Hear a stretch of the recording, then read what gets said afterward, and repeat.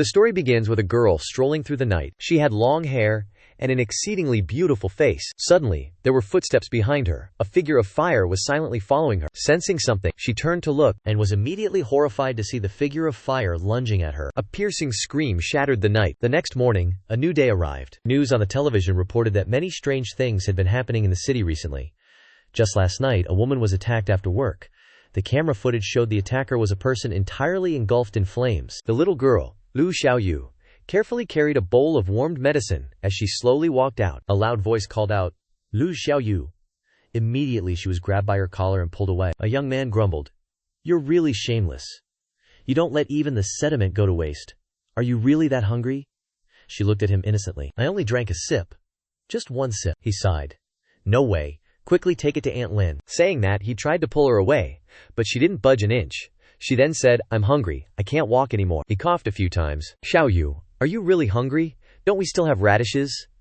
He held up a basket of radishes in his hand and said, "In the pugilistic world, they are known as plant ginseng. This is a genuine tonic, you know."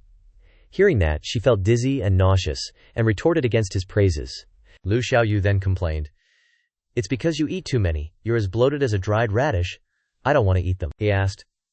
"Then what do you want?" She quickly continued his sentence. "I want to eat instant noodles. I usually can't bear to buy them. Can I have them once during the new year?" she said, clinging to his arm. "Ah, so you want to eat instant noodles?" "Yes, that's right, just this once. Just trying one will do." His face was expressionless. "Then you can dream on." That sentence made her extremely angry. She shouted, "Lu Shu, if you don't let me eat instant noodles, fine, then you can just knock my head with a walnut." Lu Xiaoyu angrily lunged forward but was blocked by him. "How many times have I told you? This isn't a walnut. I've been wearing this since before I entered the orphanage." "No way." Lu Xiaoyu's expression darkened. "Lu Shu, you've changed. This isn't allowed, that isn't allowed." Then, before she could finish speaking, Lu Shu unceremoniously punched her in the mouth. She opened her mouth and bit his fist, making him pant. "Are you serious?"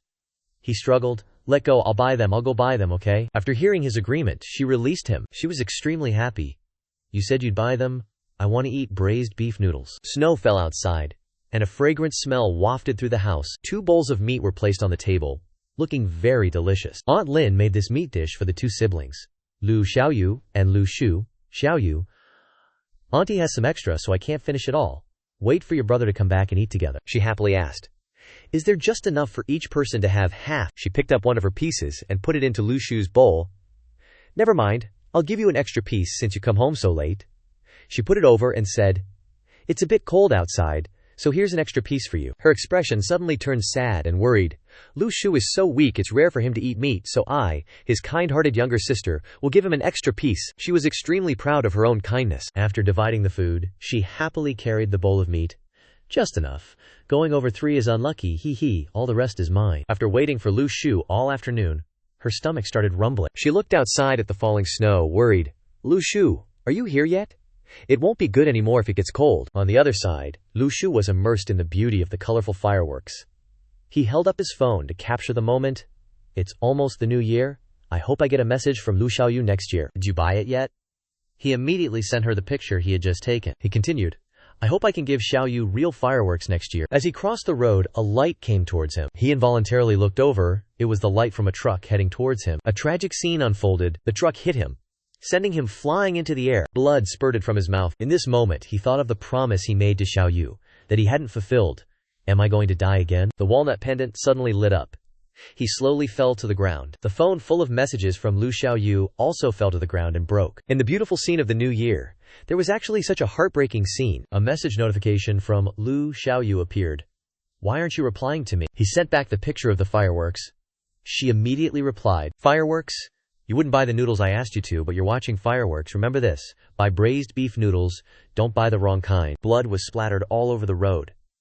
Lu Xiaoyu's messages still didn't stop. She sent him 3 question marks. "You dare not reply to your daughter's messages? Lu Shu, you'll be single forever." The phone was stained with blood.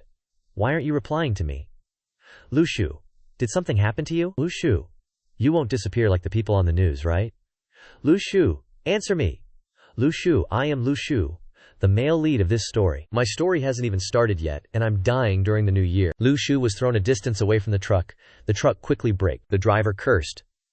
What bad luck! He got out of the car and prayed that there wouldn't be a murder case in the new year. Lu Shu propped himself up on the ground. The scene before him frightened the driver. Lu Shu dazedly sat up, covered in blood. Something big has happened. The driver screamed in fear. A ghost. Mom? Lu Shu stood up, reaching his hand forward.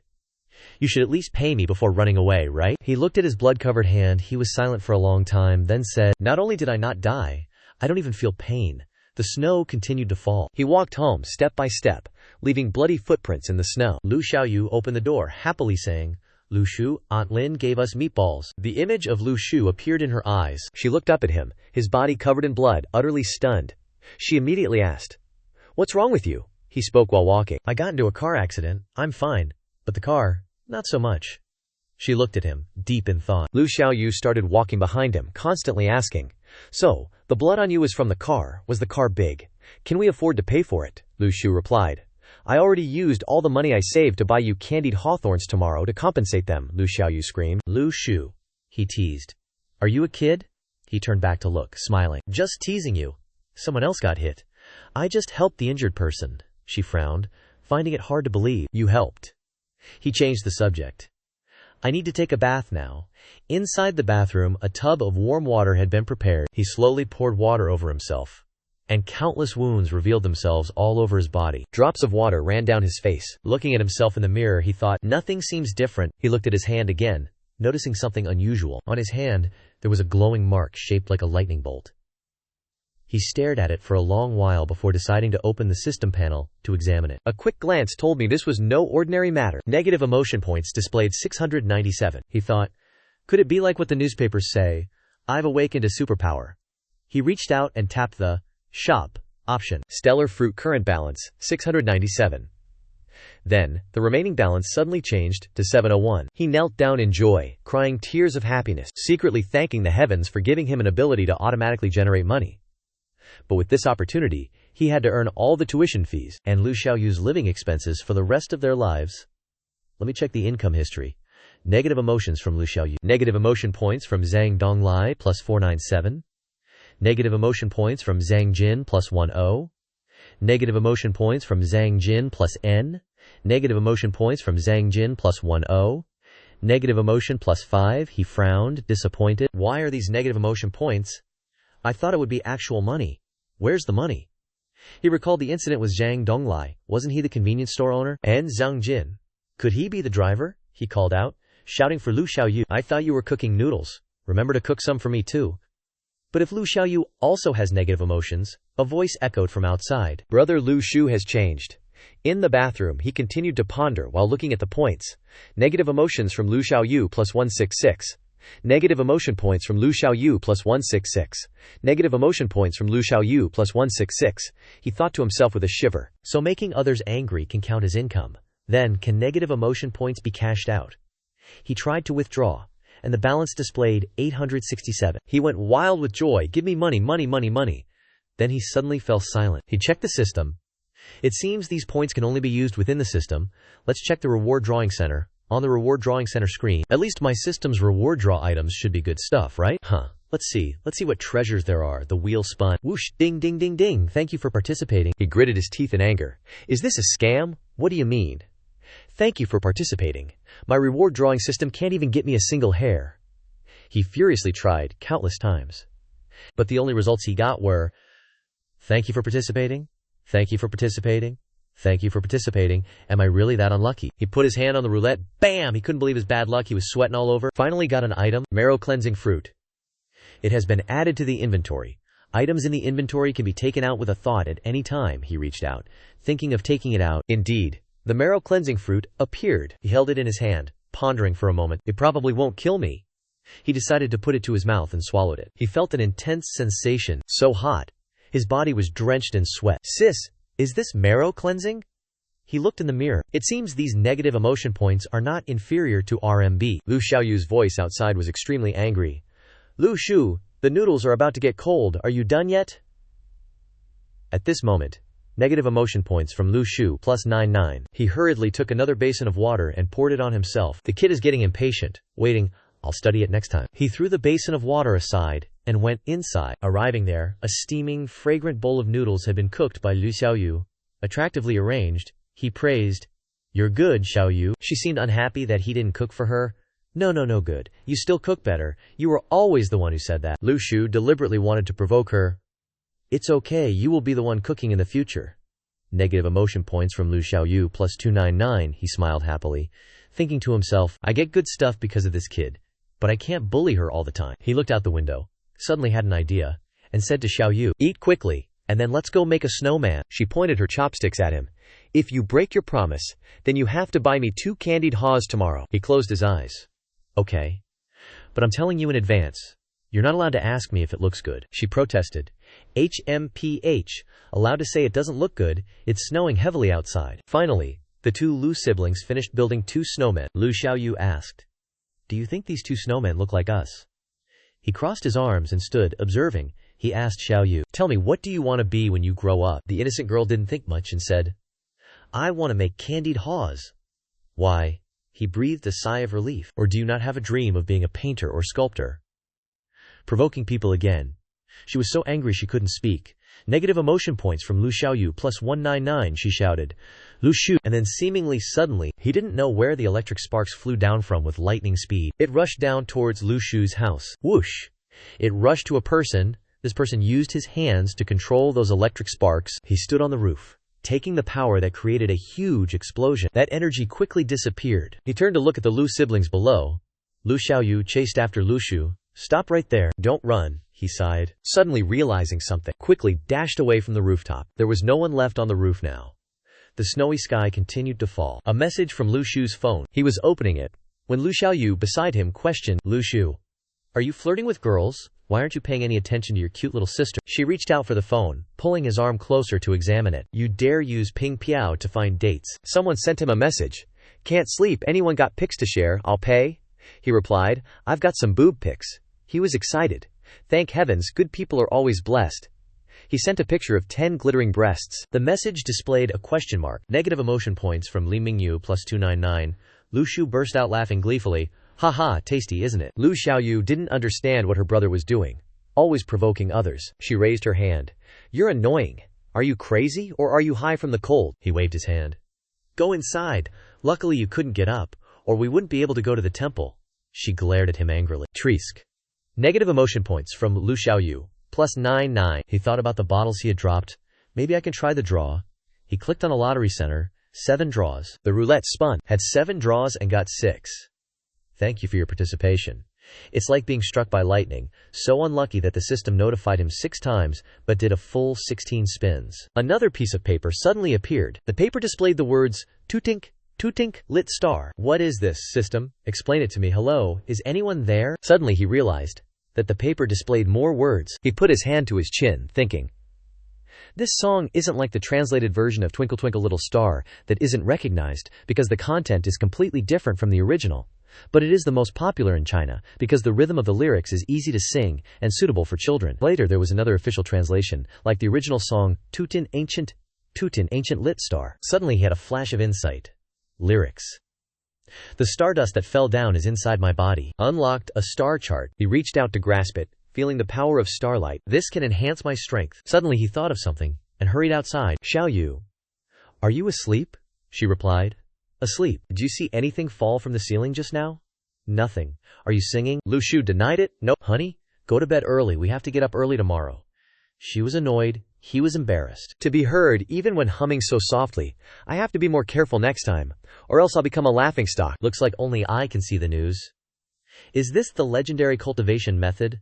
The moonlight shines outside. The sunlight is warm. Everyone is excitedly going to the temple. Everyone is bustling with activity. Lu Xiaoyu grabs his hand. Lu Shu. You sang pretty well yesterday. Here's a reward of 2 candied hawthorns. I didn't sing. You must have misheard. To distract her, he points to the other side. Wow. Look over there. There's someone doing acrobatics. She immediately sees through this trick. Bro, your topic change is way too obvious. He turns red, denying it no more. Just eat one more, and I refuse to believe I can't fill your mouth. Lu Shu squeezed into the crowd. Flames bursting out. He's surprised. Lu Xiaoyu tugs on his hand. Lu Shu. Didn't you see that the guy is controlling the fire with his hands? Or the moment he waves his hand in the air, the flame suddenly rises high. Everyone below cheers excitedly. He stares intently at the flames. That one-day cop. Could it be him? Lu Shu realizes now. Lu Xiaoyu shouts. Lu Shu, Are you just waking up? So what, don't you think it's cool? Go over there and take a look? He replies. Ah, okay. There are so many riddles and lanterns here. Bang! A loud noise erupts. Large wooden barrels are sent flying. The fire manipulator is being bullied by two people. He stomps his foot hard. It's a buzz-cut youngster and a blonde woman. The flames burst out. He manipulates the fire to fight back against the two. Jumps up, advancing towards him.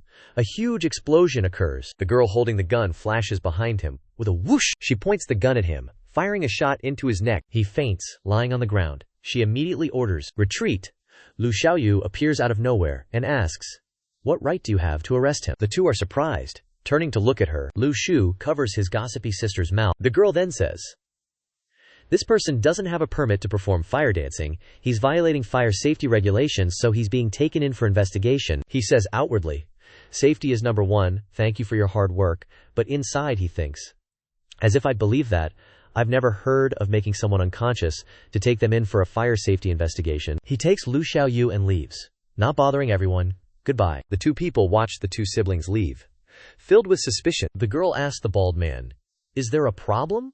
The man replied, "I don't sense any energy fluctuations." Then take the person away quickly. Understood.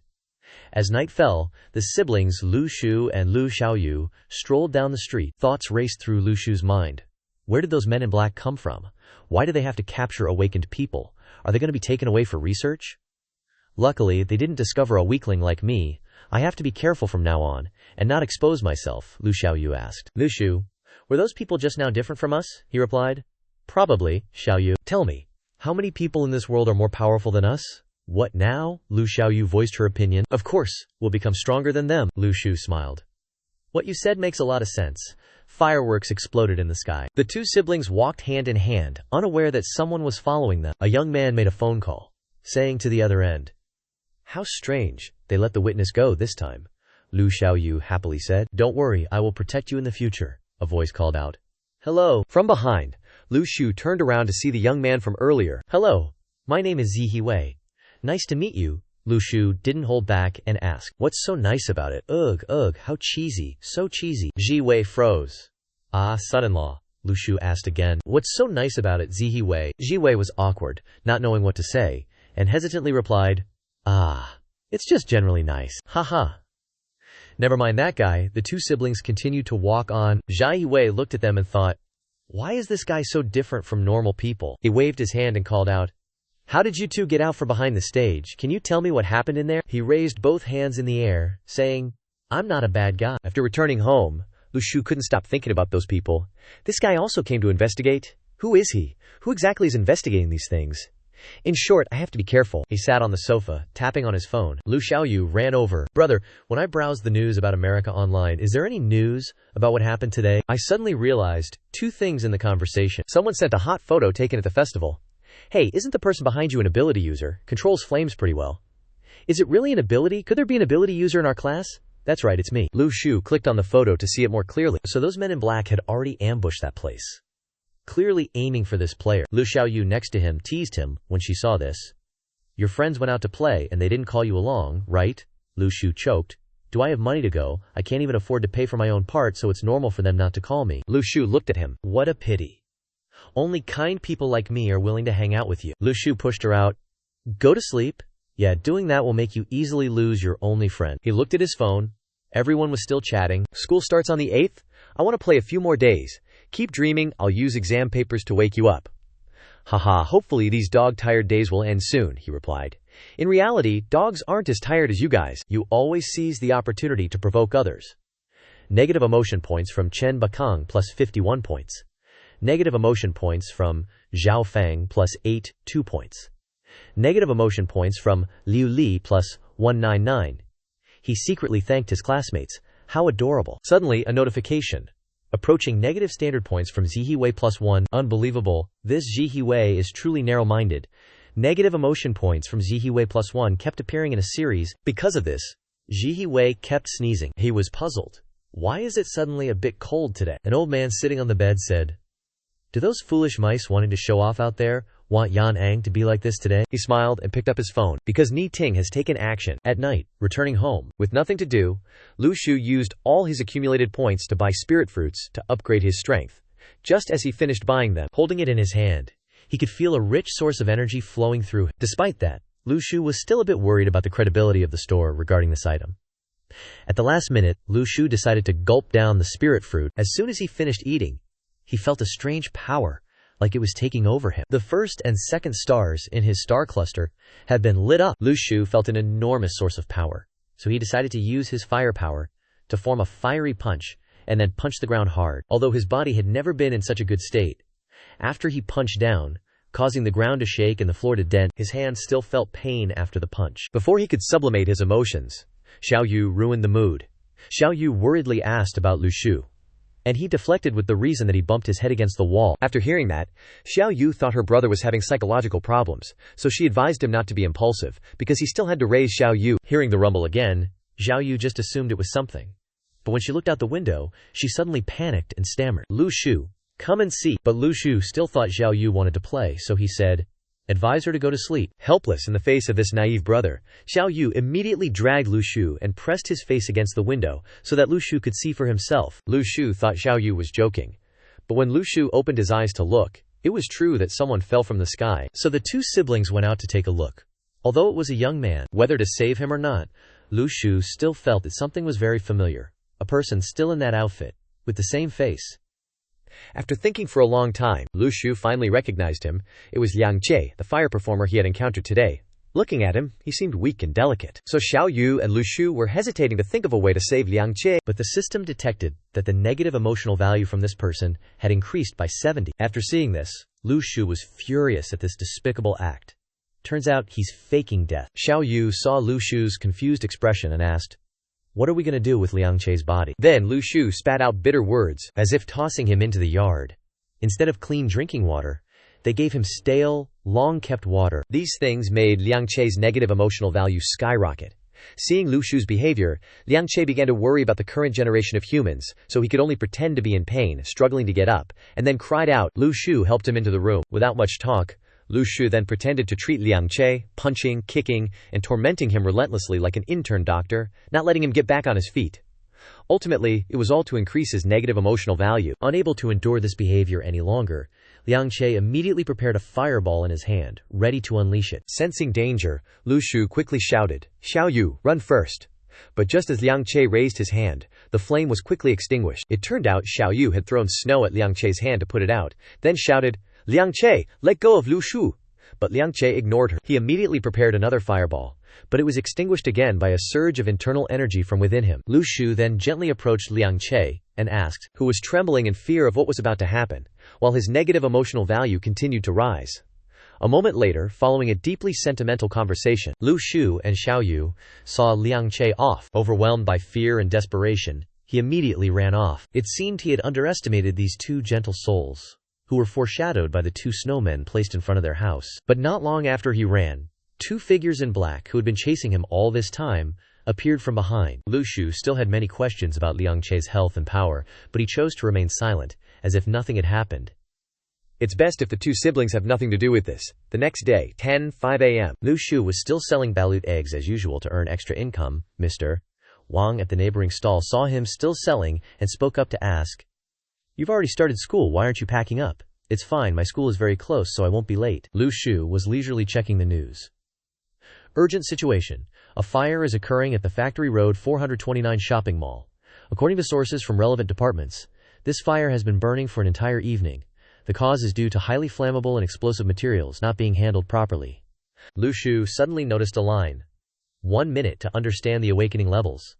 He then wondered, where did this foundation come from? He clicked to view it, and saw many articles about the previous false awakening incidents. Videos about superpowers are all banned, so how come they're here? This website even categorizes the awakened. First is level F, with strength greater than ordinary people. Second is level E, possessing natural powers. Third is level D, with the ability to evade modern weapons. Fourth is level C, capable of solo combat against modern weapons. Fifth is level B, able to borrow the energy of heaven and earth. Finally is level A, able to resonate with heaven and earth. Could it be that they want to publicize information about the awakened? There are even videos, and people can freely post articles. This is far too accessible to the public. Suddenly, someone in front blocked him and asked, "What movie are you watching? You're so focused. You're looking at that foundation's website, aren't you? Do you want to awaken? Watching is just a waste of time, give up. Someone like you definitely won't be able to awaken. More people arrive from behind, hey kid. But then, from class 1, the girl with purple hair, large eyes, and a delicate face, the all-around hot girl of class 1, Cao Qing-si, and the top student in the entire grade, a beautiful goddess, yet so cold. She came up and said, 1 egg for the cracked pole. Lu Shu happily replied, 1.5 yuan. When Cao Qingqi handed over the money, he sensed a fluctuation of spiritual energy. She's actually an awakened. Don't tell me she sensed me too. No, seems like she didn't. I must be overthinking it. The leader of the hoodlums who had provoked Lu Shu earlier, his eyes lighting up at the sight of the girl. Hey there, Cao Qingqi. Lu Shu immediately pulled him back. Hey, hoodlum. You haven't paid yet. The hoodlum slammed 5 yuan down. TCH, keep the change. Then he immediately wagged his tail and ran after the goddess. Lu Shu unconsciously looked at his palm. There are more and more awakened. No matter cultivation or spirit fruits, I have to speed up my cultivation progress. I have to frantically earn negative energy points during the day. My dear classmates, don't be afraid. It's not like I'm some kind of demon. Just wait to contribute points to me. Arriving in the classroom, the class was quite crowded. It seemed there was going to be a test soon, and everyone was vying for seats near the top student. A girl with shoulder-length pink hair, with pigtails on both sides, who was chatting animatedly, suddenly turned around. She saw Lu Shu fiddling with his phone and asked, You want to awaken? What kind of power do you want? He answered in an extremely perfunctory manner. Freedom, equality, justice, and the rule of law. She was instantly tired. Lu Shu, you really love studying. No wonder you're the top of the class, haha. The account received another 76 negative energy points from Yeling. That hoodlum from earlier also joined in the fun. Screw him, he won't be able to awaken anyway. Soon, class began, and the homeroom teacher standing on the podium said to everyone, A new school year, a new semester has arrived. I hope you all concentrate and take the exam seriously. Someone poked Lu Shu with a pen. It was the pink-haired girl Yeling from before. Let me copy, please.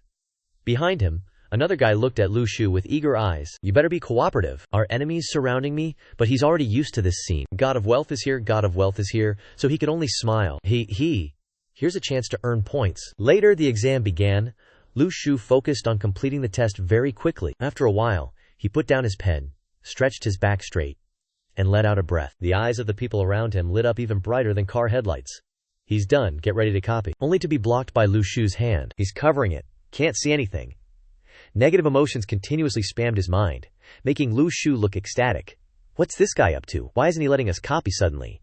He wasn't like this before. The teacher came over and said, You guys are not allowed to help others cheat. Li Qi behind him got angry. What are you basing that on? Saying I'm copying his exam. He vented his anger by slamming the table, breaking it in half. Seeing this, the teacher immediately comforted. Li Qi, I didn't say it was you. Calm down. Lu Shu glanced at the young man Li Qi, awakened. After slamming the table, the hot-blooded young Ling Qi's anger surged to his brain. He grabbed the teacher's collar and lifted him up. I'm dropping out. I'll never take another test, and I'm not afraid of teachers anymore. Suddenly, a hand shot up. Wait, I have something to say. Lu Shu sighed softly. You'll be responsible for this. Shut up, I'm only 17. Even if I beat him up now, I won't go to jail. Lu Shu started chanting. If you commit one of the 8 most serious crimes, you're responsible from the age of 14, and for civil offenses, it's 16. The 8 most serious crimes are intentional homicide, intentional assault, rape, arson, drug trafficking, trafficking in dangerous materials, and bombing. What you're doing is intentional assault. Lu Shu, with a punchable face, said, Don't ask me. I read a lot of books. Okay. That face of yours is earning you a lot of resentment points. Li Qi threw the teacher onto the desk. He walked over and grabbed a corner of the desk, easily lifting the teacher's entire large desk. Get out of the way. Don't stop me. Lu Shu continued to speak like a savior of all living beings. According to school rules, damage to school property must be compensated. A very loud noise erupted from Lu Shu's class, attracting the attention of the entire school. A crowd gathered at the classroom door, eavesdropping. What was that? Someone awakened. Seriously. From behind came a shout. All students, return to your classrooms for self-study. The teachers will handle this. The principal, followed by 2 people in black suits who looked quite familiar, rushed over in a fluster. Lu Shu recognized that the suits were the same as the ones those 2 guys wore the other day. Ling Qi was grabbed and dragged away by the 2. Let go of me. But a second later his attitude changed. What's going on? I can't break free. The 2 of them easily subdued Ling Qi and dragged him away. The students started to discuss. Who are those 2 men? Where are they taking Li Qi? Online they say it's the age of awakening. Should I awaken too? Suddenly, Lu Shu's sixth sense reacted strangely. He immediately turned around and saw Cao Qingzi also looking at him. As their eyes met, the school's loudspeaker suddenly blared. "Attention students! You will undergo health checks through blood tests. Everyone stay in your classrooms and wait." Lu Shu was also flustered after hearing this. Why so suddenly? I have a bad feeling about this. All the students in the school then returned to their classrooms, obediently waiting for the teacher to lead 3 people in blue coats into the class. Those whose names are called, "Please come up here." Lu Shu was really nervous this time. After eating the spirit fruit, my body has improved many times over. This blood test could get me into trouble. This guy looks exactly like the black-suited guy from the other day. I can't mistake that bald head. At this time, the teacher called out, "Liu Li, Lu Shu." Lu Shu became even more agitated. "This is bad. I have to find a way to escape. Teacher, I have a stomachache. Can I go to the restroom for a bit?" "Stomachache? Then go ahead." The bald-headed doctor hurriedly stopped Lu Shu. "Why are you rushing to the restroom? If that's the case, come here and get your blood drawn first," Lu Shu said with an unbearably shaky voice. It's nothing. Just a few seconds. I'm screwed.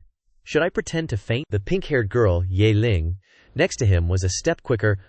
I feel so dizzy." As soon as she finished speaking, she collapsed forward, face-planting onto the desk. Mr. G, unfazed, poked the next one, ignoring her unconscious state, and continued with his work. He proceeded to grab an arm and lift it, inserted the needle, and drew out a liter of blood. Lu Shu, watching from the side, felt a little scared. They don't even spare those who faint. These guys are taking blood even from unconscious students. Finally, it was his turn. "I'm doomed this time. I should have just skipped school and sold eggs at home.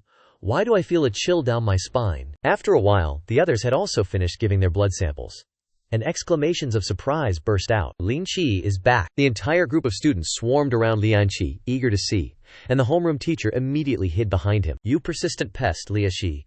Go back to your seat." Li Qi looked back and gave a cold snort. Zheng Jin said to Lu Shu, "Thanks for this awakening. I heard there's an awakening class opening in Los Angeles. They're looking for outstanding specialized students to attend." "Really? Is this where they're testing students?"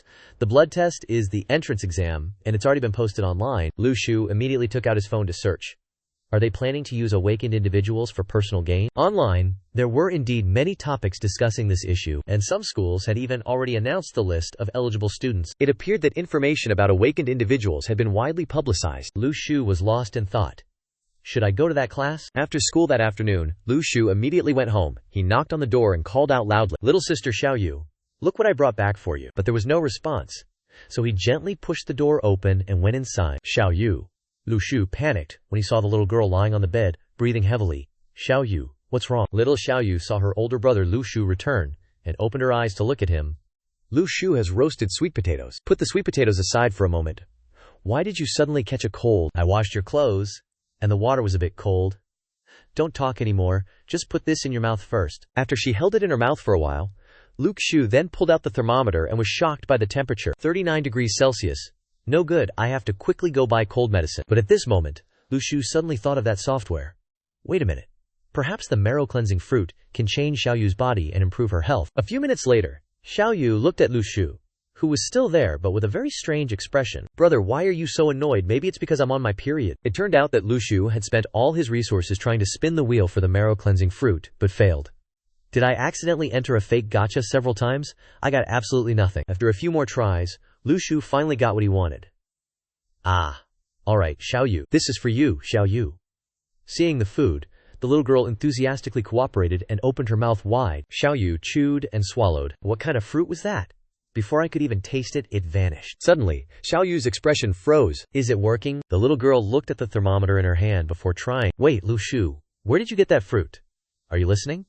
Lu Shu was silent for a moment. Finally, unable to figure it out, he replied, "I don't know if it counts, but it feels different." "Xiaoyu, do you want to awaken? Do you really want to?" Seeing Xiaoyu's determination, Lu Shu also sighed in relief. "Alright, let's leave it at that for now. Do you have a plan? Or are you gonna sing a song? I don't know anything. Kids should go to bed early." Lu Shu returned to his room and took out 3 more fruits from his hand. After eating a spirit power fruit, it takes 15 days to fully absorb its power. But if you use a marrow-cleansing fruit, the time will be reduced to 9 days. It helps strengthen the body's ability to absorb power faster, and the spiritual energy stored is also greater. At this time, the marrow-cleansing fruit is what both Xiaoyu and I need. It can help strengthen Xiaoyu in preparation for awakening. It's time for the classmates to eat marrow-cleansing fruits. The next day, Lu Shu went back to class. He couldn't sleep all night because he was busy absorbing the spirit power fruit. Ye Ling was still at the desk next to him as usual, and she started the conversation. Lu Shu, I heard that the Awakened class is recruiting more students. Brother Lu Shu still replied with the same old line. Freedom and democracy. Is he afraid that someone's daughter will eat it? The friend was also brain tired of Lu Shu. Even Lu Shu created a soundproof screen to isolate the sound.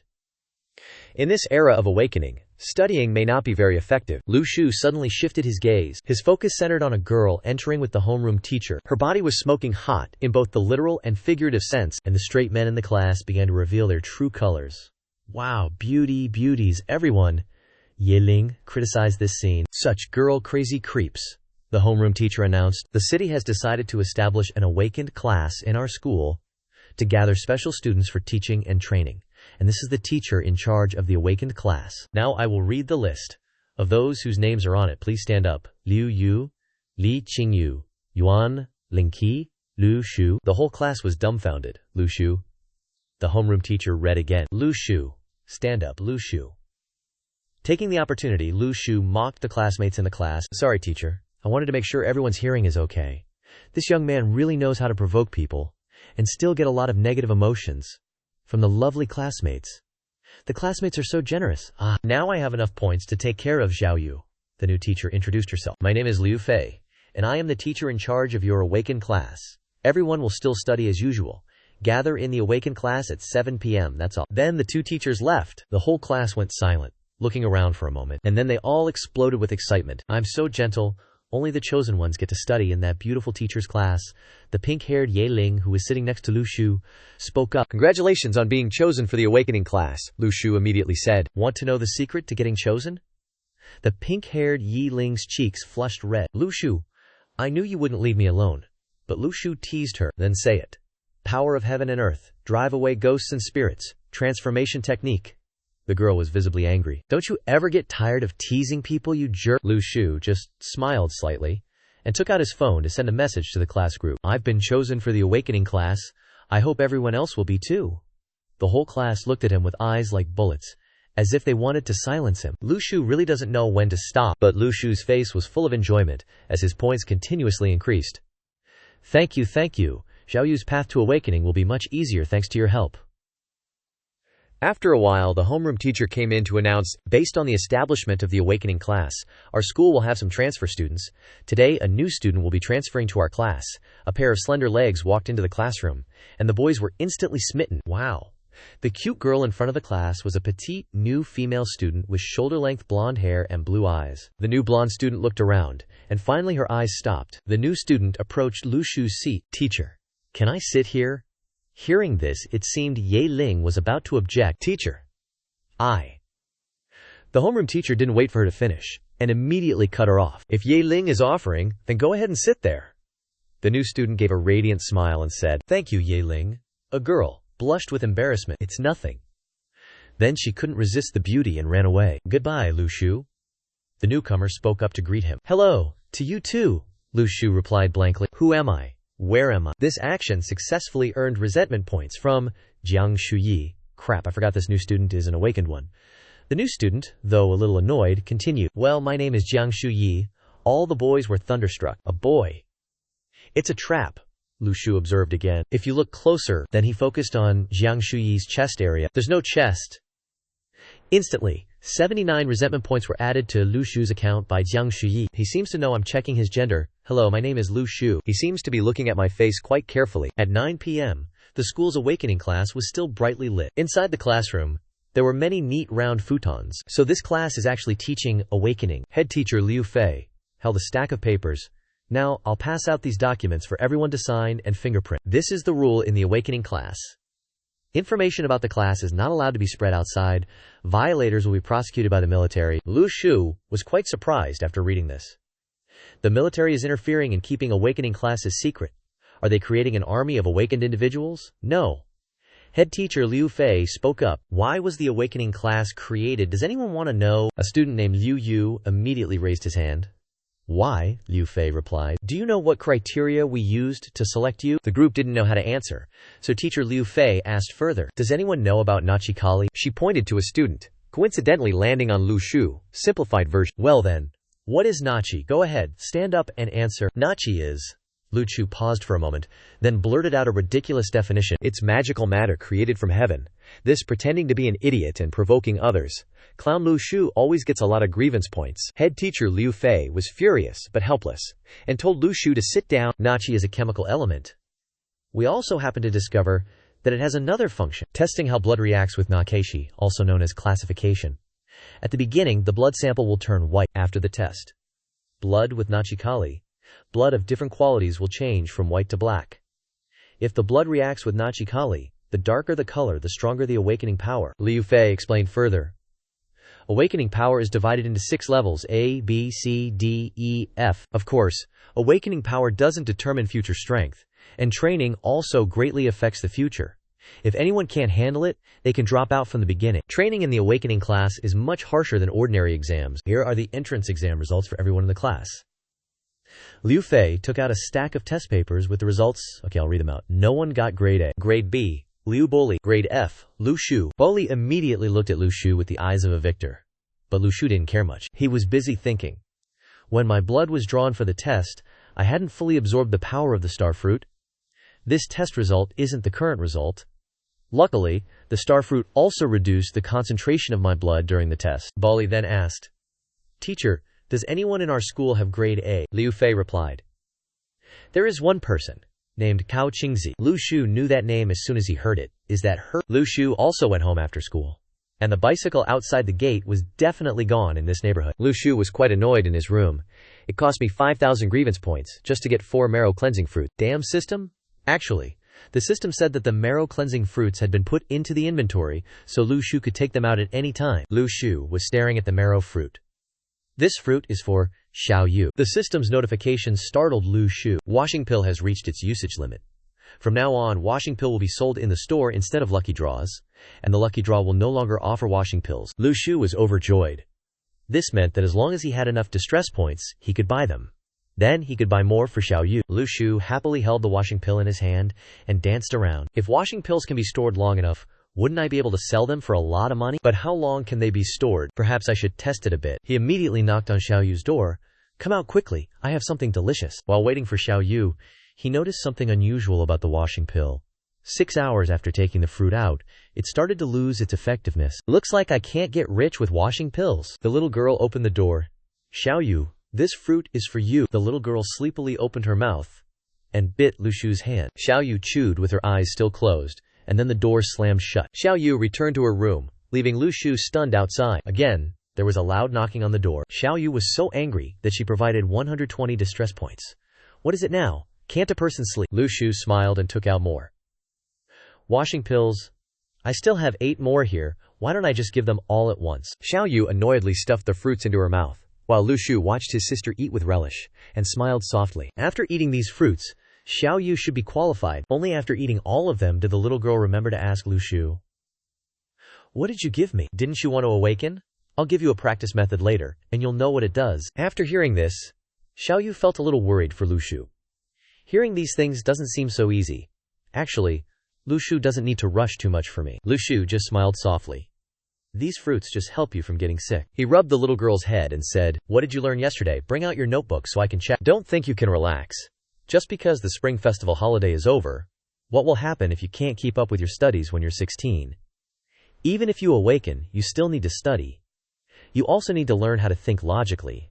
There's a big difference between studying and not studying. After hearing this, Xiao Yu immediately provided distress points and ran straight into her room and locked the door. "I want to sleep. Don't think you can escape like that because I'll find you right after I finish studying, you little rascal." That's right. He returned to his room to check the system. My ranking after the last check was F, and now the washing pill has reached its first limit. The power of spirit fruit has been completely absorbed. Someone in class also asked, "Teacher, is the information announced true?" Head teacher Liu Lai also replied, "The rankings of awakenings have been announced worldwide. Awakeners must go through multiple breakthroughs. You can't be at level A right after awakening. An F-level awakener can throw the strongest punch up to 1,200 kilograms, corresponding to a force of 1,200 N, and for E-level, it's 2,400 kilograms. Lu Shu thought, if that's the case, I can now unleash 2,400 kilograms with just one punch. If so, I've already reached E-class, or even D-class. I need to find an opportunity to test my new strength. So Lu Shu immediately spun the lucky draw wheel after consuming the marrow cleansing fruit. Surely the lucky draw has something better this time, right? Please don't let it be. Thank you for participating. Then Lu Shu prayed, hurry and bless me. The needle on the wheel stopped at a square and flashed. Lu Shu watched intently as it fell with a thud onto the floor. He froze when he saw the item, but did it also have a smell? Lu Shu bent down, poked it with a finger, and it immediately crumbled. He slowly brought it to his mouth to taste. This is the taste of stinky tofu. Wait, what was that? Stinky tofu, damn it. After the system gifted him a piece of stinky tofu, Lu Shu furiously cursed the damn system. Why is there stinky tofu here? Is the system even here? You're not a convenience store, are you? The smell wafted throughout the house, earning 59 resentment points from Lu Xiaoyu. Lu Xiaoyu came out of her room, covering her nose. Big brother, are you burning something in your room? What's wrong? Lu Shu, with a bewildered expression, held the box of smelly tofu. You're still not asleep? Lu Xiaoyu stepped closer to look at the stinky tofu. The smell, it's a bit familiar. Both of them immediately try to piece together. Suddenly, Lu Xiaoyu's eyes lit up. This taste is amazing. Lu Shu, however, furrowed his brow slightly. This is clearly just ordinary stinky tofu. So, has your awakening ability turned into eating? In a short while, the entire box of stinky tofu was devoured, but Lu Xiaoyu was still not full. Lu Shu, you want to eat more?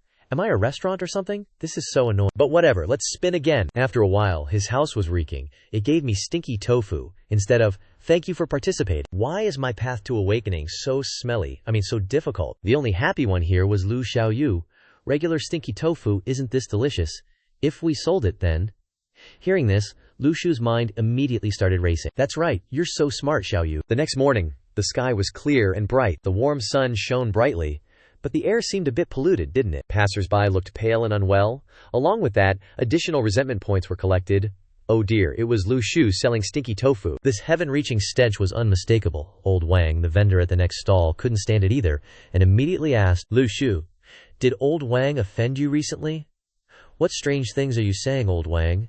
You usually take such good care of Xiaoyu and me. How could I? Lu Shu chuckled. This is stinky tofu. I made myself. It's delicious. Would you like to try some? Old Wang, despite his scrunched up face, still tried a piece. Since when did you know how to make stinky tofu? He took a bite and was startled. This piece of tofu is both crispy and delicious, and when you bite into it, a fragrant aroma wafts out. Plus, the perfectly balanced sauce makes this dish even more delicious. It's so good, Xiao Shu. This will sell really well. In the future, I'll sell stinky tofu, and you can sell tea eggs again, Uncle. More than a year ago, Uncle had to close his shop to take care of you kids. Lao Wang waved his hand. You're being too polite. You two siblings have also suffered a lot, so helping is just a matter of course. Keeping it in your heart is enough.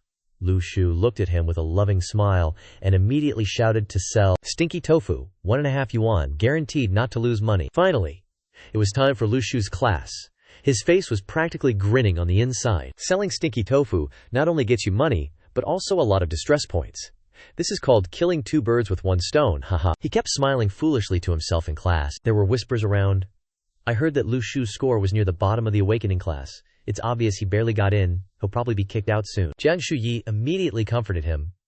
Don't worry, the teacher didn't say that you need talent to practice. Is he trying to comfort me? Lu Shu turned to look at Jiang Shuyi, and suddenly a feeling arose. No way, I'm straight. I have to recite the mantra again. Anyway, you look like a girl. Has anyone written you love letters yet? I don't mean boys, I mean girls. A cold aura immediately came from behind, obtaining distress points from Ruan Ling Ling plus 98. Huh. It seems like there's a misunderstanding here. Clearly, the script is for a trio, but I'm like a supporting character. Head teacher Liu Li opened the door and walked into the classroom, and everyone immediately sat up straight. The teacher's tone was quite angry.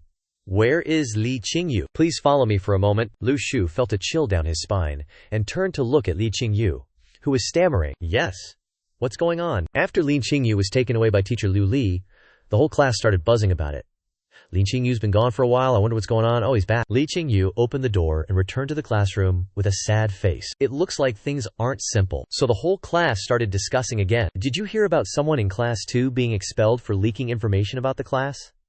There was even someone who was expelled while awakening. After that, he was taken away by men in black. Lu Shu thought to himself. Is it normal to be taken away by men in black? He let out a sly chuckle and spoke. Why would you do that? Revealing other people's aptitude ranks, you'll get expelled. Li Qingyu's face turned grim.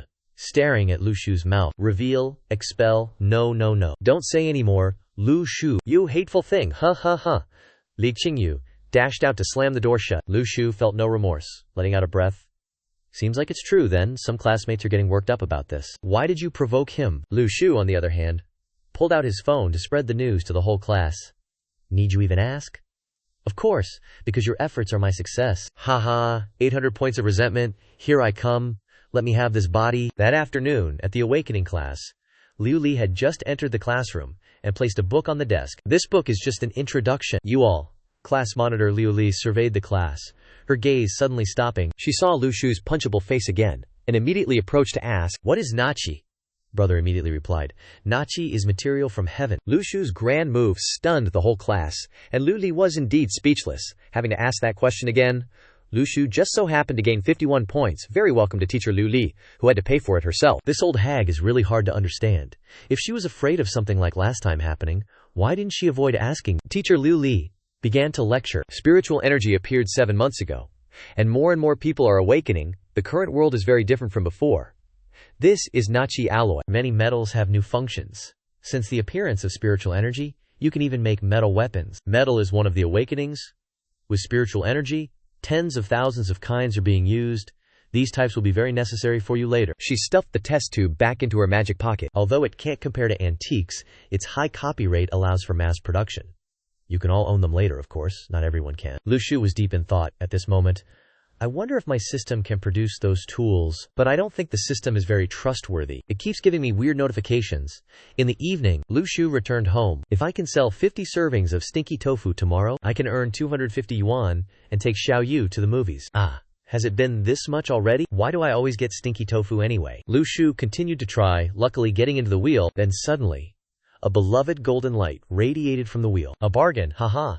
Today is truly a lucky day. Lu Shu rushed towards the yellow paper like, I'm coming, my love. Lu Xiaoyu also came out of the room, just as the paper fell on her, and she just absorbed it into her body. And that was it, quick and easy. The two siblings' eyes met. Xiaoyu suddenly screamed. Xiaoyu accidentally swallowed the glowing yellow paper and was worried that something bad would happen to her. So she reacted like that. And Lu Shu quickly ran over to comfort Xiaoyu. Calm down, there's nothing to be afraid of. How can I calm down? I just absorbed that glowing piece of toilet paper. Lu Shu began to comfort Xiaoyu. Xiaoyu, calm down. Try to feel if there's anything strange in your body. Calm down, focus your mind, tell me what you see. Xiaoyu focused her mind intently. There's a star chart in my chest. But the star chart has 7 stars. The stars look strange. They are absorbing something, like black holes. Lu Shu took out a golden spirit fruit. Xiaoyu's eyes lit up. She said, wow, fruit, Lu Shu said. Eat this quickly, it should have an effect. Lu Xiaoyu happily picked it up, ready to eat. Unexpectedly, the fruit liquefied into a golden stream and entered Lu Shu's body. The food was at my mouth, but it fell out. Xiaoyu angrily cried and shouted, Lu Shu, you wretch, give me back the fruit. Lu Shu thought to himself.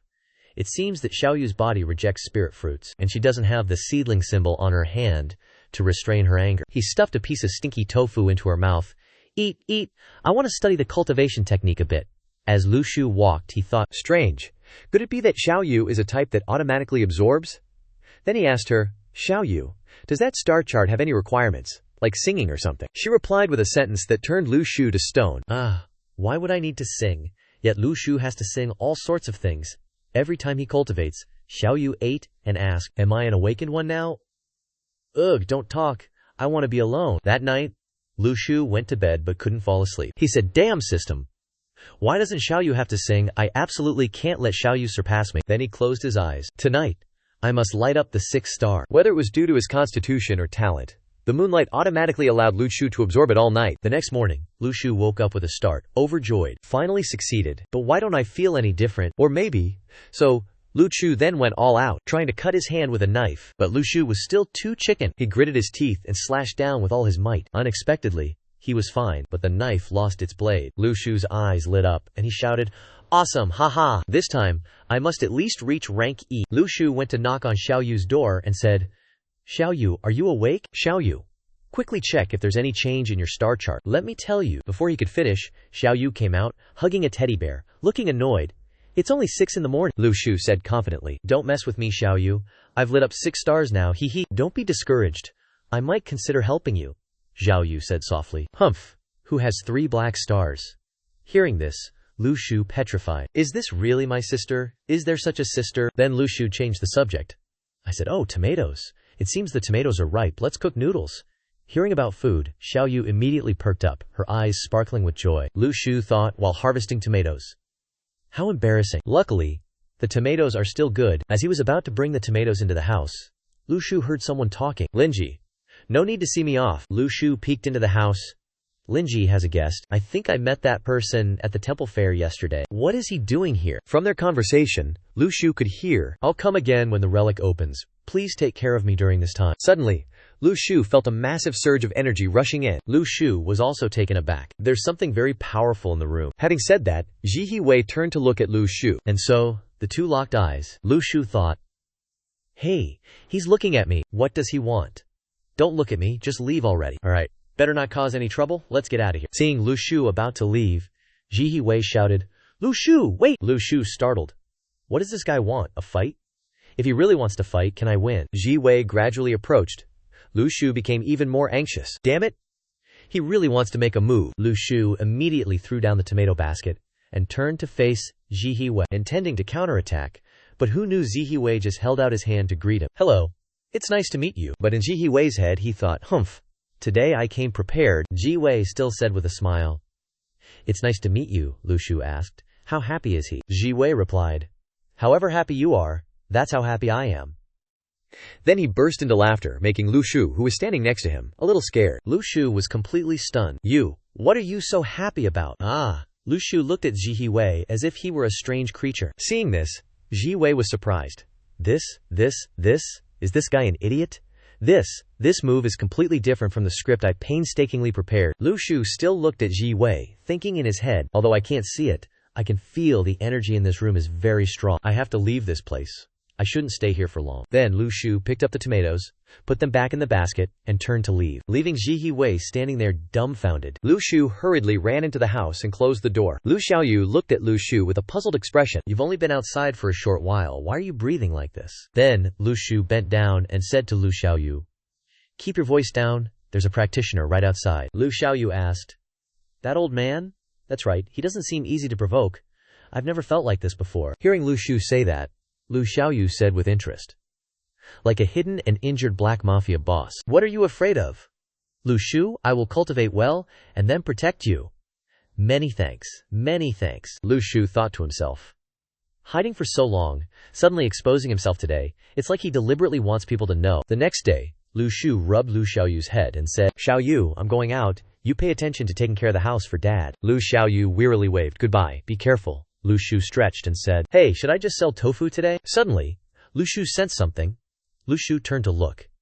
And it turned out that the spiritual energy was emanating from that white-haired old man. The old man gently sensed the surrounding spiritual energy and performed a few simple sword moves, creating an unparalleled and magnificent aura. Lu Shu watched with wide eyes in astonishment. Strong! So strong! This power is at least a C rank, no, a B rank. The old man sheathed his sword and looked at Lu Shu with a smile, saying, oh, Lu Shu, little brother, you're up so early today. Lu Shu stepped forward and said, old man, you're so free every day? What are you practicing? I'm just practicing some swordplay. After hearing the old man's answer, Lu Shu thought to himself, anyone can see that. Then Lu Shu turned to say goodbye to the two people. Well, if there's nothing else, I'll go first, the old man said in a deep voice. Hey, Lu Shu, little brother, wait a moment. Hearing the old man call him, Lu Shu stopped. Actually, I have something I want to ask you. Lu Shu, I really have something I want to find you for. Hearing the old man say this, Lu Shu asked, what is it? The old man looked at the sword in his hand and said, take a look at my sword, Lu Shu. Hey, oh, it's long and sharp. The old man turned unhappily and said seriously, I'm being serious. Don't interrupt me. Then, the old man explained, this sword is not just a sword, it takes one life to create all things. The sword goes from complex to simple, but the sword technique can reverse the universe, split mountains and rivers, the root of all laws, reversing nature, returning to the myriad swords celestial sect as one. After saying a bunch, the old man pointed the sword at Lu Shu and said, how about it, kid, want to learn? After hearing this, Lu Shu's eyes lit up, and he said softly, Then the old man Li slapped himself in the face. Lu Shu reached the door and still peeked inside, saying, well, I'll go first. We'll talk about it later. Bye-bye. Old Li was so angry that he said, you ungrateful brat. Aunt Lin next to him gently advised the old man. People simply don't want to learn. Old Li suddenly became silent and said, alas. But I don't have much time left. This sword technique of mine must not be lost. I must find a successor. Lu Shu walked down the street thinking about what old Lai had just said. That old man is really something. He wants to take disciples at the drop of a hat, just like those multi-level marketers. What's more, why does this old man have such a large amount of resentment? I've gone all the way out here. Later, in the school cafeteria, Lu Shu ate lunch while thinking, I'm still short 3,000 points of resentment today. What a pain. Otherwise, just as he was feeling down, someone came to donate points. Lu Shu looked up at Liu Bailey and said, What are you doing? You startled me, Liu Bailey replied. Just a friend showing some concern. Then, he held up his phone to Lu Shu's face. Look, this video is super hot right now. In short, this is a good opportunity. A foreign awakened one advertising for a football team, Lu Shu thought to himself. He's really bold. Not afraid of being taken care of by those black ops guys. Currently, many companies are starting to exploit the value of awakened ones to do business. For us, this is a once-in-a-lifetime opportunity. What exactly are you trying to say? Then I'll get straight to the point. My family's company is also preparing to make an investment in this area and has already started posting recruitment notices for awakened ones. Are you interested? I know your family is poor. Among the most impoverished in the village, Lu Shu turned to Liu Li and asked, Let me ask you something. Do you know Liang Jingru? Liu boldly replied, No, I don't. Then where did you get the guts to be so arrogant? Liu Boli angrily walked away. Fine. Courting death. The people around started mocking him. Oh, young master Liu Boli, you can't even handle Lu Shu, Liu Boli angrily said. Shut up. Oh, don't take it to heart. Don't be bothered by a piece of trash. Lu Shu ignored what they were saying and continued eating his lunch. In the evening, at Lu Shu's house, Lu Shu was sitting with his feet up on the chair, eating spirit fruits, while Xiao Yu sat on the side, sulking angrily. Lu Shu said, Stop staring. If you keep staring, you'll drool. This thing, you really can't eat it today. Besides, where did you get so much resentment from? This fruit, huh? Lu Shu suddenly smiled slyly and stuffed it all into his mouth to chew. Ha ha, you idiots. Obediently hand over your negative emotions, your worth. Cough, cough, cough, cough, almost choked me to death. Wait a moment, I'll watch cartoons with you again. After eating so much, it's about time it can be absorbed. Lu Shu felt something changing, a very strange feeling. Something was moving inside his body. 7 stars. They are rotating around the last star that has just appeared. Could it be that this brightest star, just as he was about to reach out and touch the star, suddenly a strange creature appeared, followed by a black sword full of resentment. Lu Shu hurriedly grabbed it but couldn't touch it. As expected, you can't trust weapons given by the system. HMPH. Even so, it's better than nothing. Lu Shu gritted his teeth and tried to grab it, finally managing to get the sword. It emitted a surge of power. This surge of power, he twirled the sword a few times, and a name immediately appeared in his head. Shi Gao? He didn't know how Lu Shu knew its name. After testing out this Xingao sword, Lu Shu was surprised. This Xingu sword appeared from my nebula. Could it be that I am the shattered soul? Xiao Yu suddenly rushed from behind and wrapped her arms around his neck. Lu Shu, let's watch cartoons. Little ancestor. Let go quickly. Today, Lu Shu's little neighborhood isn't as peaceful as usual, because a group of people in cloaks are running on the rooftops very hastily, and they stopped near Lu Shu's house, quietly observing. Suspicious person detected ahead. Not right. Just a civilian, no threat. Good, the person quietly standing in the courtyard is Aunt Lin. The group began to act in unison. The commander ordered, remember, without my orders, no one moves. Aunt Lin remained still and silently observed the outside of the courtyard. Inside the house, Li Honglao was sitting on a chair looking outside. What must come, eventually comes. The leader entered through the main door, exuding an extremely powerful aura. Lu Shu sensed a strong fluctuation of spirit energy. What's going on outside? This energy is stronger than it was this morning. His eyes had only just opened slightly in shock. What is this? This power is too unreasonable. And Aunt Lin, why is she standing there, seeing what was happening?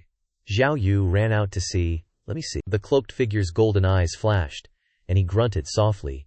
Lu Shu flinched. You've been discovered.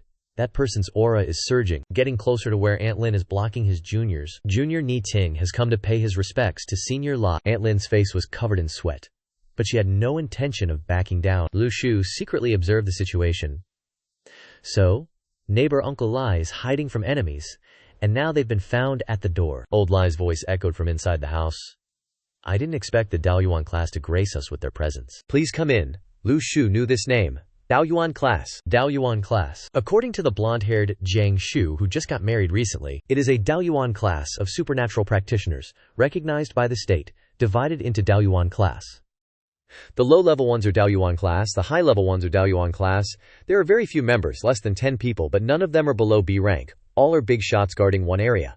The leader position of Daoyuan class is also the most powerful person, named Ni Ting. I'll remember this name. Ni Ting returned inside the room, where a meal had already been prepared. Ni Ting sat down on the chair and said, "If spirit energy had been restored sooner, your foundation wouldn't have been destroyed." Old Lai poured water while replying, "Everyone has their fate. It's thanks to generous people like Mr. Lai that the world has been able to alleviate so much." Old Lai leisurely sipped his tea, then suddenly turned serious and said, "Get straight to the point." Ni Ting immediately reached out his hand. "In this era of spiritual energy restoration, is Mr. Li willing to join hands with us?"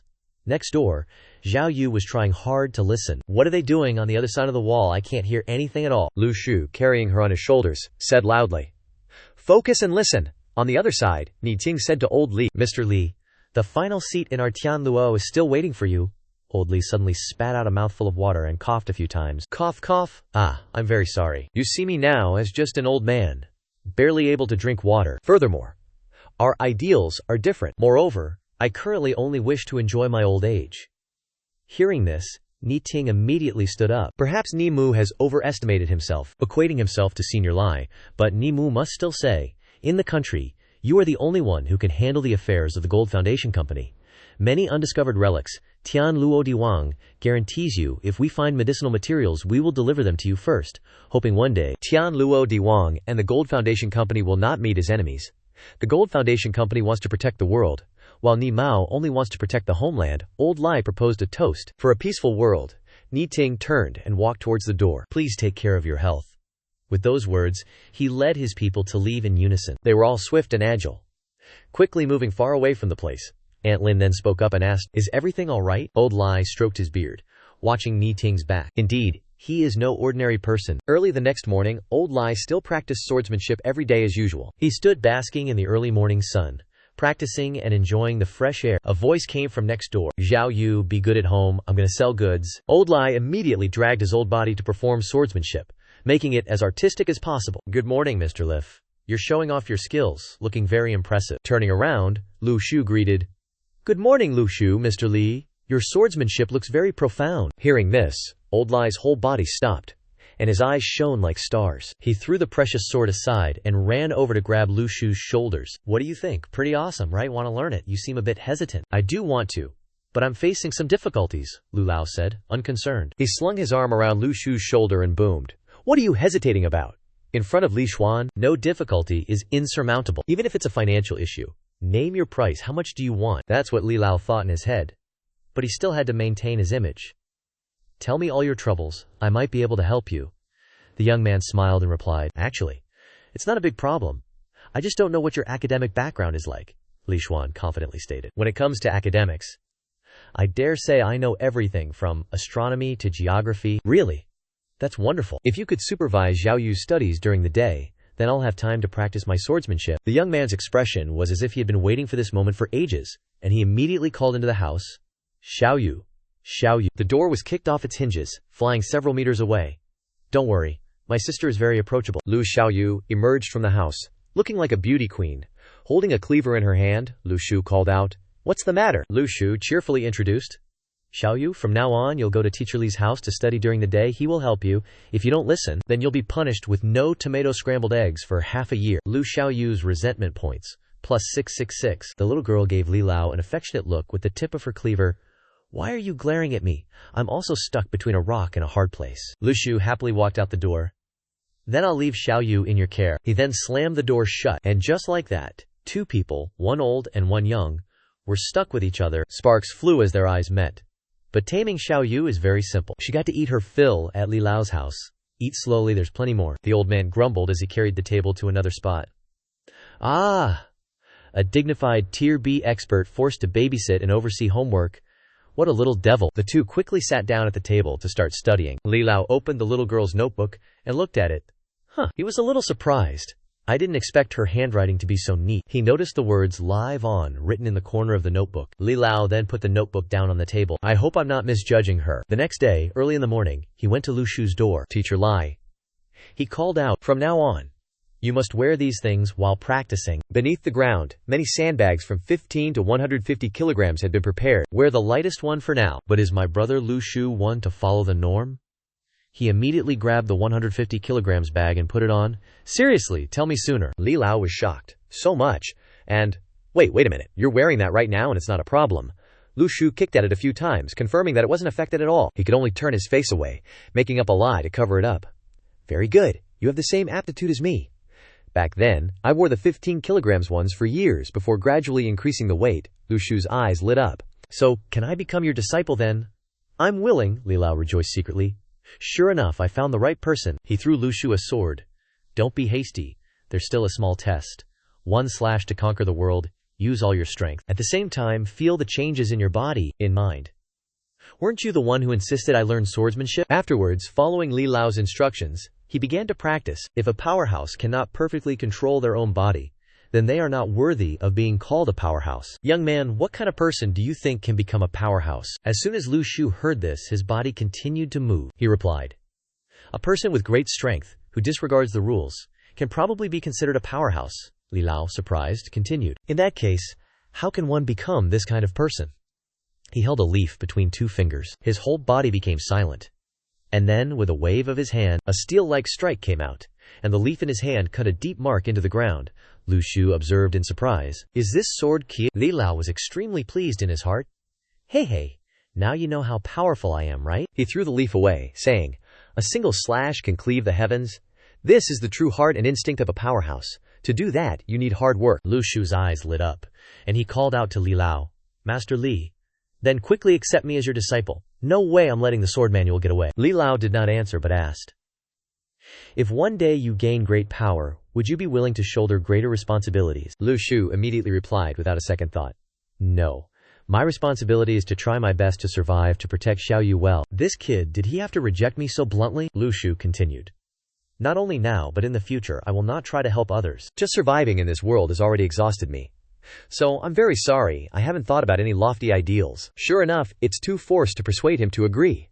But, I can't blame him. Life isn't easy after all. Li Lao said, I understand. From today on, although I cannot accept you as a disciple, I can still continue to teach you swordsmanship. In his heart he thought, it seems I can only use the method of slow and steady influence, nurturing the 2 siblings every day and gradually influencing him. 2 days later, Li Lao was changing a light bulb in Lu Shu's house. Xiao Yu has already asked me for help on her own initiative.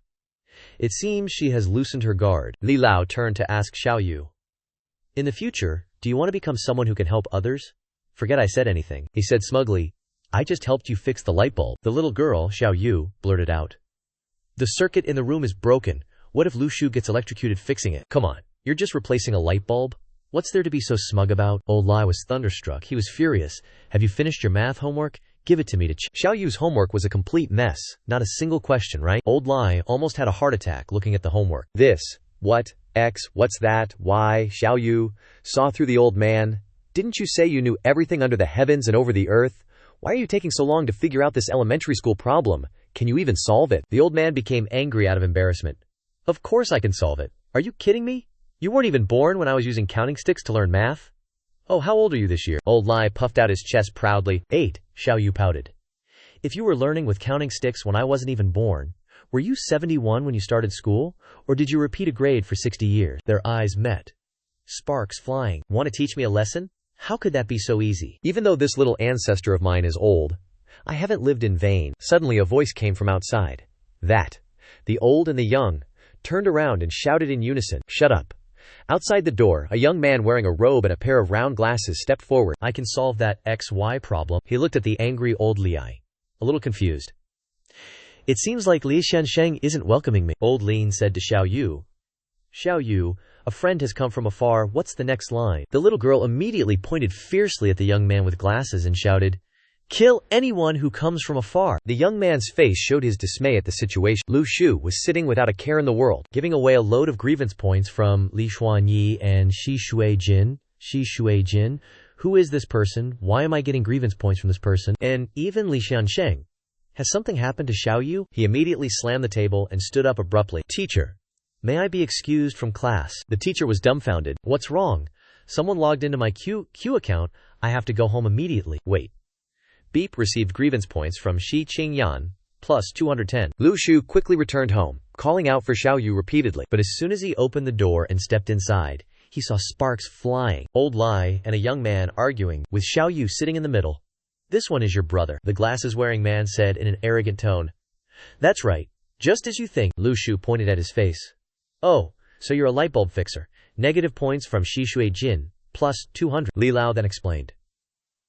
"This is the only good-for-nothing with extremely low aptitude in the celestial net and terrestrial web, Mr. Shi Shui Jin," the bespectacled Shi Shui Jin replied. "Mr. Li Mai, you flatter me. Even if my cultivation foundation was destroyed, compared to a founder and manager like yourself who established the Jiming Society, everyone else still falls 3 parts short.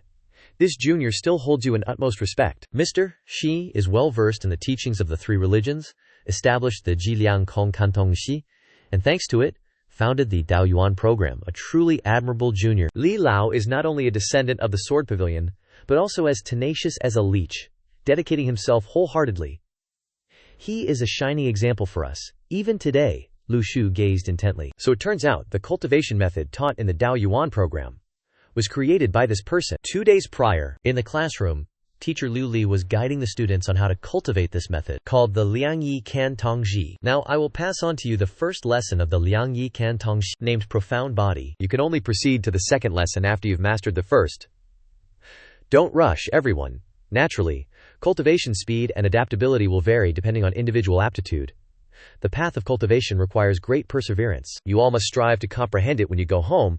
Lu Shu was also cultivating that method, but something unexpected accidentally occurred. Tian Gao rejected that cultivation method. Thankfully, Lu Shu managed to stop it in time. Otherwise, it would have been game over. No. If you destroy it, we'll never have a moment's peace. Lu Shu thought to himself, this cultivation method seemingly cannot be cultivated simultaneously with the star map. The star map is too domineering. Other cultivation methods are completely ineffective. I have a feeling things will get very complicated if someone named Shi Shuijin finds out about my cultivation method's situation. Shi Shuijin glanced at Lu Shu and said, "Speaking of which, Li Lao, you still haven't introduced this young friend." Li Lao waved his hand, laughing. "Get away from me, you stinky kid. With an aptitude like yours, you'd crush the students of the Daoyuan class." Hearing Li Lao say that, Lu Shu gave a forced laugh and said, "I'm here to pick up my sister. I won't disturb your important discussion anymore. Thank you for your help, Mr. Li Lao." Shi Suijin looked at the 2 siblings. Although he was very suspicious, he didn't know what to say. They were truly just neighbors. Li Lao took a sip of tea and said, "Go on, what is it?" Shi Suijin seriously turned to look at Li Lao and said, "Domestic relics are showing signs of awakening. These relics, after all, belong to Huaxia. Not a single piece can be divided. I hope that from today onwards, the Jiming Society will not interfere. Of course, you could also just cut me down with 1 strike. No one could stop you." Li Lao waved his hand and said, "Why would I cut you down when things are perfectly fine?" "All right, I understand. You may leave." Shi Shuijin clasped his hands and said, "Many thanks. The 9th vacant seat of our celestial net still awaits you." Li Lao gently said, "I'm just a damned old man now, without ambition." Disregarding Li Lao's words, Shi Shuijin still smiled and said, "You should still reconsider. Oh right, if you come across any equations you can't solve, feel free to come find me." Lao Li angrily told Shi Shuijin, "Get lost. Stay at home." Lu Shu was focused on cooking. Xiao Yu worriedly asked from the side, "Just now, that old geezer kept staring at me. Is it because he thinks I can't even solve linear equations? It's obvious Lu Shu cooks the best food. I'll ask him to help you next time." Lu Shu turned to look at Xiao Yu and said, "Xiao Yu, the old geezer is protecting me. There's always some big shot keeping an eye on me. Him hiding his strength is the best way to protect me." Hearing Lu Shu say that, Xiao Yu replied, "Then I'll be a little more polite to him in the future." "Actually, you don't need to be too polite. Just act a little distant. Is fine," Xiao Yu said. "Really?" Lu Shu thought. Right now, I can get distress points if others have negative emotions towards Xiao Yu. If you're polite to others, my distress point income will decrease. Suddenly, Lao Li's voice came. "Xiao Yu, I've solved your math problem." Lu Shu ran to open the door, his face awkward, and said, "Old geezer." Lao Li handed a stack of Xiao Yu's homework to Lu Shu and said, "I said you have a talent for compression. What are you afraid of?" Suddenly, Lao Li's face turned cold and he said, "Or should I say you don't have a talent for compression?" Then, he took out 2 small test tubes and brought them in front of Lu Shu. Inside were sodium-potassium alloys, to be tested with professional skill. You guys in the Daoyuan class should have learned about this, right? Lu Shu took the 2 test tubes and firmly said, "I really am rank E. I've already been tested, no need." Lao Li didn't say much else, just said, "Tell me the results tomorrow morning." Lu Shu was a little worried. Xiao Yu stepped out and asked, "What now? Should we tell the truth, Lu Shu?" Lu Shu replied, "Let's test it first before we talk." In the evening, the 2 siblings tested it out. but the results were too different. What kind of talent level is this considered? Lu Shu said, sweating. It exploded. It exploded. The next morning, Lu Shu thought, whatever, I'll sell my stinky tofu first and think about it later. Today, like any other day, Lu Shu stood selling his wares. Today, his mood didn't seem too bad. Suddenly, a man came to greet him. Little classmate, do you still have any of this stinky tofu left? Lu Shu said with a smile. Yes, there's still one portion left. Then I'll take one portion. Lu Shu packed the stinky tofu and said, it's like I wouldn't sell it. The man angrily groped around and said, you said you would, but you aren't selling it, you crazy person. Lu Shu leaned on his hand and thought, the negative value points needed to upgrade are getting higher and higher. The reason is that the negative value produced by Xiao Yu also counts as mine. So Grandpa Lai, you're gonna suffer again. Lao Li sneezed, feeling as if someone was talking about him. He wasn't having an easy time either. Xiao Yu, while doing her homework, said, old man, if you're sick, you should take medicine. It's just a minor illness. Xiao Yu, let me ask you something. How did the aptitude test for you and Lu Shu go last night? Xiao Yu said guiltily. Didn't you already ask Lu Shu this morning? Lu Shu is still E-rank, and I'm a little bit higher than Lu Shu. Lao Li nodded slightly, thinking to himself, your two's aptitudes are definitely not ordinary, but you still don't trust me. At this moment, the class was proceeding as usual. It's just that for some reason, Liu Beili brought leeks to class. Lu Shu asked, puzzled. What is he doing with leeks? Jiang Shuyi explained. Those leeks contain spiritual energy. Eating them will be beneficial for cultivation. He had a breakthrough last night, so he's happily sharing leeks with everyone. Lu Shu was surprised. A breakthrough so quickly? Didn't they say a B-rank aptitude usually takes about 9 days to break through? Jiang Shuyi, reading his book, said, his family spent money to buy a piece of blessed land, which can double the speed of cultivation. However, the yang energy in that blessed land is quite strong, so he probably had to endure quite a bit of hardship. Lu Shu leaned over and asked, Teacher Jiang, what is a blessed land? A blessed land, as its name suggests, is a place rich in spiritual energy, not only helping humans achieve great results with less effort in cultivation, but also affecting animals and plants. Of course, blessed lands are also divided into good and bad grades. For example, the spiritual energy in Liu Beili's family's land was not pure initially, and over a long period it will harm the body. After hearing Jiang Shuyi's explanation, Lu Shu gradually understood. So that's how it is, but aren't you about to break through too? Don't you have B-rank aptitude? Lao Li sneezed, feeling as if someone was talking about him. My family's piece of blessed land is a bit better than normal. Lu Shu thought to himself. Owning a high-grade blessed land and knowing so much about the heavenly net and earthly snare, Jiang Shuyi's background isn't small. The other students eagerly said, Class monitor, quickly show us what it's like after a breakthrough. Liu Beili put his foot on the desk, looking arrogant. He was about to show off his muscles, but these muscles looked really strange. He then said, I can't quite see what it is. Someone come arm wrestle with me. Lu Shu seized the opportunity and ran over. Class monitor, what do you think of me? Liu Beili looked at Lu Shu and said arrogantly, you're fine. So the two began to arm wrestle, with their friends cheering them on enthusiastically from outside. Liu Beili thought, he usually embarrasses me. Today, I'll arm wrestle him until he gives up. As soon as the signal started, he was confident he would win, pulling with all his might to catch Lu Shu off guard. Who would have thought Lu Shu would win? With one swift move, Liu Beili's eyes widened in surprise, and he simultaneously received 9 negative points from him. Lu Shu said softly, oh dear, I'm sorry, my left arm strength is a bit too much. What about the right arm? Who would have thought the result would be the same? He lost with both his left and right arms. Lu Shu forced a smile and said, I feel so full of energy right now. Could it be that I've awakened a strength-based ability? So, arm wrestling with the class monitor can trigger awakening, thanks a bunch? Lu Shu watched him surrounded by his friends, enjoying the attention, and chuckled. Haha, this way I can awaken legitimately without being scrutinized. Jiang Shuyi asked, You really awakened? Lu Shu scratched his head and said, I don't really know what happened. I just suddenly felt a surge of power erupting from my body, and then I awakened. Remember to tell Liu Fei Laoshi that you've awakened during evening class. It'll be beneficial. That evening, as Jiang Shui suggested, Lu Shu went to see his homeroom teacher. She handed Lu Shu 2 crystals and said, I already know that you awakened on your own.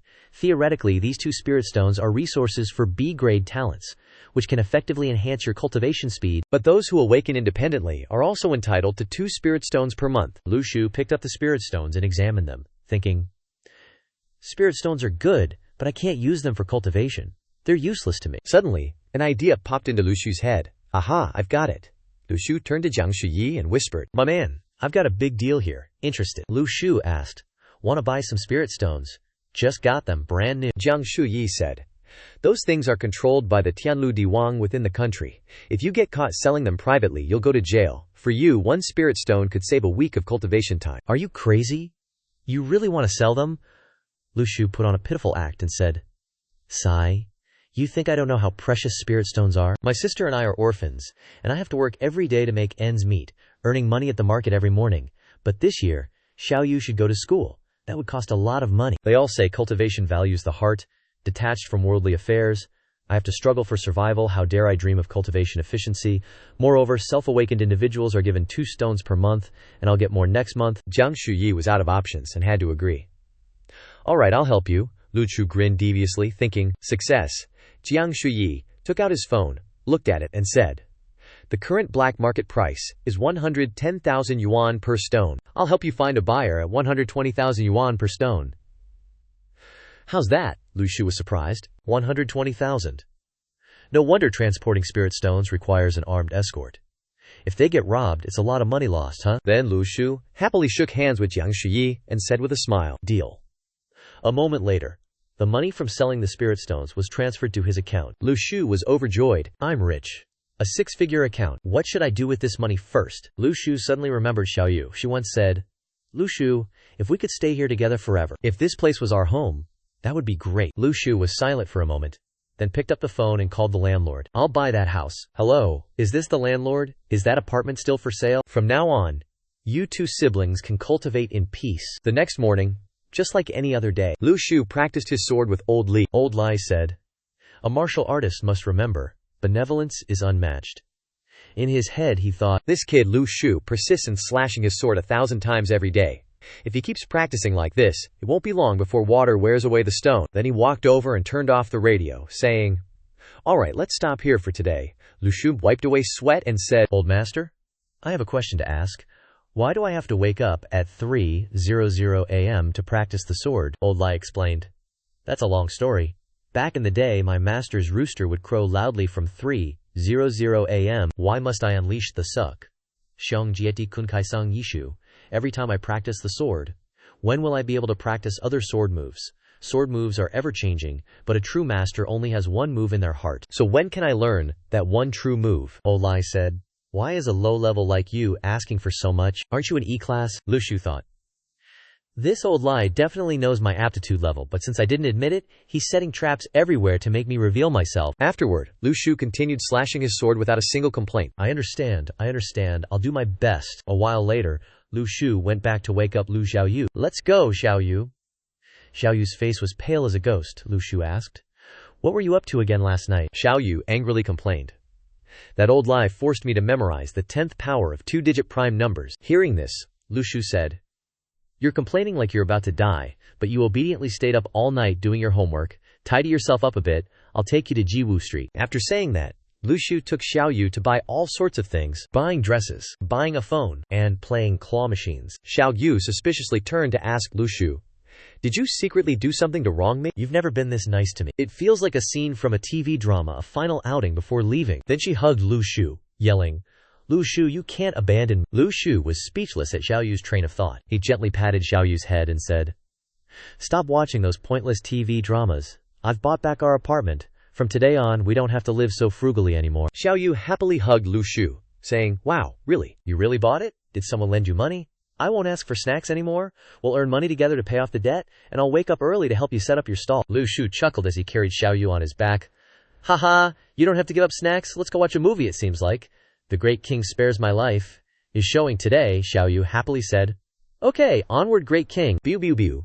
Lu Shu glanced at Xiaoyu, feeling happy in his heart, thinking, finally, we have our own place. That evening, after the 2 siblings returned home, Lu Shu began to practice his cultivation technique. He commanded, Xingguao, listen to my order. Put away your broken target. Haha. I have mastered the sword control skill. Xiaoyu angrily grabbed a hammer and rushed over, hitting Lu Shu while saying, the things in the house are not toys for you to practice your sword skills with. The result is this. Lu Shu knelt down respectfully, while Xiaoyu sat on the chair and ordered, Lu Shu, quickly peel me a pear, 2 apples, and 6 mandarin oranges. Lu Shu obediently said, yes, your servant will do it immediately. How is it? Are you getting sleepy from being full? You always act tired after eating. Aha, just as I thought. Xiaoyu yawned widely. then immediately snapped back to alertness. Huh. Not sleepy at all, Lu Shu said. Zhao Yu, based on my experience, Mom is about to break through the first nebula layer too. Aren't you looking forward to it? Maybe she'll unlock a new skill. Who knows, maybe it'll be a skill to conjure food. Then we won't have to worry about food or money anymore. So the two siblings quickly turned off the lights and went to sleep. Xiao Yu seriously said, You are not allowed to disturb my sleep. Got it. Lu Shu gave a thumbs up and said, No problem. Who would have thought? Lying there until late at night, Zhao Yu still couldn't fall asleep. Helpless, Lu Shu had to sing a lullaby so that Zhao Yu could fall asleep more easily. He gently sang like they used to sing to each other when they were little. Sleep, sleep, my precious darling. Mother's hands gently pushed the swaying cradle. Quickly, quickly fall sound asleep in the quiet night. Xiao Yu gradually fell asleep. Sleep, sleep, my precious darling. Mother's hands will forever protect you. Quickly, quickly fall sound asleep. All the warmth, all belongs to you. Sleep, sleep. Mom was singing nicely when Zhao Yu's workbook flew in from somewhere. After observing for a while, it turned out that this black bird was the culprit. Owl, hawk, crow, vulture, sparrow. Afraid of it waking Zhao Yu up, Lu Shu said softly, Put the workbook down for me now. So Lu Shu wrestled with the bird for a while. This bird is really fast. There's no way to catch it. Suddenly, Zhao Yu appeared out of nowhere, giving Lu Shu a fright. Lu Shu, it seems like I've broken through the first nebula layer. Lu Shu screamed and fell backward, saying, You did it on purpose. In the dead of night, and that bird appears on your head again. Xiao Yu looked at Lu Shu in confusion. After listening to Xiao Yu's explanation for a while, Lu Shu understood and said, This is your ability.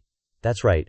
I felt a black hole appear inside the star chart, and then in the dream just now I saw this sparrow in my head. You mean if I want it, the black hole will just suck it in? Is it really that powerful? So it belongs to me now. Well, not bad. Too bad it's just a soul. I can't eat souls. It looks so lifelike. How many souls can you absorb? I've tried it. The black hole can only take one.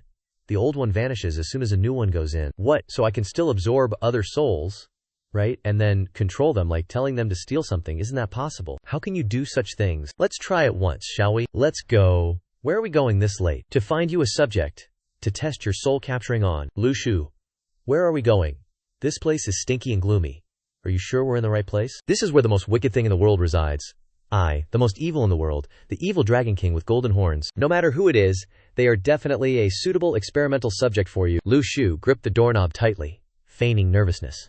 Said, Zhao Yu, listen carefully. Vicious fiends are right behind this door. Are you ready? He looked at Lu Xiaoyu as if reminding her of the danger ahead. Yeah, Lu Xiaoyu fearfully imagined the scene behind the door, thinking it was a fierce demon. But now they couldn't turn back, they had to step through this door. The door opened, and a purple light appeared before Xiaoyu's eyes. Then, they stood right in front of a pigsty, the plump grunts of the pigs echoing in the silent air. Lu Shu looked at the pigs, looking satisfied, said, Looks like it's not bad. There are many of them. Xiao Yu, on the other hand, didn't want to bother with any of this and angrily shouted, This is the amazing idea you were talking about. Faced with Xiao Yu's anger, he was a little scared, sweating profusely, and then tried to gloss over it with a very plausible reason.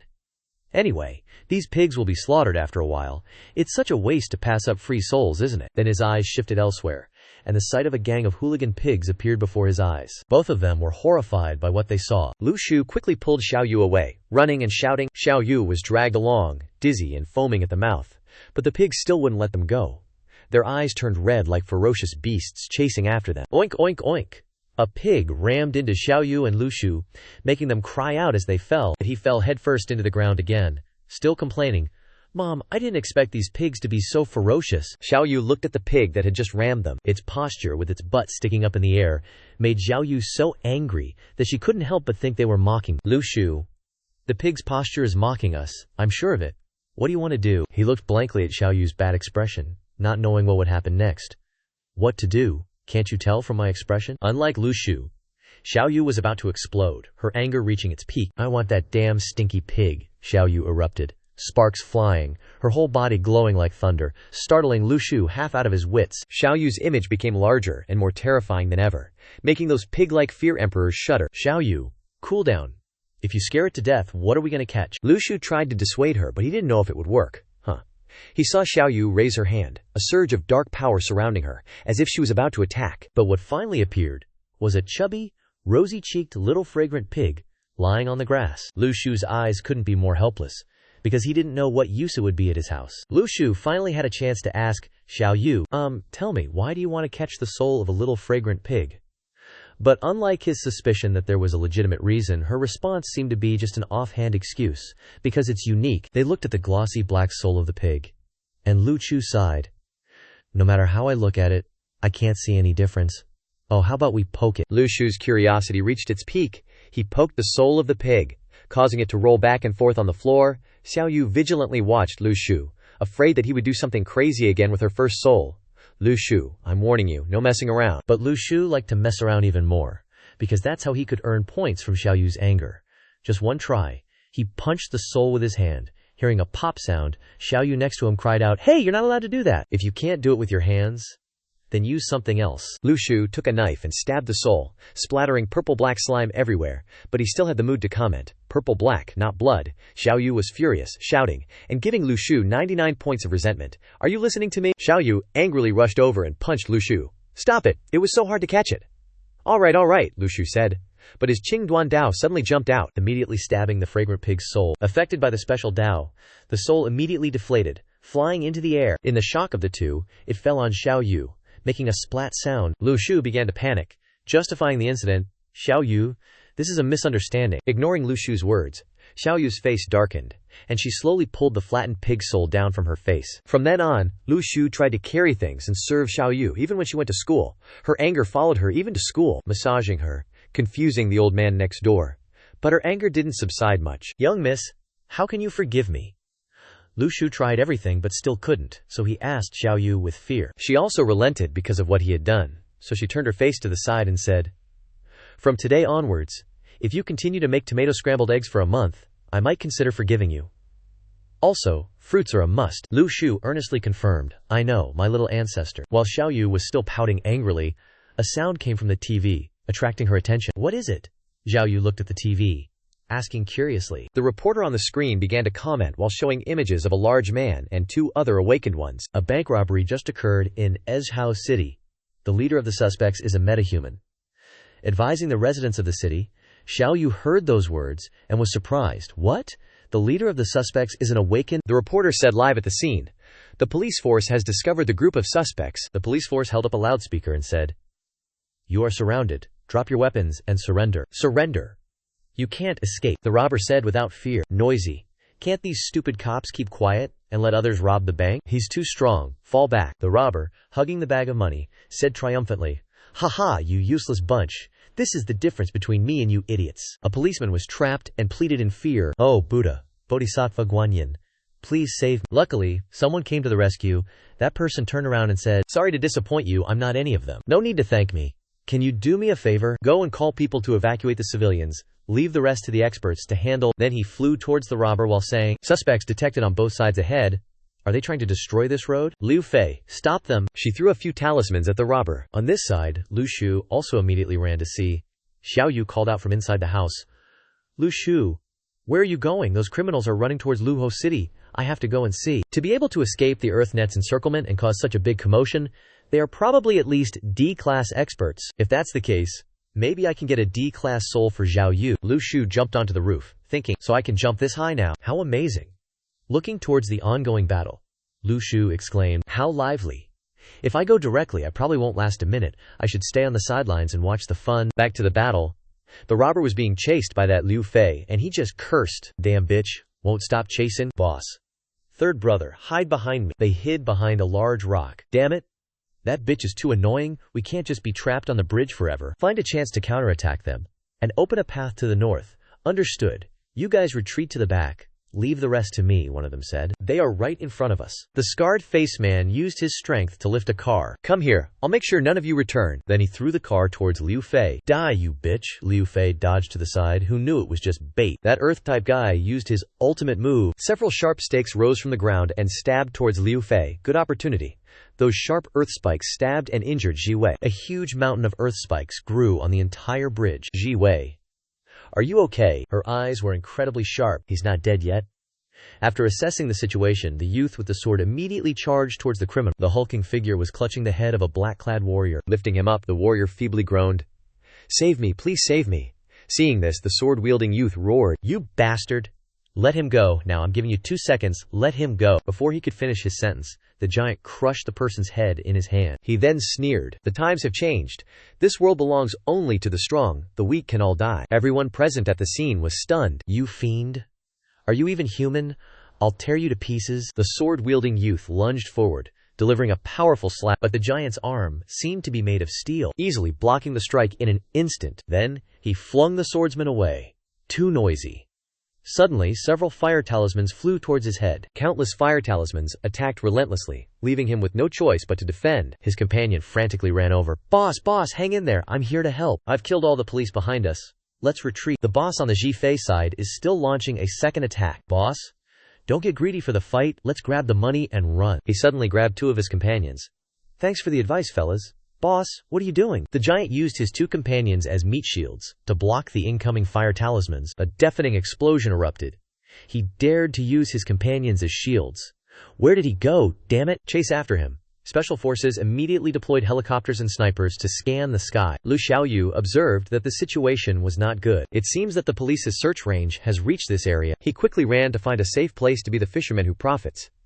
The giant was also running in the same direction. Lu Xiaoyu saw the man in front of him and was startled. The ringleader criminal was right in front of him. He actually encountered the ringleader directly, and there's even a place to hide. Suddenly, a flying sword came from nowhere. It aimed straight at the giant and pierced him.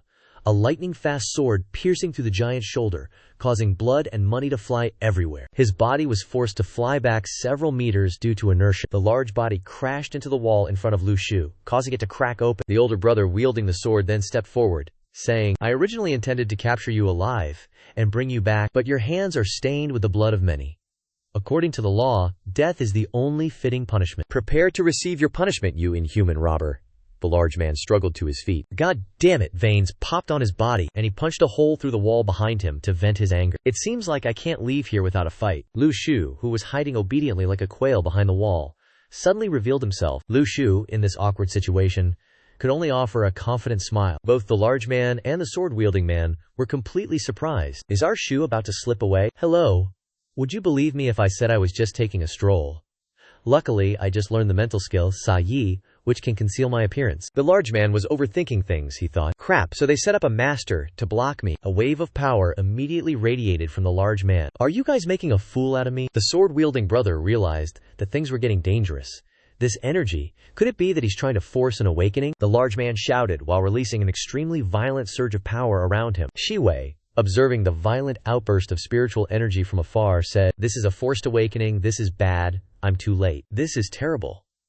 He's forcing his body to awaken an overwhelming power. At this rate, things will spiral out of control." Lu Shu, hiding to the side, was trembling. How resilient. He's actually forcing himself to awaken. The sword-wielding brother crawled out of the rubble, having been knocked down. Damn it! If this continues, no one will be a match for Yuan anymore. Thinking quickly, he charged forward. "Ji Wei, cover me." Understood. She finished speaking, and unleashed a barrage of fire-infused talismans at the large man. He was too busy defending to notice the sword cultivator performing a mind technique. "I only need to do it one more time." He finished speaking and bit his thumb, drawing blood. The blood from his hand transformed into 7 strands of blood silk, which shot out. The blood silk quietly approached the giant. The blood technique gathered around the sword hilt, causing the blade to tremble slightly. The sword's reacting more and more violently? What's going on? The sword flicked, carving a line and plunging deep into his shoulder, then piercing through the large man's shoulder, causing him to scream in agony. He knelt down, howling in pain. "Tear me apart, tear my flesh," the sword-wielding brother shouted, urging his teammates. "Now's the time." The big guy struggled to get up. "Are you guys kidding me?" Suddenly, his eyes met Lu Shu, who was hiding obediently like a puppy. "Oh, big bro. Can't we talk this over?" The big man immediately activated his berserk ability, raising his fist and charging. "Even if I die, I'll drag someone down with me." Lu Shu was also caught off guard. Why me all of a sudden? This kind of attack, this momentum, isn't it at least rank C? Can't I escape this blow? At this rate, I'll be screwed. Yes, the power of recall has appeared. Memories of training with old life flashed. Wrong. Do you want the enemy to win? Focus on the legs, and combine the legs with the waist with the arm with the force. Make everything under your control. Make everything an element of your victory. Lu Shu immediately understood, focusing power in his legs and unleashing it from his waist, releasing power from his fist, generating an extremely powerful blow. Come on. The big man's 2 fists collided, releasing tremendous force. Shi Fei tried his best to defend, shouting, "Be careful, The chi is strong. The sword cultivator brother could only rely on his sword planted in the ground to hold on. Damn it, what's going on? He narrowed his eyes and looked forward, revealing an extremely unexpected scene. The big man was actually punched by that mysterious person. His bones shattered, his arm flying backward. He screamed in extreme pain. Ah, my arm. Ah, damn it, who are you? The sword-wielding brother looked on in shock. Although he can use his fist to take the attack, that was way too strong. The image is clearer. Now what's your relationship with that thief? Lu Shu saw that his disguise was about to be exposed. Not good. If I linger, my identity will be revealed. Gotta run. While the sword cultivator was still trying to ask his background, a flying sword descended and lightly slashed the ground where he was standing, forcing him to retreat. This is a flying sword. This person is actually a rank C sword expert. Beyond the mist. Hey, answer me. Who exactly are you? Lu Shu had no intention of lingering, immediately flew away. Goodbye. The sword cultivator tried to call out, wait, I have something to say. Our boy Lu Shu quickly left, without even looking back. Jia Li watched the direction the black shadow flew. He's escaped, he can disguise and conceal himself, and he knows sword flight. This person is likely a Class C awakened, the sword cultivator brother confirmed. Definitely Class C. I didn't expect a Class C expert with an unknown background to be hiding in Luozhou City. I need to return to headquarters and report. Lu Shu quickly returned home, shouting, Xiaoyu, Xiaoyu, Xiaoyu, wake up, stop sleeping. Xiaoyu, quickly get ready. The young man, while knocking on the door, smugly thought, heh, this time, that robber is probably done for, at least a Class D, just one step away from becoming a Class C soul. What a big score. From inside the room, a pillow flew out, hitting Lu Shu directly in the face. Lu Shu, don't bother my sleep unless it's extremely urgent. Okay, my little ancestor. Xiaoyu was quite annoyed. Why are we going out? The brother, in a hurry, dragged her along while explaining, to capture a soul, I know a pretty good spot. Just don't go catching pigs again. At the headquarters of the Heaven and Earth Net, it has been confirmed that he is a Class C awakened. One person slammed their hand on the table. Then what are we waiting for? I'll go capture him. Back at the Lu Shu's home, there was a scream from Lu Shu at night. What is this? His face looked like he'd seen something terrifying, and his arm muscles were bulging. Xiaoyu's face was extremely smug. What are you yelling about? Never seen a handsome soul before, Lu Shu shouted loudly. I'm catching souls for you, not to satisfy your weird fetishes. Hurry up and put some clothes on him. Get a grip. What does a dead person need clothes for? Lu Shu covered Xiaoyu's eyes with both hands. There's nothing down there. No way, I don't care. You're adding something for me. Kids can't see nudity. Xiaoyu immediately grabbed Lu Shu, threw him over her shoulder, and slammed him onto the ground. What do you know? The most important thing in life is to be happy. La. Lu Shu started counting. Xiaoyu, Lu Shu, took out a floral blanket. Let me show you a magic trick that I just researched. Please enjoy the soul occupying Tokyo. How about it? Very cool, right? Xiaoyu immediately ran over and smashed her brother's face. Lu Shu pushed into a corner, still raised his finger. The most important thing in life is to be happy your ass. Quickly take it down for me. Don't be like this, at least it's not an eyesore. The soul then started moving on its own, tearing off the floral clothes, revealing his junk. He actually follows your orders. Awesome. Very cool. If he has only been deprived of his autonomy, then he may still retain his memories. What's up? Can you see it? Maybe you can see his memories when you sense the star chart. Try closing your eyes and see. What do you think? The little girl closed her eyes to sense it. She really saw it. Yeah, all memories of robbing a bank and then running to the bridge. Hey, that punch of yours was so beautiful. Ha. Really, no wonder Lu Shu, the great devil king, is self-admiring. Why did I just casually praise you, and you immediately? The little girl opened her eyes and saw that her brother Lu Shu was tiptoeing again to cover his junk. Hey, if you still want to play with that piece of cloth, don't talk to me anymore. Lu Shu had no choice but to let go. Sigh, okay. Can't change clothes, have to cover his vital parts, so he took out a small towel and gave it to the spirit. Just so it wouldn't be so eye-burning like it is now. From then on, no matter what he did in the house, even while eating, Lu Shu still had to stick with that thing by his side. Meanwhile, Xiaoyu, thank you for everything that just happened. The next morning, Lu Shu, because he had seen that thing too many times, went to school feeling quite depressed. Come back early, Lu Shu. The pattern on this ceramic tile is clearly weird, in a way I can't describe clearly. Moving to school, news headlines everywhere are reporting that a super awesome expert appeared near the Wangcheng Bridge yesterday. Seriously, turns out to be a sea-level awakened class monitor. What do you think? Punishing and eliminating evil is the responsibility that every young person craves, Lu Shu asked innocently. Any news from Jiangsu Yi? No. Only that the mysterious sea-level person is very strong, and the Tianluo Diwang haven't found that person yet. The older brother's face is quite relaxed. That's good. That's great. He. Su Yi added, a Tianluo has been dispatched from Jingcheng, possibly related to this matter. It seems he's coming to our school first. I don't know why. Lu Shu was a little worried. It's probably not because of me, is it? Suddenly, a powerful aura emanated, causing Lu Shu to stop. Over at President Buni's side, such a strong aura, only that Ni Ting from before, the loudspeaker announced. All students stand at attention and line up. Su Yi looked at the person above with great unfamiliarity. Who is that person? A man is slowly walking onto the stage. Everyone, pay attention to the new principal's instructions. A man wearing leather shoes walked onto the stage. Hello students. Nice to meet you all. I am your new principal, Li Yixiao. Lu Shu immediately felt a bit familiar. Could it be him? The new principal raised his hand, his voice full of zeal.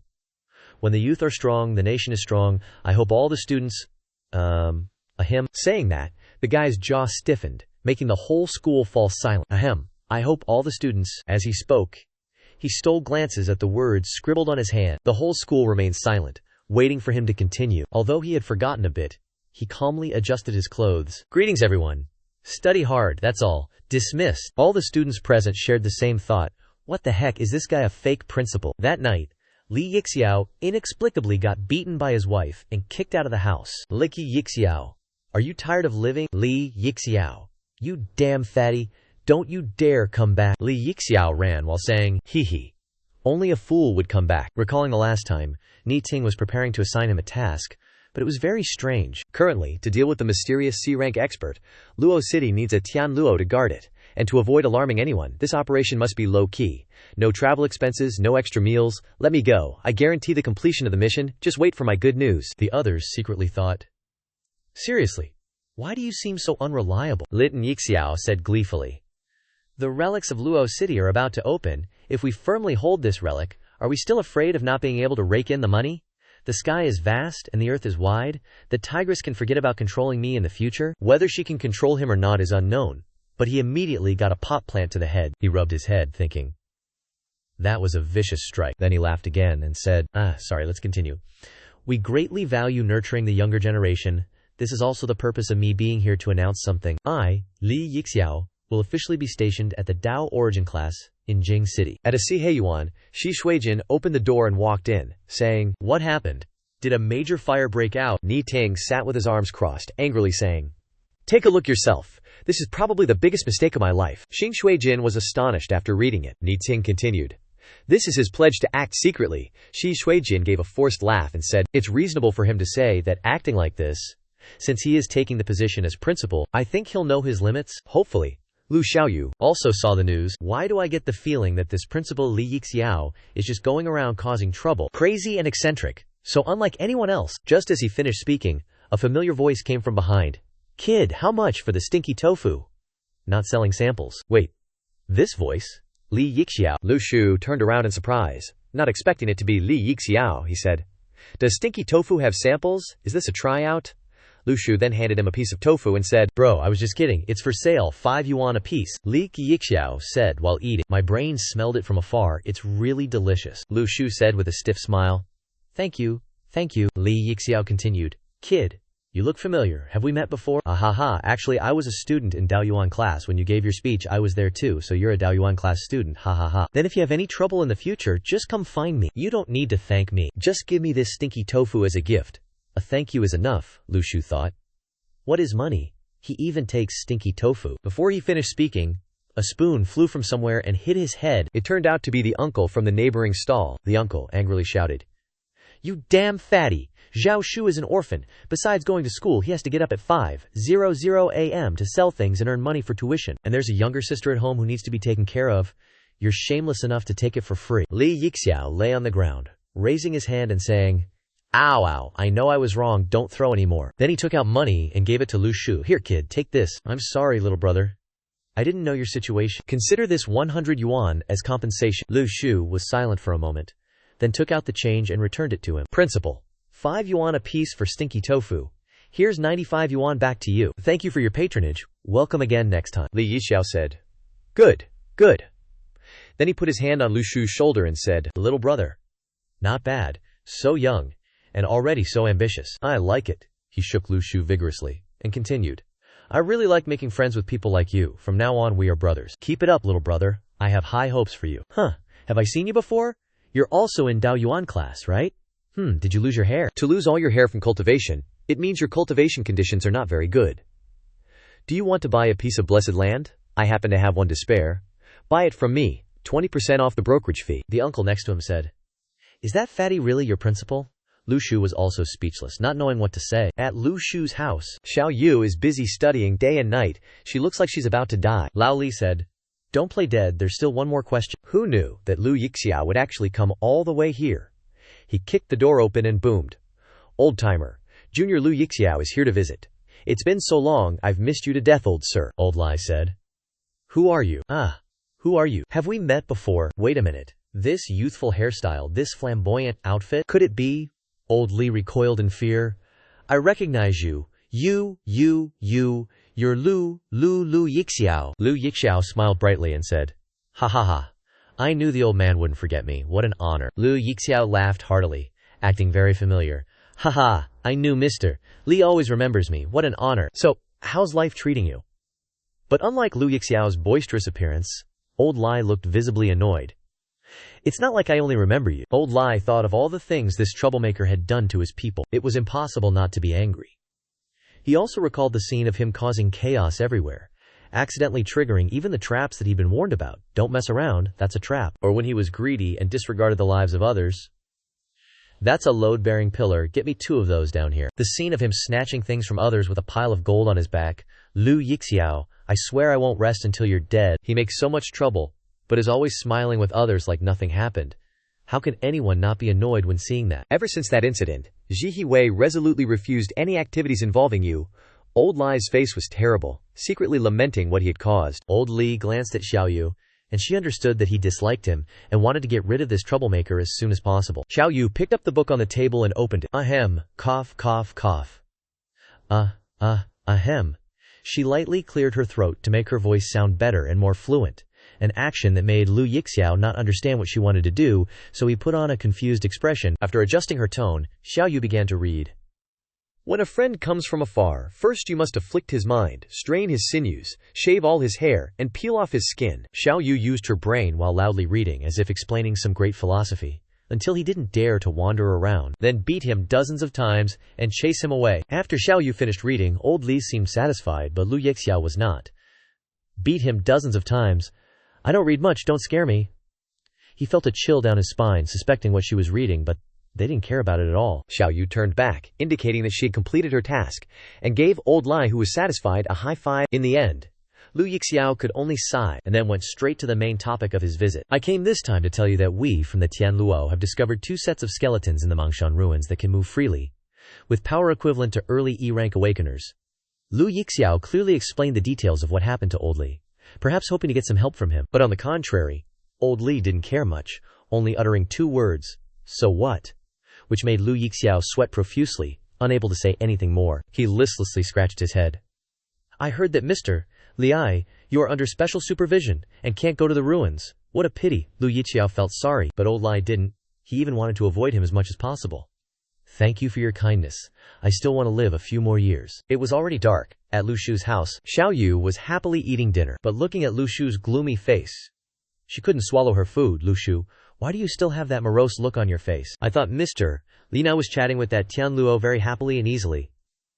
What are you worried about? Xiao Yu said while eating, while Lu Shu browsed his negative emotions chart. Is that easy and happy? Old Li's and Lu Yixiao's negative emotions were constantly jumping, making it impossible for him to think it was a happy conversation.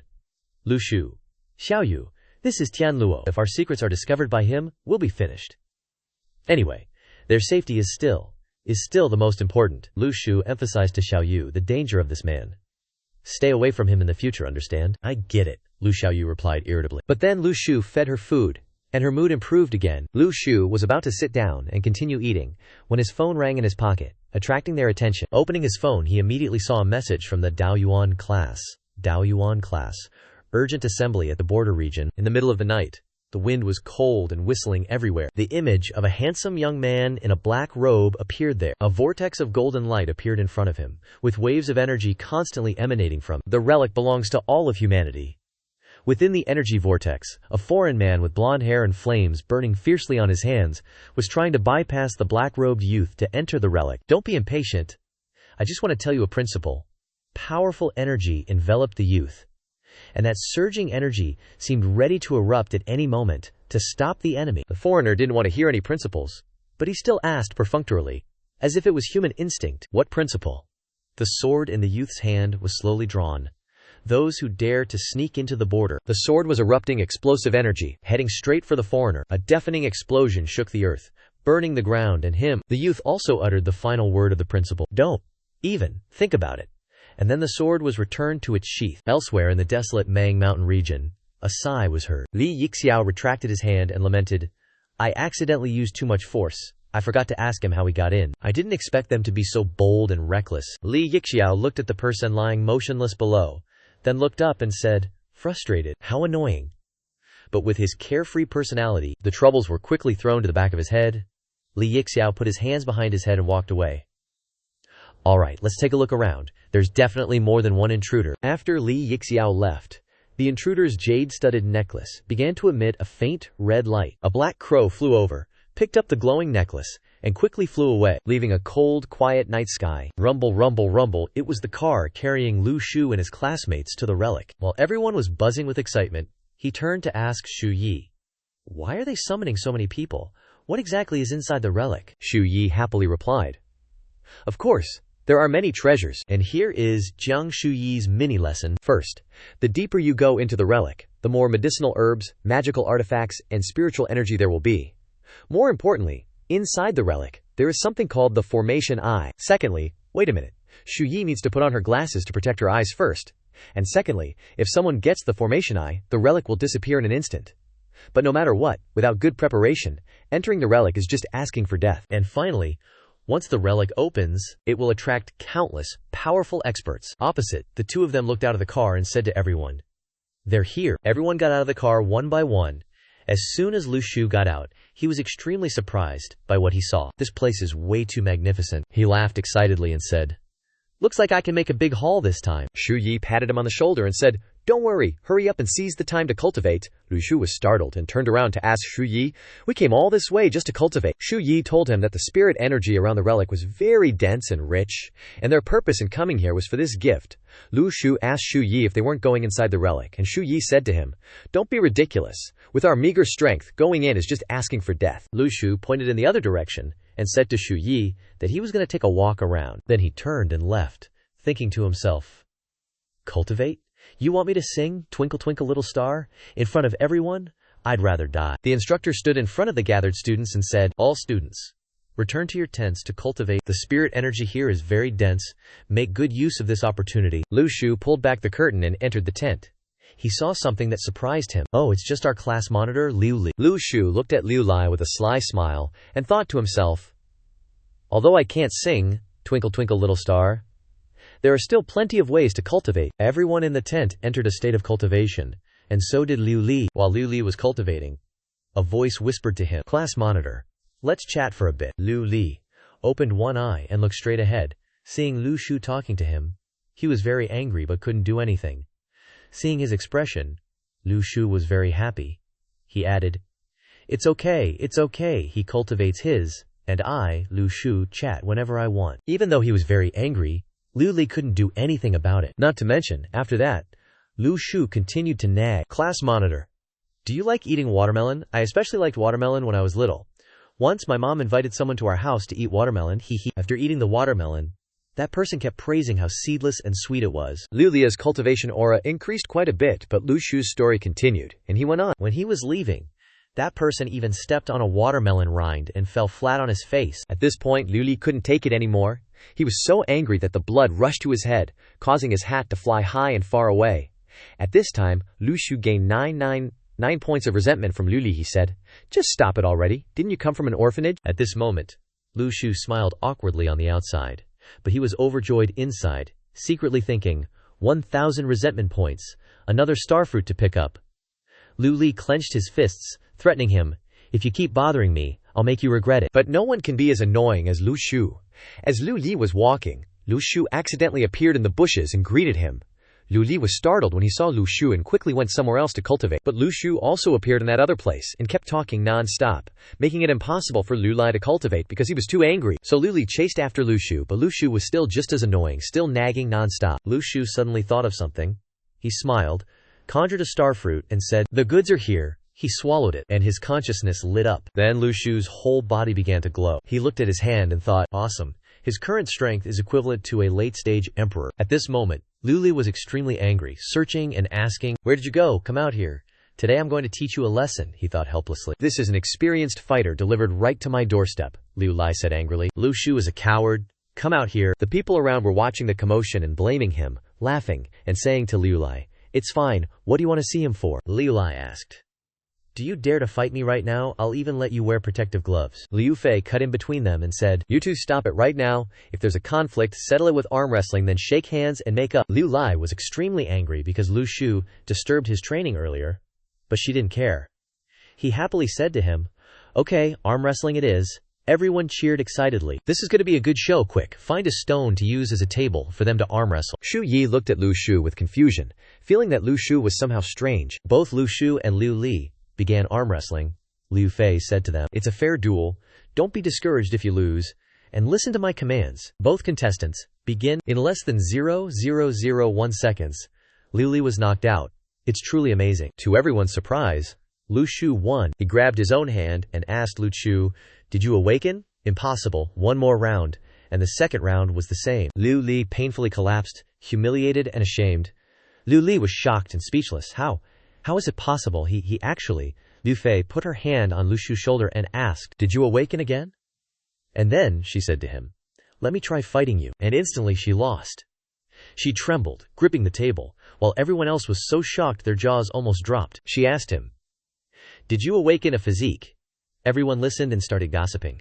He told everyone that it was all thanks to arm wrestling with the class monitor, that it was thanks to arm wrestling with Liu Li that he became like this. He and Shu Yi left, and as he walked he said, "If there's nothing else, I'll go back to continue cultivating."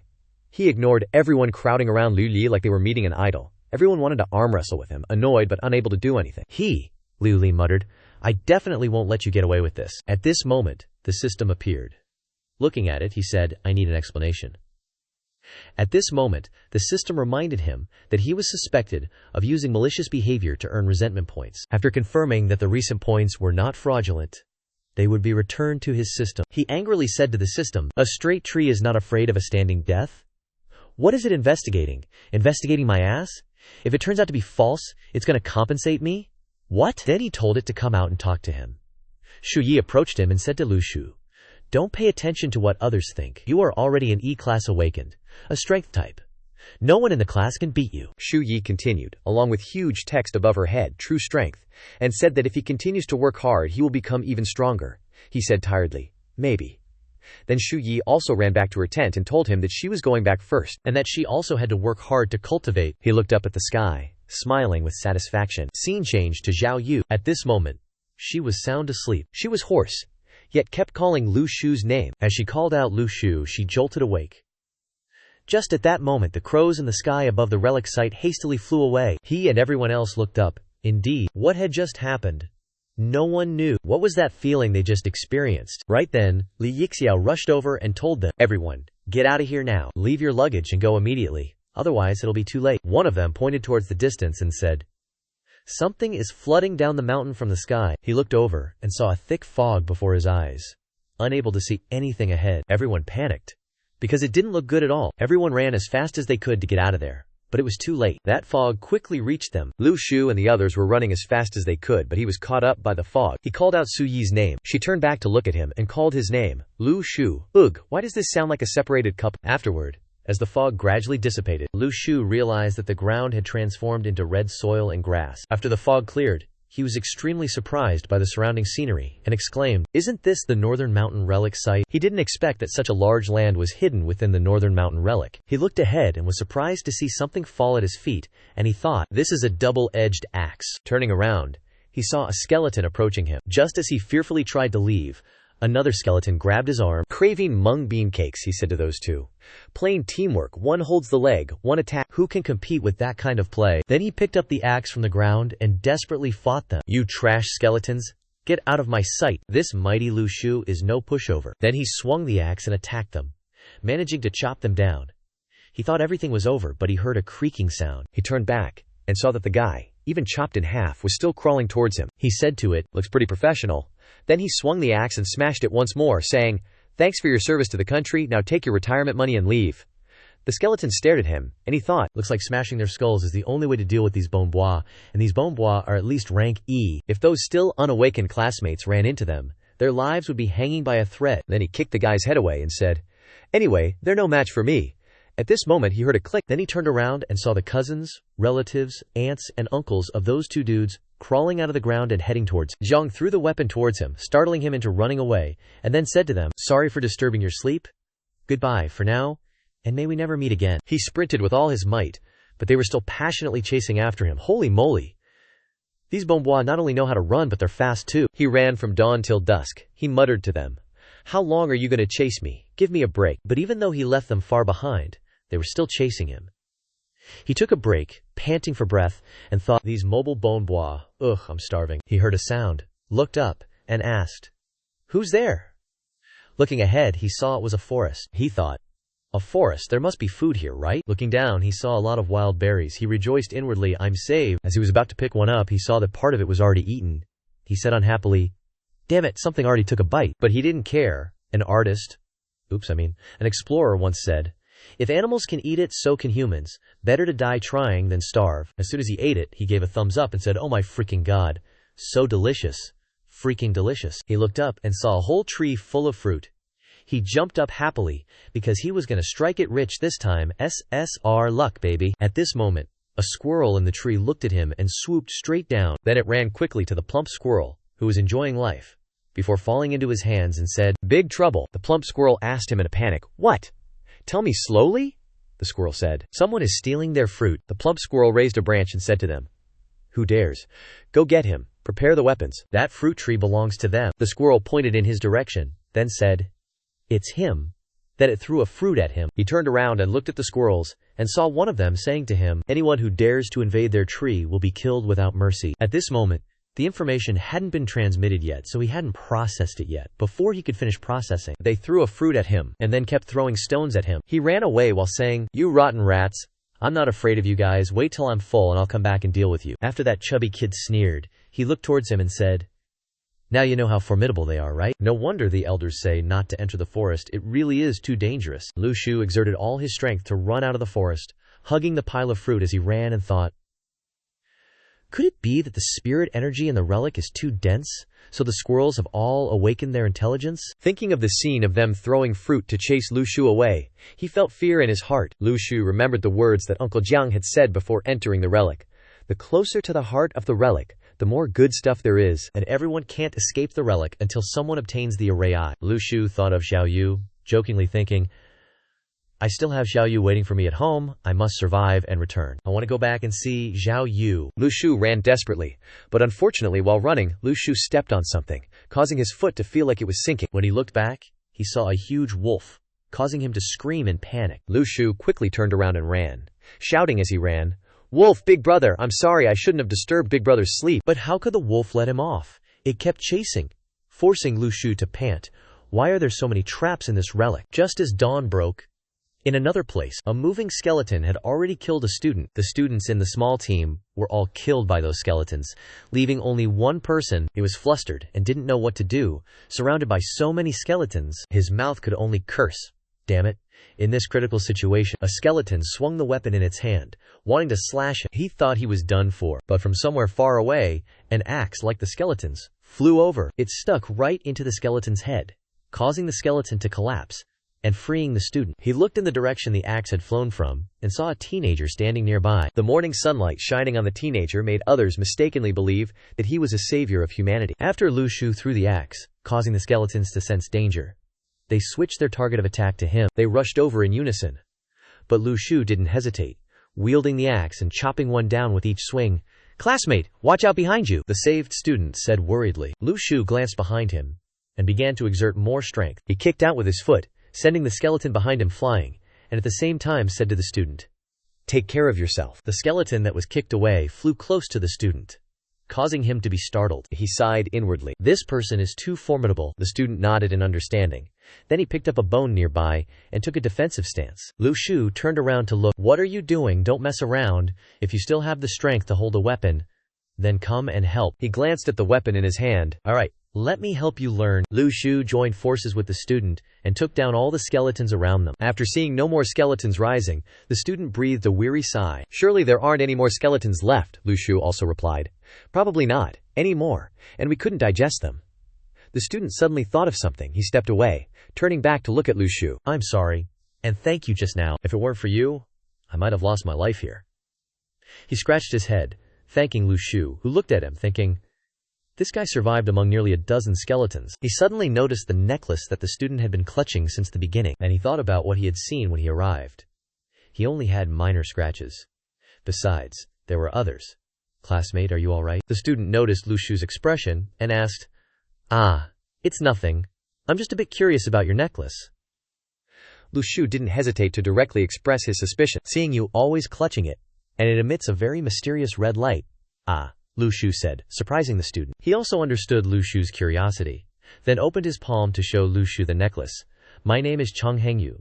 This is a charm my family gave me. These skeleton monsters are really hard to deal with. He clearly stated his difficulty.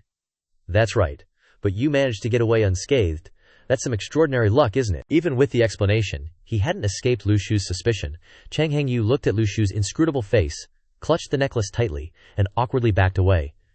Seeing this, Lu Shu quickly smoothed things over. It's lucky your charm is effective. Otherwise, we might not be standing here talking. He patted Cheng Hengyu's shoulder, trying to act friendly. Cheng Hengyu was a bit unaccustomed to this sudden closeness, but he still scratched his cheek and said, it's good to travel together. I'm afraid we'll encounter more skeletons. If it's possible, can I join you? Lu Shu replied magnanimously. Of course you can. After all, in Southern Sky City, Liu Li, I am famous for being an approachable and well-loved student. I'm also from Southern Sky City. Lu Shu's white lie was cut short as soon as it was uttered. It embarrassed him so much that he couldn't say anything further. While Lu Shu was hesitating, let me see if there's any treasure. Who wants to go? We should leave here. The blonde Cheng Hengyu grinned slyly. Could it be that I've really encountered an idiot? Well, that's good, Liu Lai. Have you never heard of Little Red Riding Hood? Hehehe. Do you really have no idea of the truth hidden beneath this Cheng Hengyu persona? And I've been watching you fight. I've seen through your aptitude. Although your sudden appearance has temporarily hindered my plan, it's fine.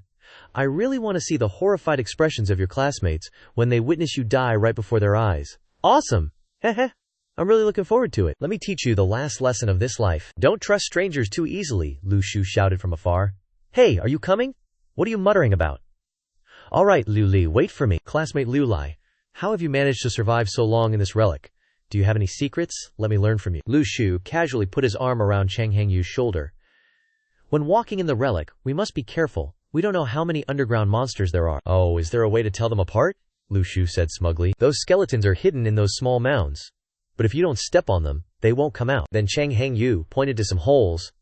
Oh, are they these? Lu Shu was truly embarrassed, while he smirked sinisterly, because his plan A was to lure Lu Shu into stepping on them. Liu Li. It seems I accidentally stepped on one. As soon as he finished speaking, dozens of them emerged from the ground. He scurried away, leaving Lu Shu alone and helpless in the crowd. Damn it, don't you dare come over here. Next up is revealing my identity and giving you a clean death. Who would have thought Lu Shu was even faster than him? Lu Shu even turned back to mock him. Take your time, I'm out Keta here.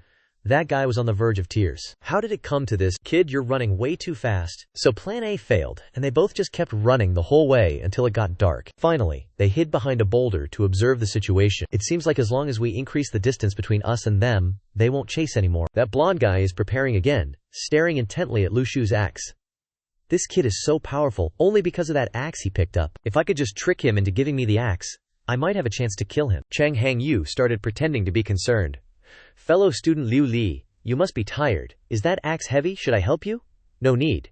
This axe isn't heavy at all. What if we encounter danger again? Just don't run faster than me when that happens. Let's get some sleep. It seems even more dangerous in the relic site at night. We'll talk more in the morning. Yeah, so the second plan failed. Lu Shu was too cautious, and that guy couldn't pull anything off. It's been 2 days since we entered the relic site, and that guy hasn't had anything to eat. Damn it, haven't had anything to eat since entering the relic site. And I've been following this kid all day, exhausting all my strength. I can't hold on any longer. Suddenly, a fragrance awakened his hunger. What What's that smell? He turned around and saw Lu Shu eating something. Looking closely, it turned out to be stinky tofu. His mouth started watering. He actually dared to hide it and eat it all by himself, Lu Shu noticed. What are you planning? Is that stinky tofu you're eating? That's right, it's stinky tofu. Is it good? Lu Shu suddenly changed his tone, looking strangely at that guy. Before you answer, there's something I want to talk to you about. He was sweating as he looked at Lu Shu, thinking Lu Shu had discovered his plan, but who knew Lu Shu would just ramble on and on about nothing until he couldn't hold back his anger and said, HMPH, are you hiding a lot of food? So what, is stinky tofu enough to make you turn on me? Or should I say, you finally can't keep up the act anymore. You weren't a newbie to begin with, yet you always pretended to hide your strength, wanting to find a weakness to kill me, right? Chang Hengyu was startled. How did you know? Lu Shu continued. You look like a chicken on the outside, but you don't have any injuries on you, and your strength and speed fluctuate. Tell me, you're not a student of the Dao Yuan class, are you? He didn't bother acting anymore, laughing wildly and shouting, why didn't you say so earlier? I'm so tired of acting. Those students, including you, just the two of you. Today I can take all the credit. After speaking, he rushed to attack. A dagger was drawn from behind his sleeve. Lu Shu chopped down with his axe, but he actually dodged it. His speed and strength are much better than Lu Shu's in the face of death. With the will to live not only for himself, but also for Lu Xiaoyu, a flying dagger shot out from within the star chart. Caught completely off guard, he couldn't react in time, and took a fatal blow. In a daze, he could only utter a few words. Damn it, a flying sword. How are you already? Class C. After using a flying dagger to kill Chang Hengyu, Lu Shu was also exhausted, staring blankly at the corpse, examining it once, thinking that he was dead for good. Dead. Suddenly, a soul appeared out of nowhere and rushed to attack with lightning speed. Luckily, Lu Shu dodged it, otherwise he wouldn't have survived. He has now changed his form, looking more like a soul than a human. Lu Shu didn't understand what was happening at all. I clearly hit his heart. How could he have survived? The guy rushed over and kicked with great force. Lu Shu blocked with his arm but was still kicked far away. He said arrogantly, are you wondering why I'm still alive, right? Beg me, and I'll tell you. From inside the rubble, Lu Shu struggled to get up. Damn it. Not only can he come back to life, but his strength is much greater than before. Chang Hengyu arrogantly roared. Why do you only know how to run? Where's that Class C level sword from just now?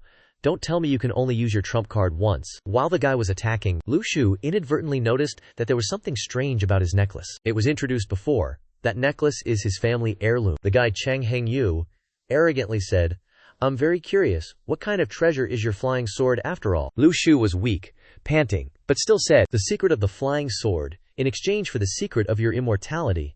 How about it? Whoever knows too many secrets will die early. Lu Shu coldly glanced at him and lunged forward, intending to snatch the necklace. He was startled and retreated, just as expected. So that's how it is. Motherfucker, you tricked me. How can it be considered tricking when dealing with a bookworm like you? So what if you guessed it? You'll be a soulless corpse anyway. Die. Lu Shu jumped high to dodge the attack. Let me tell you, my trump card isn't just this. After speaking, Lu Shu channeled a cyan-white energy that enveloped his body. From above, Lu Shu descended with a fatal strike, seizing the opportunity to snatch the necklace, crushing it to pieces in one hand. Accompanied by a painful scream erupting from within his body, the souls he had devoured were now nothing more than dried-up, soulless husks. Lu Shu looked at his trembling hands, muttering, sigh. I'm still not used to doing such cruel things. Lu Shu suddenly remembered the image of Lu Xiaoyu and the moments they shared. As long as Xiaoyu is by my side, Xiaoyu is enough. I'm going back to Xiaoyu. At this moment she was on a branch, humming to herself, as she missed Lu Shu immensely, and she had prepared a lot of food, waiting for Lu Shu to return and be bossed around again. Lu Shu liked to stand high above Beimang Mountain. Lu Shu, why haven't you come back to make tomato scrambled eggs for me? It's been 3 weeks since I last had them. She looked at the bag of food she had bought, planning to eat it alone, but because of Lu Shu, should I wait for Lu Shu to come back and eat together? Somewhere within the relic site, Jiang Shuyi had just taken down a person, because he also carried a red necklace, also a fake Daoyuan class student. Unexpectedly, another person identical to that one appeared on Cao Qingqi's side, the only difference being that his face looked like a zombie who hadn't touched drugs in ages. Perhaps they were using some kind of dark magic. You're not from Diwang at all. Who ordered you to impersonate Diwang? The large, zombie-like man arrogantly said. Slowly wonder about these words in the underworld. Cao Qingqi charged forward with his sword. He also fought back. But he was all arrogant bluster on the outside, as weak as a chicken. With a single sword strike, his soul was shattered. Cao Qingqi felt uneasy. Things had gone too far. There were imposters among the students. This matter needed to be reported to the superiors immediately. Otherwise, the consequences would be unimaginable. Somewhere out there, there's still a guy wandering aimlessly, while everyone else is worried about fighting for survival. This Lu Shu is bickering with squirrels. Not only did he take all their fruit, but he's also taunting the little squirrels. I already said I'd be back after eating the fruit. A promise is a promise. And so, the whole squirrel gang goes berserk and swarms Lu Shu to bite him. You lousy squirrels. If you've got the guts, then kill me. The leader squirrel goes nuts and orders them to beat Lu Shu to a pulp. He's happy as if he struck gold, running and laughing uncontrollably as he's being pelted with rocks by the squirrels. You can't hit me, ha ha ha. After running for a while, Lu Shu hears the voices of students. Are there people? Have they finally found the army? But when Lu Shu looks in the direction of the shouting, he sees that they're being chased by a bunch of undead skeleton dudes. Lu Shu drops a few apples, horrified at the thought of seeing people sacrificing themselves again. And he stands there, stunned in silence. The group of people inadvertently rushes past Lu Shu. Hey, you should run. Are you tired of living? Why are you calling him? Only the fastest can survive. Lu Shu gives a faint smile, gently chops down 3 of them with his axe, then circles around and chops down the rest. The group of students stares blankly. Is he a Dao Yuan class student? Where did he get that thing? He's taken on all the skeletons by himself. How is he so strong? At this moment, Lu Shu is surrounded by skeletons, putting him in a difficult situation. The girl worriedly wants to go down and save him, but the guy next to her wants to use Lu Shu as bait instead. If Lu Shu dies, he'll get the axe. What a scumbag. But is our boy Lu Shu that easy to defeat? One man, one axe, charging through the enemy lines and still claiming victory. The scumbag then comes over, flattering him in every way.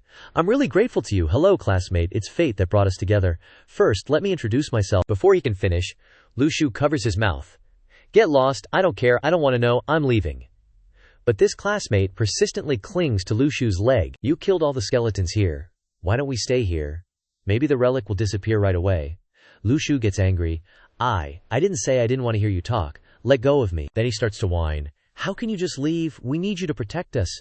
You guys. Did this guy get his morality kidnapped? Not only him, but the other students also add fuel to the fire.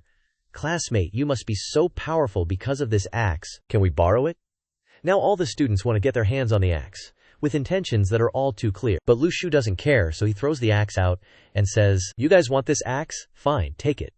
But you should remember, there's no such thing as free in this world, not even free. After throwing the axe, Lu Shu ran frantically, adding, I'm kindly reminding you guys, if you head in the opposite direction of the sun, you'll find an oasis. There are fruit trees inside, which should be enough to sustain you. Good luck. Goodbye. But deep down, Lu Shu was thinking, I don't want to be some kind of savior. I just want to go home to Lu Xiaoyu. Farewell. Returning to the group of students, they were all wondering who the axe should belong to. In everyone's hearts, there were selfish desires, which was enough to indicate that a survival battle for the axe was about to begin, regardless of the lives of the other students. A few days later, at the center of the ruins, the teachers and students of the Daoyuan class were gathered here. Teacher Liu Fei said, There's something strange about these skeleton squads. Why is their captain the only one with a sword? It must be, it's the most different from the rest. As long as we take down the leader, the other skeletons will surely be no match for us. Are we still waiting for the Heavenly Net? The Heavenly Net is chasing the Class C spies who infiltrated the ruins. I don't know when they'll be back. We must get through this canyon. You and I will work together to take down that captain, Teacher Liu Fei replied. No problem. Wait, what's that? Because of the student groups, our food has run out. Suddenly, a silhouette streaked past, aiming for the spear of the skeleton, and rushing down from above. Teacher Liu Fei was dumbfounded. What are you looking at? This is a robbery. In a flash, the spear of the captain was stolen. Damn, this is pure banditry. Then she recognized him and said, That person is Lu Shu. Down below, Lu Shu heard a noise and thought, A noise on the mountain. Are there more skeletons? Better finish this quickly. Teacher Liu Fei couldn't stand by and watch her student in danger, so she rushed down. No, I'm going to help him, Liu Fei, wait for me. Down below, Lu Shu, all by himself, saw her rush in and thought, A lone fight. Hitting one in the head, jumping high, spinning the spear for a few impressive moments, then taking out 2 others. The final skeleton captain had its weapon stolen, and had no choice but to take a single hit to the head. Teacher Liu Fei arrived, just as everything was finished. Lu Shu looked and asked in confusion, Teacher Liu Fei, where did you all come from? The whole group behind her arrived, staring blankly at Lu Shu, frantically holding onto their weapons. Seeing this, the group was speechless. Lu Shu, why are you so nervous? We're not going to ask for a share of these spears. Or the knives either. Don't worry, we're not taking anything. Lu Shu, did you come alone? Lu Shu gave a mischievous smile and said, That's right. I was afraid if I came with half of me, it would scare you all to death. Both Liu Fei and Liu Kuan-yu were left speechless, not knowing what to say. The girl whom Lu Shu had saved before came forward to greet him. Expert, do you remember me? Huh, it's you. Where are your other classmates? I don't see anyone. Hearing this, the girl hesitated for a long time and then said, After you left the axe, they started fighting over it, and the commotion attracted a horde of skeletons. In the end, only 5 people managed to escape here. Lu Shu sighed. He originally intended to leave them a good weapon to protect themselves, but it ended up harming them instead. The orange-haired girl cautiously approached and said, I heard you know where to find food. Is this the food you're talking about? Lu Shu took out a red fruit from his pocket that looked very appetizing, saying, "It tastes like a pear, especially juicy and sweet. Overall, it's very delicious, not only quenching thirst but also restoring stamina." The orange-haired girl then looked behind her and gestured something to the person next to her. She began to act in front of Lu Shu. "You have so many, and everyone is very hungry. How about you share some with everyone?" Lu Shu easily recognized her intentions. A beauty trap. Oh, I must say, it's quite effective, striking right at the core of human desire. The people behind her started getting agitated, demanding that Lu Shu share the food with them. "Everyone is really hungry." "Yes, yes." Lu Kuan-yu stopped the crowd, saying, "Everyone, calm down a bit." Lu Shu coldly laughed and said, "Ha ha, I think you guys are right, so I'll share with everyone." He told Liu Feiyu to distribute some to those who wanted to fight. Each group of 8 can share 1 fruit, which should be enough to replenish their stamina. Those who didn't get any immediately expressed their dissatisfaction. "What about us? Yeah, why don't we get any? And all those weapons, what are you doing with so many?" Lu Shu looked at them with sharp eyes and said, "Why don't you have any? Don't you know the answer in your hearts? The D ranks don't count." But even the E ranks want to hide behind others for protection and still want to eat. If you want it, go find it yourselves. However, I really don't need so many weapons and fruits myself. If you want them, I can sell them to you. This spear has a 4-meter-long shaft, an 8-inch sharp point, and sharp blades on both sides. Moreover, you can inject spiritual energy into it to resonate with your own spiritual energy. After saying that, Lu Shu demonstrated it for everyone, and it was indeed very powerful. Liu Feiyu stood to the side, thinking, so that's why he could throw the spear with such powerful force just now. Suddenly, Lu Shu held it out in front of her, saying, "Miss Liu Feiyu, would you like to buy one to try? Weapons from the relic. Clear provenance, you deserve it. Come and buy now." In the end, she couldn't resist its allure and gritted her teeth to buy it. Then everyone around started gossiping. How can this guy be so obsessed with money? Is this the result of that teacher's daily teaching? Liu Feiyu was speechless. "I didn't teach you to be a profiteer." Someone raised their hand and said, "I don't have any money on me right now. Can I get it after we leave the relic?" Lu Shu pointed at the jade pendant he was wearing on his neck. "How much did you buy that jade pendant you're wearing for?" "More than 13,000. Why?" Lu Shu smiled slyly, thinking, "I'm afraid that if I take these weapons out of the relic, I'll have to hand them over to the Heavenly Network. I might as well grab everything I can here. But then again, everyone comes here to cultivate, so no one would actually bring real money." Lu Shu said, "It's okay if you don't have money. We can barter. Use that jade pendant to exchange for weapons or fruit. Choose." Barter. Can this genuine 24K gold necklace weighing 27 grams exchange for a genuine Greek dagger worth more than 20,000? This is my diamond ring. Exchanging this isn't too much. It's only worth more than 2,000 yuan. Is that okay? Cheng Yao waited for a moment. "I also want a knife. I have 300 yuan here, which is better than that watch. Let me pick one." "Wait for me, bro. Give me a good one." Lu Shu gave him an axe that had rusted. He said, "Hey, how can 300 yuan only get this rusty axe? You and Liu Kuan-yu are not the same. He worked hard to protect everyone.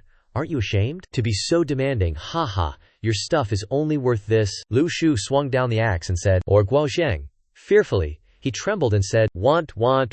Lu Shu happily returned, taking the money and saying, "Thank you, come again next time." He thought, "Heh, I don't need to feel bad about these heartless people." "Hey, big brother, I think that necklace isn't bad. How about it? Want to trade for a weapon?" No need, I won't trade." He shyly retreated, not wanting to attract attention. Lu Shu smiled lightly and let it go. It's not the time to expose them yet. Better not stir up trouble. A moment later, Lu Shu transformed from a poor teenager into some rich young master covered in gold and silver. "Anyone else want to trade? Step up, students." Suddenly, the devouring dog within his star chart had some kind of reaction. It turned out it was resonating with the demons chasing after that group of people, running for their lives. That group of people prepared to fight. All of the Diwang prepared, paying attention to protecting the students. Only Lu Shu calmly collected all the items before running. "Just some minor monsters, let Diwang handle it. I still have business to do later." Cao Qingzi cautiously. At this moment, from a distance, Cao Qingzi was running for her life. She was about to be caught by one. The devouring dog pulled Lu Shu towards that direction again. Devouring dog, big brother, there are so many people here. Don't mess around." The guy in the yellow and black hat from earlier saw Lu Shu heading towards Cao Qingzi and chased after her. He said, "Lu Shu, you planning to be a lone hero saving the damsel?" Lu Shu thought, Hell no, I don't want to. Devouring dog. Big brother, don't go crazy. Be reasonable, don't go. Exposing myself now will ruin everything. Liu Quanwu ordered. Cover Lu Shu. Go, go, go. RD Wang can't be outdone by a student. Charging forward, Lu Shu directly brushed past Cao Qingzi, rushing straight into the group. Squawk, squawk, you bunch of trash monsters. Swim in here. The silkworm demons, seeing the devouring dog, fearfully scattered in all directions. The Diwang people still wanted a good fight. Now they all stood there dumbfounded watching Lu Shu act. Damn it, he scared the demons away. Could it be that this guy did something shameful to the demons in his past life? Lu Shu turned to look at them, thinking, "What are you looking at? Your eyes are betraying your thoughts." Lu Shu hurriedly explained, Hey, believe me, I really didn't do those things. Saying that, but probably no one will believe it. Those wandering souls aren't afraid of long spears, which proves that it has nothing to do with everyone's weapons. Could it be that the wandering souls escape is related to the devouring dog? Xiao Yu's pig was also killed by the devouring dog. Could it be that the devouring dog is the natural nemesis of souls? Hey, wouldn't that mean I can crush them whenever I face souls in the future? And most importantly, it seems like no one has discovered this secret of mine. Hey, wait a minute, stop for me. Who allowed you to rob my weapons? Tang Qingqi, my classmate. Could you help me with something? Here we go. Just looking at his face, you know he's about to mess with those wandering souls. As expected, Lu Shu grabbed the hand of that skeleton. Tang Qingqi slashed off its arm with a sword. Lu Shu held it up, grinning from ear to ear. Goods are coming in fast. Quickly seize the time. Tang Qingqi is raking in the cash. Ha. The people from Diwang could only stare at Lu Shu, not knowing what to say about his frivolous nature. Liu Quanwu said, "This place needs to be dealt with, then we should move into the center of the ruins." The group moved, and by evening they went deep inside, reaching a fairly large cave. This voice belongs to my friend. This place is too wide. Even though light can shine down here, we don't know how high the cave ceiling is. It's probably hard to climb. Are the other Dao Yuan classes also gathering here? Liu Li focused on finding Tang Qingqi. Where's the goddess? Looking over, he saw Tang Qingqi holding Lu Shu's hand. The goddess. The goddess is with him. Could it be? Not thinking about that, Liu Li's world seemed to collapse. It turned out that Tang Qingqi was signaling Lu Shu. She said there are Dai spies mixed in Diwang, with red jade necklaces. Lu Shu nodded slightly, sat down, and then shouted loudly. Selling weapons. Selling weapons. Cheap and good stuff here. Taking weapons out can be exchanged for Tianluo's cultivation methods. Having weapons means changing your life, someone asked with doubt. Who is this guy? Why is he trading here? Look, the person standing next to him is Tang Qingqi, known as the Dao Yuan class genius in Luoyang. Lu Shu glanced and whispered to Tang Qingqi, "Just stand there. Everyone is starting to gather here. As long as we find the one wearing the red necklace, we can find the spy." Tang Qingqi nodded, indicating she understood. Classmate, how are the weapons sold? One weapon can be exchanged for items worth at least 10,000. Everyone started pushing and shoving to compete. I'll exchange for me. Tang Qingqi went around observing, there aren't any of that red jade. How could that be? Are they all ordinary jewelry? In the distance, someone looked towards Lu Shu and Tang Qingqi. He smiled sinisterly, appearing to despise the two of them. Hee, you guys are too naive. Piles of knives and swords lay scattered on the ground. Tang Qingqi, who was standing there, suddenly turned to ask Lu Shu, "Aren't you selling the rest? You just said you weren't selling anymore, keeping them for yourself." He handed her a sword. "Because it was thanks to her today that I was able to earn so much, so her share is 1. Suddenly another scholar came and told them that the Tianluo Diwang teachers were calling everyone to a meeting. The two of them agreed to come immediately. Cao Qingqi guessed that this meeting was related to spies. However, Lu Shu thought that perhaps the Heavenly Network was already secretly investigating spies, so he decided to come and see what was going on first. A clinking sound from afar made everyone curiously turn their heads to look back. It turned out that it was coming from Lu Shu's rings. They sparkled and shone, making everyone stare. To dispel this awkward scene, he shouted loudly, "Everyone's here, right? Sorry to keep you waiting, so let's continue the meeting." As a result, he earned a lot of resentment points from everyone around him. Suddenly, he felt something was not right. The person on the other side asked, "Are you student Lu Shu?" He nodded. He also sensed that this aura was Class C. The person also introduced himself. His surname is Zhang, a Class C Awakened, so you can directly call him Zhang Yutang. For this relic activity, he will temporarily replace Li Tianluo as the commander, so he hopes that everyone can cooperate and follow his commands. Cao Qingqi then asked him, "What's the situation?" Zhang Yutang worriedly said. "The situation is quite complicated." Then, he folded his arms and looked down into the abyss, and continued, "It can now be determined that the main battlefield is in the central pit. But the magnetic field here is a bit strange. There are drones above, and even the newest generation can't descend. Seeing this, Qi Wei volunteered to go down first to explore. However, Zhang Yutong said, "No need." And then he used flying swords to explore. The sword pointed at his head, and that energy radiated around him, surprising Lu Shu and Cao Qingqi. Because this was the heart's blood nurturing the sword, Liu Fei spoke up to explain. This is the sword control technique of a Class C practitioner, so as long as everyone works hard to cultivate, they will have the opportunity to learn it in the future. Lu Shu excitedly asked, "Can you only nurture one sword?" Liu Fei replied, "Not necessarily, and you can nurture many at the same time, but it is said that nurturing too many will not have enough blood to supply them." After hearing this, he was dumbfounded. For a few seconds, he thought about buying blood in the future to nurture them. Finally, Zhang Yutong's Qing sword returned, flying straight into his chest. After exploring, he sensed the aura of many soul remnants below. Contrary to everyone's worries, Lu Shu showed a sly smile, calculating that his corpse dog was the nemesis of soul remnants.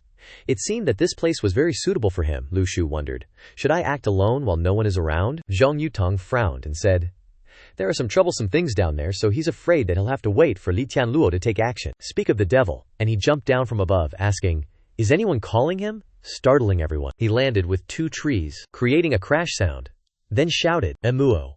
Eyes sparkling, looking at Lu Shu, lots of saliva. "Brother Bayo, this look of his is very refreshing." After hearing this, he could only hold his heart, his face turning green, unable to speak. Then Li Tianluo groped him, saying, "Looking at it, not a piece of meat is missing." The scene began to become disgusting. Because of their actions, Zhang Yutong looked at the two of them with disgust, and asked, "Li Tianluo has been missing for so long because he was pulling up these 2 trees. He laughed awkwardly, feeling criticized for not being serious. He said, "Didn't everyone not have anything to eat for a long time? So we asked him to pick the fruits on the trees to share with everyone." Before he could finish speaking, Lu Shu was feeling disgusted because he almost lost his first kiss. Suddenly, a fruit flew from somewhere and hit Liu Tianluo on the head, making him spit out his food. It was the squirrel he brought here, the one from the tree. It angrily scolded him as a thief and squirrel king. It would rather die than suffer humiliation. Today, it would settle scores with them all. It kept throwing nuts at Li Tianluo, knocking him unconscious. Even so, he didn't understand what the squirrel was saying. Zhang Yutong guessed, judging from its angry expression, that he probably dug up its tree and was chased all the way here. Suddenly, the squirrel recognized a familiar voice nearby and pointed directly at Lu Shu, who was happily munching on fruit. He even thought the squirrel was guarding the treasure. The squirrel angrily jumped over, only to be caught by him. He plotted. Its fur isn't bad, and could be skinned to make a scarf. And the meat could be minced, mixed with egg whites, steamed, and eaten with bread. Hearing this, the squirrel turned pale with fear.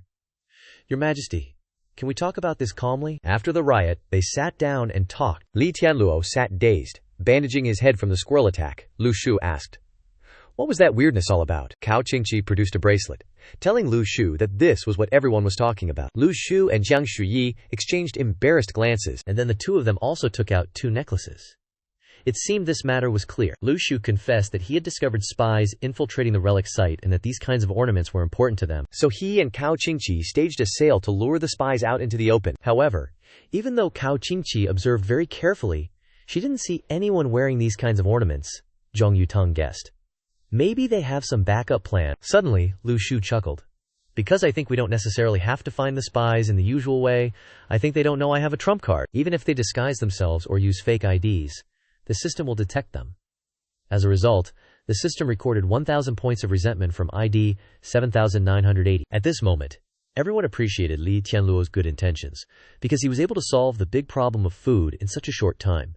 With him taking care of them, they could safely leave the relic site. Praised like that, he gleefully chuckled, saying that everyone was too kind, but in his heart he wanted everyone to keep praising him and not stop. Zhang Yutong worriedly said, "His situation isn't very clear right now, so he has a suggestion." He also nodded in agreement, then asked everyone about the plan for tomorrow. However, before Zhang Yutong could say anything, Li Tianluo grandly declared, "Tomorrow morning, I will lead everyone down into the pit to seize the formation eye, and as long as you follow me, you can definitely achieve merit and establish a career and win glory for the country." After speaking but still not hearing any applause, he was a little disappointed, because he had put in a lot of effort to memorize those words.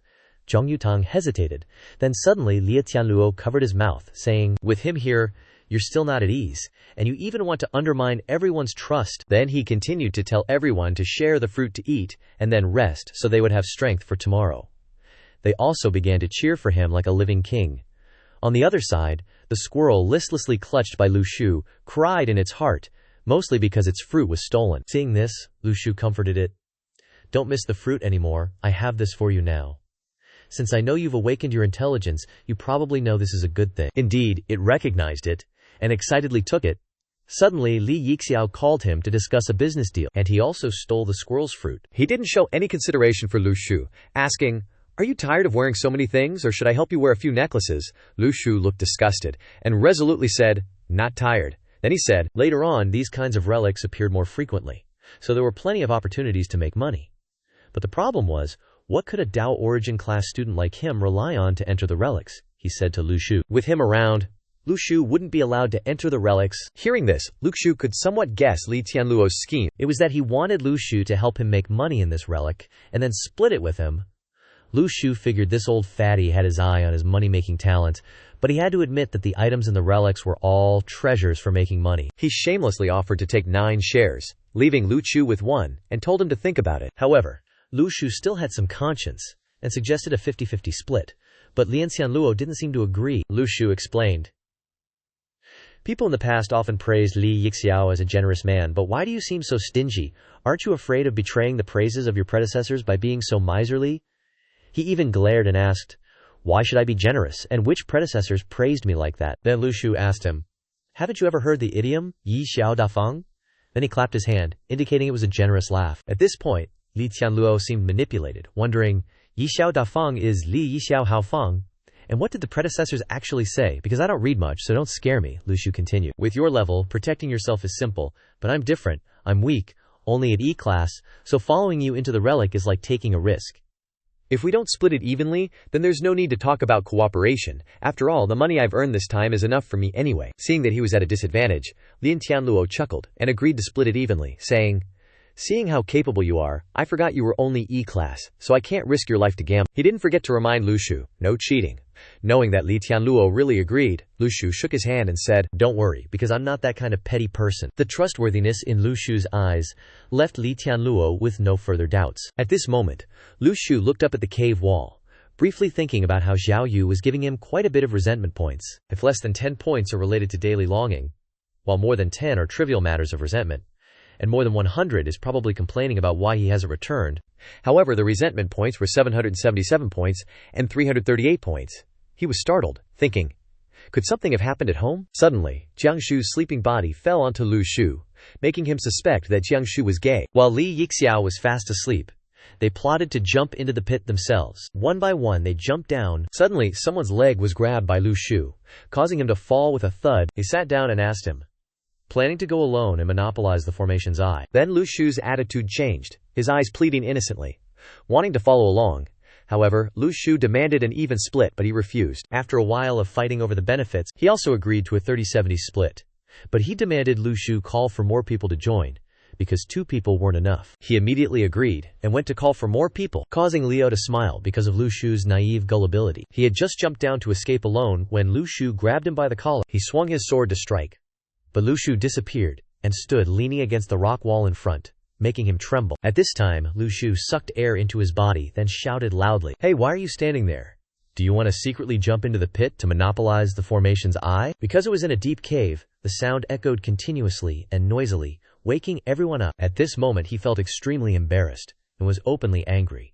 But there was nothing he could do except give Lu Shu 999 resentment points from ID 7891. Suddenly, Li Tianluo appeared out of nowhere, attacking while shouting, you stinky rat, Li Ra. He had been waiting for so long. Then he immediately pressed the guy's chest and pushed him down the abyss with a mouthful of blood, he proudly announced. The reason for going down to the relic tomorrow morning is to strike the grass and startle the snake. Hearing that, Lu Shu was quite surprised. This ditzy Wei Tianlu sometimes can be so astute, he asked. Don't you need to keep him alive to ask some questions? He didn't answer, but gave Lu Shu an additional 288 points of resentment, Li Yixiao told him. Then he turned back and said, Lao Zhong, get ready. So he has to lead people down there to investigate again to see who is missing. Lu Shu was speechless, because this guy changes the subject so quickly. At this moment, everyone gathered to hear the announcement. Zhao Yutang said that this area is extremely dangerous, so everyone should prioritize protecting their lives. And remember, with Lian Tianlu's superior strength, There will be times when he goes to places that you might not be able to reach, so he hopes everyone will consider carefully before acting. Behind him, Li Yixiao scratched his head. What he said just now doesn't seem quite right, but he ignored it, as if he hadn't heard anything. Just as he was telling everyone to go down together, Li Yixiao discovered that Jiang Shuyi was also following, so he told him to stay because his level was too low to go down. He could only nod sadly. At this time, Nushu wondered, why did he exclude only him, even though his level is higher than yours? The battle begins. Zhao Yutong used his hand to open the surrounding area and told Li Yixiao that he would stay up here to provide support. And everyone must be careful, he laughed gleefully. Don't worry, because he's here. Jiang Shuyi worriedly called out, Lu Shu, be careful down there. He smiled gently at him. Got it. Everyone started going down the cliff using the stairs along the cave wall. After walking for a while, he felt strange air flying around his body, and there was light ahead. It was a majestic, ancient building complex. Lu Shu kicked a small stone down to see the situation, but there was no sound of the stone falling, so he thought this place was very deep. At this moment, Jihiwei was feeling cold and shivering, exclaiming, the yin energy is getting heavier and heavier, so he feels strangely cold. Suddenly, he panicked, because he stepped on a pool of blood out of nowhere. Looking ahead, there were many people sitting on the ground in a pool of blood, their eyes bleeding. Terrifyingly dazed, Ji Wei turned pale with worry, saying, there is something very strange in this cave. Li Yixiao was also very scared, but still calmly analyzed the situation. Maybe they played some kind of evil magic that led to their deaths. He approached the corpses sitting there, finding that they were all stiff, so he couldn't determine the time of, so he ignored them. Anyway, they were all dead, so they continued to move forward. Suddenly, Lu Shu noticed something unusual and stopped. There's something strange about the person in the middle. The blood droplets on the ground suddenly rose up, forming terrifying ghouls. However, it was a mistake for them to fly towards Li Yixiao. He used a spell that scattered their souls. It was a bit strenuous, but he volunteered to deal with this disgusting mess, telling the Diwang to protect the students. At this moment, resentful spirits spewed out from all around, surrounding the students. A magical sword on Lu Shu's back made the resentful spirits sense it, so none dared to linger around him. While the students were surrounded, Lu Shu seized the opportunity to attack. He shouted, where do you think you're going, you worms? He rushed forward with his sword. In his mind he was thinking heroically. They dare tell the scavengers to stay out. Let him fight. Lu Shu taunted. Swim over here, resentful spirits, causing them to avoid him. To everyone's surprise, a female student wondered, since when was Lu Shu so powerful? Then, he reminded the resentful spirits. Read more books, watch more news, eat fewer snacks, and get plenty of sleep. Everyone around him started to get annoyed with his antics, but at the same time, Lu Shu thought, it's empty around him, so if he doesn't chase and attack, how will he get rich? Suddenly, the resentful spirits were sucked into a small jade pendant on Lu Shu's chest. He himself didn't know what it was. The system explained that it was a soul-nourishing object, and the way to use it was to have the soul devour it. Lu Shu worried. This thing is clearly not food for the soul, but was caught by Xiao Yu. So Lu Shu questioned, what is the relationship between him and Xiao Yu's cultivation method? Suddenly, a bloodthirsty creature attacked a male student from behind, exposing his heart right before his eyes. One of the Diwang was killed. Li Yixiao, seeing this, was instantly enraged, throwing a fierce punch at the evil spirit. How dare you? But unfortunately he missed, giving the evil spirit a chance to retreat. Li Yixiao immediately looked around for it. You're only good at hiding. Get out here. The evil spirit continued to hide. Refusing to come out, Li Yixiao erupted with immense power, trying to force it out. You won't come out, huh? Then disappear forever. A massive wave of power bombarded the surrounding area. The others were happy because it seemed like everything was resolved, but Xu Xingzi, ever vigilant, noticed something wrong. Wait, something is strange. Everyone come and take a look. Everyone followed Xu Xingzi's gaze to the distance, where two Diwang members had died earlier. Looking at the one sitting in the middle, he looks a lot like the ghost that just attacked us. Zhao Haiping's strength is only at D rank, while the ghost just now was at the peak of C rank. Could it be that he's been hiding his strength all along? But a Diwang member asked, confused, wasn't he dead already? Lu Shu looked, not anticipating what would happen, thinking, so this bizarre demonic ritual isn't as simple as he thought. These guys must have sacrificed their lives to turn the one in the middle into a ghost. But a peak C rank isn't a big deal, because this power can't withstand a single punch from Li Yixiao. But the tricky problem now is that this place seems to have become his home turf. Sometimes appearing, sometimes disappearing, and the other souls aren't attacking him either. Lu Shu deduced the current situation to find a solution. While Li Yixiao and the others stood back to back to avoid being ambushed by the ghosts, Li Tianluo remained vigilant. He's not dead yet. He's probably still lurking around, somewhere in the dark, where no one can see. The ghost emerged, He laughed triumphantly. "This is the scene I wanted to see, like a bunch of mice huddled together." His smile was twisted, his expression triumphant. His eyes bloodshot, as if he wanted to devour everyone present. Even a B rank like Leon Tianluo can't do anything, so what are you guys, but toys in my hands? He leisurely pondered what to do next and which prey to choose, but he didn't know it was a mistake for him to appear where Lu Shu was. As soon as Lu Shu saw him, he swung his sword, hitting him for 666 points of rage. He clutched his slapped cheek, wondering, How can you see me? Lu Shu didn't understand why the corpse dog suddenly turned towards this side. I just swung casually. Who knew you'd be standing next to me doing nothing? But that was also an opportunity for Li Yixiao to take care of this guy. He came to Lu Shu's side, swinging his fist towards him. Too bad he ran away, making Li Yixiao curse in frustration. He turned to Lu Shu for help. Lu Shu, where is he? Where is he? But how could Lu Shu know? He gave an innocent, awkward smile. If I said I just swung my hand randomly and accidentally hit him, you probably wouldn't believe me, but it's true. Lu Shu's answer earned him another 9 points of resentment from that guy. Li Yixiao really didn't believe Lu Shu. He suspiciously rubbed his chin and asked, "Do you have some secret skill you're hiding? How about trying to swing randomly again?" Lu Shu, faced with a situation where he was being blamed for something he didn't do, cursed inwardly. But there was nothing else he could do? He didn't believe he had that ability either, so he just pointed in a random direction. Fine, I don't believe I can try again either. Over here, Li Yixiao followed the direction he pointed, swinging his fist, and actually hit him again, making Lu Shu jump in shock. Everyone else was equally surprised. What kind of blind luck is that? Li Yixiao smiled contentedly, but Lu Shu had no way to explain himself anymore. He could only swallow the bitterness in his heart. Zhao Haiping, let me explain. You have to believe me. You were so far away just now, so the corpse dog didn't react. I really just pointed randomly. Why are you standing there, trying to frame me with your life? Lu Shu began to doubt his life, and in the distance, he cursed inwardly. He thought Lu Shu was just an E-rank awakened one. How could he have discovered him? Finally, he understood. I'll kill them right away instead of playing around anymore. No matter who you are, today you must leave your lives here for me. For our great cause, you all go to hell. Zhao Haiping formed a hand seal, and the ground beneath everyone's feet suddenly shifted. No one knew what was happening. The door in the distance suddenly opened, and streams of black energy emanated from it, along with a chilling voice. Who dares to intrude into my mansion without permission? Everyone was startled. They didn't know what was behind that door. The cold sound of the wind howled. A set of rusty, blood-stained armor stepped out from behind the door, its body huge, holding a spear as tall as itself, its eyes flashing from within the black helmet, striking fear into the hearts of those who saw it. It's the guardian of the Formation Eye. We haven't even seen the Formation Eye yet, and we've already awakened him. Everyone was in a dangerous situation. Lu Shu saw Zhao Haiping's soul next to the giant, and knew he was plotting something. What do you want to do? He smiled evilly, his body slowly merging into the armor.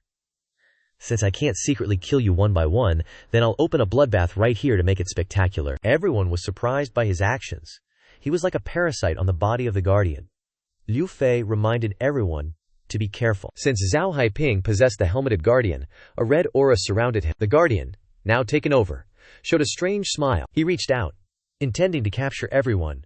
Where do you think you're going? All who came, stay right here. The EarthNet members, terrified by the immense pressure, shielded themselves, unable to escape in time. Fortunately, Li Yixiao stepped forward to intervene. What are you panicking for? Seeing this, everyone also began to confront the mighty guard. Li Tianla asked, What should we do? Please give us your command. Li Yixiao struggled to block the guard's attack, realizing they couldn't possibly contend with it. This stone guard is very dangerous. Everyone find cover. Leave the rest to me. Then, addressing the guard, you want to keep me here. Let's see if you have what it takes. Although he was still fiercely clashing, Li Yixiao's heart couldn't let go of his greed. He thought this long spear was the formation core, and no one could contend with him for it. Everyone listen carefully. Before I snatch this long spear, defeat this stone guard, no one is allowed to die. Li Yixiao declared grandly. Hearing Li Yixiao's words, everyone secretly broke out in a cold sweat. Liu Fei understood the implication, and also began to command others to attack. Didn't you hear what Li Tianla said? Everyone, go! Don't let these small fry affect Li Tianla.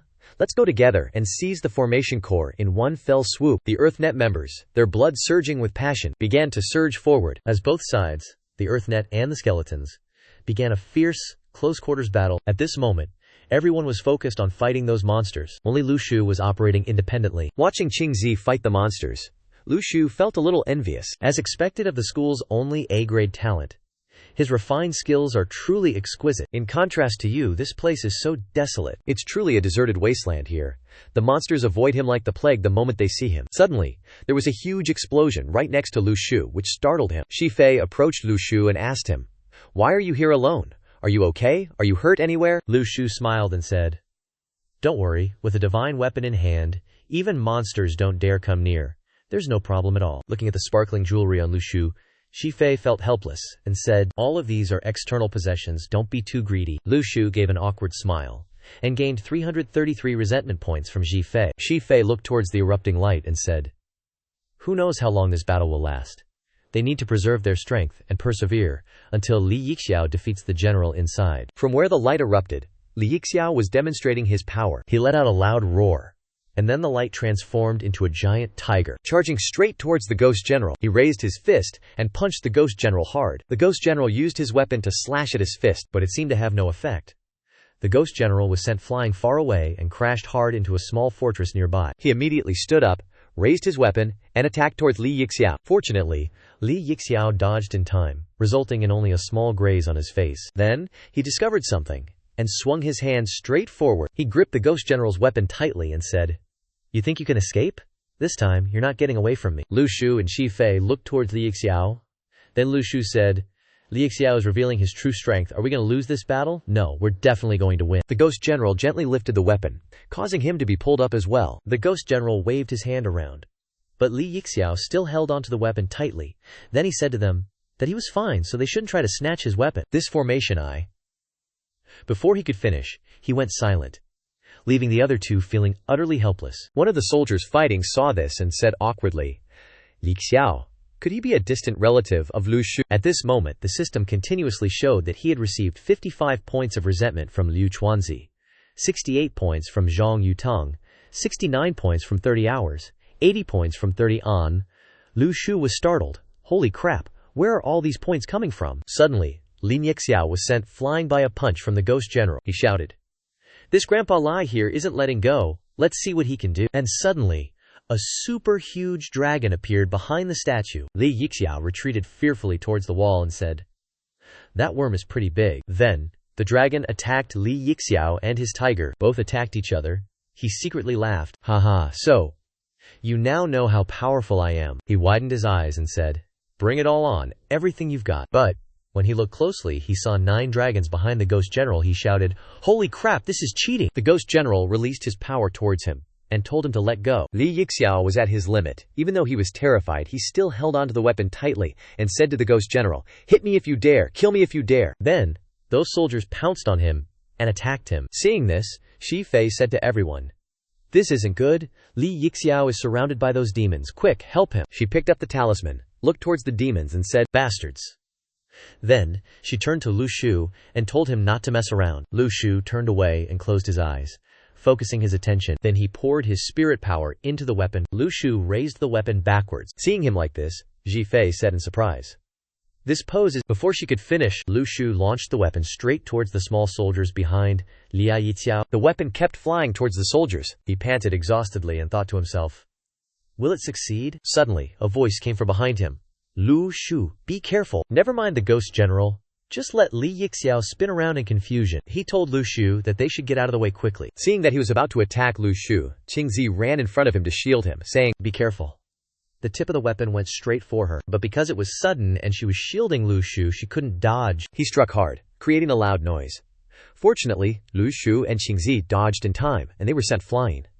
Luckily, he managed to hug Qingzi and run away just now, otherwise, they would both be finished. His brother asked Li Yixiao, "Are you okay? Your face is all green." But he still said to him, "Don't worry, brother. He can handle it." Shi Fei approached Lu Shu and Qingzi, asking, "How are they?" Qingzi looked at Shi Fei, intending to sit up, when suddenly her arm cracked. Lu Shu was worried, and then said, "Your arm," she said to him. "It's okay. It's just a sprain." With that, she adjusted her arm bone herself. Shi Fei said to her, "The bone has been set, but you better not move it too much."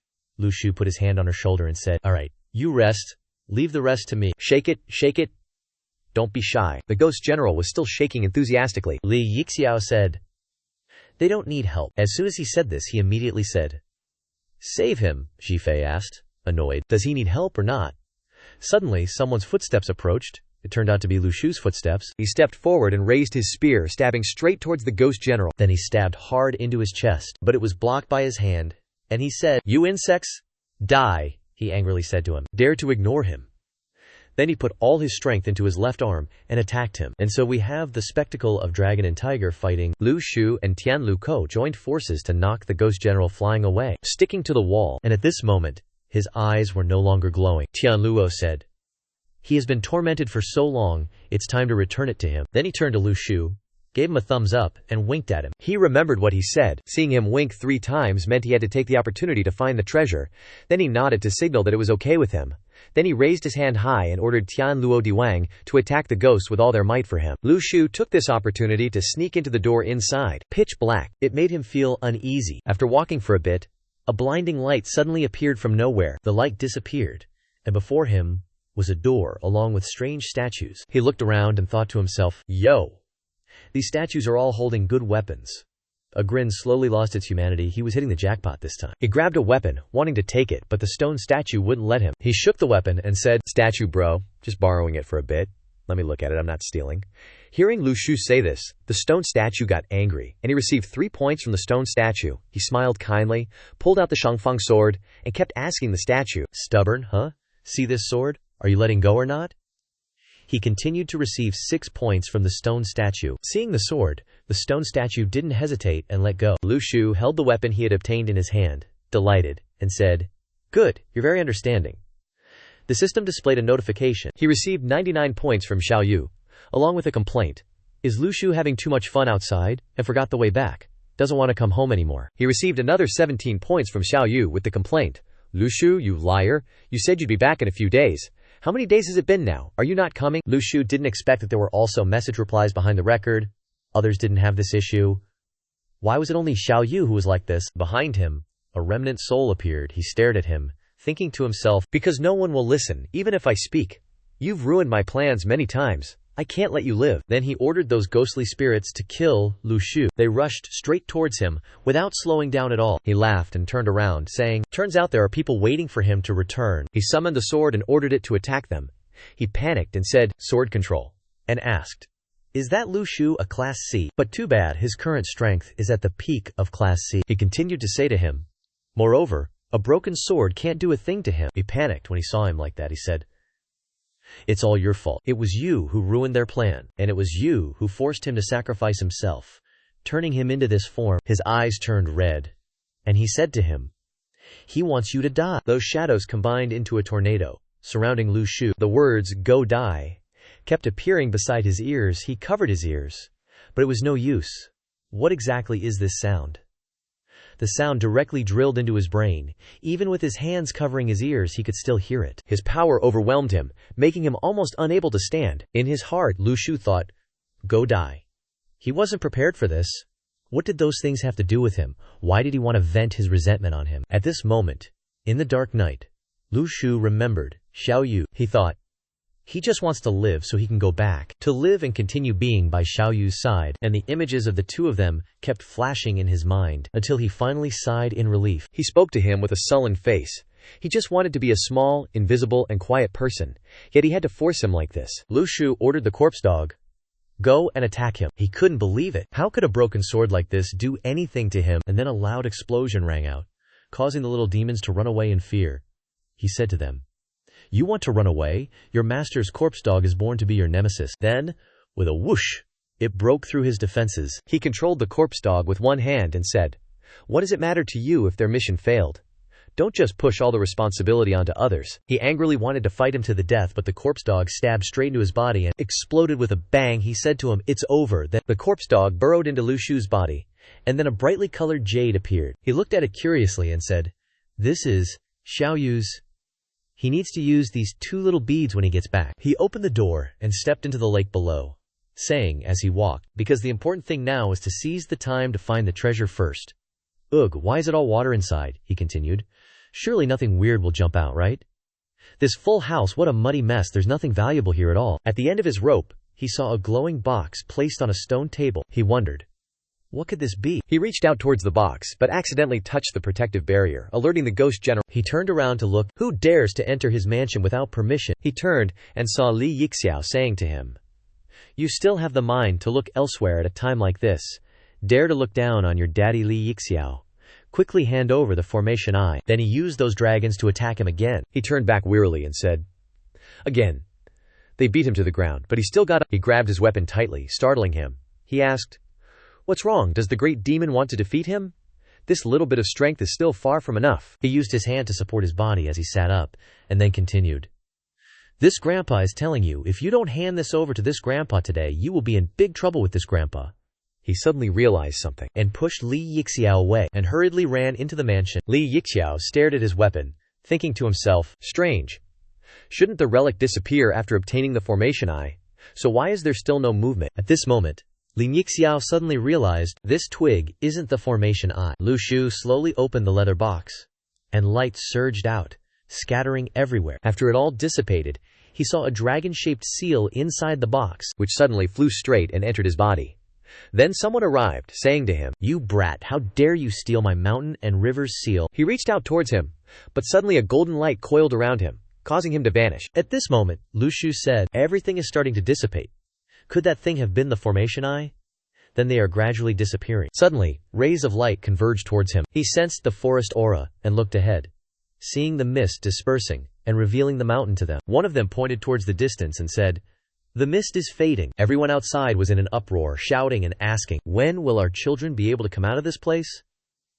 Some people recklessly demanded to enter to find their sons, leaving the two security guards helpless but still trying to stop them according to their superiors' orders. Suddenly, everyone's faces turned pale, terrified that the mist had completely dissipated. Finally, their efforts and sacrifices were rewarded.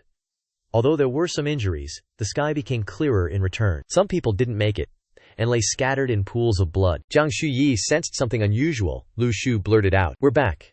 Liu Bailey suddenly hugged Lu Shu's leg, crying with emotion, because he was still alive and they were back. His snot and tears disgusted Lu Shu, who tried his best to push him away. Over on the other side, Cao Qingqi was secretly watching Lu Shu. Then she looked up at the sky, breathing a sigh of relief for being alive. Liu Fei stepped forward and told everyone to go get checked out first. At this moment, in the base camp, the captain was gathering everyone to announce that all weapons taken from the relic site will be recorded and must be returned. The Daoyuan class students from Luo City can go home on their own, and she will arrange for students from other regions to return. Lu Shu opened his points record and discovered that this wave of turmoil had earned him a lot of resentment points. Specifically, 888 resentment points from Li Yixiao. Right now he was guarding on the mountain alone, blankly staring at the sky and clouds, resenting in his heart. Lu Shu could only laugh it off. Sorry, boss. Because you mistook the formation eye, this mess can't be helped. Jiang Shuyi stepped up to him and asked if they encountered anything dangerous down there. Seizing the opportunity to show off, Lu Shu said, Nothing, I'd beat them all to a pulp. Afterward, he asked to leave for home first, leaving her alone in deep thought. Lu Shu walked out with a majestic expression. Because so many students died this time, very few survivors returned, so the parents in the quarantine area outside didn't know what the results of their hard waiting would be. The anxious mothers frantically asked Lu Shu, Do you know my child? But he coldly apologized and said, Don't know them, not acquainted. Oh well. Perhaps this incident will lead to the first conflict between social order and the heaven and earth net. But these things were not what Lu Shu cared about. He suddenly sensed something unusual above him. Looking up, he saw Lu Xiaoyu sitting in a tree, staring intently at him. She seemed a bit displeased, her brow slightly furrowed. Lu Shu grimaced. She was telepathically conveying, Just live well, okay? Lu Shu looked at her, smiling brightly, and exclaimed, Xiaoyu, I'm back. Suddenly, she leaped down, startling him. At this point, she began to examine him closely. Afterwards, she looked at him with a judgmental gaze. At the same time, the system notified him that he was receiving resentment points from Lu Xiaoyu, 1 + 1 + 1, and so on, making Lu Shu very nervous. Abruptly, Xiaoyu turned away without a word, leaving him speechless. He could only watch her walk away. However, she suddenly waved, signaling to Lu Shu. He spotted it, and smiled knowingly, understanding her intentions. Then they walked hand in hand through the crowd. Lu Shu told Xiaoyu about his significant gains in the remains this time, and showed off the watch chain he was wearing. He was planning to sell it to the pawn shop so their savings could be a little thicker. Then, Lu Xiaoyu listened and nodded, asking him, Are you hungry? But he said no. However, she insisted that he say he was hungry so that she could cook for him, When they got home and the ingredients were all prepared, Lu Shu conceded, okay? They both went home to eat. At this moment, Lia Gixiao was furious because their methods were too bizarre, especially the offering ritual. He recounted, at the time Lu Shu lamented, before he could investigate anything, that Xiao Haiping appeared, and because he was too frightened, he could only run away, so he only got these 4 items. He pleaded with Li Yixiao, share half with me. He's definitely a spy. While I wasn't paying attention, he took the array eye, so I only heard the ghost general say, "You little brat, you dare steal my mountain and river seal." Ni Ting pondered for a long time, then suddenly spoke about the mountain and river seal. Although I don't know how much power this ancient toy has, it's rumored that this item can mobilize the magical powers within heaven and earth. Ni Ting criticized Li Yixiao for being too unreliable. Hearing this made him beg, "Don't make me go back. I will definitely think of a way to retrieve the array eye." Ni Ting told them to dispatch 2 experts with magical abilities to Luoyang to await orders, to see if these spies will do anything stupid. However, if we don't find anything, it's fine, because a mountain and river seal isn't much. It can only be considered a small mistake in a grand plan. He picked up a book, saying, "We are still counting the number of students who died this time, and I'm afraid it's not a small number, so I don't know what to do." Ni Ting said, "Those who want to withdraw can withdraw. Those who should be compensated, because those who are greedy and afraid of death are better off not stepping onto the path of cultivation." Then, he put down his teacup, realizing that the lesson learned was that the mechanism of the Daoyuan class needed to be changed, because this opening of the remains was too disappointing. He considered with him, "This time some people performed pretty well," he muttered under his breath, "especially that student Lu Shu. He's quite interesting." At this time, in the house Lu Xiaoyu and Lu Shu were in, he asked in surprise, "This is the meal you said you wanted to make for me." She slurped her noodles noisily, looking at him, saying, "Get on the car, eat dumplings, get off the car, eat noodles, and when you go far away and come home, you have to eat noodles." Lu Shu irritably scolded her. "Even if that's the case, it shouldn't be instant noodles." Outside, Lao Li was happy, because Lu Shu's harvest in the remains this time must not have been small, and his spirit had also changed. Aunt Lin was equally delighted, feeling a sense of accomplishment that her child had grown up. Afterwards, the two exchanged joyful smiles, filled with elation. After acquiring the valuable items, Lu Shu immediately showed off to Lu Xiaoyu. "Xiaoyu, look at this. Bracelets, necklaces, gold and silver galore, all high-quality stuff." But Xiaoyu didn't care about any of that, expressing disdain. HMPH. Then Lu Shu wasn't willing to be outdone. "What about this spear?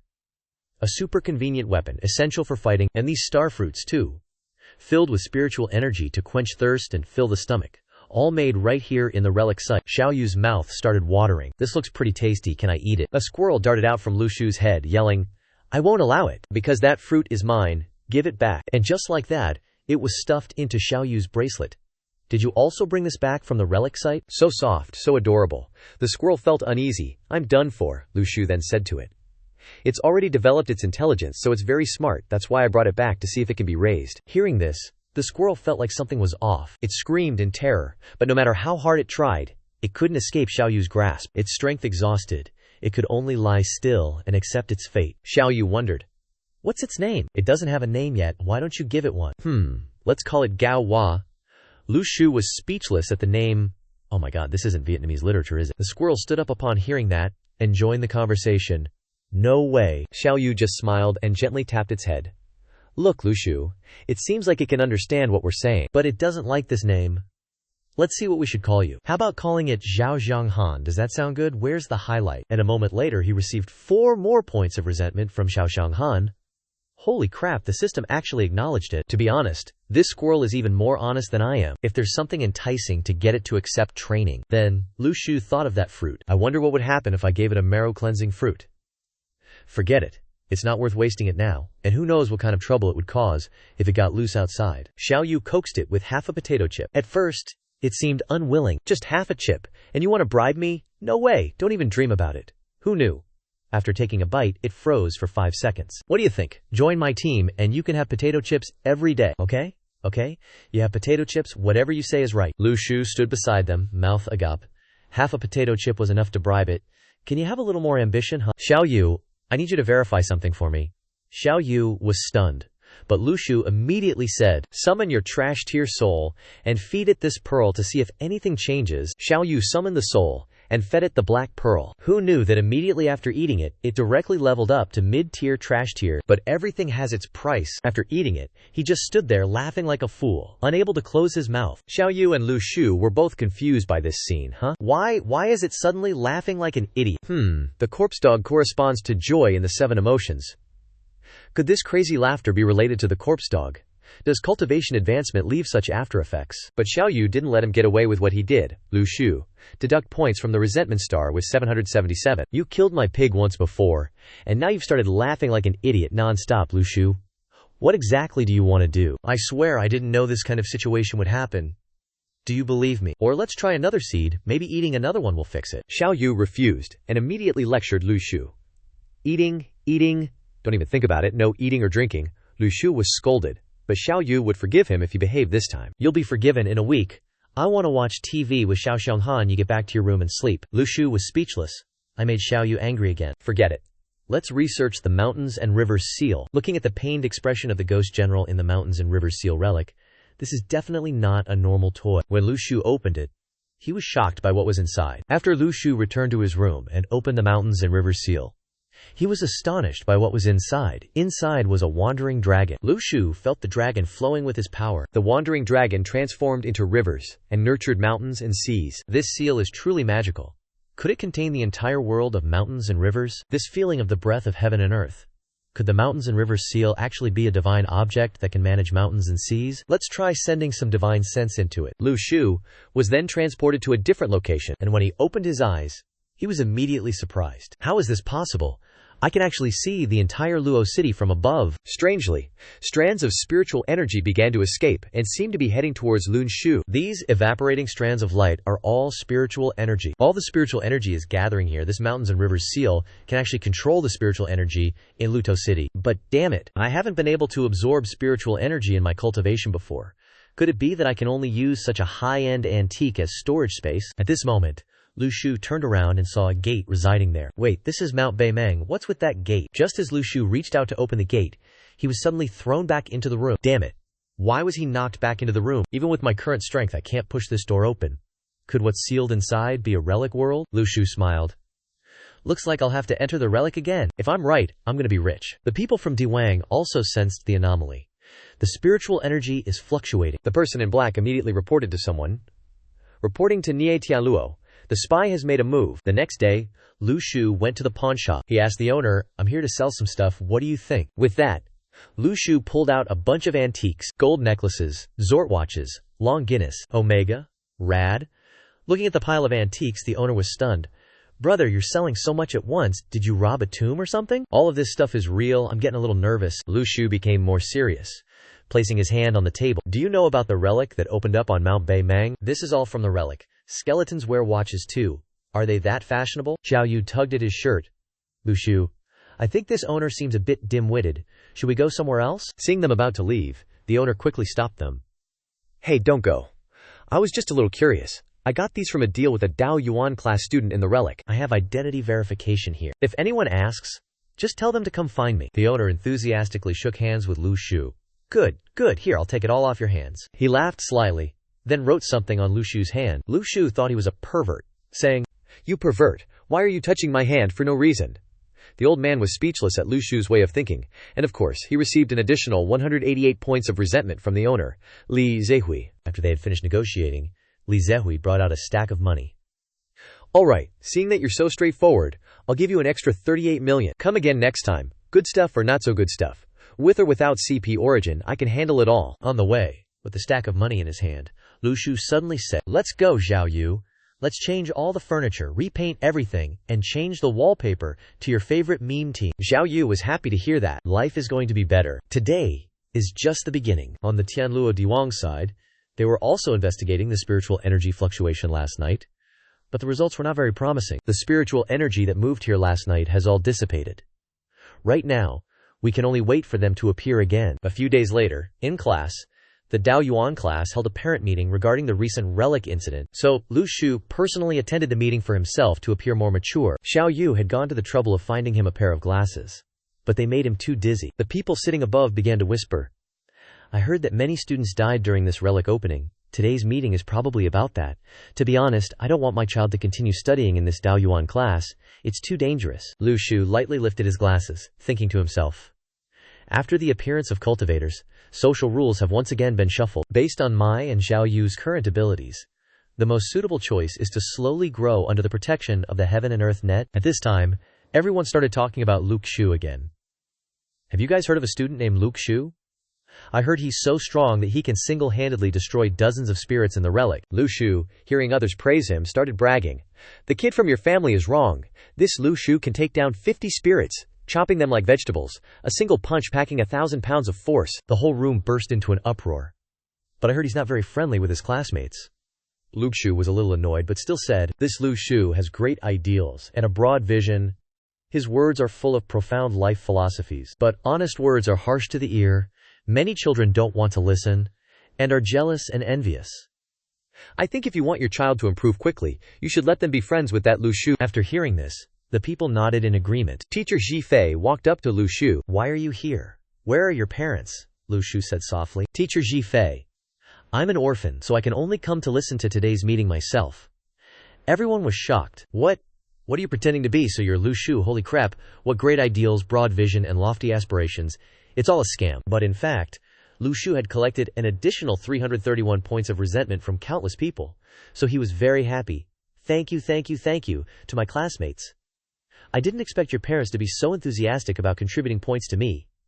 Teacher Shi Fei also had no choice. Is that so? Then you have the right to participate in the meeting. Sign your name on the attendance list. A person stood up and said, Teacher Shi Fei, we know that the incident in the relic was an accident, but we hope that in the future, you don't let the children rush into dangerous places again. Shi Fei calmly explained.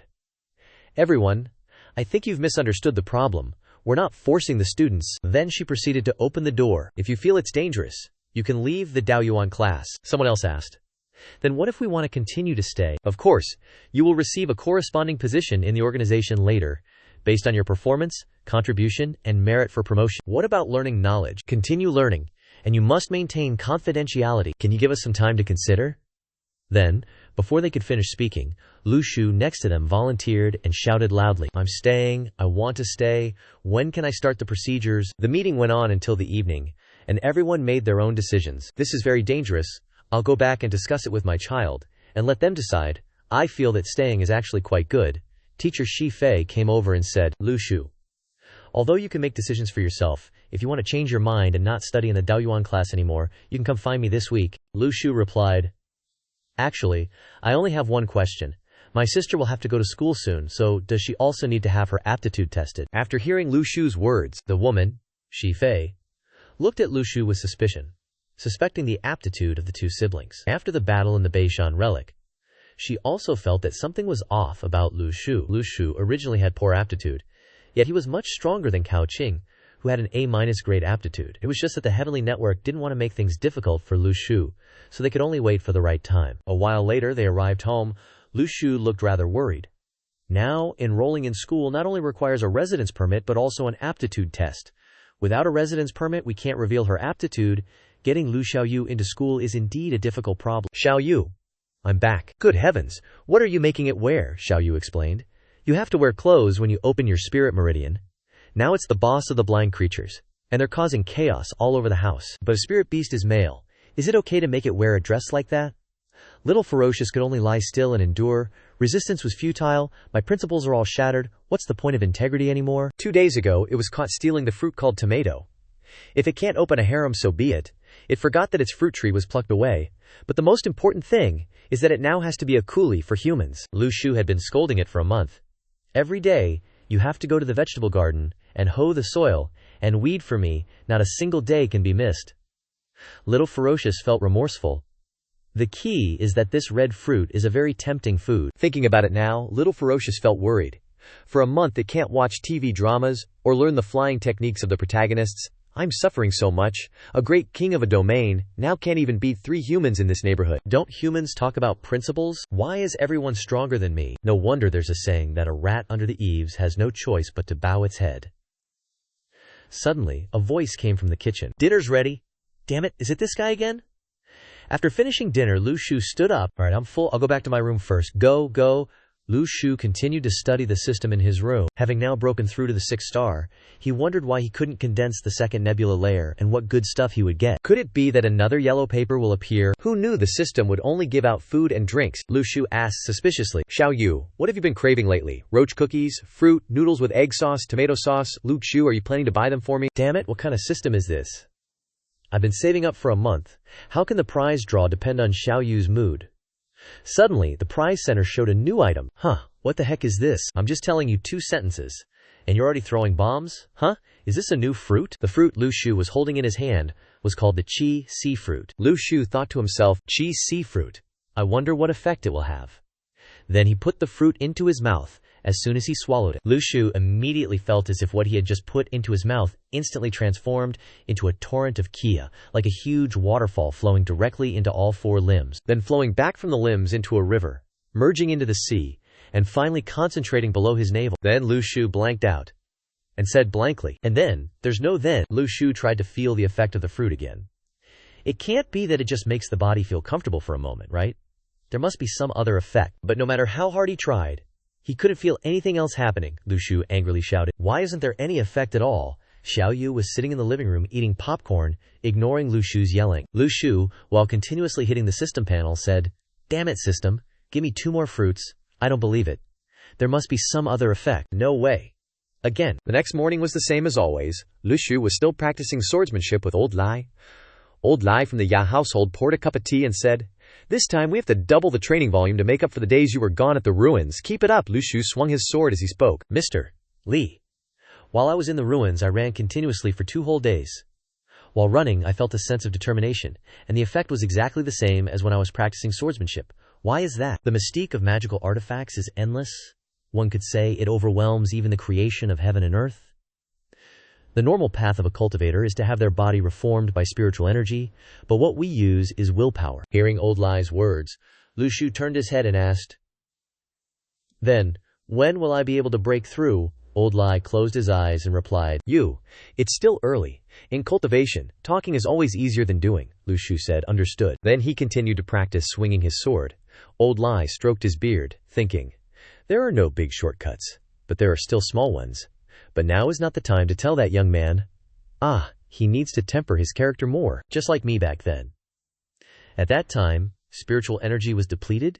Even those with innate talent found it difficult to maintain their path of cultivation. My master would often go up the mountain to pick many herbs to nourish my body. Xiao Xuan, when you open the Qi Sea Snow Mountain, master will buy you candy. Xiao Xuan, master is old. When there's meat, let master eat more. Xiao Xuan, you still haven't opened your Qi Sea Snow Mountain. Before master died of old age, he almost died of anger. It seems I can only teach you a few secrets. Every time you swing your sword, shout, open! About 10,000 times the Qi Sea Snow Mountain will open. But after 10,000 swords, nothing happened. Later, I realized my master had been lying to me all those years. In the blink of an eye, from a playful teenager with a sword wandering the seas, he became the founder of the foundation. Master has become a deep memory, dry bones among the homes. It's time for you to experience how I felt back then. Afterward, Old Lai called out to Lu Shu, I have a secret technique. Do you want to hear it? Every time you swing your sword, shout, open. Take a breath from within your body. Lu Shu followed the instructions, taking a breath from within his body, and simultaneously swinging his sword. He shouted, open! A brilliant aura burst forth from Lu Shu's body. Old Lai was utterly shocked when he saw that aura. Lu Shu thought to himself, what's this? Why is this sword so heavy? Old Lai, standing next to him, was completely stunned. Holy crap, this kid is about to open his Qi Sea Snow Mountain. He angrily slammed the book he was reading on the table and went inside the house. Lu Shu was also bewildered, not knowing what was happening. Forget it? I need to focus? It seems that every time I focus, the Qi Sea increases by a bit. Or maybe I should eat a few more Qi Sea fruits. Oh well, let me swing a few more swords and see what happens. With that, Lu Shu focused on practicing, shouting, open with every sword swing, causing Old Li, who was lying inside, to have his head filled with Lu Shu's shouting. Back then, I had to struggle for 2 whole years to open my Qi Sea. This kid Lu Shu has done it in just 2 months. Comparing people is truly infuriating. Old Lai couldn't bear it any longer and opened the window, shouting, once is enough. The first rule of magical artifacts is to use momentum to open the Qi Sea Snow Mountain, nurturing the green sword within it, shouting like, that is disturbing the neighbors who are sleeping, you know. Momentum is sword energy. Sword opening city can use all things as swords. The current task is to accumulate a lot of momentum. When there is enough, you can open the Chi Sea Snow Mountain. The more momentum accumulated before opening the Chi Sea Snow Mountain, the wider the future will be. So strive to accumulate, and don't rush to break through. Having said that, Old Lai slammed the door shut. Seeing Aunt Lin next door chuckling, Old Lai hurriedly explained, "I'm not jealous of his super talent. I'm just afraid that a few careless words from him will delay the kid's future." Lu Shu, standing outside, also understood something. So, the Chi Sea fruit helps me accumulate momentum. What now? The thing to do now is to keep suppressing and continue practicing. Later, while hanging the laundry, Lu Shu awkwardly saw Jiang Shuyi. No matter how you look at him, he looks like a girl. Lu Shu blushed and said, "It's you. Why are you here? Are you here to see if I'm leaving or staying in the Daoyuan class? What about you? I noticed that your name wasn't on the list at the parent-teacher conference." Hearing what Lu Shu said, Jiang Shuyi immediately said, "My family hopes that future generations will all join the Tianluo Diwang, so I will still stay in the Daoyuan class. I just don't like having to attend meetings." Lu Shu thought to himself, "As expected, this guy's family is very rich." Then Lu Shu immediately said, "Me too, I will definitely continue to stay in the Daoyuan class. The only way to change my fate is to rely on cultivation." Jiang Shuyi happily continued, "This time, the benefits of the Daoyuan class haven't changed for the time being, but the North Mang Mountain Military Academy project has already begun applying for construction approval. I heard that not everyone will be able to get in, and they will have to screen students based on their level." Lu Shu worried about finding a way to get Xiao Yu into the Daoyuan class before the military academy was built. Lu Shu hurriedly grabbed Jiang Shuyi's hand and said, "Hey, I have something important to tell you." This made Jiang Shuyi blush and stammer. What is it?" Lu Shu continued. "I still haven't been able to register my sister's household registration. Do you have anyone in your family who can help with this? I can spare 80,000. No more than that." "Oh, I thought it was something. Let me make a phone call and ask for you." A few minutes later, Jiang Shuyi returned and said, "It's done. This can be helped. No money needed. Just take your household registration book to the Household Registration Management Office," Lu Shu quickly said. "Wait a minute. While you're at it, might as well help till the end. Can you give me some of your blood?" After hearing this, Jiang Shuyi didn't understand what was going on, but still accepted Lu Yashu's request. The next day, Lu Shu happily said, "Xiao Yu, look here, your household registration is done." Seeing this, Xiao Yu panicked and refused, saying, I don't want to go to school." Seeing Xiao Yu like this, Lu Shu said, "No way, if you don't go to school, there won't be any soybean paste noodles, no pancakes, no tomato scrambled eggs." Xiao Yu puffed up her cheeks and sulked. "Very well. If you can conjure those dishes in front of me within 1 minute, then I will go to school." Lu Shu smiled slyly. He.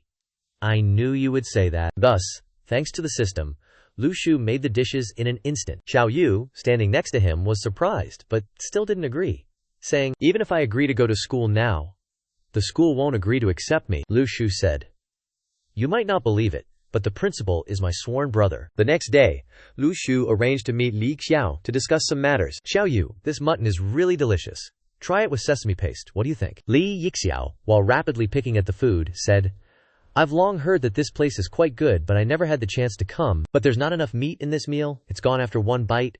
Is there any more in the pot?" Xiao Yu angrily retorted, "Why don't you roll up your pants and jump in to find out?" Li Yixiao laughed it off. "Haha, I almost forgot the main reason. Little brother, what's up that you called me out today?" Lu Shu quickly introduced, "Big brother Li, this is my younger sister, Lu Xiao Yu. She wants to study at our school." "Going to school is the right thing to do, Xiao Yu. You have to study hard when you get to school and snatch the top spot. People only remember the first place. Who cares about 3rd or 7th place?" Xiao Yu, with a gloomy and somber face, said, "3rd place is Jin Cheng's Zhang Feng, and 7th place is Dao La Gei's Li Feng." Hearing Xiao Yu's words, Li Yixiao fell silent, then turned and patted Lu Shu's shoulder, saying, "Brother, don't worry. Leave Xiao Yu's enrollment to me. Just bring her to the school for registration tomorrow." Xiao Yu became even angrier upon hearing this. Li Yixiao was at a loss. "I don't get it. I've been so straightforward. Why is she still angry? Girls are so hard to understand. Also, this is Xiao Yu's blood. Take it to the aptitude test, people." Li Yixiao took the test tube and said, No problem. Money hurts feelings. How about this? You retell a story related to my name, including it just once." Lu Shu thought to himself, does he have this kind of twisted hobby? But Lu Shu still followed Li Yixiao's request. Yi Xiao went by. Yi Xiao dissipated the grudges. Li Yixiao burst out laughing and said, "Yi Xiao dissipated the grudges. This is great. Worthy of someone with culture." "Don't worry, little brother. Leave your affairs to me. Consider this owing me a favor. In the future, when dividing spoils from relics, let him have 8 portions." On the day of school, Lu Shu led Xiao Yu to class. Xiao Yu really didn't want to go at all. "Hello, Are you the parent of student Xiaoyu? I'm Zhang Haidao. You can call me Teacher Zhang. Teacher Zhang, you're too polite. I'm Lu Shu, a student from class 352. If you need anything, you can come find me in class anytime. Then Lu Shu turned to Xiaoyu and said, I'm going first, Xiaoyu. I only have one request, and you must remember it thousands and millions of times. You absolutely must not hit your classmates. Teacher Zhang, you must also persevere. Look at Xiaoyu's face. She's like a devil, about to bite someone. After Lu Shu left, the teacher began his introduction. Today, we have a new student transferring to our class. Xiaoyu, why don't you introduce yourself to your classmates? The students below began to chatter. She's pretending to be cute. That's right, very cute. Xiaoyu began to introduce herself. I am Lu Xiaoyu. Ah, that's simple. You can sit over there. Those girls began to jealously say, HMPH. Acting like a cool young lady. So irritating to look at. Oh no, here we go. Lu Shu rushed over. But everything was already a mess. A quick glance showed that those girls had been beaten to the ground by Xiaoyu. Lu Shu looked on helplessly. So that's why I was called here. As expected, the result is violence. A moment later, the parents of those kids kicked up a fuss. Where did this little savage come from? Acting so barbaric. She broke my daughter's tooth. This is outrageous. Lu Shu lowered his head, apologizing on behalf of his sister. Yes, everyone. To show my sincerity, I will be fully responsible for all the medical expenses. Thinking money solves everything. Look at how frightened the children are. Xiaoyu, standing nearby, had seen everything. Lu Shu, I'm sorry, I implicated you. But you didn't need to apologize to them, did you? This was originally the consequence of their choices. So these jerks started it. Hey, I'm asking you, what school did you go to before? Why are you pretending? Your old school couldn't stand you, so you had to transfer, right? Xiaoyu was still restraining herself. Lu Shu told her not to hit her classmates, but those kids kept pushing their luck. Dad, so cute. Is this a real squirrel? I thought it was just an accessory. Can I touch it? Xiaoyu glared at the girl, scaring her into stepping back and bumping into a desk. Ouch, that hurts. It hurts so bad. How dare you push people around? Xiaoyu rested her chin in her hand, thinking, how annoying. Don't think you're so special just because you have a pet. That's right, we're going to tell the head teacher, looking at the way you are, you're either an orphan or some uneducated bastard. Hearing this, the bullies were certain of themselves. The little tyrant turned to ask, how much for a bag of potato chips? Deal. Beat them up for me. And so, the little tyrant charged in and gave those kids a good beating. But back in reality, it was different. Lu Shu was still apologizing. Party Secretary Huang has already learned about what happened today. But still, hitting people is wrong. Now sincerely apologize to everyone. Xiaoyu, although unwilling, knew it wouldn't be good for the matter to continue escalating, so she had no choice but to lower her head and apologize. Those kids kept saying, HMPH, so you know you regret it, so what now? She should be expelled.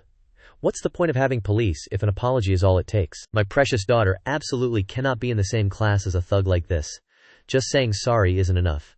She should at least kowtow 100 times to each of us. Xiaoyu gritted her teeth, thinking, it's okay, keep talking. Because of Lu Shu, I can endure whatever harsh things you say. But there's one thing. Don't ever expect to see me cry for you.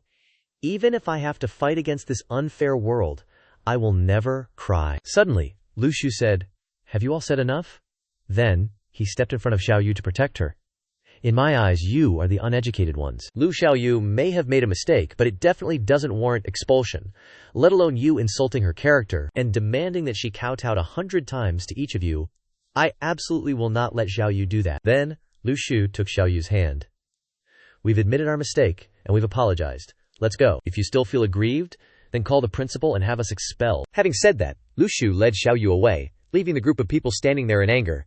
Teacher Zhang, this kind of student must be expelled. Teacher Zhang said awkwardly. This.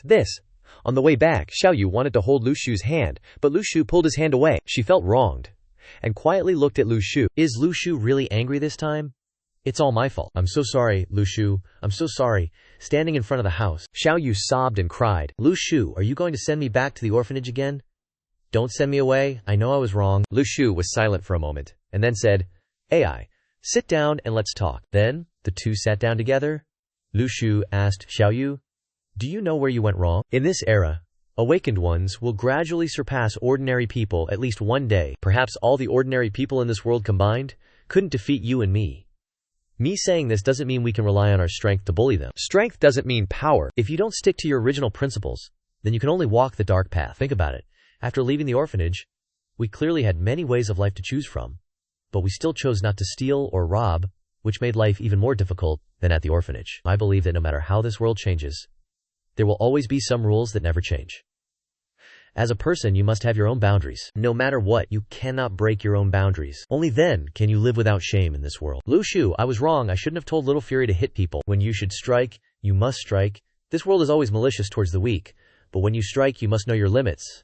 Xiao Yu, do you understand what I mean? You mean it's okay to hit them, but you hit them too hard? Uncle Wang is an ordinary person, and Auntie Lai is also an ordinary person. It's not right that I can kill them with one punch, not to mention Little Fury is a spirit beast different from ordinary people. Those students just provoked and ridiculed you, and you beat their faces so badly that's too much. Oh, and another thing, you're not allowed to reward it today, accomplice, Little Fury thought. Reward what? It was clear that I acted according to the agreement, Xiao Yu said. I will definitely think seriously in the future, and won't strike so hard. Regarding the compensation money, today's apology. Starting tomorrow, I will help you sell stinky tofu every day, and also wash dishes, wash clothes, and wash socks. Money lost can still be earned back. Forget about washing socks, just do the other things you promised. But Lu Shu, I really don't want to go to school. Isn't it better for Grandpa Li to teach me? The so-called reading 10,000 books is like having divine help.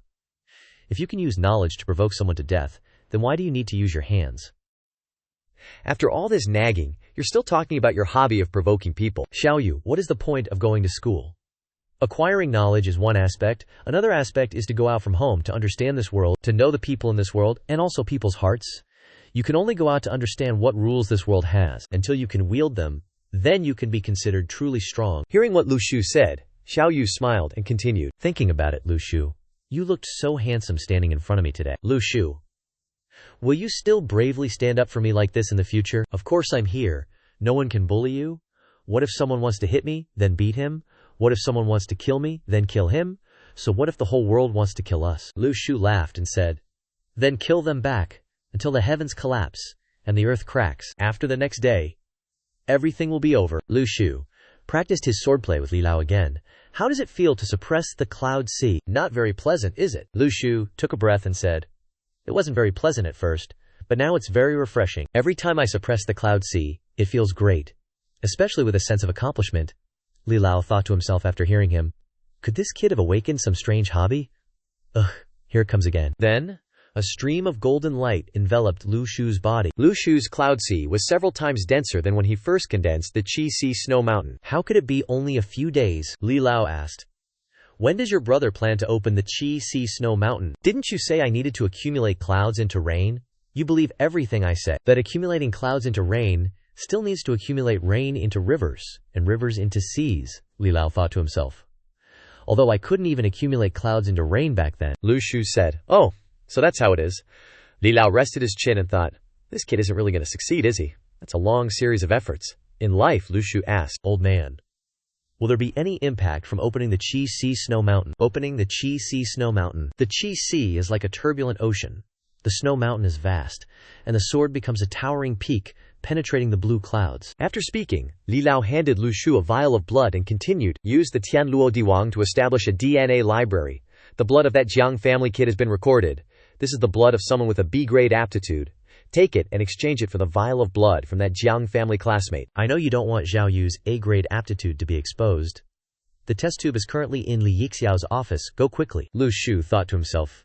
Has the consortium infiltrated so deeply into the Tianluo Diwang, they even know where the Tianluo's test tubes are kept? Fortunately, Li Jiatu still thinks we are A-grade. The trump card hasn't been fully revealed yet. That night, Lu Shu went to school to secretly exchange the vial of blood. He ran and jumped for a while, then landed gently, not detecting any unusual spirit energy waves around. Let it out, Zhao Yu asked, puzzled. I don't understand. Why not walk on the wide road? Why sneakily jump back and forth on the roof? What do you kids know?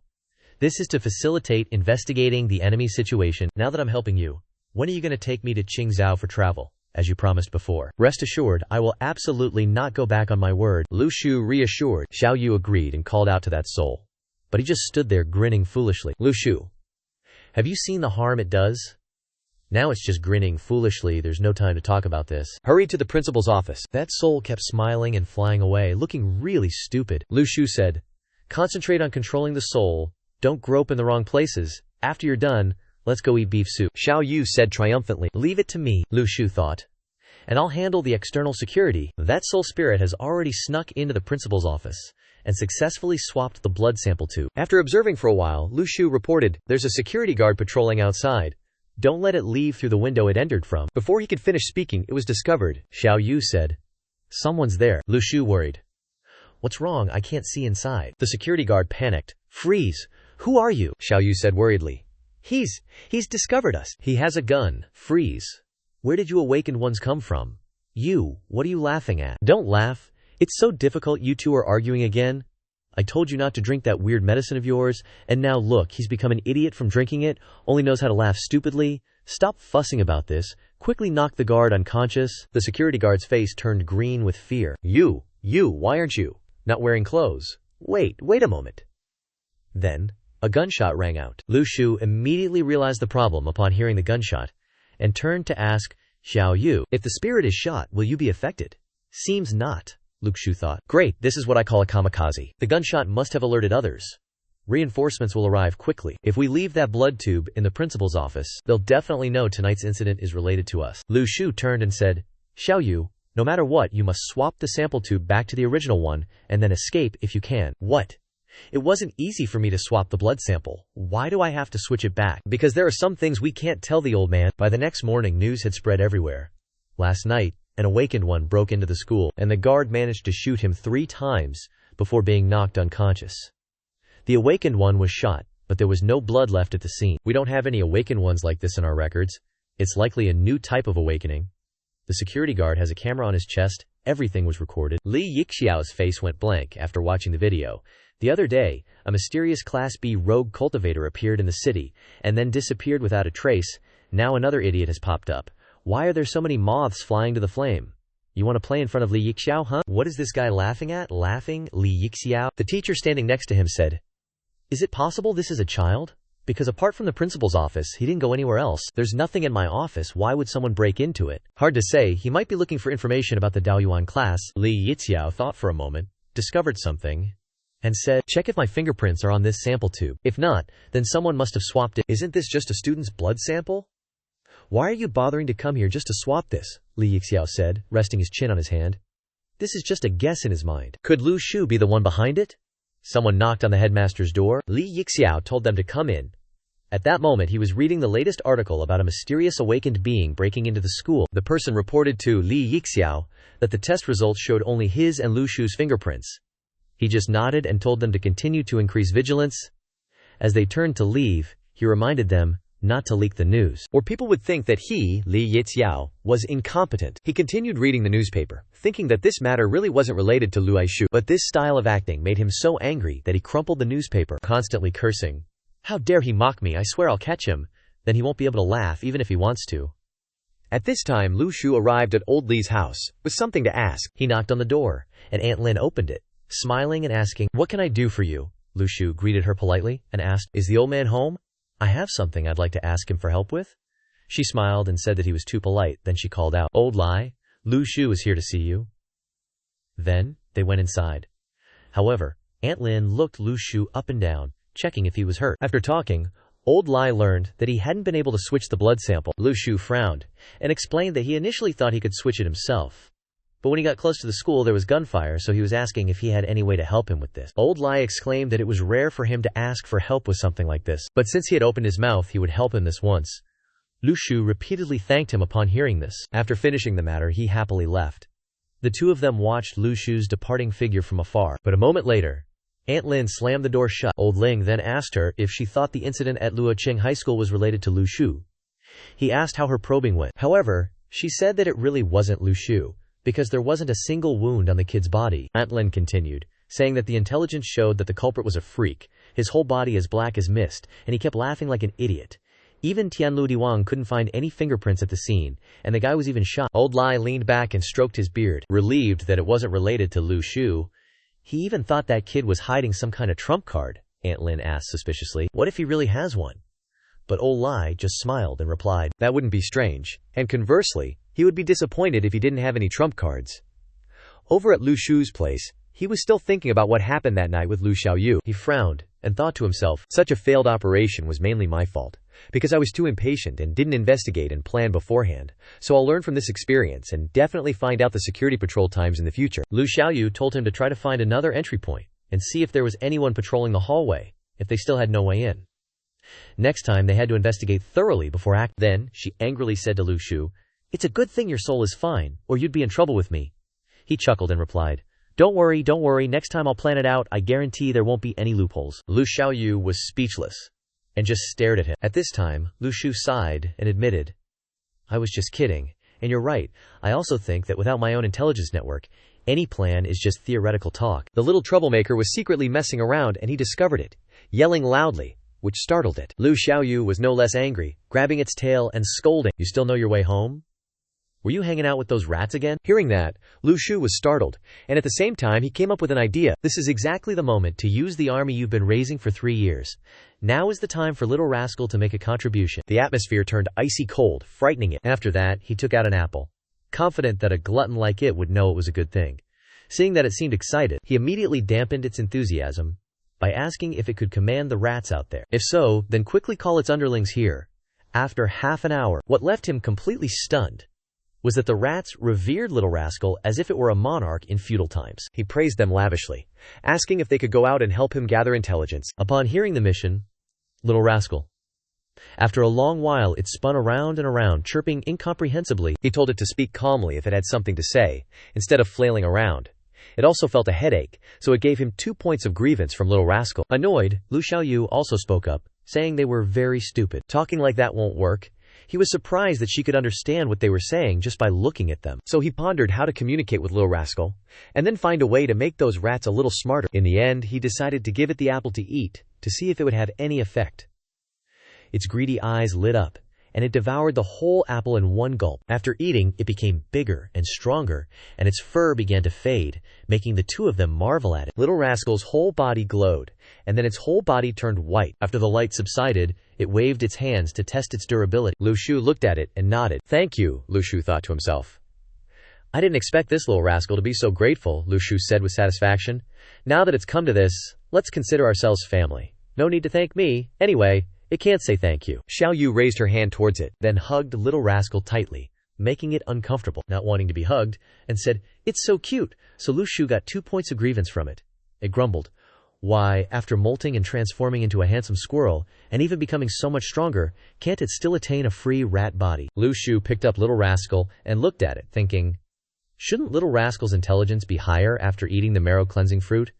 Why is the grievance only 1 + 1? Lu Shu held the marrow-cleansing fruit in front of it and asked it, "Is it because it dislikes those underlings for being too dumb?" Then he held Little Rascal and threw the marrow-cleansing fruit into the bucket of water, turning the water red. Then Lu Shu said, "Take this bucket of water to the underlings it trusts the most to drink. Even if he doesn't know if they can gain intelligence, he thinks he should try it once." Little Rascal waved its hands and feet frantically, and he looked at Xiao Yu with an SOS expression. Translator. Xiao Yu received the signal and said to him, "It says it's a waste. It would be better to let it eat it." Lu Shu took out another one and put it in front of it, saying, "You have a lot of this kind of fruit. Tell it to just give it to them to drink." But he wanted to emphasize one thing. It must ensure that it can control them and not let them cause any trouble. It looked at the marrow-cleansing fruit. Its eyes lit up and said, "Chi chi chi chi." Xiao Yu translated, "Don't worry, it has experience managing thousands of squirrels." He looked at Xiao Yu and said, "Xiao Yu, did you unlock some new skill?" He watched Little Rascal hold up the marrow-cleansing fruit water, thinking, this kid used to be the Squirrel King in the relic, but never mind. They're just a bunch of mice who've unlocked their spirit chi. There's no way they can beat Little Savage. After that, Little Savage poured every drop for them. After they drank it, their hair grew out in all sorts of colors, like a rainbow explosion, to make a kid happy. Lu Shu glanced at it and thought to himself, even though you saw these mice awaken their intelligence with your own eyes, you still don't know how far they'll evolve. "Looks like I should find the right time to ask old Granddaddy Rat about it," he continued thinking. "The most troublesome problem right now is communicating with Little Savage. I can't keep asking Little Fish to translate for me forever." Lu Shu stared intently at Little Savage and asked him, "Does it have hands?" Little Savage startled and turned around, and he handed it a pen, with many other school supplies in his hand. He said to it, "Little Savage, this is a primer, and from now on, you'll start learning the language of humans." Lu Shu put on an extremely serious face, and said to it, "I spent 800 yuan to buy this book. It's for your studies. Don't you dare underestimate it. Because many children in the mountains want to go to school but don't have the chance, and every sound has a corresponding symbol below. You will memorize 40 characters every day, and I will personally test you." Lu Shu earned 2 points of resentment from Little Savage, and it was currently buffering, so it had a lot to say, but couldn't put it into words. Why does it have to learn these things? Is this the price of spiritual awakening? And can't you just treat it like a normal squirrel? From then on, Little Savage spent an hour every day learning characters while harboring resentment. Thanks to that, Lu Shu earned over 2,000 resentment points every day. A few days later, in class, Ji Fei asked everyone, has everyone thought carefully? Choose to continue or leave. What are their choices? The three, Lu Shu, Qing Si, and Xu Yi, looked at Ji Fei. Then Lu Shu said, of course we choose to stay. After hearing Lu Shu say that, Ji Fei congratulated the three of them on being awarded the rank of second lieutenant. Ji Fei continued, this is mainly a reward for the contributions the three of you made inside the relic. After they sign this document, they will be recognized by everyone and officially join the Heavenly Network. When they were about to sign, she said, from now on, they are teammates. And after signing, she hugged Lu Shu and congratulated him. They will act together in the future. Please take care of each other, he thought to himself. Ji Fei said congratulations to him just now, not thank you. So it seems that becoming a part of the Heavenly Network brings a great sense of honor to the teachers. And immediately afterward, on the school grounds, Li Xiao was standing on a high platform, looking very stern. He shouted loudly, very loudly, take their class as a unit and gather quickly. He continued, welcome them to the Heavenly Network. From today onwards, they will bid farewell to the life of an ordinary student. This world has never been completely peaceful. The storm is coming, and it will not distinguish between friend or foe. The path of cultivation has never been a smooth one. This road is full of thorns, blades, blood, and death. Even if comrades sacrifice themselves, they must step over their corpses and continue to fight. He gripped the paper tightly and continued, raise your right hands and repeat after me. They are willing to join the Heavenly Network, unafraid of death, unafraid of hardship, to protect the border together until death. From today onwards, they are willing to dedicate their lives to the motherland and bless their country with eternal protection. From today, they are willing to dedicate their youth to the motherland without regret and bless the ambition and the country with no borders. Lu Shu recalled every line of the oath, and at this moment he was extremely serious. He echoed the oath with everyone. I swear to the heavens, to resolutely carry out and never violate. That day, it wasn't just Da Cheng. The Dao origin classes resounded with oaths across the entire country. More than 1,000 people shouted in unison, the momentum like fire spreading across the grassland, radiating from the schoolyard throughout the city. In an instant, everyone's blood boiled because of these oaths, like soldiers preparing to go to war. At this moment, Lu Shu was standing alone on the rooftop and looking into the distance. But an oath is not a binding promise to people, because aren't oaths born to be broken? As for those who chose to seal their meridians to leave the Dao origin class, do they regret it? Do they doubt that their parents and their own decision was wrong? He looked towards Liu Li, who was standing by the window. He clenched the cap in his hand and threw it to the ground. Before there was an answer to that question, he felt that if he didn't stand shoulder to shoulder with these passionate young people and fight crazily once, then life would indeed have some regrets. Only, Lu Shu thought further, was he the kind of person who would give his life for others. This was truly far from his initial expectations. Arriving home, Xiao Yu kept calling his name. Xiao Yu, what's the matter that you're so flustered? He asked. Wang Shushu, with his twinkling eyes, said to him, you're back. He had heard about the matter at the Dao origin class and asked him if he had chosen to stay. He smiled and said to him, of course I chose to stay. He was happy and gave him a lot of things, then laughed cheerfully and said he knew it. On behalf of the Breakfast Stall Association, congratulations. These 10 pairs of socks are his gift to you. These shoes are a gift from Aunt Lai, and these are all the sentiments of everyone. He told him not to refuse and accept everything. He thanked Wang Shushu and everyone. Then he continued, everyone's circumstances aren't good. It makes it difficult for me to accept this. He laughed happily and said to him, are you still being polite with them? Now you are an officer, bearing the responsibility of protecting the country, and everyone is very proud of you. Afterwards, he took the initiative to cook, making Xiao Yu unable to believe that he would actually take the initiative to go to the kitchen. Xiao Yu approached and asked him, Lu Shu, I find you very strange today. Why are you being so polite with Wang Shushu? He turned to look at Xiao Yu, puzzled. Xiao Yu was extremely angry, and continued to ask, do you have something on your mind? Do you perhaps have another little sister outside? Confess everything to me, he said. Xiao Yu, get lost. And what could he possibly have on his mind?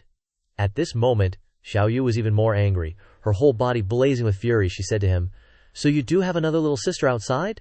Then she said, Lu Shu, you've changed. He turned back to look at Xiao Yu, then thought of those eyes staring at him. Lu Shu thought to himself that he had always believed he was adapting to this cold world. He never felt surprised by those wicked and deceitful people. Clearly, in normal days, he would only find ways to take care of himself. But as a result, at that moment, he really had the idea of wanting to fight shoulder to shoulder with them, and it was extremely strong. In the end, why did he come up with such thoughts? Wasn't that not his true nature? Not only the Daoyuan students, but even Instructor Shi Wei and the homeroom teachers of the other Daoyuan classes, they also stood in the hallway and raised their hands to take an oath. At this moment, his heart was bubbling with excitement. This feeling was like a force inside him, was frantically sprouting roots and growing into sprouts, and then maturing. He turned and asked Xiao Yu, "Do you think they should fight with others?" Xiao Yu said to him. "Of course. If Uncle Wang, Aunt Lin, and the old man are in danger, they should also step forward to fight for them." He looked at Xiao Yu and said, "I'm not talking about these people. I mean people they don't know.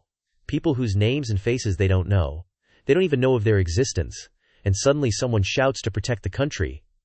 Then they also have to rush to fight for them." Xiao Yu smiled and asked, "You're asking me this, "But don't you already have the answer in your heart?" His lips trembled. Then he laughed loudly and said to Xiao Yu, "You're so smart," he continued.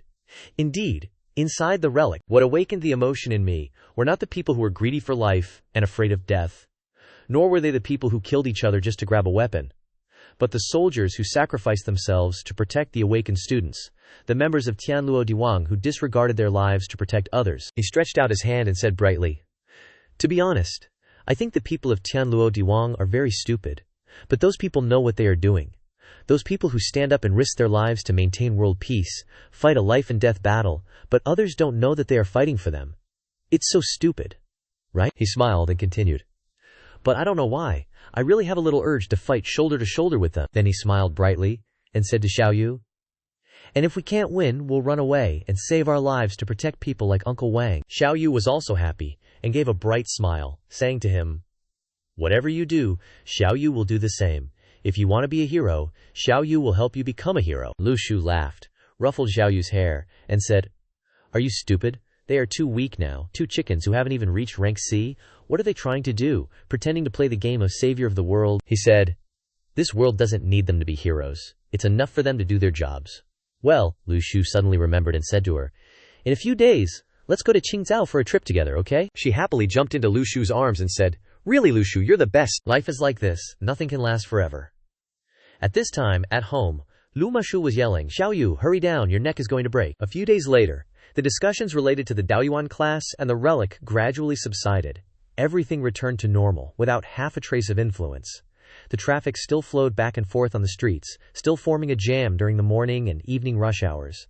Regarding the Daoyuan class event, at most it was only considered an additional topic in the story for everyone to discuss while gathering for tea. Everyone once again returned to their normal lives, and at this moment, a loud voice rang out. "What?"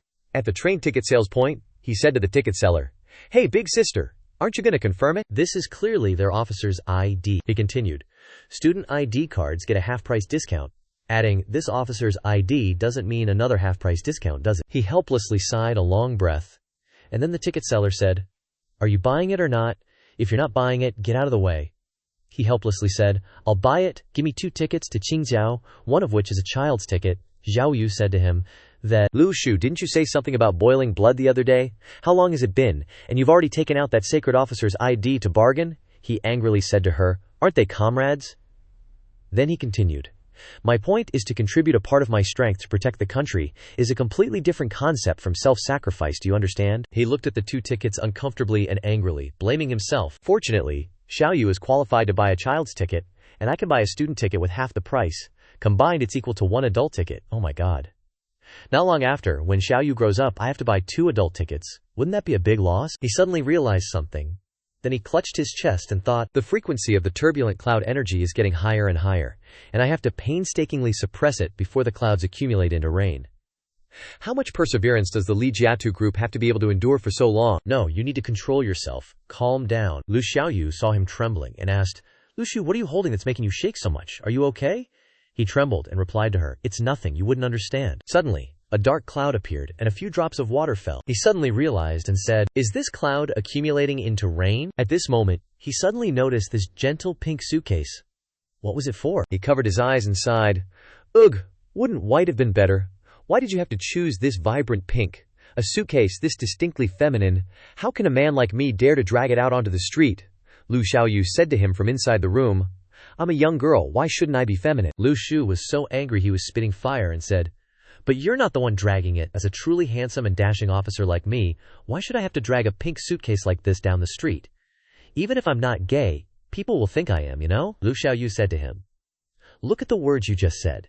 Have you not found your true self yet? Lu Shu pointed at the little tyrant and said, Pink is pink, fine, but the little tyrant's notebooks and pens are all in there, and the writing board also has to be brought along. Learning without thinking is pointless. Thinking without learning is laziness. If you don't study and don't use your brain, you'll eat dirt. In this era of Industry 4.0, you absolutely cannot stop learning. The little tyrant cried her eyes out and gained quite a lot of resentment points, muttering to herself, Didn't TV say traveling was supposed to be easy and comfortable? Help! A desperate cry for help came from Lu Xiaoyu's room. He anxiously rushed, bursting through the door into the room, and saw a pile of clothes pressing down on her. Lu Shu asked, Lu Xiaoyu, what are you doing? Lu Xiaoyu cried. Quick, get it off. I'm about to be crushed to death by it. And it's heavier than I thought. After reorganizing all the clothes, he asked, Why are you bringing so many clothes? Lu Xiaoyu said to him, It's my first time traveling far, and we're staying there for about 10 days. I heard the lake in Qingzhou is very cold, and they plan to stay by the lake to watch the sunrise and sunset. She continued. People also said wearing a down jacket in the morning is the wrong way, so they don't just need to bring enough clothes for daily changes. They also have to bring instant noodles, potato chips, and crispy rice. The journey takes 22 hours. They definitely have to eat on the train, at least 3 meals, he said to Lu Xiaoyu. Then they should bring 6 boxes of instant noodles to be safe, she angrily said to Lu Shu. If you keep this up, sooner or later you'll lose me. We have to sit for 22 hours. Who told you to be so stingy and not buy plane tickets? I've never even been on a plane before. Lu Xiaoyu radiated a murderous aura all over her body. Lu Shu gained nine resentment points from her. He said to her, You've never ridden a green train either. Isn't this also an experience? I can't take it anymore. She flew at Lu Shu's head. And when night fell, he trained with the old master. He asked him, I saw that you two seem to want to go out. He said to him, Yes, this afternoon we invited you and Aunt Lin to our home for a meal. We've prepared everything. The old master looked at him and said, I'll definitely be there. He sighed and continued, People say that traveling is like reading 10,000 books and walking 10,000 miles. Both contribute to enriching one's life experience. He cast a meaningful glance at him and thought, I was going to remind him that even when traveling, he shouldn't neglect his sword training. But with his personality, even without pushing, he'll still diligently cultivate. This kind of character truly earns respect. He looked at the old master and said, Oh, old master. It seems I've achieved. Cloud accumulating into rain. Hearing him say that, the old master was so shocked he spat out the water he was drinking. He glanced at him and saw many bright light auras surrounding him. He thought to himself, Indeed, the cloud energy outside his sea of qi has begun, cloud accumulating into rain. He stared at Lu Shu and said, I can't believe you've achieved it. According to the records in the inherited sword manual, although no one has ever verified, cloud energy into sea, the stage of Kleba, cloud accumulating into rain, has indeed been reached by a genius. When he received the sword manual, the first thing he read was a message from the first predecessor who completed, cloud accumulating into rain. On the sword manual there appeared the words, Today I achieve, cloud accumulating into rain, may your martial path be enlightened. And below it juniors had left messages, Martial uncle is mighty, and grand martial uncle is mighty. His younger self continued. The inherited sword manual means the previous generation is no longer with us. Are these messages waiting for the predecessors to rise from their graves and read them? One person is bad enough, but a whole bunch of sycophants joining in, what the heck? His present self sipped his tea and thought, I have to say, at that time, his admiration for those predecessors was utterly shattered. But after reading all the messages left in the sword manual, he discovered that within their lineage of inheritance, those who achieved, cloud accumulating into rain, were extremely rare. Even he himself couldn't do it. The most common cultivation realm in their lineage of inheritance is the first opening of the Sea of Qi, followed by the second path of the Snow Mountain. Following that is the 3 condensation sword embryo, forming a sword and placing it within, then the sword manifestation aura. To control the sword with bare hands. Only then can one have the foundation to pursue 10,000 things as swords, and control the sword for thousands of miles. Someone who can cloud accumulation into rain after opening their Qi Sea can directly condense a sword, saving several years of arduous cultivation. The so-called long-term accumulation can only be used once, and that's all it amounts to. His eyes flashed as he thought.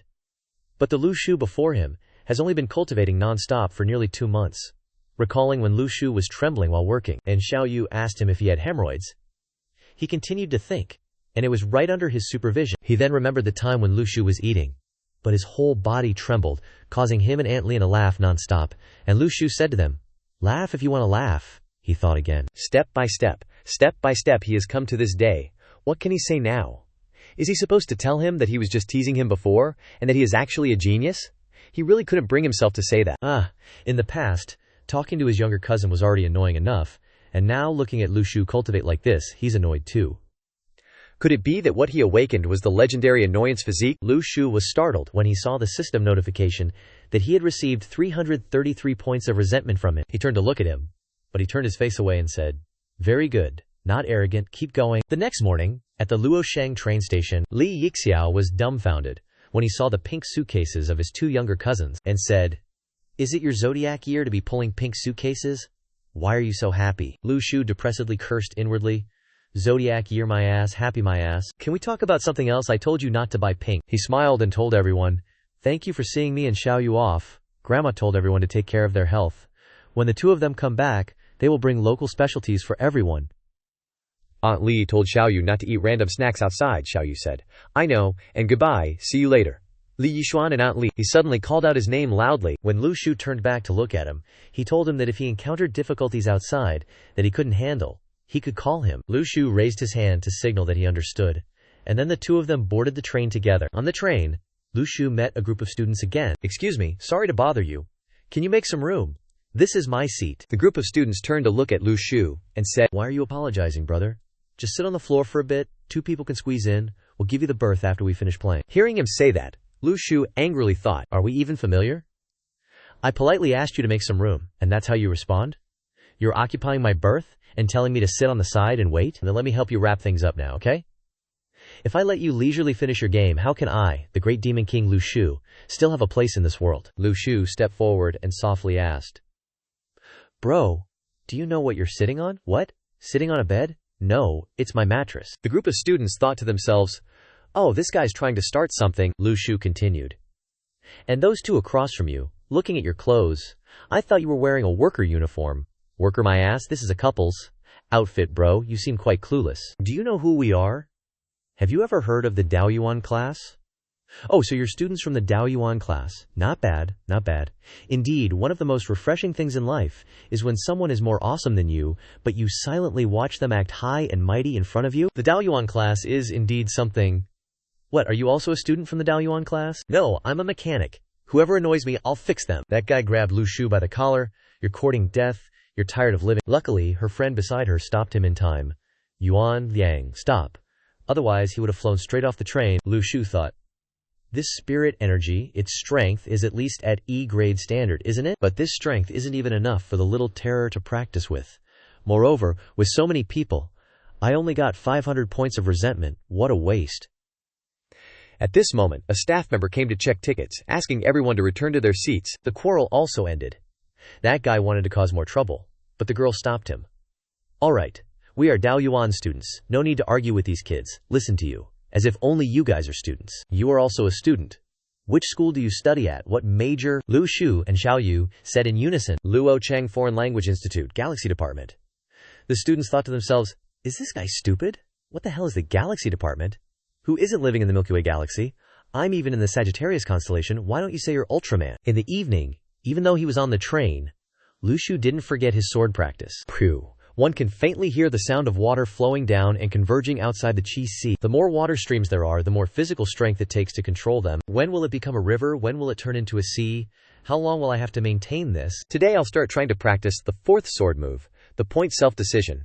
Imagine what you're holding in your hand is a sword, then unleash it. Speaking of practice, Lu Shu accidentally poked a hole in the window. Lu Shu panicked. Holy crap, why is there a hole? Did I just do that? Don't joke around, I was clearly standing far away just now. I didn't even touch the window. Could it be that the feeling that appeared in that instant when I unleashed the sword just now means I really am the culprit? Didn't the old man say that only after opening the Snow Mountain Qi Sea can sword energy adhere to the sword? Let's try again. Where is it? Why can't I do it anymore? You want to mess with me, huh? Do you know how much money I wasted on you? Talk to me. So Lu Shu taped the bill onto the hole instead of an apology. Unbelievable. Later, Lu Shu returned to his room and saw that the little terror had also snuck onto the train. Ha! The little terror woke up early in the morning, looking proper. I accidentally saw this guy taping a $100 bill on the window just now. Although I don't know what happened, looking at his expression, it's best not to react proactively. A stranger came over to greet him and said, "Oh, your squirrel spirit has awakened. Where did you buy it?" You must be a Daoyuan student too, right? Awakened yet? What are your specialties? Lu Shu crossed his arms and said, My specialty is, The man asked. My specialty is pissing people off and cutting off relationships. The man was stunned after hearing that. Later, Lu Shu was lying down and inadvertently overheard the conversation of the group. I wonder how much a spirit stone costs. The family gave me 50,000 this time.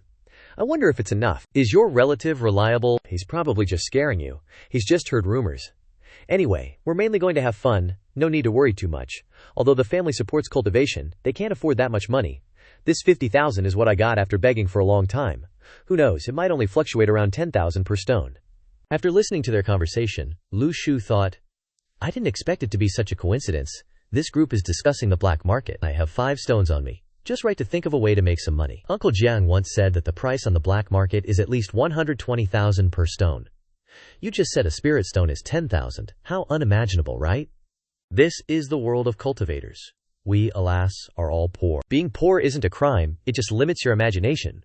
Who are you calling poor? You, a nobody who doesn't even have the qualifications to be a Daoyuan student. What makes you qualified to judge us? Looking at you, I bet you only have instant noodles to eat. Instant noodles? What did I ever do to you? And so, the two of them snarled at each other, neither willing to yield. This Ming has been trying to provoke me since yesterday. He truly doesn't know the immensity of heaven and earth. If I don't give him a taste of suffering today, how will the students of our Daoyuan class swagger around in front of ordinary people in the future? If you want to go, then go, An Liang. Show him our might. Yuan Li doesn't intend to dissuade us this time. Then we have even less reason to hold back. Anyway, matters concerning the Daoyuan class are all managed by the Tianluo Diwang, so we can just watch the show from the sidelines. Lu Shu chuckled lightly and took out his certificate, slapping it onto the guy's face. This is rank 4. Your current rank is probably lieutenant, right? Although the Tianluo Diwang doesn't emphasize hierarchical greetings, to be honest, 4 early-stage E-rank cultivators are nothing compared to me. Wake up, all of you, and don't embarrass the Tianluo Diwang out in public. So the two siblings can now quietly watch their movie. The others were like turtles, retracting into their shells, sitting silently. After a while, they got off the train. The others still couldn't believe it, and began to chatter. This is so infuriating. Who would have thought that Mingai would be a lieutenant colonel? We just wanted to act tough, but who knew we'd kick an iron plate? Are you sure you saw it clearly? No matter how I look at him, that kid doesn't seem like he has such a high rank. I heard that people with exceptional talent can break through directly. Maybe his talent is A-grade. In short, he's not someone we can mess with. Stay far away when you see him. An auntie who looked like a pervert came to greet Lu Shu. Hey, hello, young friends. Are you waiting for someone? Would you like to see some ethnic dances? The kind without clothes? Ethnic dances without clothes? That auntie nodded repeatedly. Yes, yes. Lu Shu ignored her and dragged his suitcase away. Are you stupid? If they're not wearing clothes, how am I supposed to know which ethnic group the dance is from? Let's go, Zhao Yu. The auntie stared blankly. What's wrong with this kid? Lu Shu smirked slyly. Must he? Now that I know you guys know the way to the black market, do you think I'll let you get away? Lu Shu followed the group of students and said, chase after them. They want to go to the black market. After following them for a long time, Lu Shu observed from above. There's no spiritual energy fluctuation on his body. He must be just an ordinary person. If an ordinary person knows the location of the black market, then what kind of black market is it? It would be strange if this kind of black market wasn't under the control of the Tianluo Diwang, but considering the way the Tianluo Diwang operates, they're very likely turning a blind eye to it, only managing it from behind the scenes. Lu Shu approached the car. He knocked on the window and asked, Excuse me, sir, can you tell me what time it is? Don't you have a phone? Yes, I forgot to bring it. The guy looked at his watch and said, It's 12:35 now. Thank you. Before leaving, Lu Shu left a note on the window. I don't know what time it is. I don't have a watch. I don't have a phone. And I don't know how to tell time. Then Xiao Yu went to knock on the door. The guy turned around, annoyed, and asked, What is it? Lu Xiaoyu held up her phone and said, Nothing. Just saw the paper on the car window and felt sorry for you. So I wanted to tell you it's 12:44 now. The guy was completely confused. So their purpose in doing this was to investigate whether the car belonged to the Heavenly Network, Lu Xiaoyu asked. So, is that car from the Heavenly Network? It probably is, but I don't know how deep this water is. Looks like we can't go in at the same time. If we encounter danger, prioritize protecting yourself, and if you can't handle it, run straight inside. Find me, Lu Xiaoyu said while rummaging through her suitcase. Wait a bit. Let me find you something to cover your face. And so, Lu Shu got a super cute face mask. Turns out it's quite lively inside. After walking for a while, they found the group of students from before. They seem to be looking for something. Wow, awesome. I didn't expect there to be so much stuff in here. The problem is not knowing what's real and what's fake. People here don't let you try before you buy. What if you stumble upon something good? That's right. There's a saying. It's not hard to get rich. Lu Shu stood to the side, observing the situation, thinking to himself. So, they can't distinguish between magical artifacts and ordinary objects. Isn't this like walking through a minefield blindfolded? These people are selling all fake stuff. You can't feel any spiritual energy waves at all. This no-try policy is blatant fraud. No wonder the Heavenly Network is too lazy to manage this place. What is there to manage? Suddenly, a guy appeared out of nowhere in front of Lu Shu. Hey bro. Your look is quite unique. Lu Shu was startled and took a step back. The guy continued. Are you a cultivator? Ahem, yes. Great, then please prove your cultivation ability. Lu Shu took the item the guy handed him and gently crushed it to smithereens. The guy said timidly, please follow me. I have spirit stones. He led Lu Shu into a building. There were even guards outside, people at E-class and above standing guard here. It seems this store really has something worth seeing. The guy took something out from inside. See if you're interested in this. This spirit stone clearly belongs to the Heavenly Network, but it's been ground into a different shape and carefully packaged. This guy's a scalper. This spirit stone isn't bad. How much are you selling it for? A spirit stone can save a lot of cultivation. Time. Time is life. Young man, how much do you think it costs to buy life? Daoyuan class students all have the same ranks, and their strength isn't much different. As for cultivation methods, you need combat merits to exchange for them. If your strength is a level higher than others, won't the combat merits be yours? Opportunity only comes to those who are prepared. I'm just selling spirit stones. No, I'm selling a future. Lu Shu impatiently asked. How much, ultimately? The guy held up one finger and said, one price only. 180,000. This price doesn't seem realistic. Look at you. Are you saying your future isn't worth 180,000? It is. It's worth it. But I feel like it's worth much more. 180,000 is too little. In that case, 200,000. Add a little more. 300,000 is too low. 400,000 it is. Any higher, and my conscience would be killing me. Lu Xiaoyu's eyes lit up as he slammed his fist on the table, declaring, deal. I won't lie.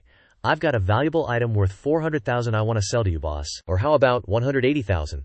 Come on. 100,000 is the market price. If you sell it to me, I still have to mark it up for resale. This business is risky. I can't work for free. Right? I feel its value is even higher. How could that be possible? And so, a moment later, Lu Xiaoyu walked out cheerfully. 58,000. This much money is enough for me and Xiaoyu to go out and have fun. Haha. Suddenly, Lu Xiaoyu noticed a rather strange guy. This guy is also covering his face like me, and there's a faint trace of spiritual energy about him. Looks like he has the real deal. Lu Xiaoyu looked through the items he had for sale, and after looking, that guy started talking. Bro, this bronze artifact of mine is a good one, from the Shangzhou period.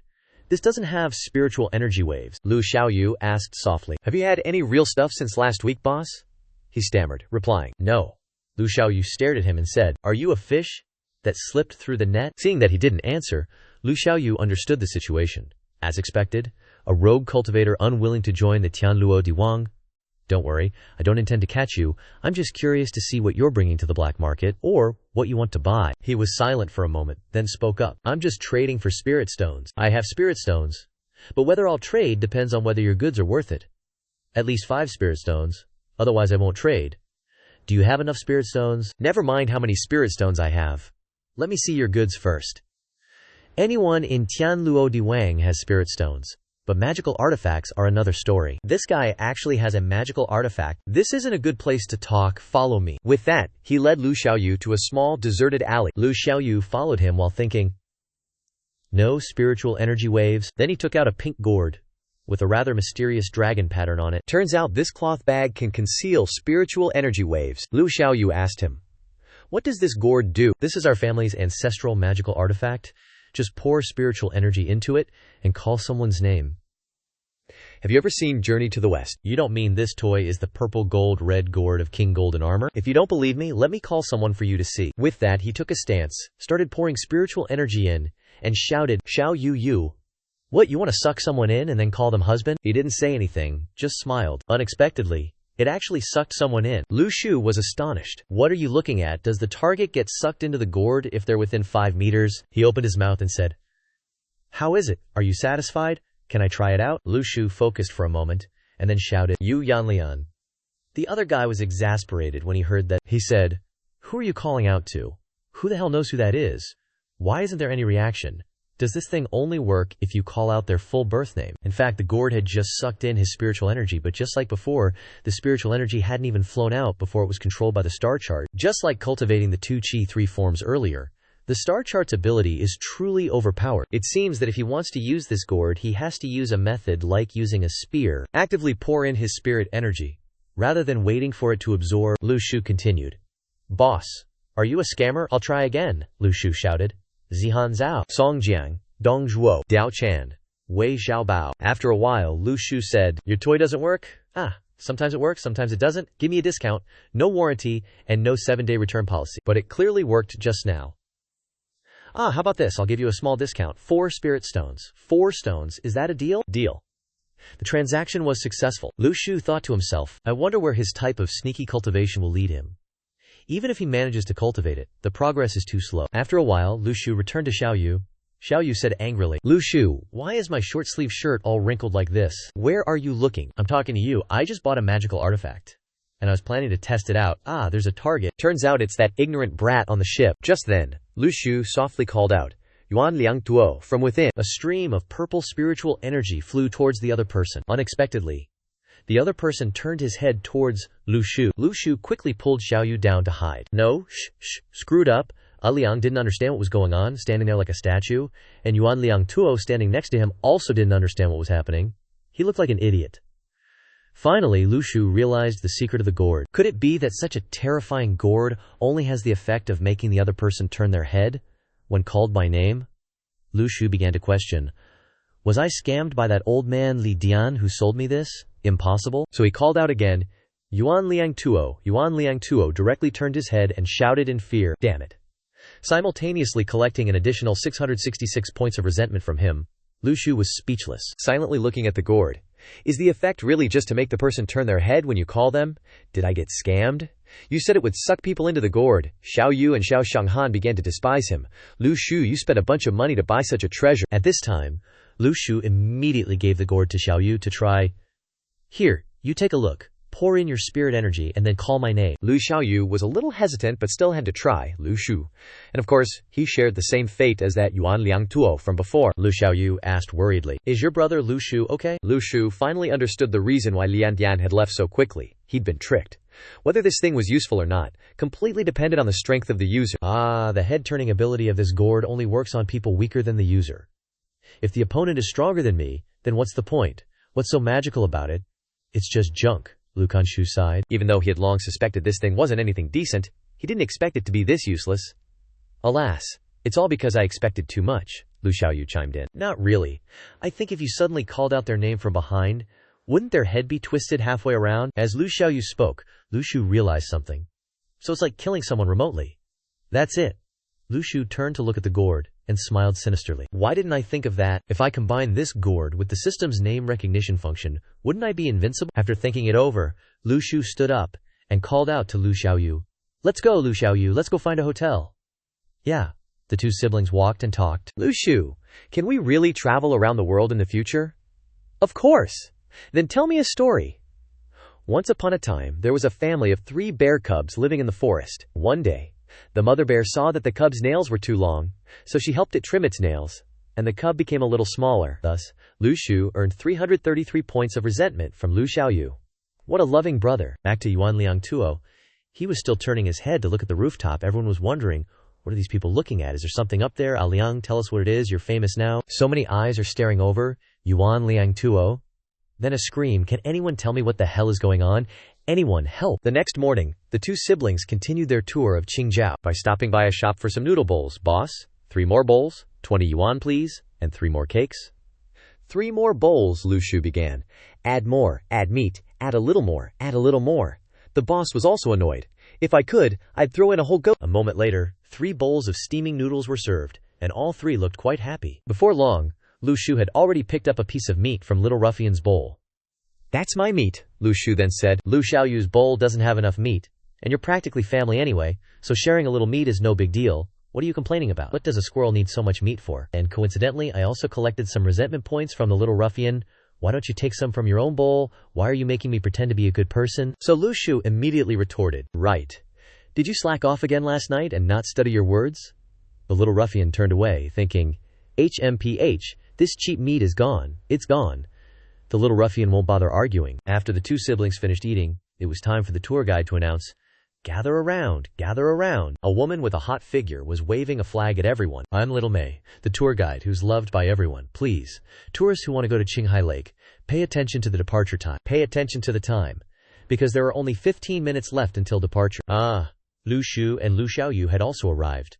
But Lu Shu noticed that Lu Xiaoyu seemed to be humming a tune, so he wondered, "You seem very excited today?" Lu Xiaoyu explained, "I've heard that the scenery of Qinghai Lake is very beautiful. I can't fall asleep and miss it. I researched for a long time before choosing this tour group. It's highly rated and cheap too." Lucas Shu suddenly noticed the old man in front talking to little May.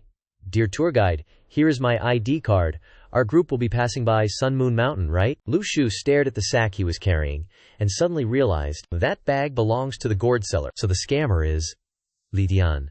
Does the old man think that if he removes his disguise, I won't recognize him? Actually, your gourd is very compatible with my system. All things considered, it's worth 4 spirit stones. But from the very beginning, your intention was to trick me into buying a useless thing. This can also be considered a mistake within a mistake, right? Yesterday I wanted to look for you in the vast sea of people. But after thinking about it, it wasn't worth it. And now fate has brought us together. Suddenly, Lian Dian felt a chill down his spine from Lu Shu's sinister chuckle. Why do I suddenly feel a chill down my back? So he pulled out the compass to check the spirit energy.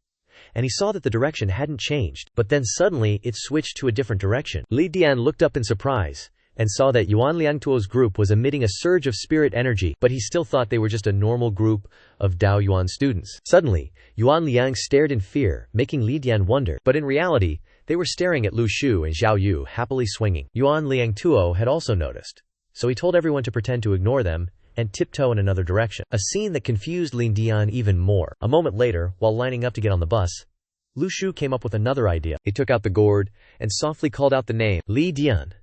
As a result, the old man's head turned 180 degrees backward, coincidentally seeing that Yuan Liangtuo guy.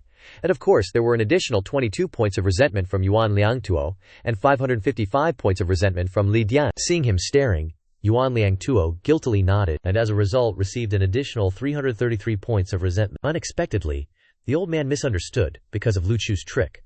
But how could he recognize me? We're clearly covering our faces. Furthermore, how does he know my name? This is absurd. At this time, on the bus, he felt uneasy. Lu Shu sat in the back watching the fun. After arriving at the rest stop, Lu Shu quickly jumped off and started talking to Lin Dian. Lin Dian quickly recognized him as the person who bought the gourd yesterday, and also the one who caused him a disaster just now. He began to scrutinize what was missing from his outfit yesterday. And of course, Lu Shu also pointed out the old man's flaws. So the two of them burst out laughing, and a moment later dejectedly confessed to the author. After discussing things with Lu Shu, Lian Dian and he got back on the bus to continue their journey. Throughout the time on the bus, he felt uneasy, while Lu Shu sat in the back, watching for fun. The old man turned to Yuan Liangtuo and asked, "What exactly do you want?" Yuan Liangtuo was startled by the strange question. Seeing that Liangtuo looked confused, Lian Dian asked again in detail, "I'm asking you, what exactly do you want? If you have any dissatisfaction, just say it. Secretly plotting behind someone's back is very despicable." Yuan Liangtuo still looked clueless, even thinking that the old man was crazy. So the two started arguing. Lu Shu sat laughing to himself with the resentment points beside him, also to light up the 7th star. Just then, the tour guide Zhao Mei announced that they would be arriving at a rest stop, after which they would continue straight to Sun Moon Mountain, and Zhao Mei began to tell the story associated with this famous place.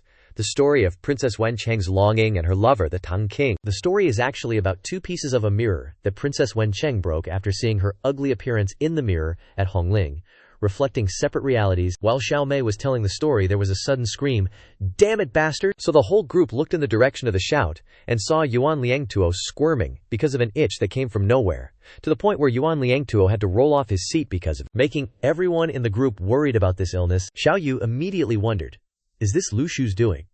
But Lu Shu pointed at Lian Dian and said, "He did it." Li Dian beside him blamed Yuan Liangtuo for having a sensitive body and wearing cheap clothes, and urged Yuan Liangtuo to get up quickly if the itching had stopped. Yuan Liang was also partly angry, but he still had to obey and get up, sitting back in his seat. However, Lu Shu knew that what Lian Dian said was alluding to him about buying the gourd yesterday. So Lu Shu smiled sinisterly and was determined not to lose to this. After a while, the car stopped at a roadside rest stop. The 3 of them, Lu Shu, Li Dian, and Yuan Liangtuo, were in the restroom. While Liang Dian was trying to defecate, He overheard Yuan Liangtuo's conversation with his mother, so he thought he was going to take revenge on him. But unexpectedly, Lu Shu continued his trick. "Old man, what are you doing?" he suddenly called out. As a result, the old man's head turned 180 degrees, startling him so much he clenched his butt cheek. The old man angrily cursed inwardly. "Damn brat, you son of a bitch! You made me hold back my pee." While Li Dian was angrily looking for a way to retaliate against Lu Shu, before he could finish speaking, Lu Shu next to him continued to call out. The old man turned his head again. And just like that, Lu Shu called out several dozen more times, along with the resentment points soaring from 333 to 999. Was the old man's cry. "I've been clenching my butt cheeks so many times I can't even count it, turning my head so much that I'm starting to feel dizzy." If it were a normal person, they would definitely be out of spiritual energy by now. So Li Dian had no choice but to secretly praise Yuan Liangtuo and slowly pull up his pants. He rushed to Yuan Liangtuo's room, kicking the door open. You startled me so much I clenched my butt cheeks. Unexpectedly, he knelt down and begged, "Don't call my name anymore." The other person didn't understand what was going on. The two of them argued back and forth, and it turned into a quarrel. Lu Shu, on the other hand, held his stomach and could only laugh. A while later, in a nearby suburb, the old man, Li Dian, and Yuan Liangtuo met again. The old man. "Now you know what fear is. Just focus on facing the direction you're moving in. Don't pay attention to him. He must have something wrong with his head." Lu Shu continued to watch the fun of the two of them from the side, the misunderstanding growing bigger and bigger. Old man, I'll have to rely on you guys to light up the second nebula layer with resentment points." Xiao Yu felt confused and asked again. "You've been grinning all day. What's so exciting?" Lu Shu spoke cryptically, thinking of what the old geezer once said. "Reading 10,000 books and traveling 10,000 miles will benefit your life." Sure enough, just going out for one day has immediately brought good things. Xiao Yu, next to him, saw question marks before this matter. Since lighting up the sixth star, there has always been no opportunity to harvest a lot of resentment points. The result of this outing not only has a new goal, but also harvested relatively well. Li Xuanyi, the old geezer, didn't lie to me. It's really useful. Lu Shu turned to Xiao Yu and asked, "Xiao Yu, what's the happiest moment of your day?" Xiao Yu replied cheerfully, "When I go with you to buy food, then we lie down and watch cartoons while you cook, and then we eat together." "Tell me the truth. Watching me cook and then eating together? Is that really the truth?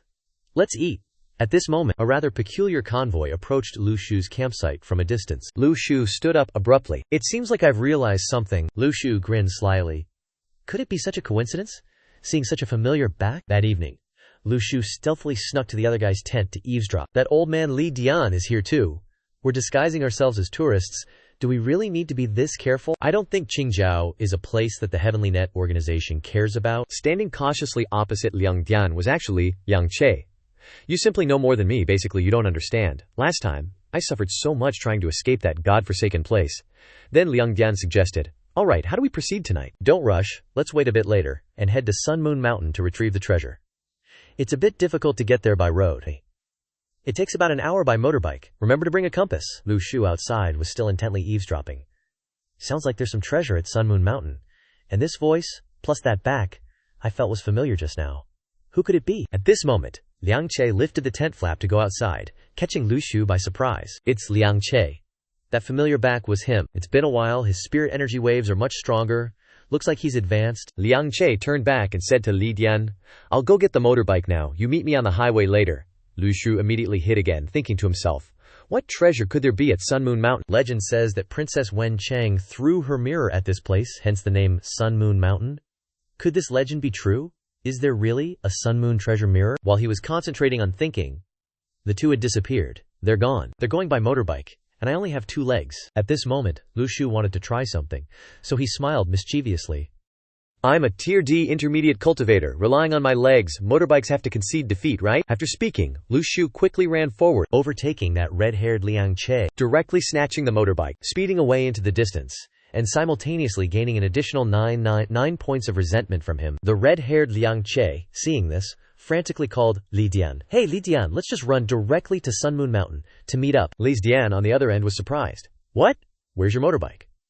Someone snatched it away, he stammered. The old man couldn't believe it, and even thought that this guy was intentionally messing with him. The two started arguing. A moment later, Lu Shu had arrived at the place that the two had mentioned. Lu Shu used his spiritual power to sense the surroundings, and in an instant he found the place where the treasure was hidden, so he approached to investigate. But this place actually had a secret passage. Lu Shu had no choice but to use his spear to smash the place open, and a secret passage was revealed. Lu Shu gently went deeper inside, It turned out that there were even traps inside, but Lu Shu's body was surrounded by spiritual energy. Those arrows felt like mosquito bites, which further proved that there must be treasure buried beneath. Going deeper inside, they found the treasure at the end of the tunnel. Half of a bronze mirror. This is the Sun-Moon treasure mirror. Then, Lu Shu carefully used stones to check around for traps, but there really weren't any traps. He became even more suspicious. No traps. Is this a fake? So he decided to gently pour spiritual energy into it. Suddenly, the mirror emitted a blinding light, temporarily blinding Lu Shu. Lu Shu screamed madly, "Damn it, my eyes! You ancient people have so much free time. First the Calabash brothers, now the blinding mirror. Can't you research something more useful?" Above, Liang Jie and Li Dian had also arrived and found their car there. The red-haired Liang Jie said seriously, "It's your fault for leaking the plan? That's how we found this place." "You go in first," Liang Dian objected. "My cultivation level is lower than his. Why don't you throw some fire in first and see what happens?" Lu Shu's voice echoed from inside. "Don't burn it! Don't burn it! I'll come out myself." Liang Jie immediately blocked the way. "Don't rush, come out now, answer me, what's inside?" Lu Shu replied, "Just this rusty old bronze mirror, don't set it on fire, you can have it." The two of them picked up the mirror, wondering, "Why is there only half? Is this mirror the treasure?" Liao Dian suggested. "How about we try pouring some spiritual energy into it?" The red-haired Liang Jie gently poured his spiritual energy into it, and only one thing happened. The two of them covered their eyes and screamed, resenting Lu Shu, and simultaneously giving him 2,000 points of resentment. The treasure was thrown away, and both of them rolled around on the ground. The one with long hair said, "Don't let him escape." And the other said, "He can't see anything." He picked up half of the treasure, the plan succeeded, he ran away. Both of them shouted, "Don't you run," and they attacked him at the same time. But thanks to the protective layer around him, they couldn't do anything to him. Taking advantage of their blindness, he left, causing them to attack each other. The other one could open his eyes a little, and said, "Hurry, and get the car and chase after him." But they couldn't find the car anywhere. The other one turned to look, and saw Lu Shu carrying the car far away. It was the first time the other one had seen a thief with such a conscience, so he was extremely frustrated, the old man said. The compass has a reaction to spiritual energy. It seems like there are cultivators nearby. Looking at the compass, they saw it spinning around continuously, making them worry that there were many places emitting spiritual energy here. "Must be the Skynet," he said to the guy. "Hurry and run." The guy patted him on the shoulder and told him to calm down. "They might not be after us." The cars were approaching. They stopped when they reached the two of them. Then someone got out, held up a phone, and asked, "Have you two seen the person in this picture?" He continued. "The one who was running while carrying a motorcycle must be a cultivator." The guy said, he didn't see him, he only saw people riding the motorcycle, never seen a motorcycle riding people before. The two of them didn't expect that he would dare to alert the Skynet. After asking, the person in the car thanked them. Then the two of them left, saying, "If there's nothing else, we'll be going." The person suddenly laughed, then told them to stop, and vines appeared from nowhere and surrounded the two of them. He said, "They've been exposed," the guy added.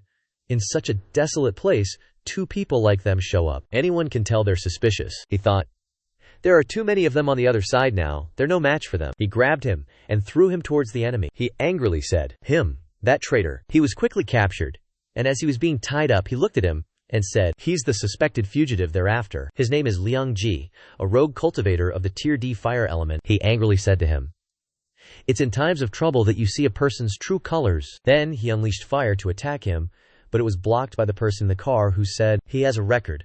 Last time we let him escape, he burned down a store, don't let him get away." And the person told the two water and wood practitioners to be careful and suppress the fire, because this place is very flammable. The person got into an attacking stance and said, "Support him, because he's going to sacrifice his life to refine the sword. We must not let him escape." He continued to instruct everyone, "Concentrate a lifetime of cultivation into the flying sword. One move will definitely take his life." Seeing that things were not going well, he decided to run away, and thought to himself, "This Skynet dares to use life to sacrifice a sword. There's no way to escape this time.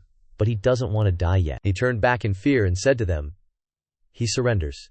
He'll go back. Can they stop now?" Then he was pressed down and held tightly by the two people. He angrily said, "They don't look like they're risking their lives. Could they be pretending to trick him?" The guy gave a silly smile, and then seriously said, "Answer his previous question first. Why were they running while carrying a motorcycle?" At this moment, Lu Xiaoyu just returned to his tent. Seeing Lu Xiaoyu drowsy and sleepy, he called out, "Lu Xiaoyu." She was startled, and turned around. She angrily asked him, "Where are you going? Why do you smell like grease all over?" Lu Shu hurriedly told Xiaoyu that he had stolen something from someone and obtained the treasure mirror. She happily asked him, "Did you steal it to give it to me?" Lu Shu told her that it wasn't the case. Xiao Yu sadly turned her face away and complained, "You went to fight without taking me along, and you won't even give me the treasure you got." She then asked that legendary question, "Do you have another little sister outside?" At this moment he received 10,099 points of resentment from her. He told her, "It's not like that. This mirror is very strange. I was afraid it would hurt you." He looked outside and saw that the two guys were being held tightly by the Tianluo Diwang. They said that they weren't the ones who ran away carrying the motorcycle. He explained that you used a treasure as a glowing flare. How would he know what you were thinking? He even said you were crazy. He also said to them, "How could ordinary people like them carry a motorcycle and run like that? Heaven can vouch for them." He was confused and thought, a mirror as a flare, carrying a motorcycle while running. Do these two idiots think he's stupid? But it's true that the motorcycle isn't with them? What on earth is going on? Afterward he received 1,000 points from Liang Che, 999 points from Li Dian, Wang Shuo, and Zhao Lei. He thought to himself, "Collecting so much, are they looking for me? Fortunately they haven't seen my face yet." He just received a phone call and hastily told everyone, get in the cars quickly, temporarily detain those two, and lock them in the escort vehicle behind. Xiao Yu realized that something serious seemed to have happened.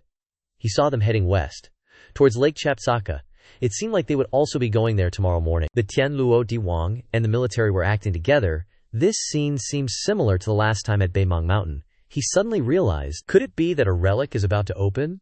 Lu Shu said to Xiao Yu. "There might be a relic about to open near this area," Xiao Yu asked him.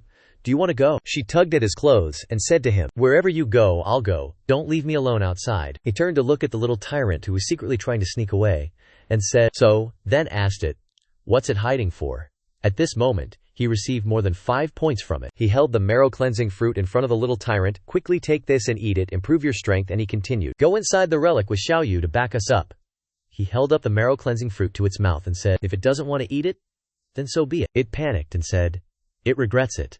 After that, it hugged the marrow-cleansing fruit and ate it, looking extremely happy, and as soon as it took a bite, its whole body lit up. Xiao Yu shook him enthusiastically and said, "What on earth is going on? You didn't break my little tyrant, did you?" After sunset, it was also the time when the little tyrant successfully evolved. They both stared at it.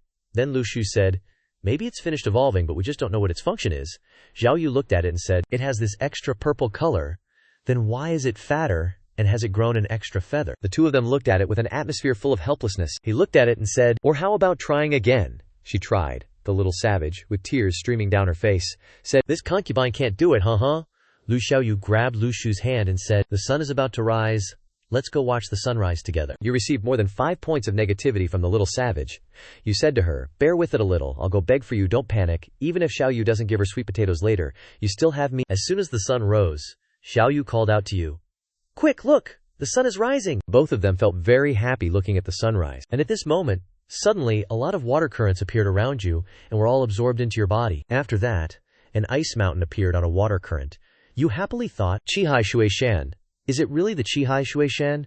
You're amazing too." You continued to think, what should I do next? Old Master didn't seem to say what the next step was. Could it be that he forgot to mention it? He clearly said something about condensing a snow mountain. Xiao Yu called to Lu Shu and pointed towards those people, saying, "Just now the tour guide said that they might not be able to reach the Salt Lake tonight." She continued, "Because the road to the Salt Lake is experiencing a very serious traffic jam." Lu Shu looked at the traffic jam ahead and thought, traffic jam?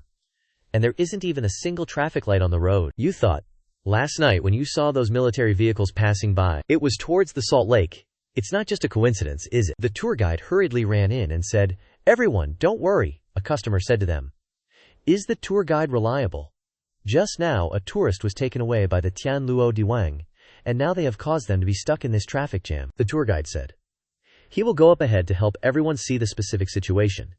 He turned around and saw you raise your hand and tell him that you would go with him. You turned around and whispered to Xiao Yu, "Wait for me in the car, I'll see what's going on and come back right away." As soon as you got out of the car, you saw people from the Tianluo Diwang standing everywhere. You thought, just as you guessed, the Tianluo Diwang has blocked off the entire area. You thought, something must have happened over there to mobilize so many forces. You asked the person in the car nearby, what reason did they give for the lockdown? He said, "None. This is a military secret, not to be disclosed. Tell them to wait a moment." You turned around and saw that long-haired guy being dragged away. You immediately asked him, what on earth is going on? Hearing that he was taken away by the Tianluo Diwang, he said to you, Just a small misunderstanding with a few comrades. It'll be fine once it's explained clearly. You smiled brightly and said to him, explain it quickly. I wish you an early release. Then you asked him, are you hungry? He cried and drooled, saying he was so hungry. You smiled so brightly, turned around and left, saying, you're going too. You said to him, I'm going back to eat grilled pork, steamed beef, braised pork, stewed beef, boiled mutton with soy sauce, sweet and sour soup first. I'll visit you when I have time. You suddenly realized and thought, wait, because of the traffic jam, everyone is hungry, shouldn't you? Hesitantly, you brought out the stinky tofu you made. In the evening, the man sitting in the car turned around and saw you. He asked you, how can you sell pornographic movies all the way out here? You said to him, sell what pornographic movies? I just wanted to ask you if you want to eat stinky tofu. He asked Lu Shu, do you need such an elaborate disguise just to sell stinky tofu? Lu Shu told him. You're not running some shady business. He helplessly asked Lu Shu. How much is this? Lu Shu said. 50, he angrily retorted. Are you out of your mind? 50 for stinky tofu? It's like you're trying to rob me, Lu Shu asked him. Are you robbing me right now? He angrily said he couldn't argue with Lu Shu, and thanks to that, Lu Shu gained quite a few negative points from him. Everyone around complained to the tour guide that they had paid money to travel, but ended up stuck in this place. What kind of travel itinerary is this? And they wanted to speak with her manager. She tremblingly told everyone that this was an unforeseen situation. They angrily continued. You must give us a proper explanation, otherwise, refund our money and compensate us. She tremblingly told everyone. Rest assured, the company has decided to make the rest of the itinerary free of charge. As soon as she finished speaking, she thought, if we have to refund them, how much compensation will be enough? All my bonuses are gone. She walked towards Lu Shu and Xiaoyu and said, this road will likely be blocked for about half a month or more, so we've decided to return to Xijing City first. She was about to ask about the two of them, but before she finished, Lu Shu and Xiaoyu exchanged glances and said, we have other things to do, so we can't accompany everyone. The tour guide was puzzled. What other things do they have to do?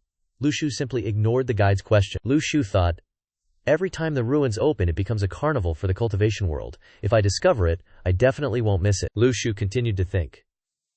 But I can't be so reckless. I'm certainly not the only one with such thoughts. At this moment, at Chaka Salt Lake, Lu Shu recalled how he had previously, overconfidently, thought that all cultivators were under the control of Tian Luo Diwang. But when he thought about it carefully, there must be other organizations like Jinjihui existing out there. He truly still didn't fully understand the situation of this cultivation world. If only Jiang Shui were here, how much better it would be. He could just ask him directly if he had any questions, instead of relying solely on himself to figure things out, which was a bit slow. Seeing Lu Shu sigh, Xiaoyu asked him, what's wrong? Lu Shu told her, I forgot to give the little brute more homework. Both of them sensed something. Then Lu Shu turned back and thought, these terrifying spiritual energy waves are Tian Luo. Then Lu Shu saw an old man rushing towards the lake, and thought his movements were clearly very slow. But in an instant he had already entered the area of Chaka Lake.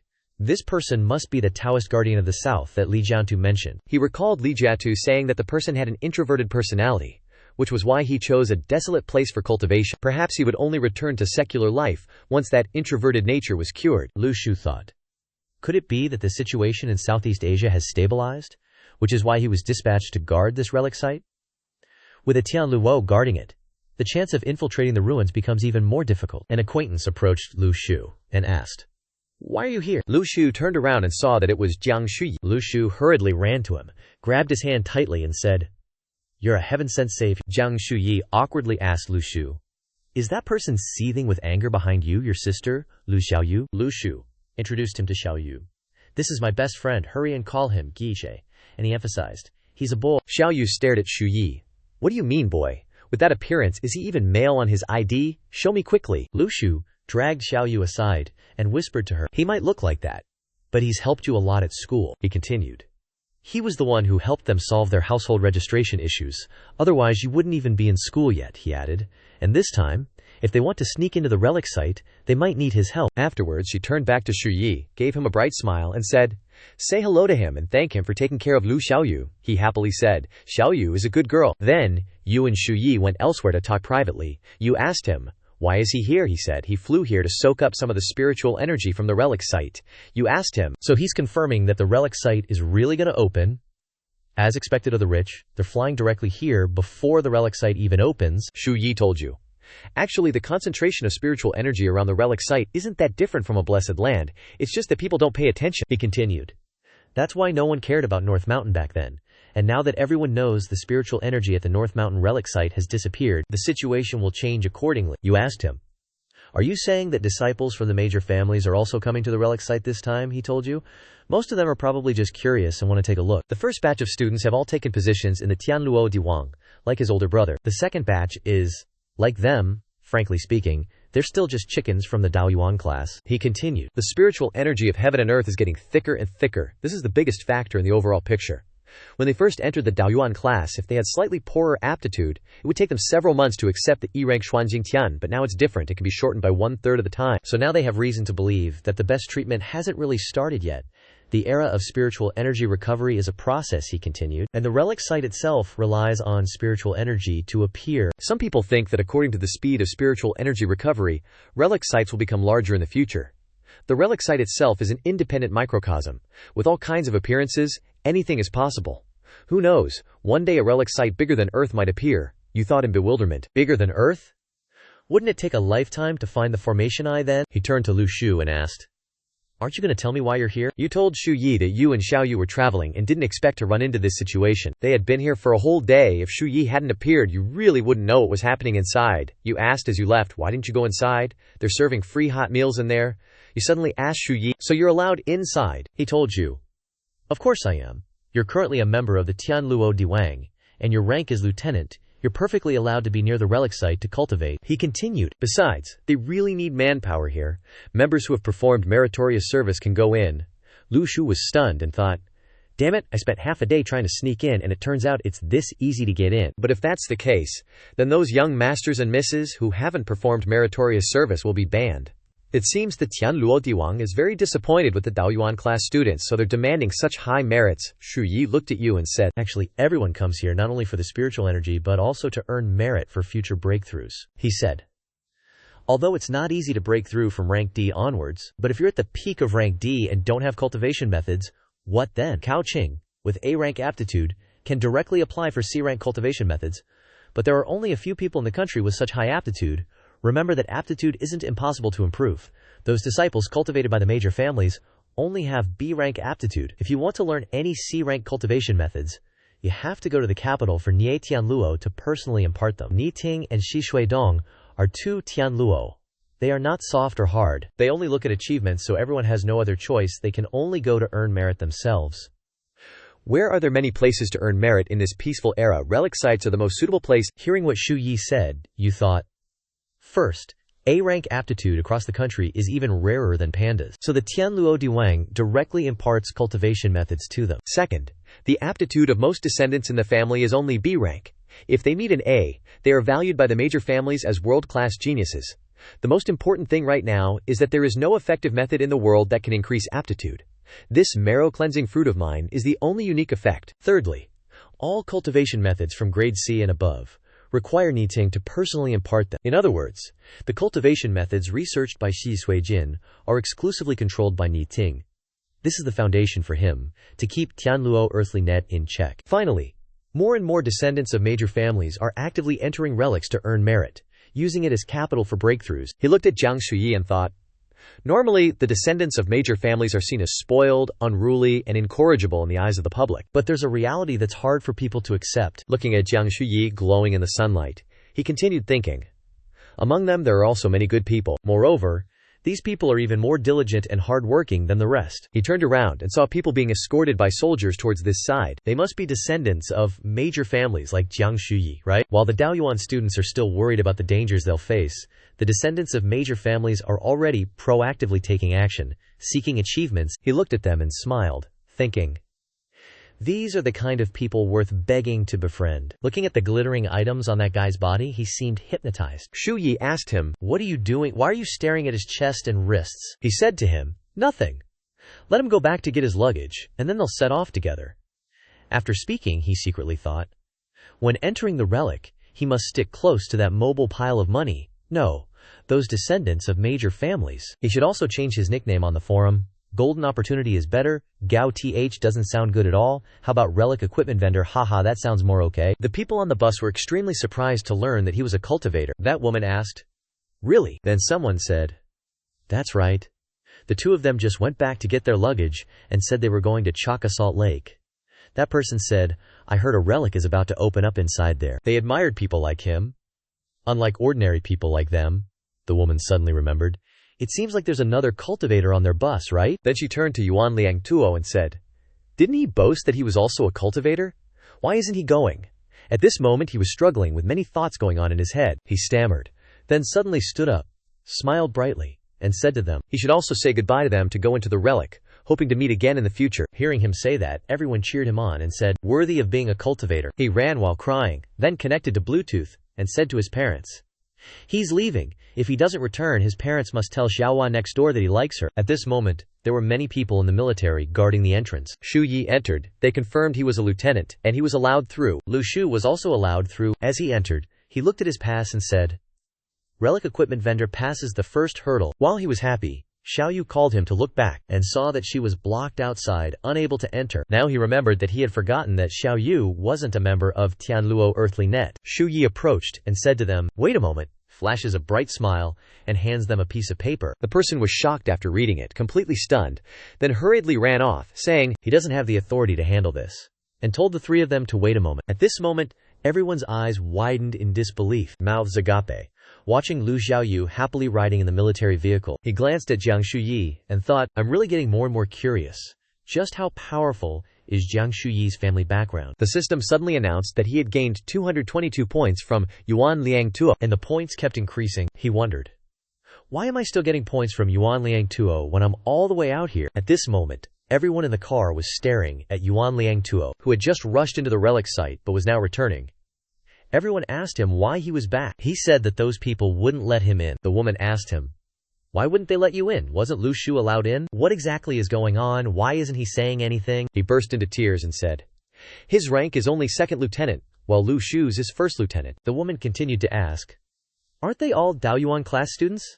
Is there even a difference in rank?" The trio of Lu Shu, Lu Xiaoyu, and Jiang Shuyi were taken to a tent, and as they entered the tent, they came face to face with two strangers. The first person, Chen Zuonan, shook hands with Shu Yi, but walked past and brushed it off, introducing himself. But Lu Shu shook hands and introduced himself to Zuoshan. He was going to ask how much his watch cost, but luckily, Lu Shu quickly realized it and changed the question. There was also a young man in a vest who hadn't introduced himself from the beginning, and no one knew his name. After everyone introduced themselves, Zuan began to size up each person, but was surprised to see the little girl when he got to Xiao Yu. Zuohan asked Lu Shu, "Why did you bring a child into the relic site?" he said. As the great Lu Shun once said, one shouldn't carry baggage when preparing to go into battle on the battlefield. But Lu Shu didn't know that the great Lu Shun ever said that. Seeing that Lu Shu didn't believe him, Zuo Chan said, "The one and only great Lu Shun said a lot of things. Who knows if he said it or not? Otherwise, you can call the master here so that we can both ask." Lu Shu said, "Calling the master would be another mouth to feed. But on the other hand, I can help you go meet the master." Hearing this, Zuoshan froze on the spot. After Lu Shu and Zuan's conversation, the man in the suit also spoke up. He introduced himself as a Shen Yin rank D, early stage lieutenant, who had participated in battles on the border. Because Zhu An and the Shen Yin member had been sitting together without talking at first, Zhu An assumed the Shen Yin member disliked him. Zhu An believed that those who participated in battles were all young masters and misses without guts, and that a boundary existed that divided the generations of family disciples, with those who had fought being different from those who had never fought. Because he had never encountered a relic, he had not yet earned any merits. Zhu An planned not to miss the opportunity before him. The Shen Yin member suddenly asked, "Why haven't I received a cultivation technique reward, even though I'm rank E?" Lu Shu then spoke up to explain. However, after the explanation, Zhu An raised a question and asked Lu Shu, "Which family do you belong to?" Lu Shu replied, "The hidden demonic family." But that wasn't the answer Zhu An wanted to hear. Afterwards, everyone had dinner together. Xiao Yu asked Lu Shu if she could come along into the relic, because she felt her abilities were stronger than Zuan's, since Zuan had initially spoken disparagingly of Xiao Yu's abilities. After that conversation, a convoy of unfamiliar vehicles arrived in front of the tent. They seemed to be Dao origin students from other cities. Two people got out. They seemed to have A-grade aptitude. The Shen Yin member said, "Aptitude doesn't mean anything. It's best if you don't wet your pants in fear once inside the relic." Unexpectedly, he didn't talk much, but when he did, every word was biting. Now that the Tianluo Diwang is truly determined, and with peacetime upon us and fewer real combat opportunities, they've simply decided to let members train inside the relic. Lu Shu realized that, due to the situation, the saying that the purpose of war is peace is actually just double talk. More accurately, War has only one purpose, and that is to kill people. Then he turned to observe the people around him again. Suddenly, Lu Shu asked Zuan, "Why do I feel like these students are all poor? Why are so few of them wearing watches?" Hearing these words, Zuan immediately spoke up. "Shu Qiang, what are you implying?" In response, Lu Shu said with a smile, "Perhaps you'll understand once we're inside the relic." They entered a fancy restaurant together. Jiang Shuyi then said, "You keep staring at their necks and wrists, imagining how to make a fortune like last time." They stared at her with blank, dull expressions. Lu Shu quickly replied, "Of course. People like you don't lack money, so you don't worry about it, but I'm not the same. I still have a family to support." He continued, "People without money can only sit on the side of the road, eat some barbecue, drink draft beer, and cry about their fate. Looking back, those with money aren't like that. They can cry while soaking in hot springs, cry at scenic spots, cry while sitting on airplanes, and cry while on yachts. In short, they can cry wherever they want." Jiang Shuyi looked at Lu Shu with sparkling blue eyes.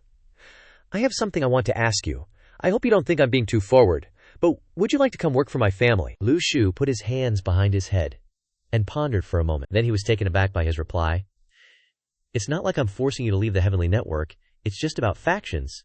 This way, your life will have less pressure." He gazed at him tenderly and said, "I don't mean anything by it. I hope you don't misunderstand." "You don't need to worry. I won't misunderstand. You, actually, whether it's Cao Qingqi or Liu Yizhao, they're much more valuable than me.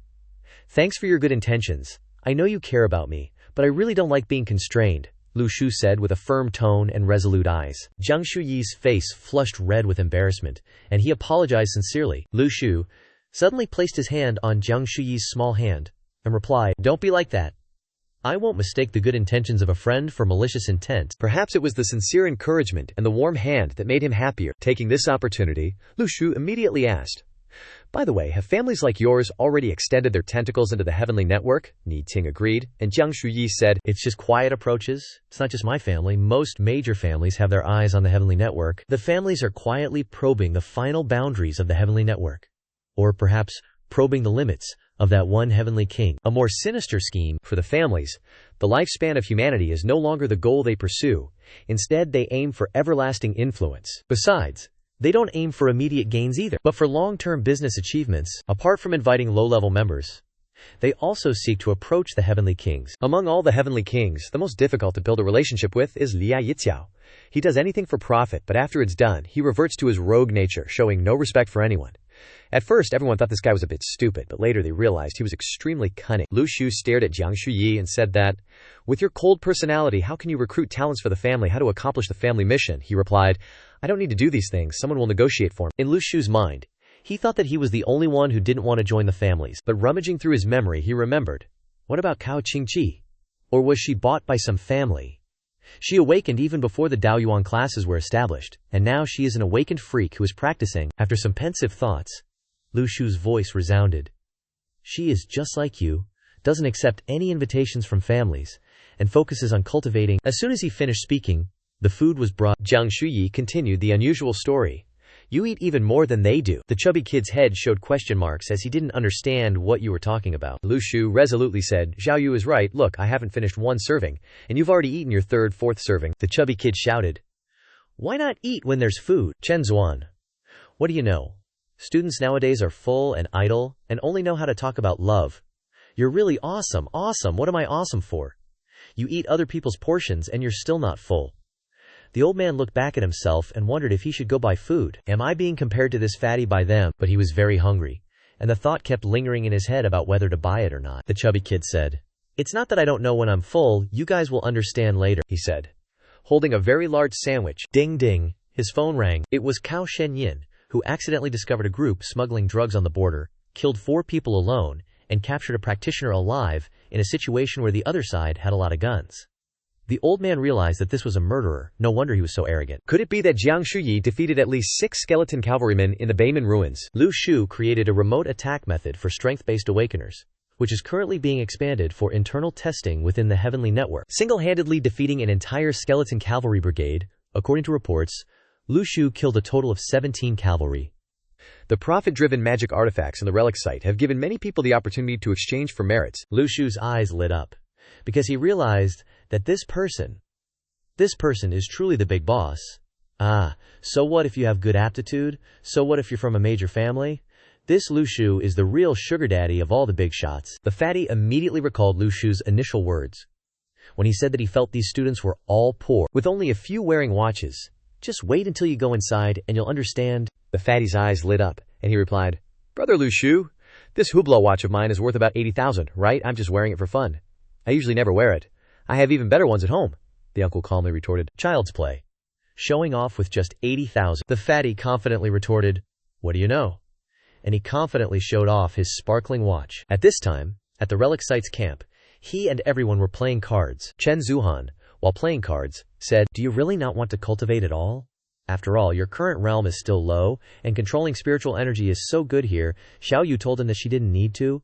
Then Lu Shu, while playing a card, said, Isn't he not cultivating either? He said he's already reached his peak. He's waiting to earn achievements in this relic site to exchange for a high-level cultivation method. He told him that he doesn't need to cultivate, and he'll just wait to awaken a few more times later. He irritably thought, Damn it, since when did awakening become as easy as buying vegetables at the market? And he received 99 points from Chen Zuan. Xiao Yu raised her cards and said, She's bluffing. Chen Zuan angrily received 189 points and said to her, Are you crazy? Lu Shu is the dealer? You two are in the same group. Why are you calling his bluff? Xiao Yu pouted and said, What's wrong with calling his bluff? And she received 666 points from Zuan. In his head, Xiao Yu's words kept echoing in his ears, and he angrily said, I'm not playing anymore. These two are cheating, colluding with each other. He wanted to go cultivate to consolidate his realm. Suddenly, Lu Shu's phone vibrated. He opened his phone and saw an internal message from Tianluo Dibang.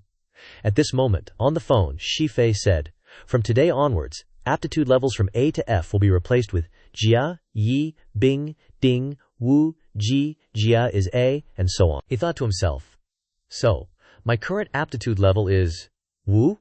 Sounds weird, Zuqian said to him. English changed to Chinese. It's highly likely that a Tianluo will lead the team this time, he asked him in surprise. A Tianluo is leading the team. Is it Chen Baiqi? What does it have to do with him? He said, It's what he heard. He heard it, not what he said. His temper isn't very good. It's best not to provoke him. The most important thing is to absolutely not speak foreign languages in front of him, especially that half-baked English. The consequences will be very serious. He thought to himself, Hello, Du Yuguan. Eat spicy noodles. Pilef. He laughed. He stood up and said, I understand. Then he smiled brightly and said to Zuan, I'm going out for a walk with Xiao Yu. I won't disturb everyone's cultivation anymore. Zuan looked at him with a suspicious gaze and thought, Why does he always have the feeling that Lu Shu is different but he doesn't know where? He suddenly realized, That's right, it's calmness. Even that little girl Xiao Yu is especially calm. In this place, experts like Jiang Shu, Yi or Gao Shen, in order to improve their strength and maintain the prosperity of their families, they don't want to let go of any cultivation opportunities. Even someone like him is seizing the time to cultivate a little to consolidate his E rank. But these two aren't like everyone else, confident that they can continue to awaken and rejecting the invitations of major families. Is this the demeanor of an E rank aptitude? Thinking of the images of him and Xiao Yu, he thought, a cute, arrogant little devil girl. He found it more and more interesting. At this time, at the lakeside, she called out to Lu Shu, Hurry up! And she called to him, Quickly look at the lake surface reflecting the sky right now. Quickly take a picture of me. And make it beautiful, Lu Shu said to her. Have I ever taken a bad picture? Both were happily by the lakeside when they turned around and saw those streams of golden light gathering on a person standing nearby. He looked at the person's back and said, This aura is too strong. This guy must be that fussy Chen Tianlu, a near-class B grandmaster. He secretly scooped up Xiao Yu and thought, Can't afford to mess with him, gotta scram. That person turned around and said to them, Has he allowed you two to leave yet? He awkwardly turned back and asked him, I wonder if you have any instructions. He looked at him and asked, Is that Lu Shu? He had heard Li Yixiao mention him. He continued to ask. A hearty laugh. Is that the phrase you taught Li Yixiao? At this moment he received 399 points from him. He stared at him and said, Don't teach him any nonsense. He looked at the bird that had fallen off its perch and thought, Too much lechery. Is this the temperament of someone who likes tranquility? Then he approached him and smiled gently, saying, He really liked your story at the North River relic site. Then asked him, Would you like to join his Taoist sect? He was both confused and frightened, thinking, so the purpose of him hanging around here was to wait for him to take him as a disciple. What does he see in him? The handsome face or all the bling? And all of that was Lu Shu's thoughts, and then he said to him, before he could finish speaking, he interrupted him and said to him, It's okay, not wanting is not wanting. Straightforward and decisive, he likes it. Then, he turned to Xiao Yu and asked, Would you like to follow him to cultivate? She said. Don't like it? Which made him angry and helped him earn 21 points. He was extremely surprised. Then he thought, why did Xiao Yu rejecting him earn me resentment points, while my decisive rejection earned me nothing? Looking at Xiao Yu and him, he was filled with question marks. Could it be that from the start this old geezer wanted to take Xiao Yu as a disciple, and he was just a convenient extra? He said to him, if there's nothing else, then they'll be leaving first. He looked at the two of them and said to him, you might be able to fool Tianluo Earthnet, but you can't hide it from him. He continued, ordinary people breathe and move instinctively because they lack a foundation of power. Then he asked Xiao Yu, what is your awakened ability? He glanced at him and saw that his whole body was ablaze and thought, Xiao Yu's power is now on par with a mid-class D awakened, if you don't observe carefully. Saying her strength is Class E could fool everyone. But he didn't expect that there would be a grandmaster like Chen Bailey, who could deduce the details just by observing breathing and footsteps. He said with a serious expression, Xiao Yu's blood has been tested. Are you trying to hide your sister so they won't take her away? Or what? And what is your motive? The country doesn't just have you, young Lu Shu, as an awakened. He told him to say, what exactly has your sister awakened, Class F or Class E? At this moment, he thought, he's being so transparent. If he doesn't seriously report Xiao Yu's level, then he'll offend him. He said to him, that's right, he said, right, currently Xiao Yu is a Class D level power system. He was surprised and asked, Class D? Then he thought, awakeners 16 years old and younger all imply cognitive ability. One more year is one more level. Geniuses rely on Shi Shuijin's cultivation system, which does not require cognitive ability, only sufficient aptitude. The future is at least Class B. But Class A is different, it must rely on cognitive ability. Currently, there are very few talents in the country who have the opportunity to reach Class A. He and Li Yixuan suffered damage to their foundations. Although they can't cultivate with complete focus, no one has yet surpassed their realm. Finding a young person capable of stepping through the Grade A doorway is his greatest hope. At this moment, he thought, this is no good. Then he hurriedly said to Xiao Yu, take him as your teacher, and no one in the country will dare to mess with you. Then he asked her if she agreed. She pouted and said, don't like. He kept trying to persuade her, and he continued, when you enter his sect, he'll immediately give you a magical artifact. She still didn't like it. At this moment, his killing intent surged, causing all the birds nearby to die, and Lu Shu gained quite a few distress points from him. Lu Shu thought to himself, this is no good. If this continues, all the birds within 100 miles will die. He angrily asked her, why don't you want to take him as your teacher? She told him that someone said his temperament wasn't good, and then the birds there fell like rain. He angrily asked her, who is it? Tell me quickly. Bring that person out here. At this moment, Zuan felt a chill down his spine and sneezed, then wondered, why has the air here suddenly become so cold? Then a strong gust of wind blew past Lu Shu and Xiao Yu. Then someone said, it's starting. The relic has opened. Then, all the Daoyuan class students gathered into a group, and the commander was instructing them on what to pay attention to when entering the relic. Then Chen Zuan's group came to Lu Shu, and he asked, this is the relic. Lu Shu looked at him with helpless eyes and thought, a person who can eat all the time like this is really rare. Then someone said to them, after entering the relic, everyone will be in different places. It's very likely that danger will be right next to you when you first enter, so you must be vigilant. At this moment, Chen Zuan trembled with fear and turned to Lu Shu and said, expert, if we happen to meet again in the relic. Then Lu Shu, as if understanding what he meant, interrupted him and told him to rest assured. At this moment, Lu Shu wondered about Chen Zuan's ability. What ability did he awaken anyway?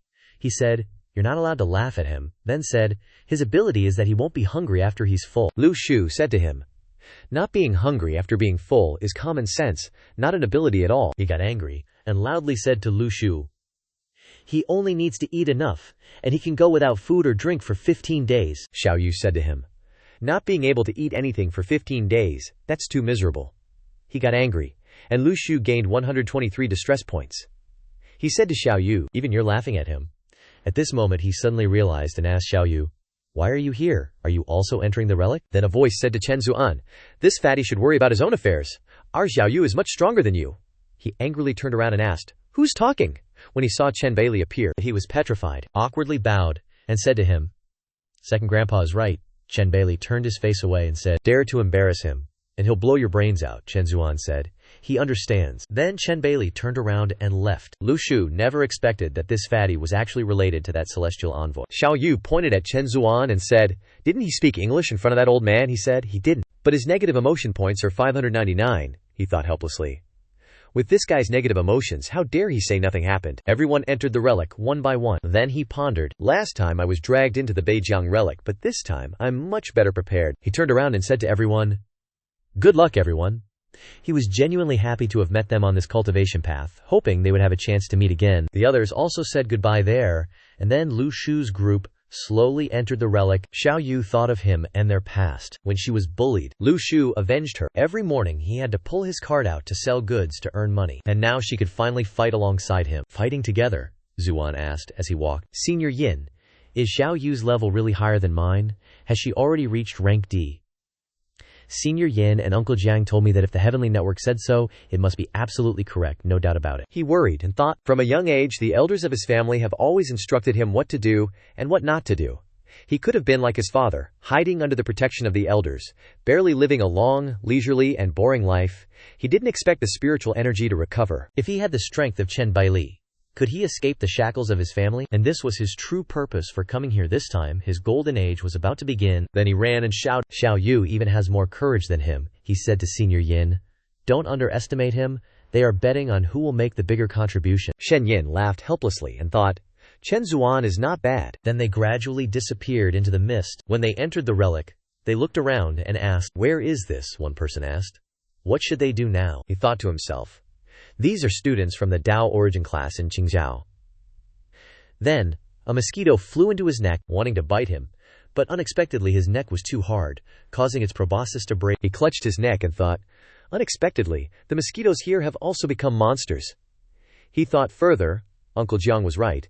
The difficulty of this relic is probably a bit higher than last time. Then, he chased after the mosquito and said, "Don't go.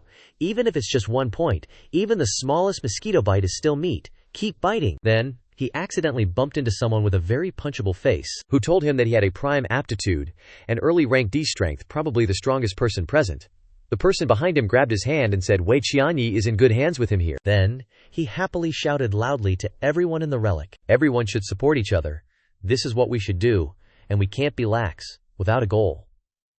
He suggested that the 12 of them form a squad, and that he be the captain, then asked, "What do the other 11 think?" Lu Shu said gleefully to him, "They agree. Let this classmate Wei Qianyi be the squad leader." Everyone looked at Lu Shu in confusion and thought, "What the hell? What right do you have to agree on their behalf?" He smiled and thought, according to Uncle Jiang, each relic will have different situations, and the strength of the creatures will also vary. If that's the case, he could still cope with the level of creatures in the North River relic. But here, even mosquitoes have gained intelligence. The creatures here are much stronger than in the North River relic. First, he should stick with them, familiarize himself with the situation, and then decide what to do. Qian Yi said, "They must first choose a direction to move in. Does anyone have any ideas?"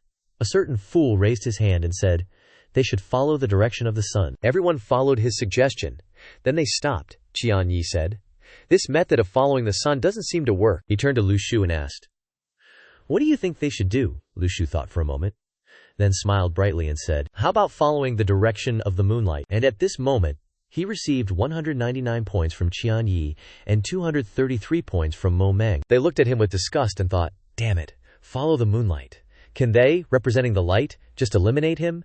They can't even see the sun clearly now. How can they follow the moonlight? Follow it with faith." They originally wanted to pull in allies, but damn it, they're all idiots. From Wei Qianyi's negative emotion points plus 20, from Mo Meng's negative emotion points plus 30, Lu Shu chuckled to himself. Haha, met some museum-worthy classmates, earning quite a lot of negative emotion points. Let me see, Wei Qianyi? Feng Quan is a good name, very good, safe. The team leader cleared his throat and continued with his suggestion. Ahem. How about they head towards the mountain peak first? Maybe they can get a clear view of the entire landform and terrain of this area, which would be very helpful for their future decisions. Lu Shu chimed in from behind. Well, why not find someone to climb to the top of a tree to scout the situation first? The others stared blankly, their negative emotions rising. Why didn't you say so just now? Well, this classmate's idea is very good, so who will do it? How about you do it? Lu Shu shook his head and said, "It's better if you guys do it. What if there's any danger up there?" Exactly. Everyone hopes that someone else will scout the way for them. The signal of danger has appeared so quickly. Why do they always feel like something might have gone wrong inside, but they don't know where the problem lies? Lu Shu laughed loudly and said, "Ha ha ha, just kidding. Look, you guys actually took it seriously, I'll do it.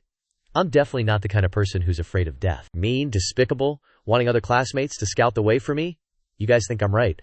Their negative points keep gradually increasing. After speaking, Lu Shu jumped straight up the tall tree. For these students, it's already good enough to not make mistakes and not put themselves in danger, but he came here to make money. He can't be careless in this new environment. He must personally investigate a little. And he still has to go find Xiao Yu. Based on Xiao Yu's strength and brains, there probably won't be anything to worry about too much. The little savage has probably been separated from Xiao Yu. But don't let her meet a female squirrel in this relic, and then play to the point of forgetting the way back. 2 spots of light suddenly appeared in the bushes, and then a snake lunged towards Lu Shu, but he quickly caught it, casually grabbing a snake that's already at E level. While the average skeletons in the northern Mang ruins are only at F level, so Lu Shu broke the snake's fangs and dropped it down below, scaring the people below into a frenzy. Negative emotion points. It's true that creatures that have had their intelligence unlocked rarely give off negative emotion points, but as long as I persevere, stay persistent, and diligently help them by pulling out their teeth, doing good deeds, I'll get more negative emotion points.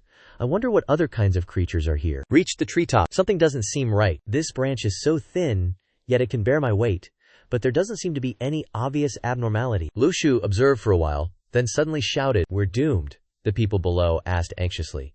"What's wrong? What did you see?" Lu Shu hesitated and said, "This forest, why are there so many trees?" The team leader below was annoyed. "What nonsense. Is it weird for a dense forest to be full of trees?" Lu Shu stood on the treetop and thought to himself. The spirit energy on the edge of the ruins is a bit weak. Maybe it will be stronger in the center, but these ruins are too big, and the amplitude of change in spirit energy is too small. You can't feel anything here at all. I definitely have to change locations. Suddenly, from behind, a giant bird flew past. It's a monster bird. Its speed just now was comparable to someone at the peak of E-level strength, so Lu Shu summoned the corpse dog to attack it. Not to kill it, but simply to scare it, with the goal of obtaining negative points. Continuing to gain negative emotion points like this, although it's little, its power can't be concealed. This trip, as long as I'm not afraid of hardship or fatigue, I'll definitely be able to use the negative points I accumulate to light up the 7th nebula. Hearing the noise, the team leader asked worriedly, "Lu Shu, what's going on up there? Except for that active attack earlier, why is the sound of the large vidog so loud, but not even disturbing a single bird?" Such a large forest, but not even one bird. It's too strange, Lu Shu shouted.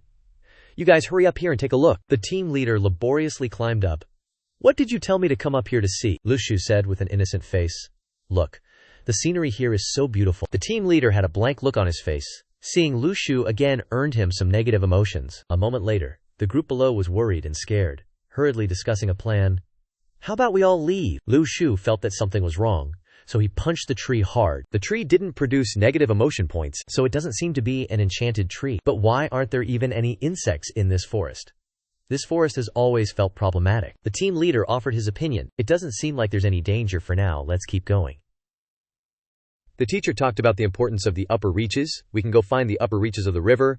Maybe we can find people living in the upper reaches area. Lu Shu, standing beside them, warned, "I feel like the plants here are a bit strange. How about we try to find a more spacious place around here?" Upon hearing this, the group burst into laughter. If there was something wrong with the plants, how could we have been safe and sound just now, without any incidents? Although the ruins are dangerous, there's no need to be so paranoid. On the contrary, that snake you threw earlier, I think that's the real danger. If everyone has decided, let's go then. Finding the source might allow us to reunite with the others. Lu Shu was helpless and could only sigh and follow them. After a while, they arrived at an open space. Such an open space, it's rare to see. It's getting late. Let's quickly find the source. Lu Shu glanced to the side. There seemed to be something strange under the roots of a tree. Lu Shu approached and dug for a long time, only to find animal bones, seemingly dead for a very long time. At this moment, Lu Shu was even more certain of his thoughts. Lu Shu hurriedly called the group over. "Come here and take a look. Are you telling me to come admire the scenery again? If you're not going to contribute, then don't cause trouble." Lu Shu stood up and said seriously, "I have a suggestion. Everyone should set up camp here for the night." "Classmate Lu Shu, haven't we already said this? Don't be so suspicious like Cao Cao. As long as we continue forward, would you dare to stay here alone?" Unexpectedly, Lu Shu actually stayed behind. Lu Shu said softly, "Then you guys go ahead. I'll stay here overnight." "Classmate Lu Shu, you still want to act alone? If something happens to you, there won't be anyone to help you. Moreover, there are so many of us. How can we change our minds for your sake alone?" Lu Shu continued digging as he said, it's okay, you guys go on ahead." Hearing this, the others turned and left. Lu Shu said in a deep voice, "I'm emphasizing this once again. Under the roots of the tree just now, I saw a skeleton of a wild animal. The dry branches and roots here are completely different from the trees we encountered along the way. You guys, if you want to continue going, then go ahead, I won't go with you. I hope you all don't let your previous impressions of me affect your judgment. I'm serious this time. The team leader paused for a moment and said, "Thank you for your reminder, but I still think you're making a mountain out of a molehill. Right now, the thing we should do most is to quickly reunite with the other classmates and teachers. I'm sticking with my decision. Anyone who wants to stay can stay." The group looked at each other, hesitant, but then decided to follow the team leader, leaving Lu Shu alone in the open space. A moment later, time flew by, and the sky had already turned dark. The spiritual energy is getting denser. It all looks very normal, but no one knows what the situation inside is like. Lu Shu had also gradually figured out the secret of the forest at this point. Just now, he picked up quite a few dry branches that were tangled in the skeletons. In fact, rather than these branches breaking off on their own, it's more likely that those dead wild animals thrashed around before dying, snapping these branches. Though, if a small animal is already at E rank, it's entirely possible for it to break trees. I have the long spear and the corpse dog. Both are low-tier peaks. Even if I go deep into the forest, I'll be safe and sound. Everyone is an official with a salary. I have no obligation to protect them. There's no way if they stubbornly go into a place that I've identified as dangerous, I have to go to my death with them, right? Who knows what's so strange about these trees? I've said what I needed to say, reminded them of what they needed to be reminded. Of course, it'd be best if there's no danger at all. This is my first time surviving in the wilderness. It's kind of interesting. I wonder if Xiao Yu is hungry.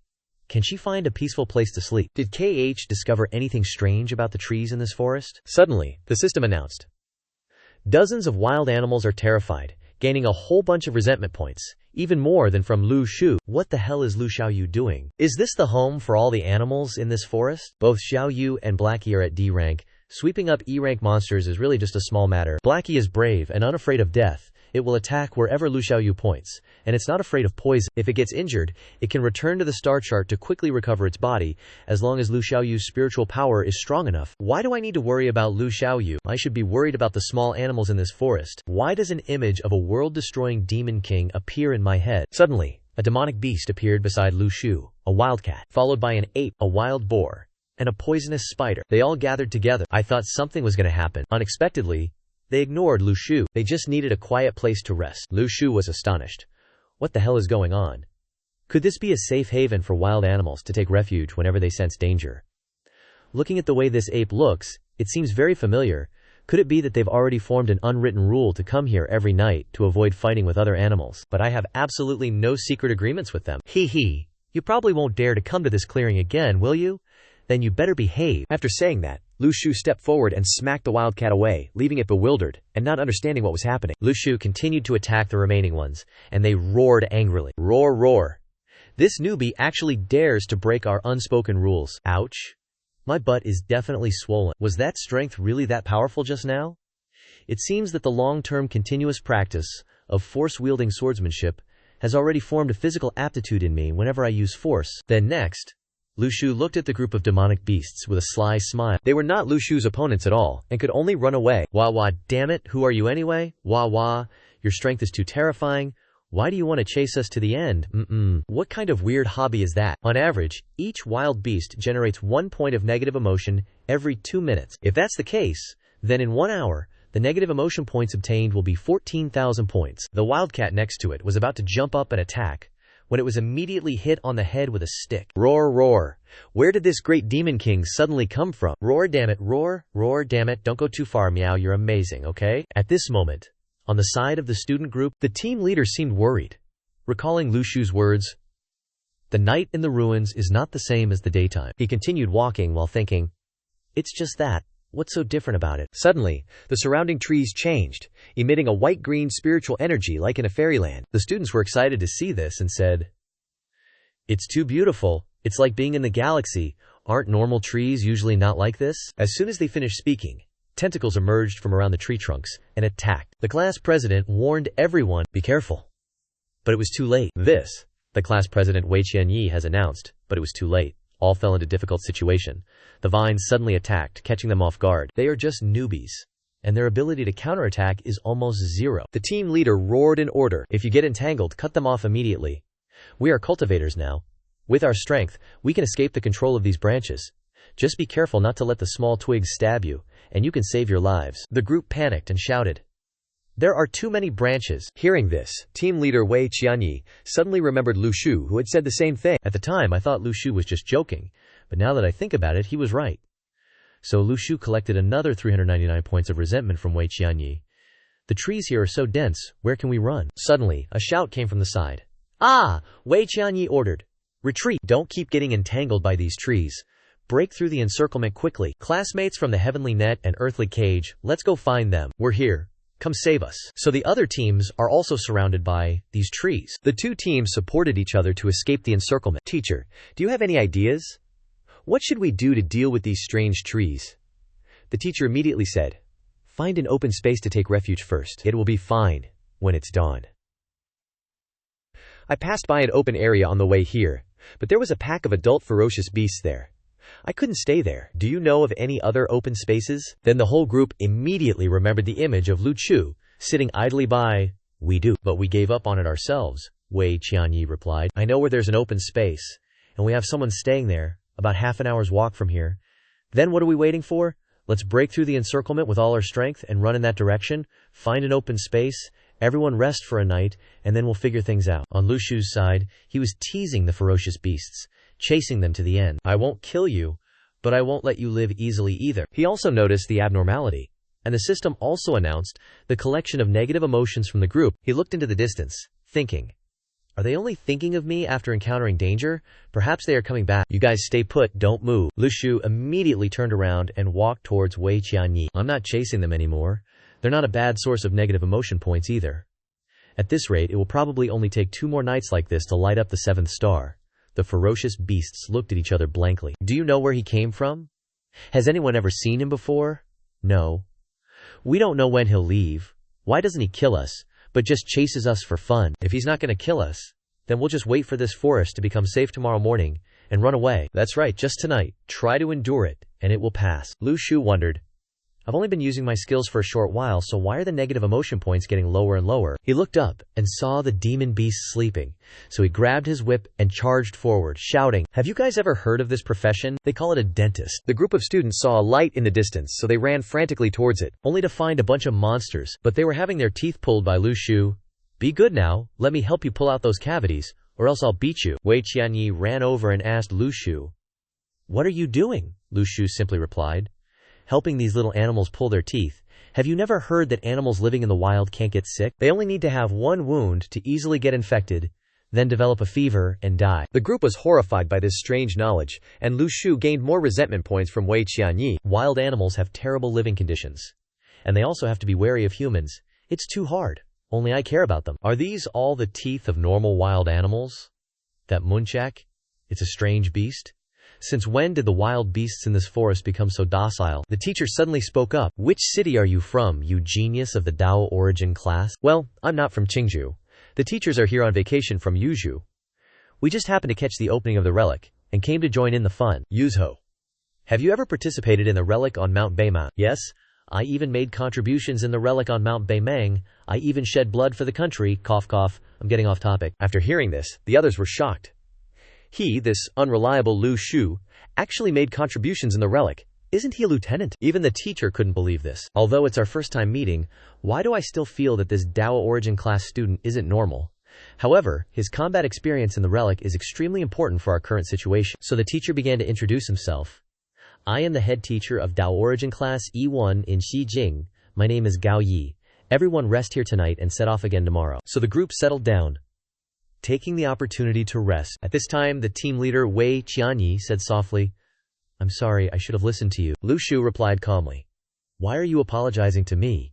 You guys are the ones who got hurt, not me. No need to apologize to me. He began to speak sarcastically. As a young person, one cannot become arrogant because their cultivation path is too smooth. One must know that humility makes one progress makes one arrogant, and arrogance makes one fall behind. Falling behind means getting beaten. My beatings will make you humble, and after many disillusionments, isn't your heart completely shattered now? Gao Yi interjected, Student Lu Shu, what's going on with these wild beasts after all? Keeping them will eventually bring disaster. What if they attack us tonight? Let me think for a moment. Let's join forces. Kill them all. Lu Shu spoke up to stop him. You can't do that. These animals are so cute, how can you kill them? If you want to kill them, you'll have to step over my dead body first. I wasted half a day pulling their teeth, and only got a few negative emotion points. How can I let you kill them all in a moment? What if they secretly attack us tonight? Lu Shu turned around and asked quietly, You wouldn't dare to do that, would you? They nodded hurriedly, not daring to move. Then what should we do tomorrow? Tomorrow I will act alone to handle more important matters. I suggest that everyone should quickly gather with the others, and from now on, you can secure a safe space for yourselves every night. What? Act alone? Alone? What if you encounter danger? Staying here benefits everyone. Tomorrow I must quickly find Xiaoyu, otherwise she'll be angry with me, and on top of that, pull out the teeth of even more animals. Heh. Being cautious is necessary, but being with everyone is so restrictive, even if I find something good, I'd be too embarrassed to monopolize it. Yeah, teamwork isn't my style. And so, the group rested until the next morning. There was movement on Jiang Shuyi's side. It turned out they had caught the red-haired Liang Che hiding here. He wielded his sword threateningly. I represent the Heaven-Earth Net to arrest you and bring you back. On the other side, Instructor Gao Yi also woke up after a long sleep. How did I fall asleep? Gao Yi looked around and didn't see Lu Shu anywhere. Looks like Lu Shu really left. Meanwhile, Yuan Qi thought to himself, though I'm a genius in other people's eyes, I don't have the courage to act like Luo Shu at all. What if I have grade A aptitude? Aren't I still inferior to Luo Shu? And everyone sitting here is no match for him either. On the other hand, Gao Yi saw the other students taking water to brush their teeth, and he immediately burst out. Do you not need your lives anymore? Yesterday, I painstakingly searched for a water source in the relic, but I couldn't find one for a long time. What if we run out of drinking water? And yet, you dare use this precious water to brush your teeth? The students were shocked, and Gao Yi continued to nag. I warn you, don't even think about using it for brushing your teeth or rinsing your mouth, because if you use it, you have to swallow it all. A fever might be fatal, but not having drinking water is even more deadly. Therefore, before we find another water source, no one is allowed to waste water. While Gao Yi was scolding about the waste of water, there was a sudden noise in the bushes, and Gao Yi immediately said, Everyone, form an arrow formation, with me as the arrowhead, prepare for battle. Suddenly, a wildcat appeared directly in front of everyone. Isn't that the wild beast Lu Shu pulled the teeth out of last night? A moment later, 2 oxen and a spider queen also revealed themselves. It's not even dark yet, and they've already come to this clearing to seek refuge. Everyone was panicked by the wild beasts, when suddenly, the sound of hurried footsteps came from here, making everyone panic. Given this size, what kind of monster is it? What was astonishing was a wild boar, but it had been tamed by Lu Xiaoyu, who was sitting on it. Gao Yi immediately spoke. Who are you? Lu Xiaoyu was silent for a moment before saying, a beast controller, Lu Xiaoyu. And so, grievance points plus 198 from Gao Yi and plus 210 from Wei Qiyi went back to Lu Shu again. And the other two were of course speechless at this scene. How on earth did this little girl tame these wild beasts? Why are they obeying her like pets? Xiaoyu spoke up and asked, I'm asking you, have any of you seen someone named Lu Shu? A tall male student, handsome clothes, a mischievous smile, and especially unusual. Gao Yi immediately pointed to the right and said, he went that way just now. He left early this morning. Lu Shu was strange enough. Why is there another, equally strange person here? Xiaoyu excitedly ordered the beasts. Thank you, wild boar. Let's go, come on. Gao Yi looked closely at the wild boar and worried. That wild boar is probably not an ordinary wild boar to begin with, but the king of the wild boar tribe, so it must have at least a class D strength. There are no major families with the surname Lu in Yuju. Where on earth did these two monsters come from? In the forest, Xiaoyu was looking around for Lu Shu's whereabouts. Are all these trees so alike? The wild boar nodded obediently. You guys have a tough life, huh? Those two beasts thought otherwise. Actually, before you came, our lives weren't this hard. These trees are nothing compared to you. They are merely rank E and only win due to their numbers. But this little girl, plus that pitch-black monster, both being in mid-rank D, can drive us away. These trees are nothing in front of you, little girl. Suddenly, the cat meowed, and Xiaoyu understood. The cat? You're saying someone is peeing here. How can you be in the mood to relieve yourself here? Besides Lu Shu, who else could it be? Xiaoyu immediately ordered, De Miao, remember this scent and find him. Do you take me for a dog? Wild boar, let's pick up the pace. Xiaoyu was satisfied at this moment. My ability to communicate with animals is getting stronger, and sometimes I can even change their thoughts a little. I can now control about 9 wild beasts. At the same time, I wonder if Lu Shu will praise me when he sees my ability. The cat has already sensed that the scent of the person they're looking for is right in front of them. Go quietly, because I must give him a surprise. Suddenly, a young man who was sightseeing heard some rustling. He turned around curiously and saw Xiaoyu glaring with a bunch of beasts. He screamed, Xiaoyu, did you get kidnapped? Xiaoyu mistakenly recognized the person, got angry and scolded. You fatty, why are you relieving yourself anywhere like that? On the other hand, Lu Shu was still walking, continuing to pull out the teeth of other wild beasts. Based on the spiritual energy from a distance that is gradually shortening, I can be sure of the central location of the relic, but here there are probably 4 or 5 brigades like in the North Mang relic. The closer to the center of the relic, the stronger the wild beasts become, so I must quickly light up the 7th star spirit. Suddenly, the system informed him that he had collected more resentment points from Xiaoyu and Chen Zuan, which gave Lu Shu an idea. Xiaoyu and Chen Zuan met each other. Chen Zuan, unleashing his power, means that the accumulation of the 7th star spirit may be completed tonight. Eat 2 chi sea fruits as a celebration, and the swordplay can't fall behind either. At this time, Lu Shu heard a sound coming from behind a bush. Everyone, pay attention. In 3 more hours the sun will set, so we must quickly find a vacant area to camp. Lu Shu became curious and smiled slyly. Isn't that my beloved Daoyuan class students with their negative emotional indices? They all felt a chill down their spines. And Lu Shu decided to risk it, making the teacher yell, "Wild beast attack! Warning! Prepare for battle!" "Captain, don't be nervous, it's me." After revealing himself, Lu Shu felt uneasy. Too many people, how could this guy be acting alone? And there are no wounds on his body, the teacher asked. "Where did you come from?" Lu Shu blankly replied, "Dongxi Datang." As a result, he gained another 199 points of resentment from Wang Xingkai and 162 from Fu Hongxu, but strangely, he also got 61 points from JD 404. Lu Shu's expression suddenly became more serious. Lu Shu fell into contemplation for a moment. This type of serial number seems very familiar to me. Aren't these spies? Who are they? With so many people, where do I even begin to look? The team leader looked angrily at Lu Shu and said, "Just now I asked you, which direction did you come from within the ruins? What's the situation on your side? Why don't you have a single wound on your body? And why are you acting alone?" Lu Shu sighed and said, "You're asking about that. Whether I should be asking about that or not, you can't just say you're from Dongtu Datang, can you?" Lu Shu quickly explained, "Earlier, I accidentally met the head teacher of the Dao Origin class in Xijing City, named Gao Yi. Last night we rested together in an open space, so we didn't encounter any attacks from the trees in the forest." He liked to think that as long as he downplayed his existence, the spies probably wouldn't be wary of him. "When we set off early this morning, I took too long going to the bathroom, so they didn't wait for me, and went their separate ways." Then the team leader's expression changed as he heard this. He smiled and said, "Is that so, classmate? Hello. Gao Yi is my colleague. My name is Wang Xingkai. We are now preparing to continue forward. We must find an open space before dark. This time, please don't get separated from the group again. Guaranteed not to get lost." Lu Shu observed as he walked. "Who is it? Should I directly use the head-turning gourd to call out his serial number?" No. The head-turning gourd is the kind of thing that, once used, the other party will immediately turn their head towards me. Although I can be sure who the spy is, at that time, he will definitely suspect that I have a problem, and I don't have any way to explain it to others. He's a spy. If I'm not careful, I might get myself into trouble. No, I have to find another way. The team leader said softly to the girl next to him, "I wonder where Chen Tianluo is now. If we had him to guide us, we could breathe a sigh of relief." The Tianluo have always acted alone. Their biggest task is to find the formation eye, or resist external forces that want to enter the ruins to pick fruits. I feel that after the Beimang ruins incident, perhaps no external forces will dare to come here and cause trouble for us again. Moreover, the person leading the army this time is Chen Tianluo, whose erratic temper has already spread throughout the overseas region. It's hard to say what might happen. Who knows? After Chen Tianluo arrives, the defensive strength on the Nankan side will be propped up in a position that is difficult to protect the border. If there is someone who wants to cross the border and sneak in, but dares to compete for the formation eye here, I'm afraid he won't be able to escape from here. Lai Lai, who was next to him, suddenly spoke up. "I feel that's right. The central location of Qingzhou. Even if he manages to snatch the formation eye, how can he escape from here?" she reminded. "It's still better to be careful."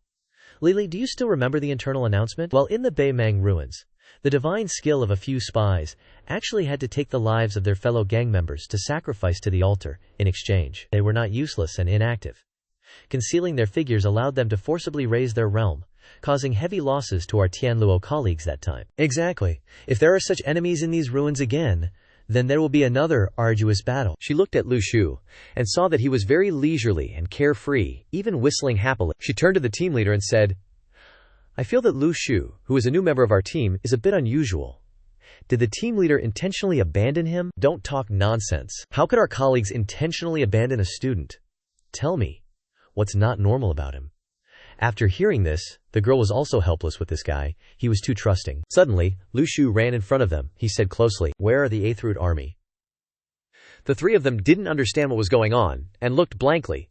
The system also announced, from the negative emotional index of Wang Xingkai plus 155, from the negative emotional index of Fu Hongxu, from the negative emotional index of JD 404 C312. Lu Shu had also narrowed down the spy. How were they caught? It's one of the three people in front, Using the method of elimination, the other two basically have no motive, leaving only the white-haired one. But we can't tip him off just yet. After thinking for a moment, Lu Shu smiled and said, feigning naivety, I was just messing with everyone, trying to liven up the atmosphere a bit. Well, if there's nothing else, I'll be going now. You all continue your discussion. The three of them stared blankly at Lu Shu, as if he were some strange creature. This guy really isn't quite right. That night, outside the coastal border, a group of people in black, seemingly from another country, stealthily approached, preparing to infiltrate their territory. Everyone, be careful. Zhen Bailey is already in the ruins. According to the intelligence we just received, the defenses in the southern border are at their weakest. Even if there's a heavenly net and earthly web guarding this place, can they really take down 7 C-grade individuals like us? Enough talk, let's get ashore. For this reconnaissance mission, if we encounter a strong attack unit, the numbered order will determine who covers the rear. No sooner had he finished speaking than Niting was already waiting for them, and he said coldly, Do you still not understand my principle? Anyone who trespasses into national territory without permission shall die. After speaking, he charged forward, drawing his sword to attack. The captain hadn't even had time to react before he was struck down by Niting. A dark element ability user hastily unleashed his ultimate move, but Niting easily parried his attack with his sword. It was then that the group realized Niting's true strength was peak B-grade grand perfection. They fled for their lives. But how could Niting allow them to come and go as they pleased? He effortlessly took down each one of them. In just a moment, their bodies floated on the sea. Niting watched them coldly, not even sparing them a glance. That night, perhaps those foreigners wouldn't be able to rest easy. A group of students ventured deep into the forest. One male student was discussing Lu Shu, the newcomer to the team, saying, His mind seems a bit off, and asked the student next to him, Was he scared silly by the ruins? No. The other student chuckled. It's highly possible. This student continued. I heard that when the ruins appeared in Yuzhu, many students from the Dao Cultivation class became cowards. Suddenly, a snake appeared from a tree, falling right in front of him. It opened its mouth, revealing 2 sharp fangs, scaring the student witless as he thrashed and screamed, Help! But at that moment, Lu Shu charged out and aggressively grabbed the snake. He held the snake by its neck and broke off a fang, causing it pain. The male student's face turned pale as he asked, What are you doing?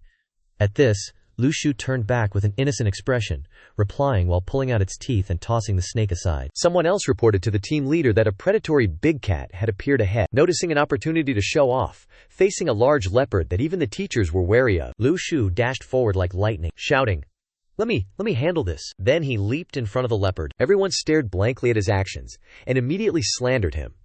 Are the standards for selecting students for the Daoyuan class really this low? They even chose a lunatic. At this moment, Lu Shu was running around trying to catch the leopard, but the teacher yelled, Let it go!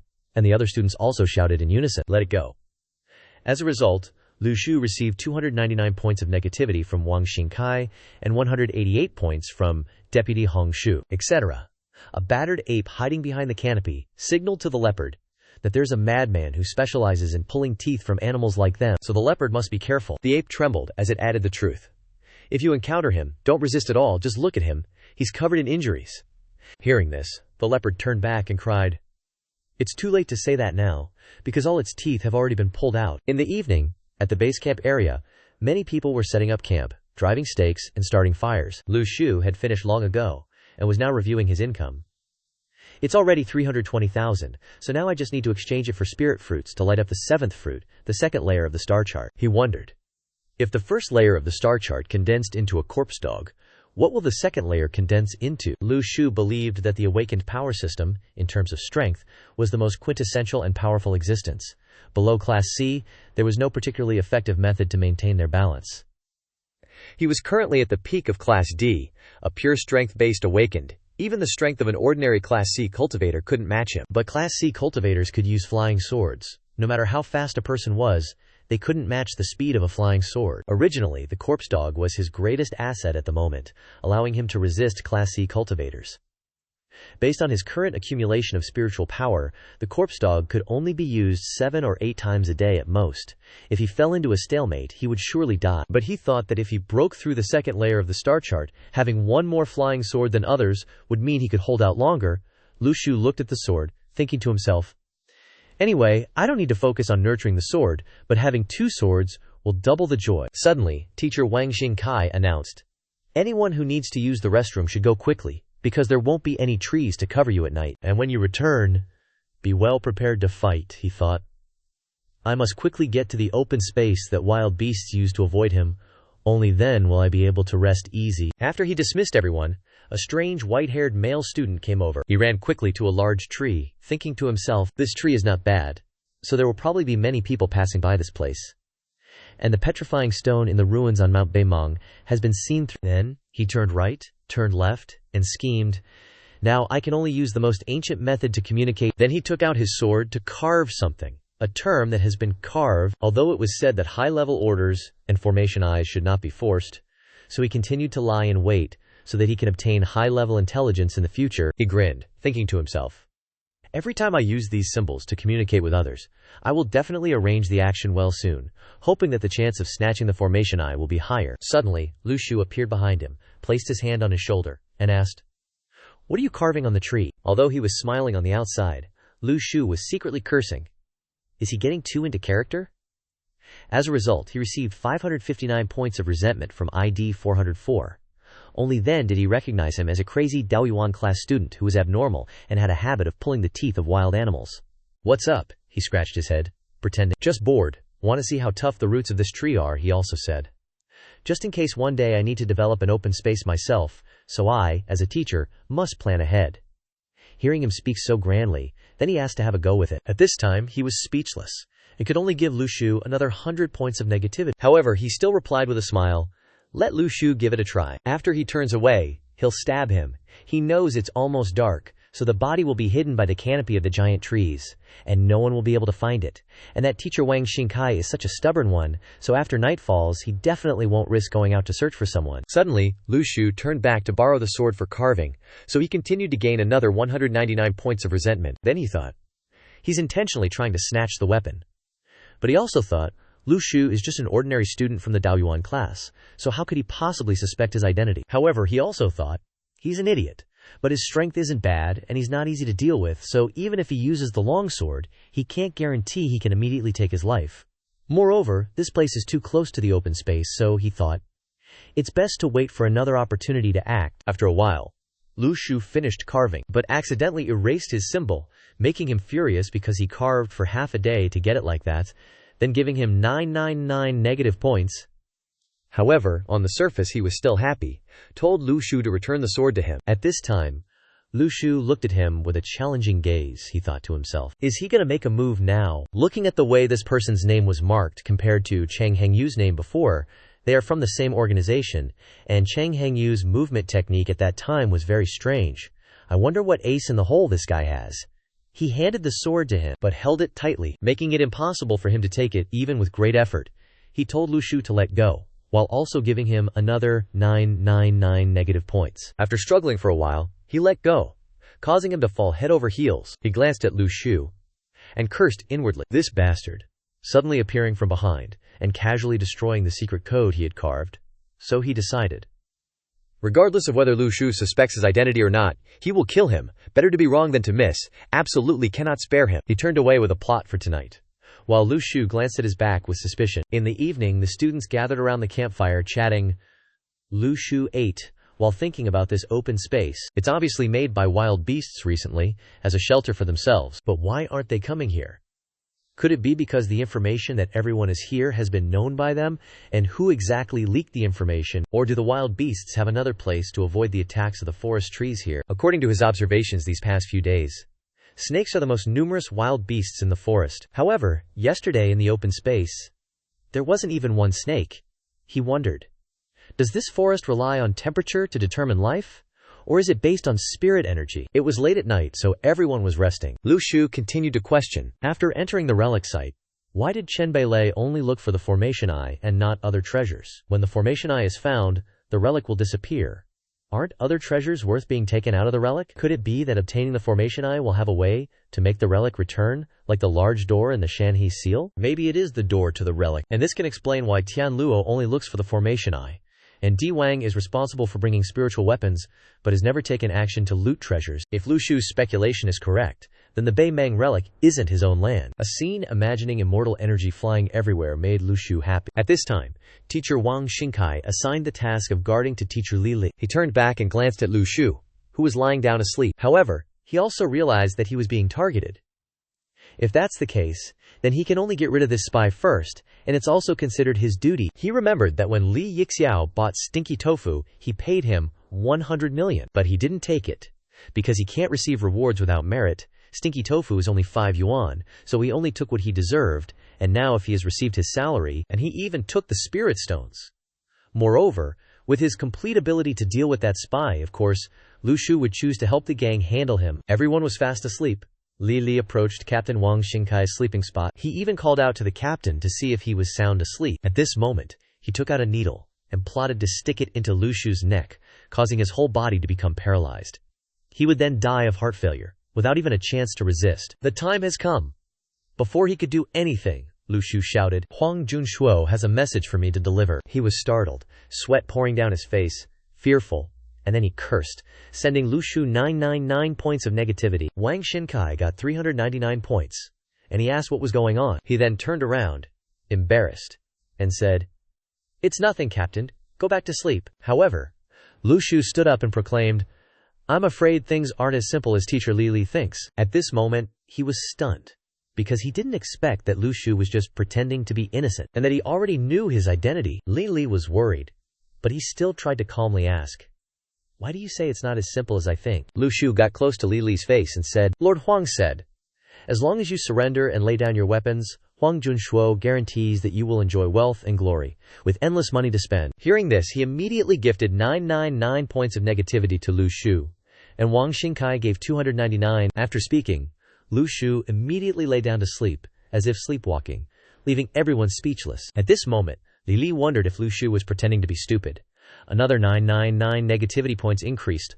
Lu Shu thought to himself, "Now is not the time to fight Li Li head-on, because everyone is here. Someone will definitely suspect him. Why would someone who looks so foolish find out a spy?" He also thought, in case things turned sour, it would be bad if someone came for revenge on him and Zhao Yu. After all, the other party seems to have an organization behind them helping. Finally, dawn broke, and everyone began to go up the mountain. Suddenly, a bear roared and ran to attack, but Lu Shu chased after it to break its teeth, which frightened it, and everyone was speechless. They discussed. Lu Shu claimed to be level E, but how could he be so strong? And the suspicion of hiding his strength emerged from here. Wang Xingkai also suspected that, although Lu Shu said he was only level E, he used his power at the highest efficiency and used techniques that were too powerful. And this could also be an angel sent by God to help them. Heavens, this power is really too powerful. Li Li thought about the word talent that Wang Xingkai said, and he desperately wanted to strangle this genius. It was almost dark, and everyone was sent to do their business as usual. Li Li thought, "If he knows my identity, then he will definitely follow tonight." So he decided to go far away so that Lu Shu would follow, then he would bury him here. The old plan was to eliminate Lu Shu before dark. These strange forest trees would help him hide the traces, including Lu Shu's corpse. Suddenly, he detected a sound, and immediately drew his sword to defend himself, but he saw no one. A voice echoed from somewhere. "Teacher Li Li, are you looking for me?" Causing him to have at least 199 points of negative emotions. He turned around to look, and suddenly Lu Shu rushed down from above with terrifying speed. He also had a fleeting thought. This is definitely not the power an E-class awakened one should have. He clearly concealed his true strength, and furthermore, Lu Shu had known his identity for a while now. Then, Lu Shu leaped down from the tree with a lightning-fast punch that startled him. He moved as fast as an arrow, and he was certain that if this power were to hit someone, they would surely die. So Li Li quickly dodged the blow. He leaned back, and Lu Shu lunged forward. At this moment, he turned back to look with resentment. He gritted his teeth and grabbed Lu Shu's hand, but he dodged in time, so he slipped due to inertia. He stood up, dusted himself off, and said loudly, "Teacher Li Li, if you don't unleash your trump card, then I will eliminate you." He trembled as he stood up. My trump card. In his mind, he thought, usually, only when people are confident of winning do they have the confidence to say such things, to probe the opponent's true strength. He jumped up and shouted, asking, where did he get such confidence? He thought to himself, can't he leave this forest alive? He ran towards Lu Shu, holding a sword in his hand. Lu Shu conjured a saber to deal with him. Li Li stabbed forward, but he dodged it, and he realized that Lu Shu was actually a D-class. Taking advantage of his negligence, he smashed a club on his head, raising a huge goose egg. He muttered in annoyance, not a single person can fight. Suddenly, Lu Shu received 999 negative emotion points from ID 404. He noticed it, and saw him struggling to get up. However, he was hit on the head again with the club and said, Did you become a soft-brained idiot because you drank too many carbonated drinks? Or were you born with it? He was even smashed deep into the ground, and another huge goose egg swelled up, while simultaneously gaining 999 negative points from him. Then he got up with weak strength, trying to shout loudly, but missing and falling face down on the ground. Lu Shu jokingly said, "Socialism is the best." He held the saber, looked at his trembling hand pointing to the sky, and said after him, "Socialism is the best." However, Lu Shu was not satisfied with this way of speaking, because he didn't have such a firm stance, which made him angry. He stomped his foot and asked, "What's so good about socialism?" This caused him to gain 10,000 negative points for him. Unbearable. He ambushed with a quick hand, but Lu Shu noticed and dodged in time. But with the opportunity of missing due to inertia, he ran straight to the clearing. While running, Li thought that the only people who could save him now were Wang Xinkai's group. Of course, he wouldn't let him escape either, and created even more blades and launched them at him with his energy. He turned around and suddenly noticed the magic that Lu Shu was using, a technique that terrified him as he desperately tried to dodge. As he ran, he wondered, where did he even get such a long spear? And a spatial storage item wouldn't be fast enough. The sharp blades pierced through him, causing him to collapse and spit out blood. He was dead. His eyes were wide open, as if in disbelief, naturally not understanding. His mind was still able to think. Why did he have to encounter this freak, and how could he have exposed him? Lu Shu looked at him with disdain. "You'll never get the answer." He, on the other hand, was severely injured and still held the pose of being stabbed. As he withdrew the blades with his magic, he thought, "This is the second time killing someone, and it's impossible to not be stirred up. But the feeling isn't as intense as the first time." Each blade shot out of his body, and blood splattered everywhere. Originally, those who were killed were all people who deserved to die, so he didn't think there was anything to pity them for. At this time, Lu Shu thought that he must have some secrets hidden on him, so he must use the necromancer's manual to search a bit. However, there were only a few poisonous needles, swords, and throwing knives, but he'd rather take something flawed than nothing at all, and now it belonged to him. He absorbed it while glancing at him, as he slowly closed his eyes. So Lu Shu decided to return to the open space, with everyone there, and leave teacher Li here forever. Suddenly remembering that it was very late, but Li had not yet returned, they began to ask, "Has anyone seen where Li went?" Then a girl spoke up, saying she saw him leave from the other side. The team leader told the students to stay and rest, while the team leader would go look for their teacher Li, and the female teacher also wanted to go look with them. Suddenly a flash of light appeared, surprising them, and they didn't know what it was. Then the team leader warned sternly, "Don't get separated from the group. Remind them to do their best, or they will immediately return to the group." The students said that they wanted to go with them. The group quickly split up to search for Li. When the team leader shouted, "Li," suddenly branches of trees came forward to attack them. Lu Shu felt that the branches had the same soul as when he was in the Beimeng ruins. It won't attack him. It can be said that it can judge who to attack, while there is no spirit energy fluctuation in Lu Shu's body. If the guess is correct, then Xiao Yu will be safe, and the two can walk freely in the forest without any obstacles. It can create an opportunity to secretly go deep into the forest at night, to find treasures. But he couldn't reveal his plan, so Lu Shu went to help everyone escape from the attack of the branches. After the help, everyone realized that they had wrongly blamed Lu Shu. Although his brain wasn't stable, he was a pretty good person. The team leader was still doing his best to find Li when suddenly a branch attacked, and he slashed at it with his blade, only to realize that they had gone very deep. So the team leader decided to stop the search. He couldn't risk the entire group for one person. He ordered everyone to retreat to the clearing and command, "From now on, even going to the toilet requires a buddy. Support each other. The team leader is responsible for everyone when leading the search. Since we couldn't find teacher Li, and we don't know what dangers lie ahead in the forest, I hope everyone stays focused on finding the ruins." The teacher also said something to boost everyone's morale. As she finished speaking, a leopard suddenly leaped out of the bushes, and Lu Shu gave chase. After 2 hours, Lu Shu was nowhere to be found. Lu Shu had gone to a place where no one could find him to act alone. He exchanged spiritual fruits, and quickly broke through to the second nebula stage. "If we meet again, I'll just say I got lost." He exchanged 320 fruits, remembering that the last time he had a full meal was last year. "Last year, I took Xiao Yu to eat hot pot on the ice rink." While reminiscing, Lu Shu was eating a fruit when his body suddenly glowed, revealing the universe and images. He exchanged more fruits and didn't know what was happening. Could he be stuck on the second level of the nebula? He jumped up into a tree and saw a piece of cloth, someone walking by, and Lu Shu spoke up. "Who dares trespass in this old tree demon's forest?" The young man suddenly said, "Immortal. This humble one came here unintentionally. It's just that this forest is too vast. This one doesn't know which tree belongs to the immortal. Please spare my life." The man wearing glasses looked left and right, thinking, "A ghostly fairy? It's not like I haven't seen one before. Could this also be a little fairy? How could it possibly be an old tree demon granny? He thought again. Just what kind of deity is this granny? Lu Shu from the tree said sternly. Doesn't know which tree belongs to this old granny. All the trees in this forest belong to this old granny. The hooded man was terrified upon hearing this, and frantically cried out, Granny, spare me, Granny, spare me! Lu Shu's stern voice echoed again. There's a fiery aura on your body. Just what is going on? Are you planning to burn down this old granny's entire forest? The hooded man was startled, not understanding how he could have found out about this, but he still tried to deny it, saying, No. This humble one used to have a companion. He had the ability to control fire. This one has some fire energy on me. Perhaps it's from him, Lu Shu realized. As expected, Liang Che is here too. Although Li Dian likes to scheme, his nature isn't as detestable as Liang Che. He then asked the hooded man, Where is he? The powerful words made the hooded man tremble and say, This humble one doesn't know. After arriving here we split up. Lu Shu then asked, Why can't this old granny sense any spiritual energy on you? Where did the piece of cloth on you come from? The man's hands seemed to tremble even more, becoming more flustered as he said, It's a family heirloom of this humble one's family. This old granny is a bit tired tonight. You just continue forward and wait to be bedded. This humble one's kidneys have been bad since I was young, the hooded man said while crying, with tears streaming down his face, truly pitiful.